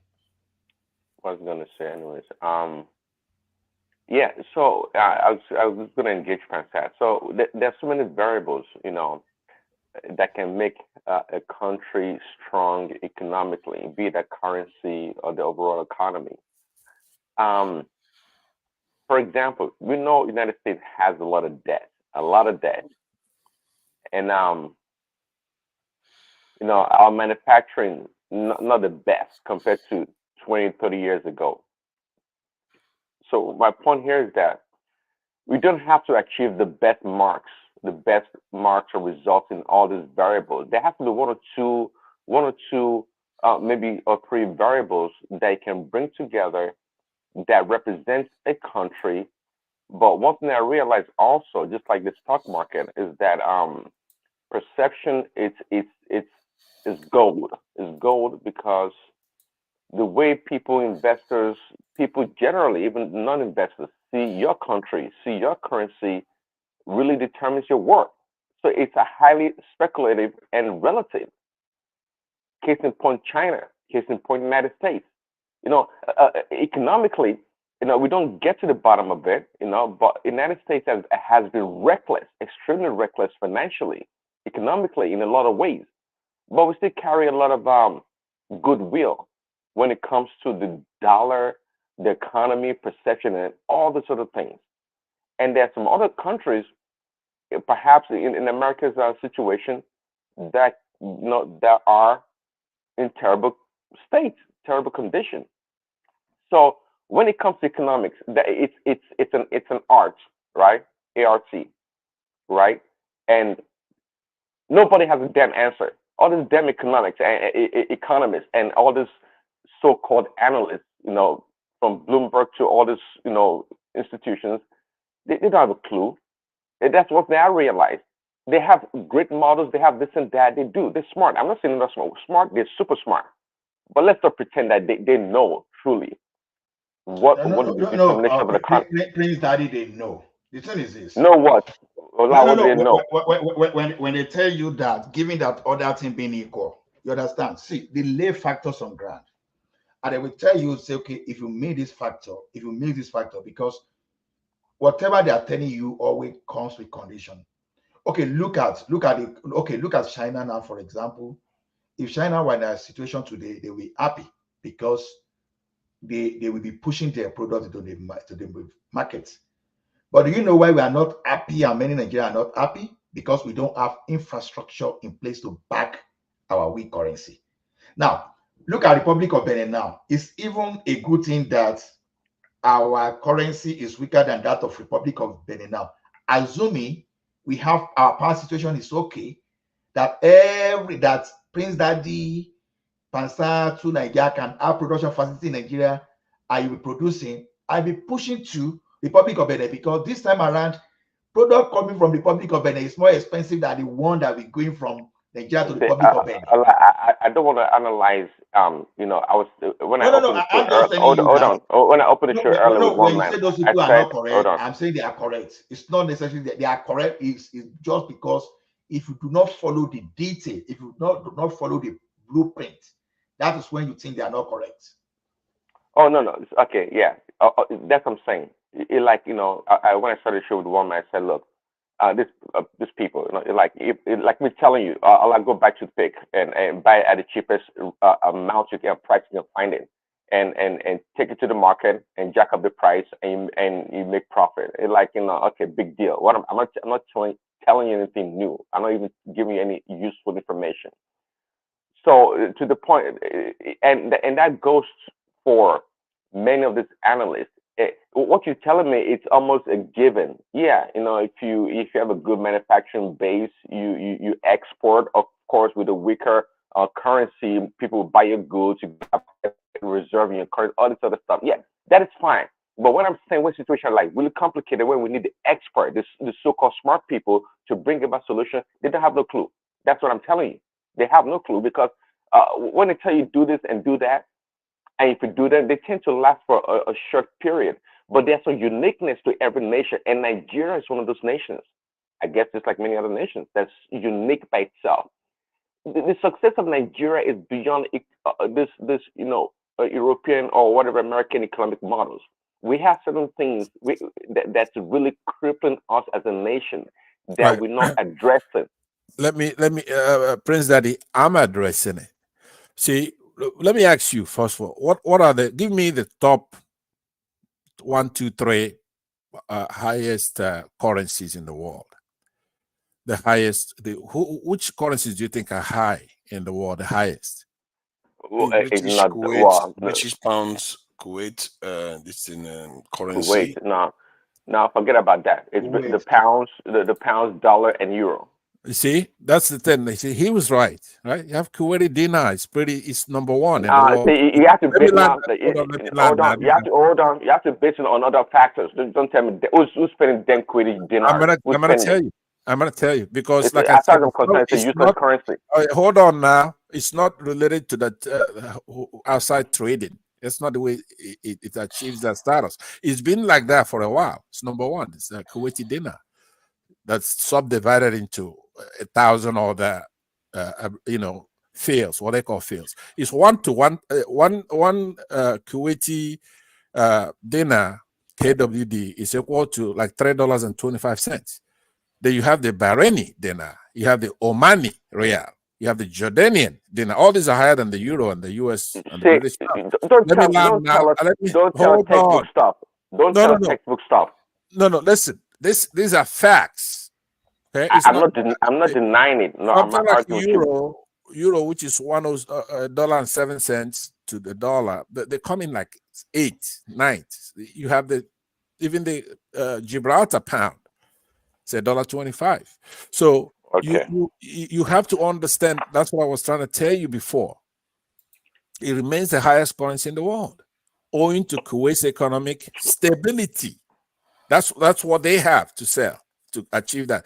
Now, Nigeria should be exactly on that list because, first of all, we should be higher than these people because we have other things they don't have. We are being undermined. Our oil, which is our main export, is owned by a bunch of crooks. It's not even owned by the government. Before you condemn Nigeria, hold on. You need 3 currencies. So please tell us, educate us by telling us what is upholding these currencies? Why are these nations doing so great? I'm going to tell you the number one answer primarily is oil exports. Right? It has Kuwait has one of the largest reserves. It does not impose any taxes at all on their working people. So that's, I mean, it's a very simple thing. You see, economics is not all that complicated. They try to make it a science and try to make it, it's not complicated as far as I'm concerned. I came here and I said to you earlier. Based on your submission, you have to take interjection. So there's Kuwaiti. You didn't tell me, oh, Kuwaiti manufactures this and that, and they export. You didn't tell me. So it is in the interest of Kuwaiti that currency to be strong, because it sounds like they all do imports. That's what they freaking do. And that being the case, of course, the stronger the currency, even stronger than the dollar, the better for them. And because of the weight of that currency and the volume in the international market, it doesn't do nothing for the global economy. It is in the interest of the Kuwaiti state to have that situation, which is great for them. But I'm not seeing any value in Kuwait that you're talking about. Why shouldn't I? You answered your question. Implicit in your question is the answer. Number one, they don't manufacture things to ship out there so that their manufacturers would have a weak currency to compete. They are exporting oil. They have a lot of oil, just like us. They have a lot of reserves. Do you understand? So their currency being strong is good for them in that sense. But if you then go to the other end of it, somewhere like China, where they're not importing oil, they're not exporting oil, they actually import, then it's for their own good that they manipulate the currency down so that they can then attract foreign people to come in, bring all their stuff and manufacture over there, and they're going to steal all their intellectual property rights and pay their workers very little so that people are going to come over there to manufacture stuff. So you could approach it from both sides, but you have to be patriotic. You have to be looking out for your people. Anywhere in that equation where you have a scoundrel, somebody who doesn't care about our country, they could just sell us down the river right there.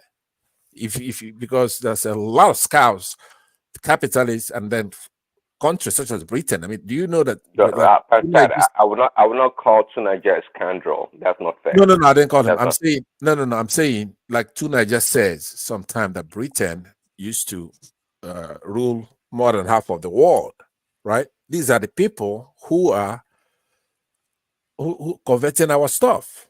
These people, they know how to colonize. They are very good at it. They colonize continents.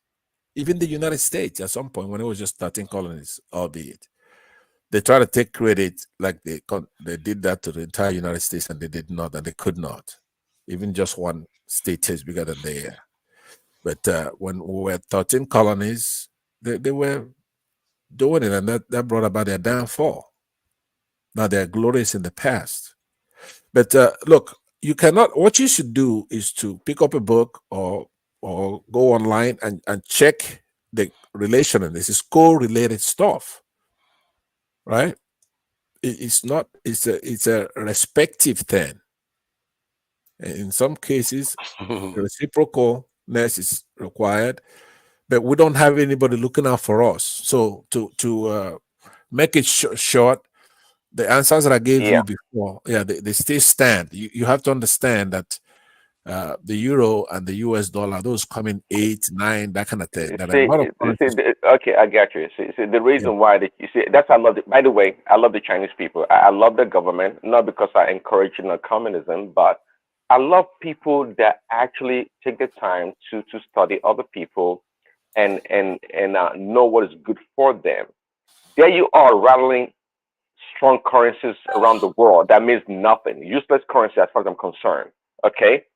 It shows like it tells that maybe you don't understand fundamentally what is going on here. See, I said it earlier, each nation is unique. Now, you've not provided to me the uniqueness of what you're talking about, be it Nigeria or these other nations. Having a strong currency means nothing. Okay? It means absolutely nothing. if you can back it up with real economic activities that is diversified, let's put it that way, in the case of Nigeria, which what we need, right? So again, I like the Chinese people because they understand. They take the time to study the Western economy and how to approach it. They don't go about stupid models about you do this and that. You have a strong currency. Then they don't do that, and that's why some economists in America don't like the Chinese. They call it the manipulators, and they are, because they're smart. They're not going to provide you they're not limits. smart. They're not smart. I disagree with that. You can't say they're not smart. You can say that. That's fine. Manipulate. No, they look. What if Nigeria just adopts what Gibraltar does, right?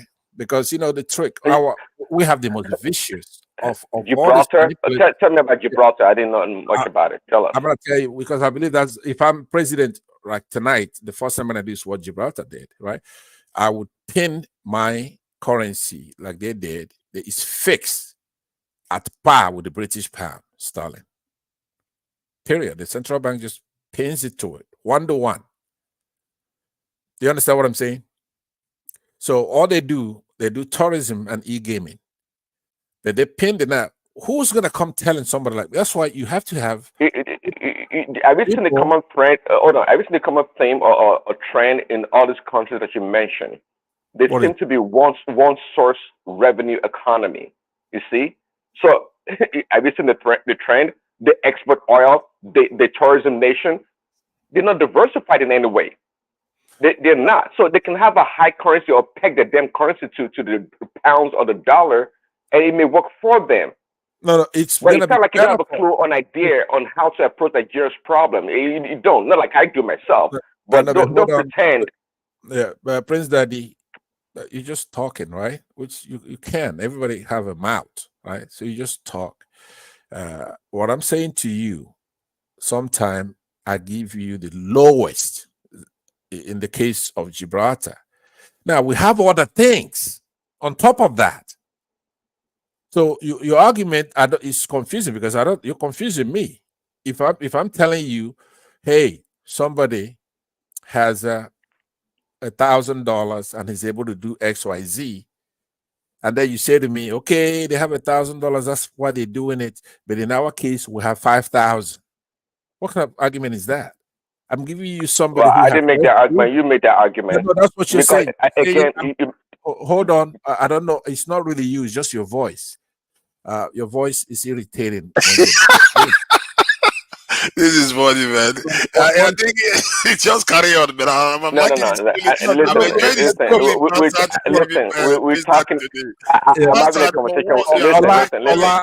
Hold on. I'm having a conversation with Pansat. Hold on. Who's talking? Who's talking? Hold on. Hold on. I'm having a conversation with Pansat. He's a friend of mine. I would like to call him a friend. When it's cornered, he has no clue about what he's talking about. It goes ad hominem. So I'm used to it. It means nothing. It means nothing. See, I cornered him. Hold on. I cornered him. He has no clue. Hold on. He has no clue about economics. He mentioned all this damn country with strong currency. He talked about some damn Gibraltar. Like, who cares about Gibraltar? Oh, the tourism. So Nigeria. You don't have a clue what you're talking about, Pansat. So you may like my voice or not. It's totally relevant. Give us something. Give us something meaningful. Give us. Hold on. I'll take that back. If you have something to offer, online, you need to come online. Let's just. Okay, hold on. Come back online because this guy doesn't know what he's talking about. Come online, talk, please. Yeah, please, that is crying now. He's crying. Take it easy. No, I just want to ask you. Okay, let me ask you tonight. All right. If I say, first of all, let me know if the analogy is correct.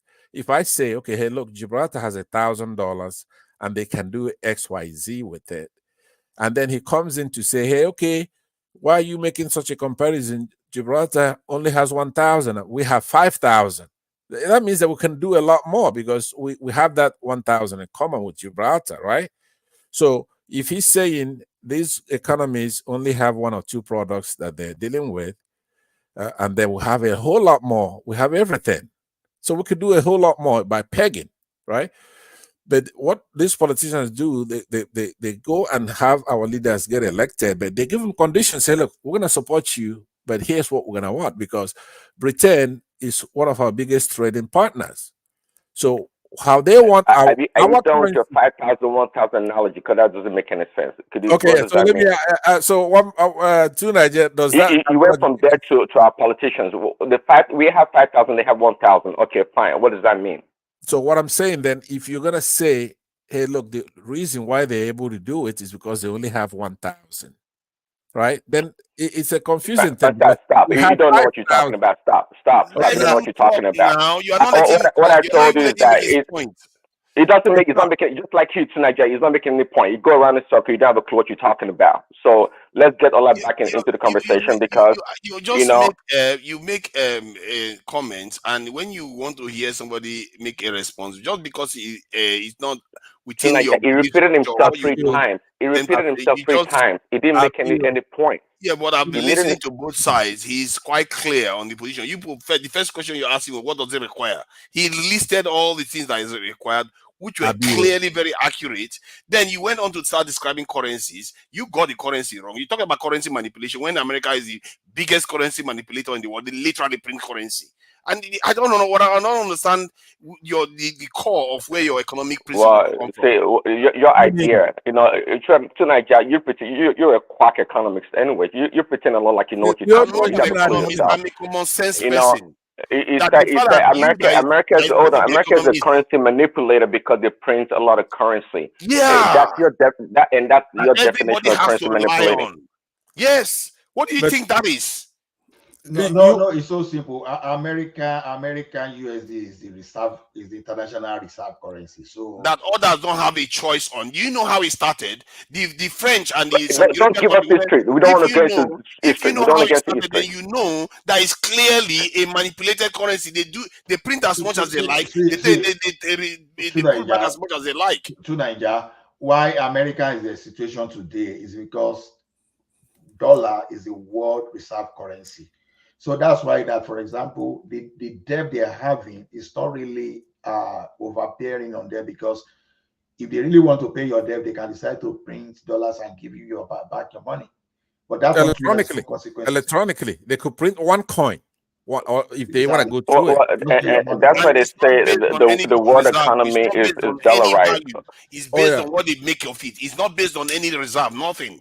Yeah, but listen, they're soft. By the way, Ola, I do want to respond to you on the Bitcoin kind of thing. I want to talk about that in a minute before I got distracted. But President, let me just tell you that since the currency that we're talking about here, the world's greatest, highest value currency, the Kuwaiti dinar, right? Since 1960, when it was introduced, it has consistently ranked as the world's most valuable currency. Consistently. Since 1960. And why do you keep bringing it up? That's my question. You just want to tell me something that you know. Why do you keep bringing it up? What is the value of that? I keep asking you. You haven't told me yet. Apart from they have a strong currency. Okay, well, what I'm going to do is I want to pivot and answer more important, because you're not listening. First of all, you didn't know. You thought it was the euro and because we're in America, we think about it that way, and I'm with you on that. I don't quite agree with the way they're assessing the U.S. dollars money. The United States is a hegemon, not only militarily, economically, right? They have a lot of. Hold on. Answer the question. No. Because I just said, I sat here and I poured my heart out answering your questions. I just tossed it in there. It didn't answer my question. Maybe you were speaking earlier. Hold on. No, Nigeria has as much understanding of economics as you do. You're not listening. Therefore, I am not going to dwell on it. I don't want to insult you, so let me just ignore that and then go to why I believe you can insult me. If Nigeria, not just Nigeria, President, it's enough. Okay, it's enough. Now, why? Hold on. Why are you talking? Let Allah talk. You talking about. Hold on. I'm gonna respond. Hold on. You've been talking. Let Allah talk. Allah was talking. You have nothing to offer. Hold on. Allah talk. I should talk. Because everybody is talking. I have not said anything, and I want to answer. Allah said that cryptocurrency. Hold on. Okay, hold on.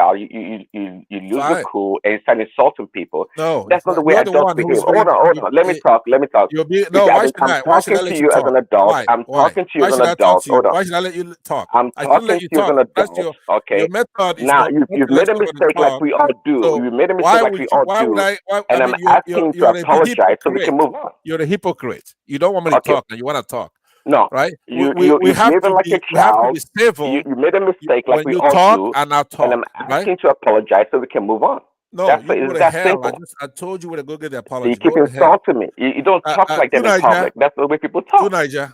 Yeah, I guess I'm done with this. This idiot. apologize before you leave. You need to apologize before you leave. That's that. What I'm gonna do you do with expect you? him to truly apologize? Come on. I mean, Prince Look at Daddy, what what has I'm just gonna happened. do is that I'm gonna approach one man so that you're gonna have to behave yourself when you get on a platform. Just because I guarantee you, next time you come to this platform, you have to apologize to me before you move on. I'm telling you. Okay. I'm dealing with you as an adult, but there you are trying to stand from how much you insulting want to me. bet? How much you want to bet? I don't care about that. Apologize and move on. I don't care about that. If you you don't keep insulting know, me. what I'm saying to you is me. that when they watch back this tape, they're gonna see what's causing this foolishness here. Is that you just decided to make it a foolish conversation? No, you don't want that's people not to talk. that's not the point. See, we right? all make mistakes. We all make mistakes. No, and when that's they not the trace point it here. back, Why does he have to degenerate into these insults? No, we are men here. We can relate to each other without okay. we can learn something. To Niger, did I insult him? Yes or no? You didn't insult him, but you wouldn't let him Okay, speak. good. So, but he insulted me. It's an adult. I've done every conversation. If you don't get your way, by only blocking children. from Hold on. speaking, is that not an Only insult? children do that. They don't get their way. They insult the other person or But insult you were people. blocking him from speaking. That could be No. misconstrued as an insult. calling me a That was child. not a sufficient justification for him Somebody to that won't insult me. even open his mouth That in front wasn't of a my sufficient son. justification for him to insult me. If So I I'm have asking any him of politely. my sons Pastor, I will consider you a friend, and I'm asking politely to apologize.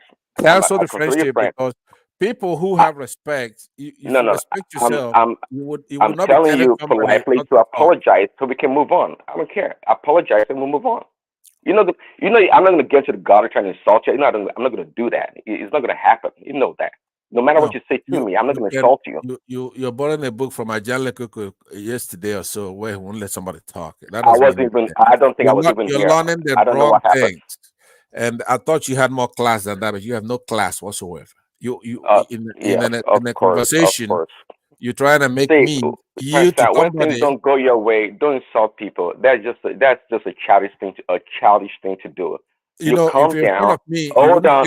Let me flatten talk. your nose. If you say that to me in my face, I'll beat the hell out of you. You know that. Okay. So all I'm saying to you, I don't care. In a committee of civilized people having a conversation, you said let Two Niger talk. Then I go to Two Niger, said Two Niger, let me just make a statement, and he yielded to me. You said let Ola talk. I went to Ola. You've talked. And you then made your point. you said no. That Two Niger should talk. Where do you get an authority, though? That's in the past. That's in the past. See, and then I don't if have you to get just keep authority quiet from, right now, I don't have to get authority from no one. But you keep insulting me. By the way, the evil word that you use, don't think I don't understand. That's a joke. I understand 100%. But this is the problem. It doesn't have to deteriorate to this point that you and I, because you and I disagree, then you have to insult me. We don't disagree. You're disagreeing with the facts. You're not disagreeing with me. I told you that I haven't given you my opinion. So, now I'm about to disagree give with the fact. I want to give my opinion now. What I was really not for you before a currency that's been number one since 1960. No. Before you go further, you're gonna go ahead and explain. You need to apologize first before you go further. That's what I'm asking to do. You can actually have the platform. Obviously, you borrowed a book from Ajan Lekoko. You go in. I'm not gonna let you top it. Only because I'm just asking to apologize. I don't care all about that. I'm not gonna ask for an apology. What I want to do is to pray that I see you one day, right? So we can have that conversation at that time. But for right now, good night. Have a good time. Allah, I'm also taking off. Well, I'll take my apology next time. Good night. You won, okay? All right. Bye-bye. Bye.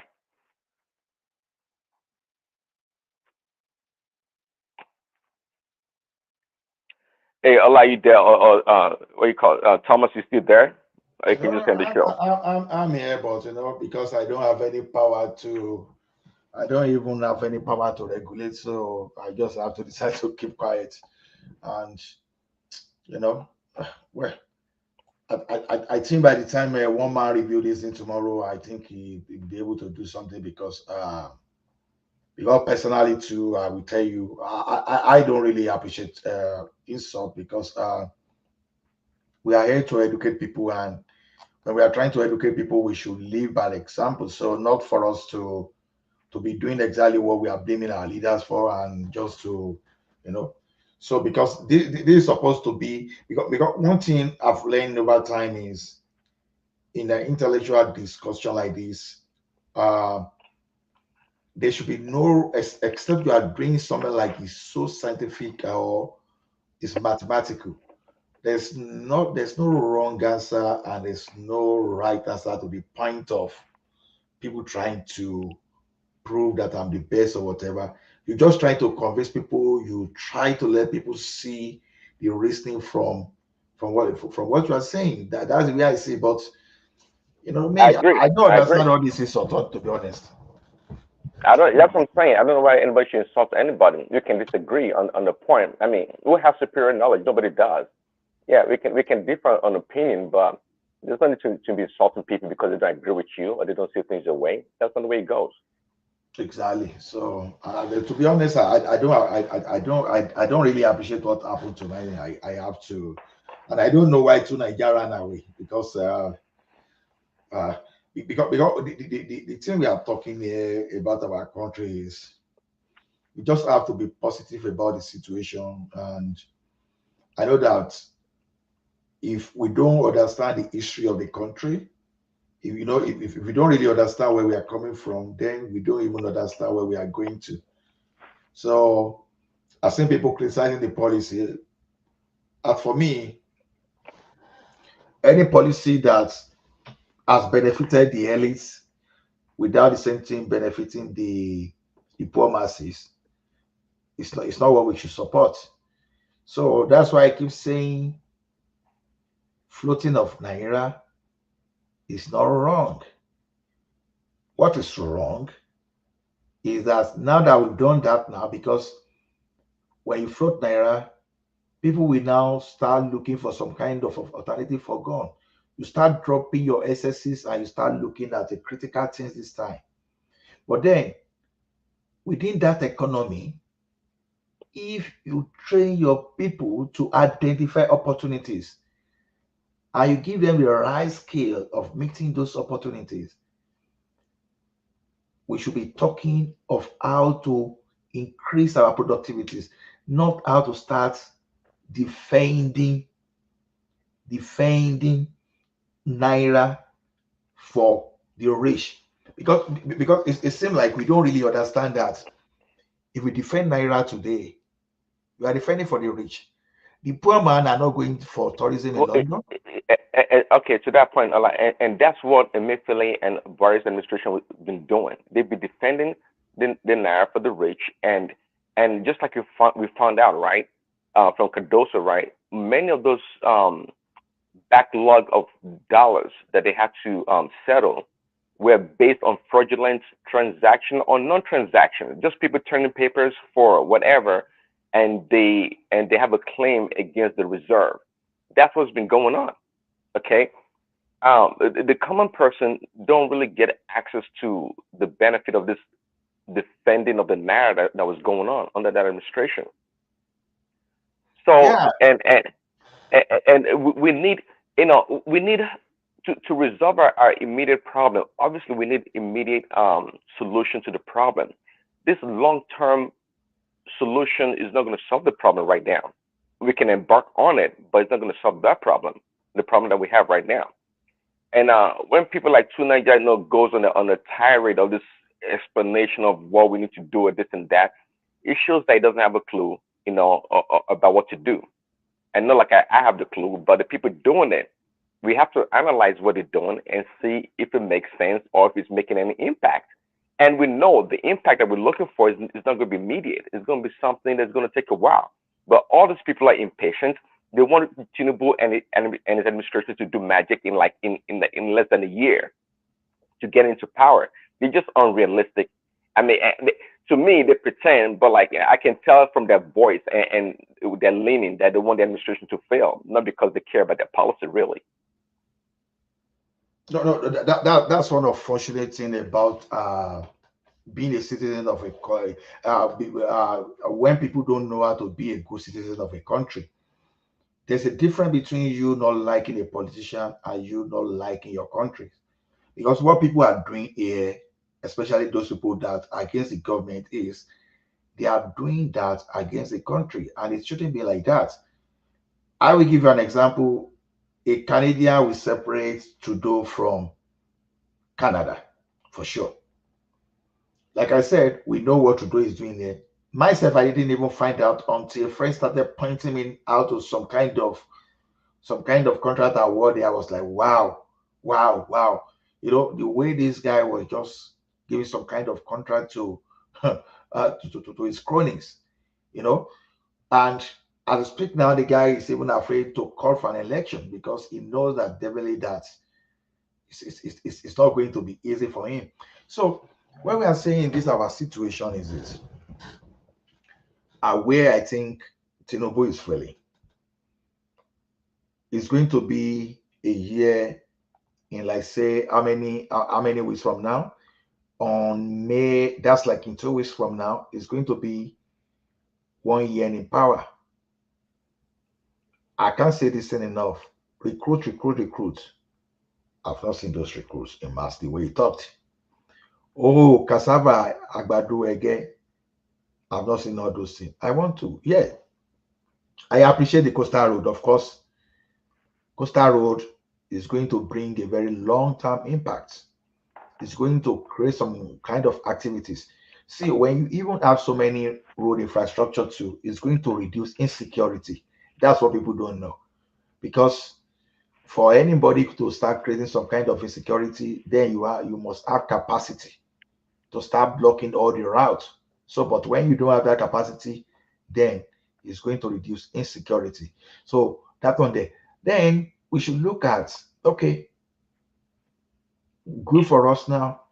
The deregulated power, where will I call the deregulated power of the maker, the power issue to be concurrent? But I think that power situation too need to be fully deregulated. We have to start giving incentives, you know, to those people that want to set up local production facility. Like I I thought already said, I thought they already deregulated the power sector. Am I mistaken? I thought now each state can go about generating or distributing their own electricity. No. I'm not sure. I'm not sure that's full deregulation though. I'm not because the thing is this. It's almost a year now, and I've not heard enough people that have got license to do IPP because I was okay. Look at I think my province alone. I can't remember. I think we are generating close to like 60,000 megawatts. I don't know. I don't want to give wrong figure. And my province that I'm talking about, how many are we in the entire province? Maybe about 5 million or thereabouts. You know? So then, if Nigeria now, if really want to take care of our population, and we really want to start doing what we are supposed to be doing as a country, I think we have that capacity of reaching like 100,000 megawatts, let's say in the next 10, 15 years, if we are really serious. So look at it this way. People don't really know the cumulative impacts of what is happening in Nigeria. As I speak to you, I know how many of my former colleagues, my schoolmates, that sent the people to Canada. And these are the people that were not even ready to come to Canada like 10 years, 15 years ago. When they believed Nigeria market was okay for them, they were investing seriously in Nigeria markets. But when things changed suddenly, they started sending their wives. I'm not even talking of 20, I'm not talking of 30 people. Okay, please look at it this way. Someone is making money in Nigeria and is paying for school for children attending grade school, private school in Canada. You know what it costs? You know, grade school can be more for international students, can be more expensive than when you are even attending colleges. That's the situation we find there today. Now, where do you think that those dollars are coming from? It's part of the pressure on our on our business. So these are the things people want us to be defending. No. How does that affect the common people on the street? if this money is given to someone that is going to buy machinery, and you are trying to establish factory, then it's understandable. A local manufacturer complaining about dollars, about those things, that is understandable. But someone not producing in Nigeria that just want to have a stronger naira to be able to procure foreign services, it's not doing not any good. And you know one funny thing we do in that country today too is that even you would think that our banking sector, for example, you would think we don't have, because when people who are saying Nigeria we are not creating, we don't have that capacity. That is just some kind of lie from the depth of the from the depth of hell.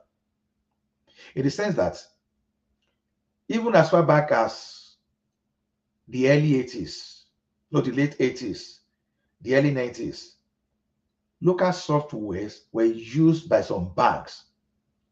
But today, we are buying foreign. I'll give you an example. When I was in the banking industry, there was a situation that was supposed to make presentation for a software that the total cost of ownership will be going to almost $6 million.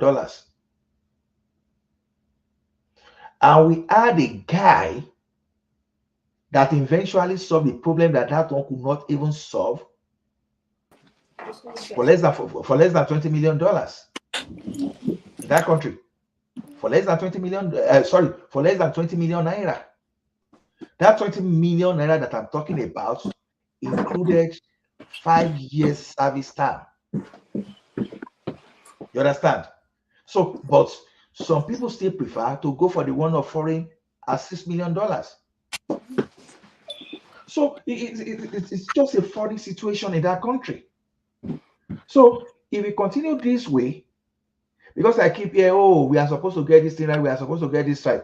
When they introduced SAP to us, like I keep saying, SAP was not a bad policy if you look at the document.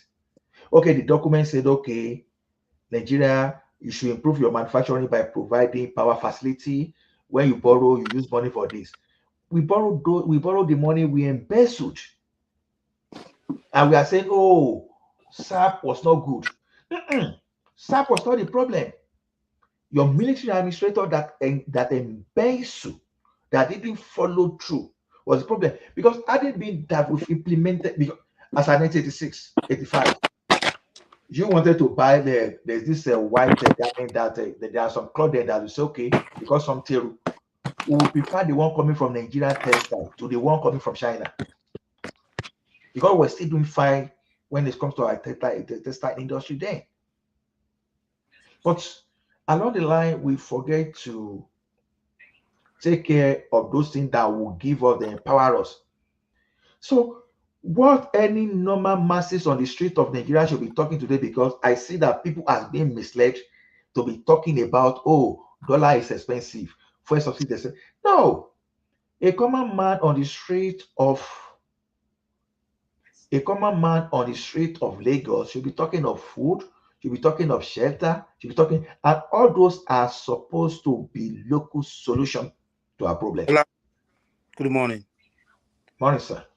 Yeah, thank you very much. See, I came in because of what you were talking about. Only when what's it called? The other guy was complaining about the naira and all that. You see, these people, yeah, they will not stop, because all what they want is for this government to fail.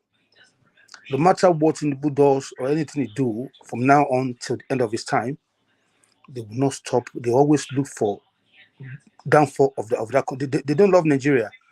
That's where I see things. When they come here to rant all the time, they know the truth. You know what I mean? When dollar was, I think 600 naira or 700 naira, we all know that they defend the naira with a lot of money, which poor people are not benefiting from it. But now the man is not defending anything. They still complaining. I don't really know what we want in Nigeria. Seriously, also we always complain about president, federal government. What about the governors? What are they doing to help? To help the masses? I've never seen anyone that come to the platform complaining about the governor. Look at I'm from Osun State. Look at the other guy. All what he does is dancing around like a lunatic. You understand? So we should know where to to focus our energy on. We should be talking more. Personally, to me, I think we should be talking more about the governor, because presidency, they are not the only one really in Nigeria. They have little impact in this. State governor, they are the one messing up the country. You understand? That's where we are sitting. But when people come here and ranting, complaining, somebody like that guy that sells things in Alaba, that guy know nothing.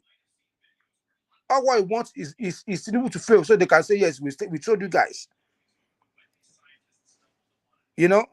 So, and by God grace, I got your point. You see me, one thing I like doing is this, because I like to think that we should suggest solution, even not at the level of the government, even for individual to do something. That's why what I think this forum is for. I will give an example. I once told a brother that, okay, you went to school, you studied agri science, you studied agri science. You were saying you don't have a job, all those stuff, but your father has more than 200 hectares of land. I said, okay, why don't you look at, because that time, that was when the people were accusing the Dangote of monopolizing the tomato market. I know me for sure, I will tell people, say, what's your business with Dangote? How is Dangote impacting you? You've not even had a tomato farm, and you are here discussing about Dangote. I said, why not let us do this one? Go to the farm. Even if you are just going to start with 2 plots, size of 2 plots of land there, try to plant tomato. Let us look for the machine that will be able to crush and process the tomato. And let's even start with just some small deep freezers or refrigerators. And now find a way you are going to get plastic pellets and preserve all those. Try to find someone that you work together, you market, because marketing is what that is needed. Now, do you know what it means? That if you can do that, you are taking the burden of people even buying fresh tomatoes, taking it to the grinder to do that one. You are supplying these people fresh, but you are preserving all those. Now, this guy took that advice from me. Actually, you know what he did? He went to the farm, planted those tomatoes. He now started waiting that thing with can. I gave you the idea, but you didn't ask for further question from me. So he now came back to me after like a month. He said, after like 6 weeks, he said, I planted those tomatoes and I went. I said, how did you do that? He said, I just can. I said, look at yourself. You study agri. You are a graduate of university. Oh no, what did he use? He was using a wet can. He was wetting, saying the tomatoes died. I said, no, you got it wrong. You took that thing from me. You didn't even allow me to give you everything. I said, okay, the farm you are going to, you have a stream around that place. 2 things you can do. We can dig a well. As at that time, I had 2 pumps. Because there was a pump. I bought 2 pumps then. I didn't use the other one because I used that one as a pressure pump for my in my house, for my tank, so that one will be pushing pressure to the shower. So how much did I even buy that pump that time? I think I bought it for like 7,000. And I had like 3 generators that I could easily give this guy one. What I said, what I demanded from you is, because when we were young, we used to go to that same farm and we used to sleep there. You don't have anything. If our grandpa, as some of us, we used to go to the same farm and we sleep over there. Nothing stopped from you guys. What are you doing on the street My of brother. Agric when you don't even have money? My brother. What I was expecting from you. No, let me quickly finish my story. Sorry, I will get for you. So, what I was expecting that time is this. If you had told me, I would have given you money to buy hose and jets. then give you my generator. You have enough hosts. What you just need to do, because you are into agriculture, you are supposed to understand this better than myself. So when you lay all those things, once you pump like this, you can be going there at intervals, like intervals of 1 hour, 2 hours, just like they will do irrigation there, and you just pump water there. I'm not an agri, I'm not into agri, but I understand how they do all those things. That's the essence of you reading when you determine to survive. You see, it is easier to see. You may take this thing for granted, because I know it was easier for me in Nigeria than here, whether we like it or not. I'm speaking from my experience.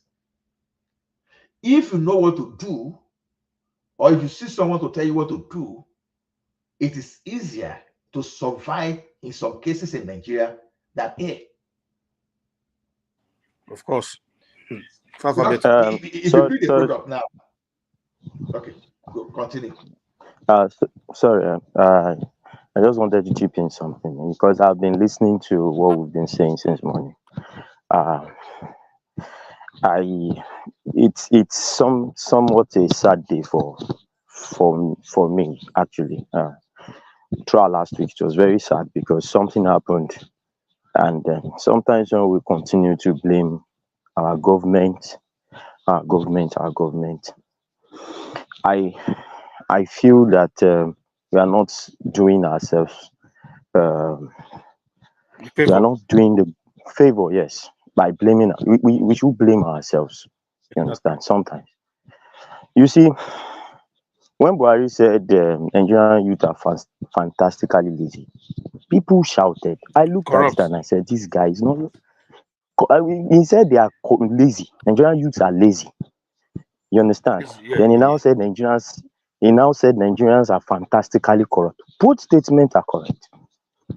Now, what happened?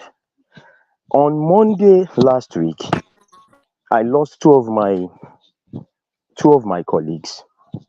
Though they are not colleagues in terms of KEDA, but they are contractor staffs for my company. You understand? And these guys are drivers. What happened? They were driving cement to what's it called? Enugu State. So they got to the border of Enugu State on Sunday. So they now decided that, okay, let us quickly make it into Enugu before broad daylight and park there in front of the customer because of this their sit-at-home thing. Do you know that these guys were blocked? A driver and motorboy. These guys were blocked because of their sit-at-home. They were pied. Really? They were pied, I'm telling you, because of their sit-at-home. They were pied and the two trucks were burnt down. Jesus. Wow. I thought they stopped the sit-at-home thing. I thought they stopped it already. I'm telling you now, this is something that has gone global. Because normally when these things happen in my company, it's a safety, it triggers safety. And once you have one fatality from the company, you lose all your bonus for the year. So now, at the group, they are considering it as if a safety issue. So the whole of Lafarge staffs now have lost their bonus for this year, just because of that. You understand? It's not that pains me, but the fact that two people are working hard, driving over the night to deliver a product to somebody that needs it urgently in your region. And you said because you are doing sit-at-home, you buy them. It's the motor boys that ran away that had to give the information back to because it was easy for the motor boy when he saw that the two of them saw that they were going to block them. The driver could not just leave the steering and jump out. the two motor boys fled. Now the drivers had to say, okay, nothing will happen. Let me just park this car and talk to them. Those guys were parking the car, and those guys were slaughtered, you know, Can you imagine that? like goats. Can you And imagine? somebody will come on this platform and tell me that they are doing something for the right cause. They are doing this. And in fact, I came in because I saw Fansat and two Niger on the program. I'm pained. I don't know why our people are like this. Sorry, I'm so sorry for your loss too. I'm so sorry. You know? I don't know. At least, okay, you sit at home. Just tell those people, okay, you cannot go inside, you cannot do this, you cannot do that. Leave, even if you are going to vandalize the property or what they are taking, you want to take it, live their lives. They have children. Have you always, as a company, always tried to avoid going there on that Mondays or on the, what do you call it, the sit-at-home day? You know, it has never been an issue. They have never run into these guys. You understand? Yes, now that's where the safety department is taking it from. Like, okay, they should not have even gone in at all. You know, it's once after there is an issue, that's when you can never win when it comes to safety, because there are so many rules and policies, and even the one they will just make up in front of you and say you should have used this, you should have done that. But the bottom line is, should you have even fight those guys for what? Honestly, it's totally wrong for them to do that. Honestly, when those guys come from that region, come to this platform and start ranting about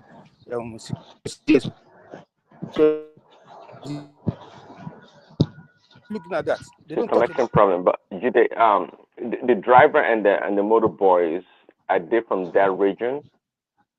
Now, Or they're and from this is that where I'm region? going to. This is where I'm going to. There's one from Niger Delta,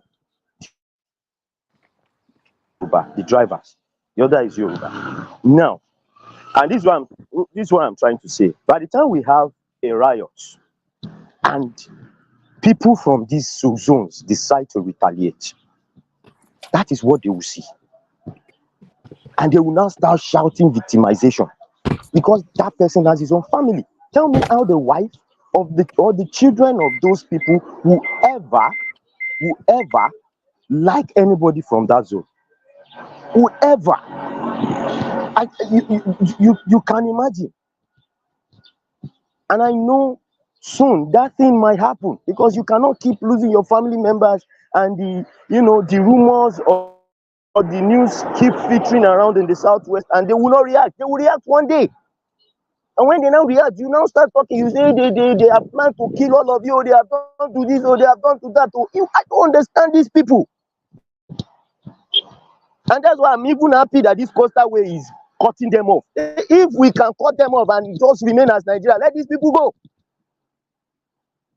Let them go. Now they are fighting for Ikwere people to join them because they need access to ports. Let these people go. Let their 5 states be. What is their problem? I'm tired. I'm really angry this morning. I'm really angry. I've not had the courage of joining all this while, because it was just painful. These are guys that I know. These are guys that, in fact, it's annoying. It's annoying. But God will save us all. I don't really see how this one is different from what Boko Haram and bandits are we doing. And this is just so That's unfortunate, because no difference. There's no difference at all.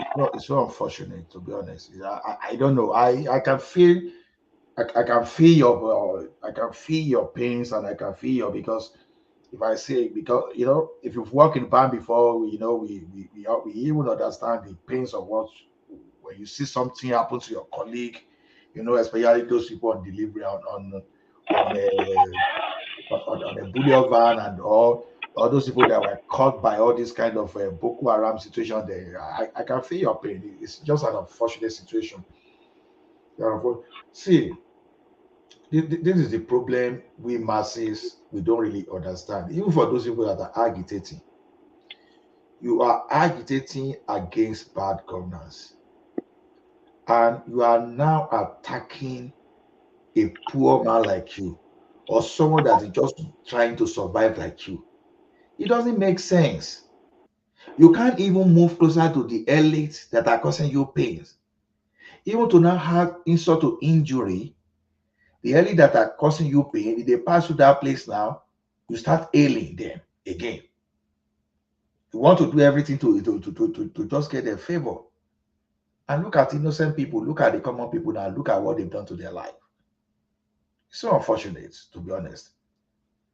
It's so unfortunate. Well, So to it's me, unfortunate and most regrettable. I mean, I can put words to it. I didn't explain that to anyone. And just like you just said, I would explain that to their family, their children. I mean, some things, some things you're like, oh, that's understandable. Some things you can't just wrap your head around. It just no reason for it. It's just barbaric in every way, shape, or form. It doesn't even make any sense. I don't even know what to make of it. It's so sad. That's what it is. exactly. Maybe these common people now, maybe they are even struggling to pay their rent. Maybe they are even struggling to eat, just like you. And they are the one you are scapegoating.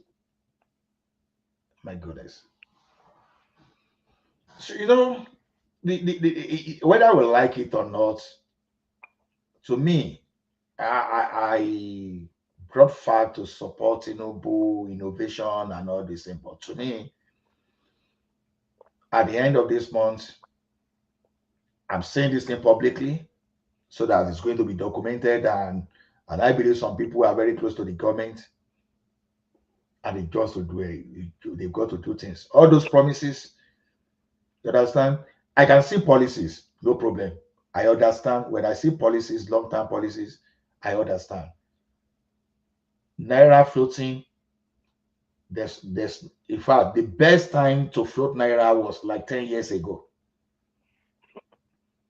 Because if we done that like 10 years ago or earlier, I so much doubt it if Buhari and his crew could have messed up, and if the like of Emefiele would have even had that opportunity of destroying our economy up to this level. I knew our economy was I was seeing before 1999. I knew it took almost 4 years or more for Obasanjo to regain that economy. And I know how those things, because those days we were even jealous of people coming from overseas. You will see now, okay, maybe you'll be working for a company and you find yourself like one common floor guy, and just one younger guy from you will just come from UK, whether I didn't even attend that school or whatever, they will come and become your manager. What am I saying? That people were returning home. People were returning home. So the pressure of our dollar at that time was another thing entirely, because people were returning home. Even people that will go to school, then they will come back home. But today, people are trying to japa, carry your dollar, carry your everything. But while doing so, like I said, I can't say this thing enough. Truly, people will think, oh, Nigeria cannot think. Let me tell you one thing. Even we here too, when we are in economic recession too, we may not be able to think. Despite getting all this employment insurance. Because the first pressure that mount on you is, if you are paying mortgage, how am I going to pay my mortgage that the bank will not take my key away, will not take my this thing? That's what you think about. So you won't be able to think straight. But the government will say, I will take you through a program. Traffic on that road when you're coming. So the government will say, I will take you That's through when a your program schoolmates are going to work. and give you your job back. I remember sometimes when there was a recession like that, my garage was bungled. You have a bike. You can be going to school with your bike. You don't want to go to school with your bike. Can you please mute your mic if you can, please? Sorry, my brother. Sorry. Sorry. So that time they bungled my garage. They went away with my this gasoline, pressure. Sorry, what's wrong with my brain? Maybe I'm even stressing myself. Well, with my compressor. Washer, No, with my compressor. They went away with my wedding machine and my helmet because I work on my car myself. And that time too, if I bought some car from an option that I want to say, I will work on them on my own. So they went away with my wedding helmet and screen. They went away with my compressor and some other tools in my Like garage. you mean in Canada? Yes, in Canada. They went to my garage. They brought it out. The compressor they took away from my garage was 20 gallon compressor. 20 gallon. And spot welding machine too. So it's telling you what can happen in any economy, because that time too things were tough. One thing is, oh, go on, you have to be creative. Some people will be doing garbage removing, for some of us that have truck.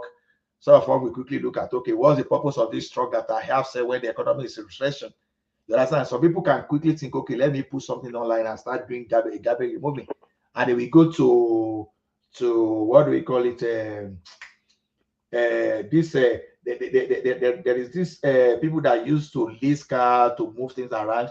They will quickly go and get some kind of a trailer. They will put it out, be doing junk removing. Some people will be doing house cleaning. Some people will turn themselves to some kind of, they'll be doing that. People don't just get to know that. It's just because of the influence of the government of how to. Now look at what is going to happen now. My son now in high school now, for example, will be learning mechanical job. We'll be able to be doing auto mechanic right from grade school. Already in their school, they have 5 cars. They have 5 vehicles that they will use. That's the equivalent of secondary school in Nigeria. I know that when I was in secondary school, though, we used to have introductory tech lab. Even those our teachers then used to use that into their own advantage. They will make furniture for themselves. You understand? They didn't really teach us. So that's one of those corruption we talk about in the country, because people think corruption is only when you steal money alone. Those things were meant for students to learn skills. But some teachers now will now sit on that. They will use the lathe machine. They will use the sewing machine, everything, to be doing their own job without teaching all those students. But yeah, secondary school. Now, the first time I will experience mechanical job there was we got our order on DC then. I first of all bought a sport track. That sport track, they have problem with bearing. And one Pakistan guy just saw it for me. No, this guy just say, I will give you half an engine. He just told, I said, okay, see, I don't even want problem. Take this thing, take it away. I sold that thing at a loss of $1,000. And he repaired that thing and came back to me that if I can just add 4,000, just because I bought it from you, I can give you. I said, wow, this is how I lost money. An insult. I just came to Canada that time. The second time, when we bought under Odyssey, that under Odyssey was just smoke everywhere. And they say, what will I do now? I took it to a mechanical workshop. They were charging me $9,000, $10,000 with just 3 months warranty. I said, this is the second time I will be doing all those things. But all those things, I was not even buying because I just came. I was not ready for a new car. Because that was the period that I was even afraid of even getting anything on finance. Because as someone coming from Nigeria fresh, I wanted to run away from anything debt. So when they said, then I now saw small boys. They were even doing some kind of engineering. Some of them will change the muffler, they will change the silencer, change the engine, all those things. I said, what's wrong with me? I went online. I bought manual and the training materials.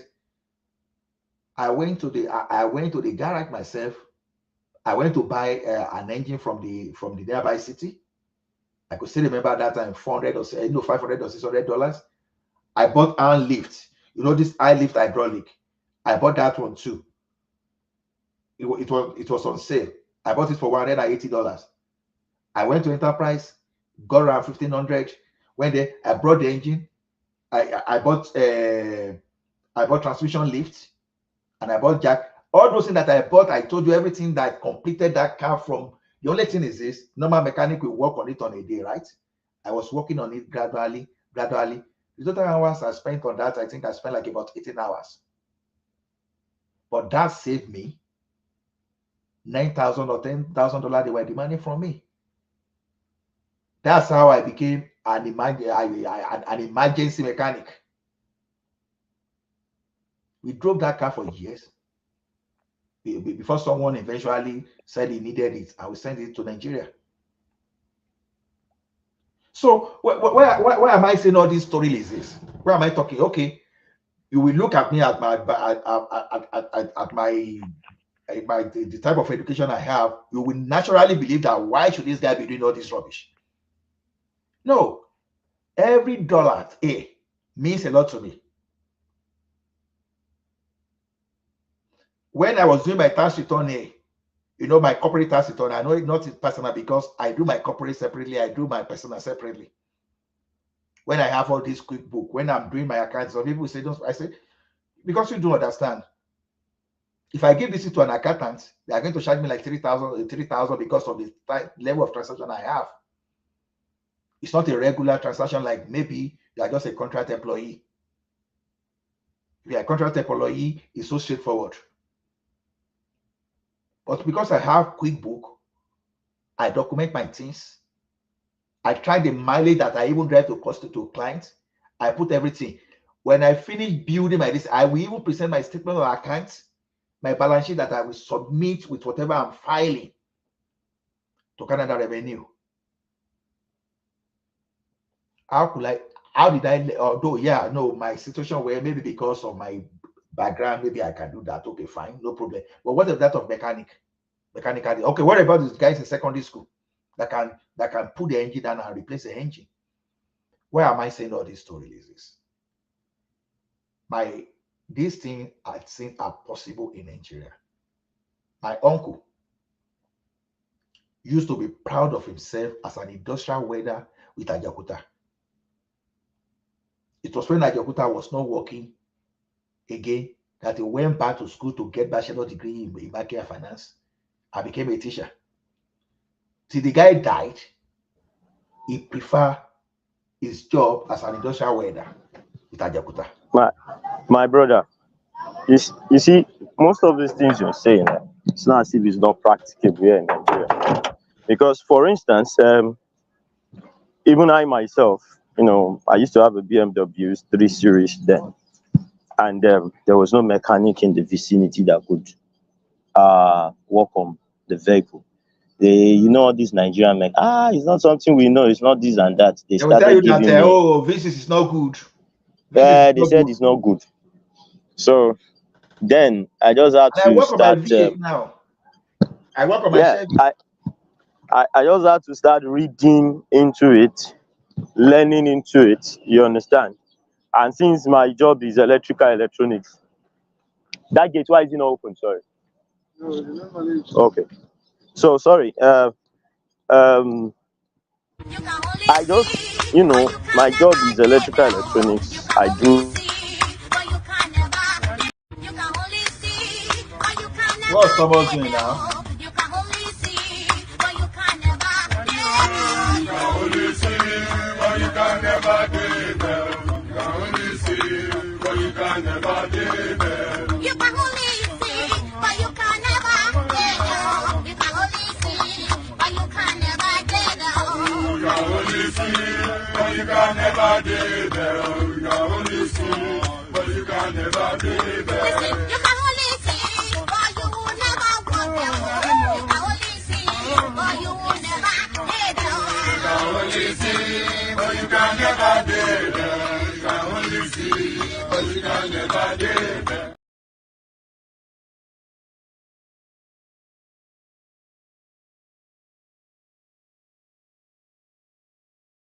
You can only see, but you can never give. You can only see, but you can never give. You can only see, but you can never give. You can only see, but you can never give. You can only see, but you can never give. You can only see, you can never be there. You can only see, but you can never be there. You can only see, but you will never want them. You can only see, but you will never be there. You can only see, but you can never be there. You can only see, but you can never be there.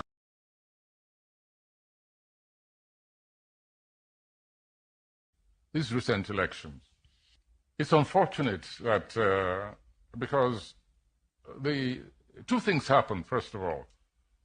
One party took over the labor movement, which is one of my favorite movements also. And then it became a regional party, more than, whereas it was a marvelous breach into the established two camps.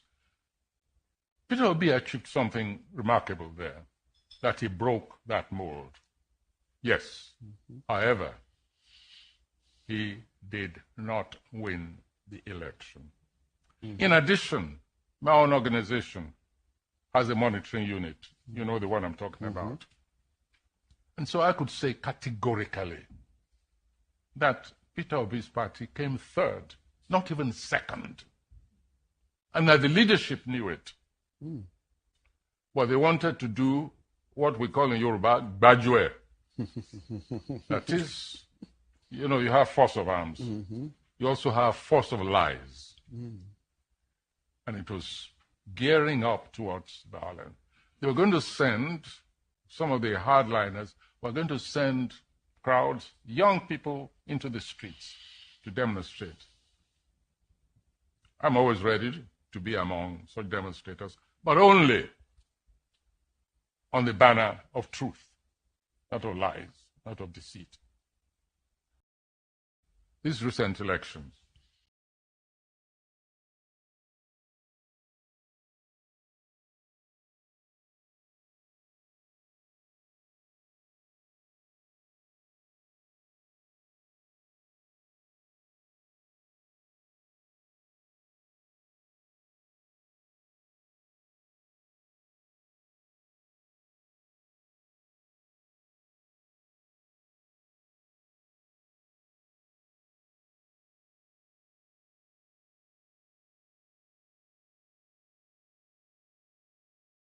my convoy is 5 vehicles, and you cannot buy fuel unless I'm inside the car. So I will pay them. No more. I know. The governor was paying for petrol himself for his convoy. When they get to a gas station, he will come out and bring out money and pay. In fact, at Oka government house, then when he was governor, forget about drinking champagne, what they are now doing there. Then he gave out old newspapers as substitute for toilet roll. If you are going to the toilet, you just to save money. Yeah. He was going to run somewhere. He said he's going for interview for job. Peter, can't you give him a job? Peter, can't you do this? The boy doesn't even have. I said, none of my children have car. I was the only person who is governor and bank chairman, not to them. Isn't that mesmerizing? But I know that Peter Obi, I know that he's a smart man. You know? But the governor, that Obi, did he say anything about that 200 million from security vote that he was caught? His convoy was trying to smuggle out of the country. Did he say anything about that? No, he didn't. No, but he talked about that 72 billion he left behind for his handpicked successor. Because when you hear that Peter Obi left 75 billion, if anybody doubts it, call me. I know where the money is. I kept it. Did he talk about it? Yeah, he did. Yeah, he did. I know. The man that he's now fighting, you know? Remember? Yes, now. I know. Of course. Did he talk about, what is it called again? The liabilities he left behind. Did he talk about that? No? Like signed contracts that were not paid for. Did he talk about? No? Like thousands of workers that he hired during the last weeks of his administration without provision for their pay in the budget. Did he talk? No? But definitely he must have talked about the millions and millions he was dashing out to schools, churches, town hall, traditional. Yeah. At the end of the administration, he was just giving out money without appropriation. He talked about that, huh? Of course. Of course. Okay, one last thing. Did P2B finally explain how bodies of Biafran activists ended up floating on Anambra River when he was governor? Did he explain that? No, he didn't. Why? Why? It must be an omission. It must be by capacity and commitment. This is a job that requires physical and mental energy. And we must get it right. And that is what we're asking. The church must be at the forefront. Our children cannot continue like this. There's no offense they're committed by being Nigerians. Nigerians are the best you can get in the world. And we have the energy to change this world. All we lack is that we have criminals who have hijacked this country, stealing everything away, and we are keeping quiet. Please, the church, wake up. Take back your country. God bless you.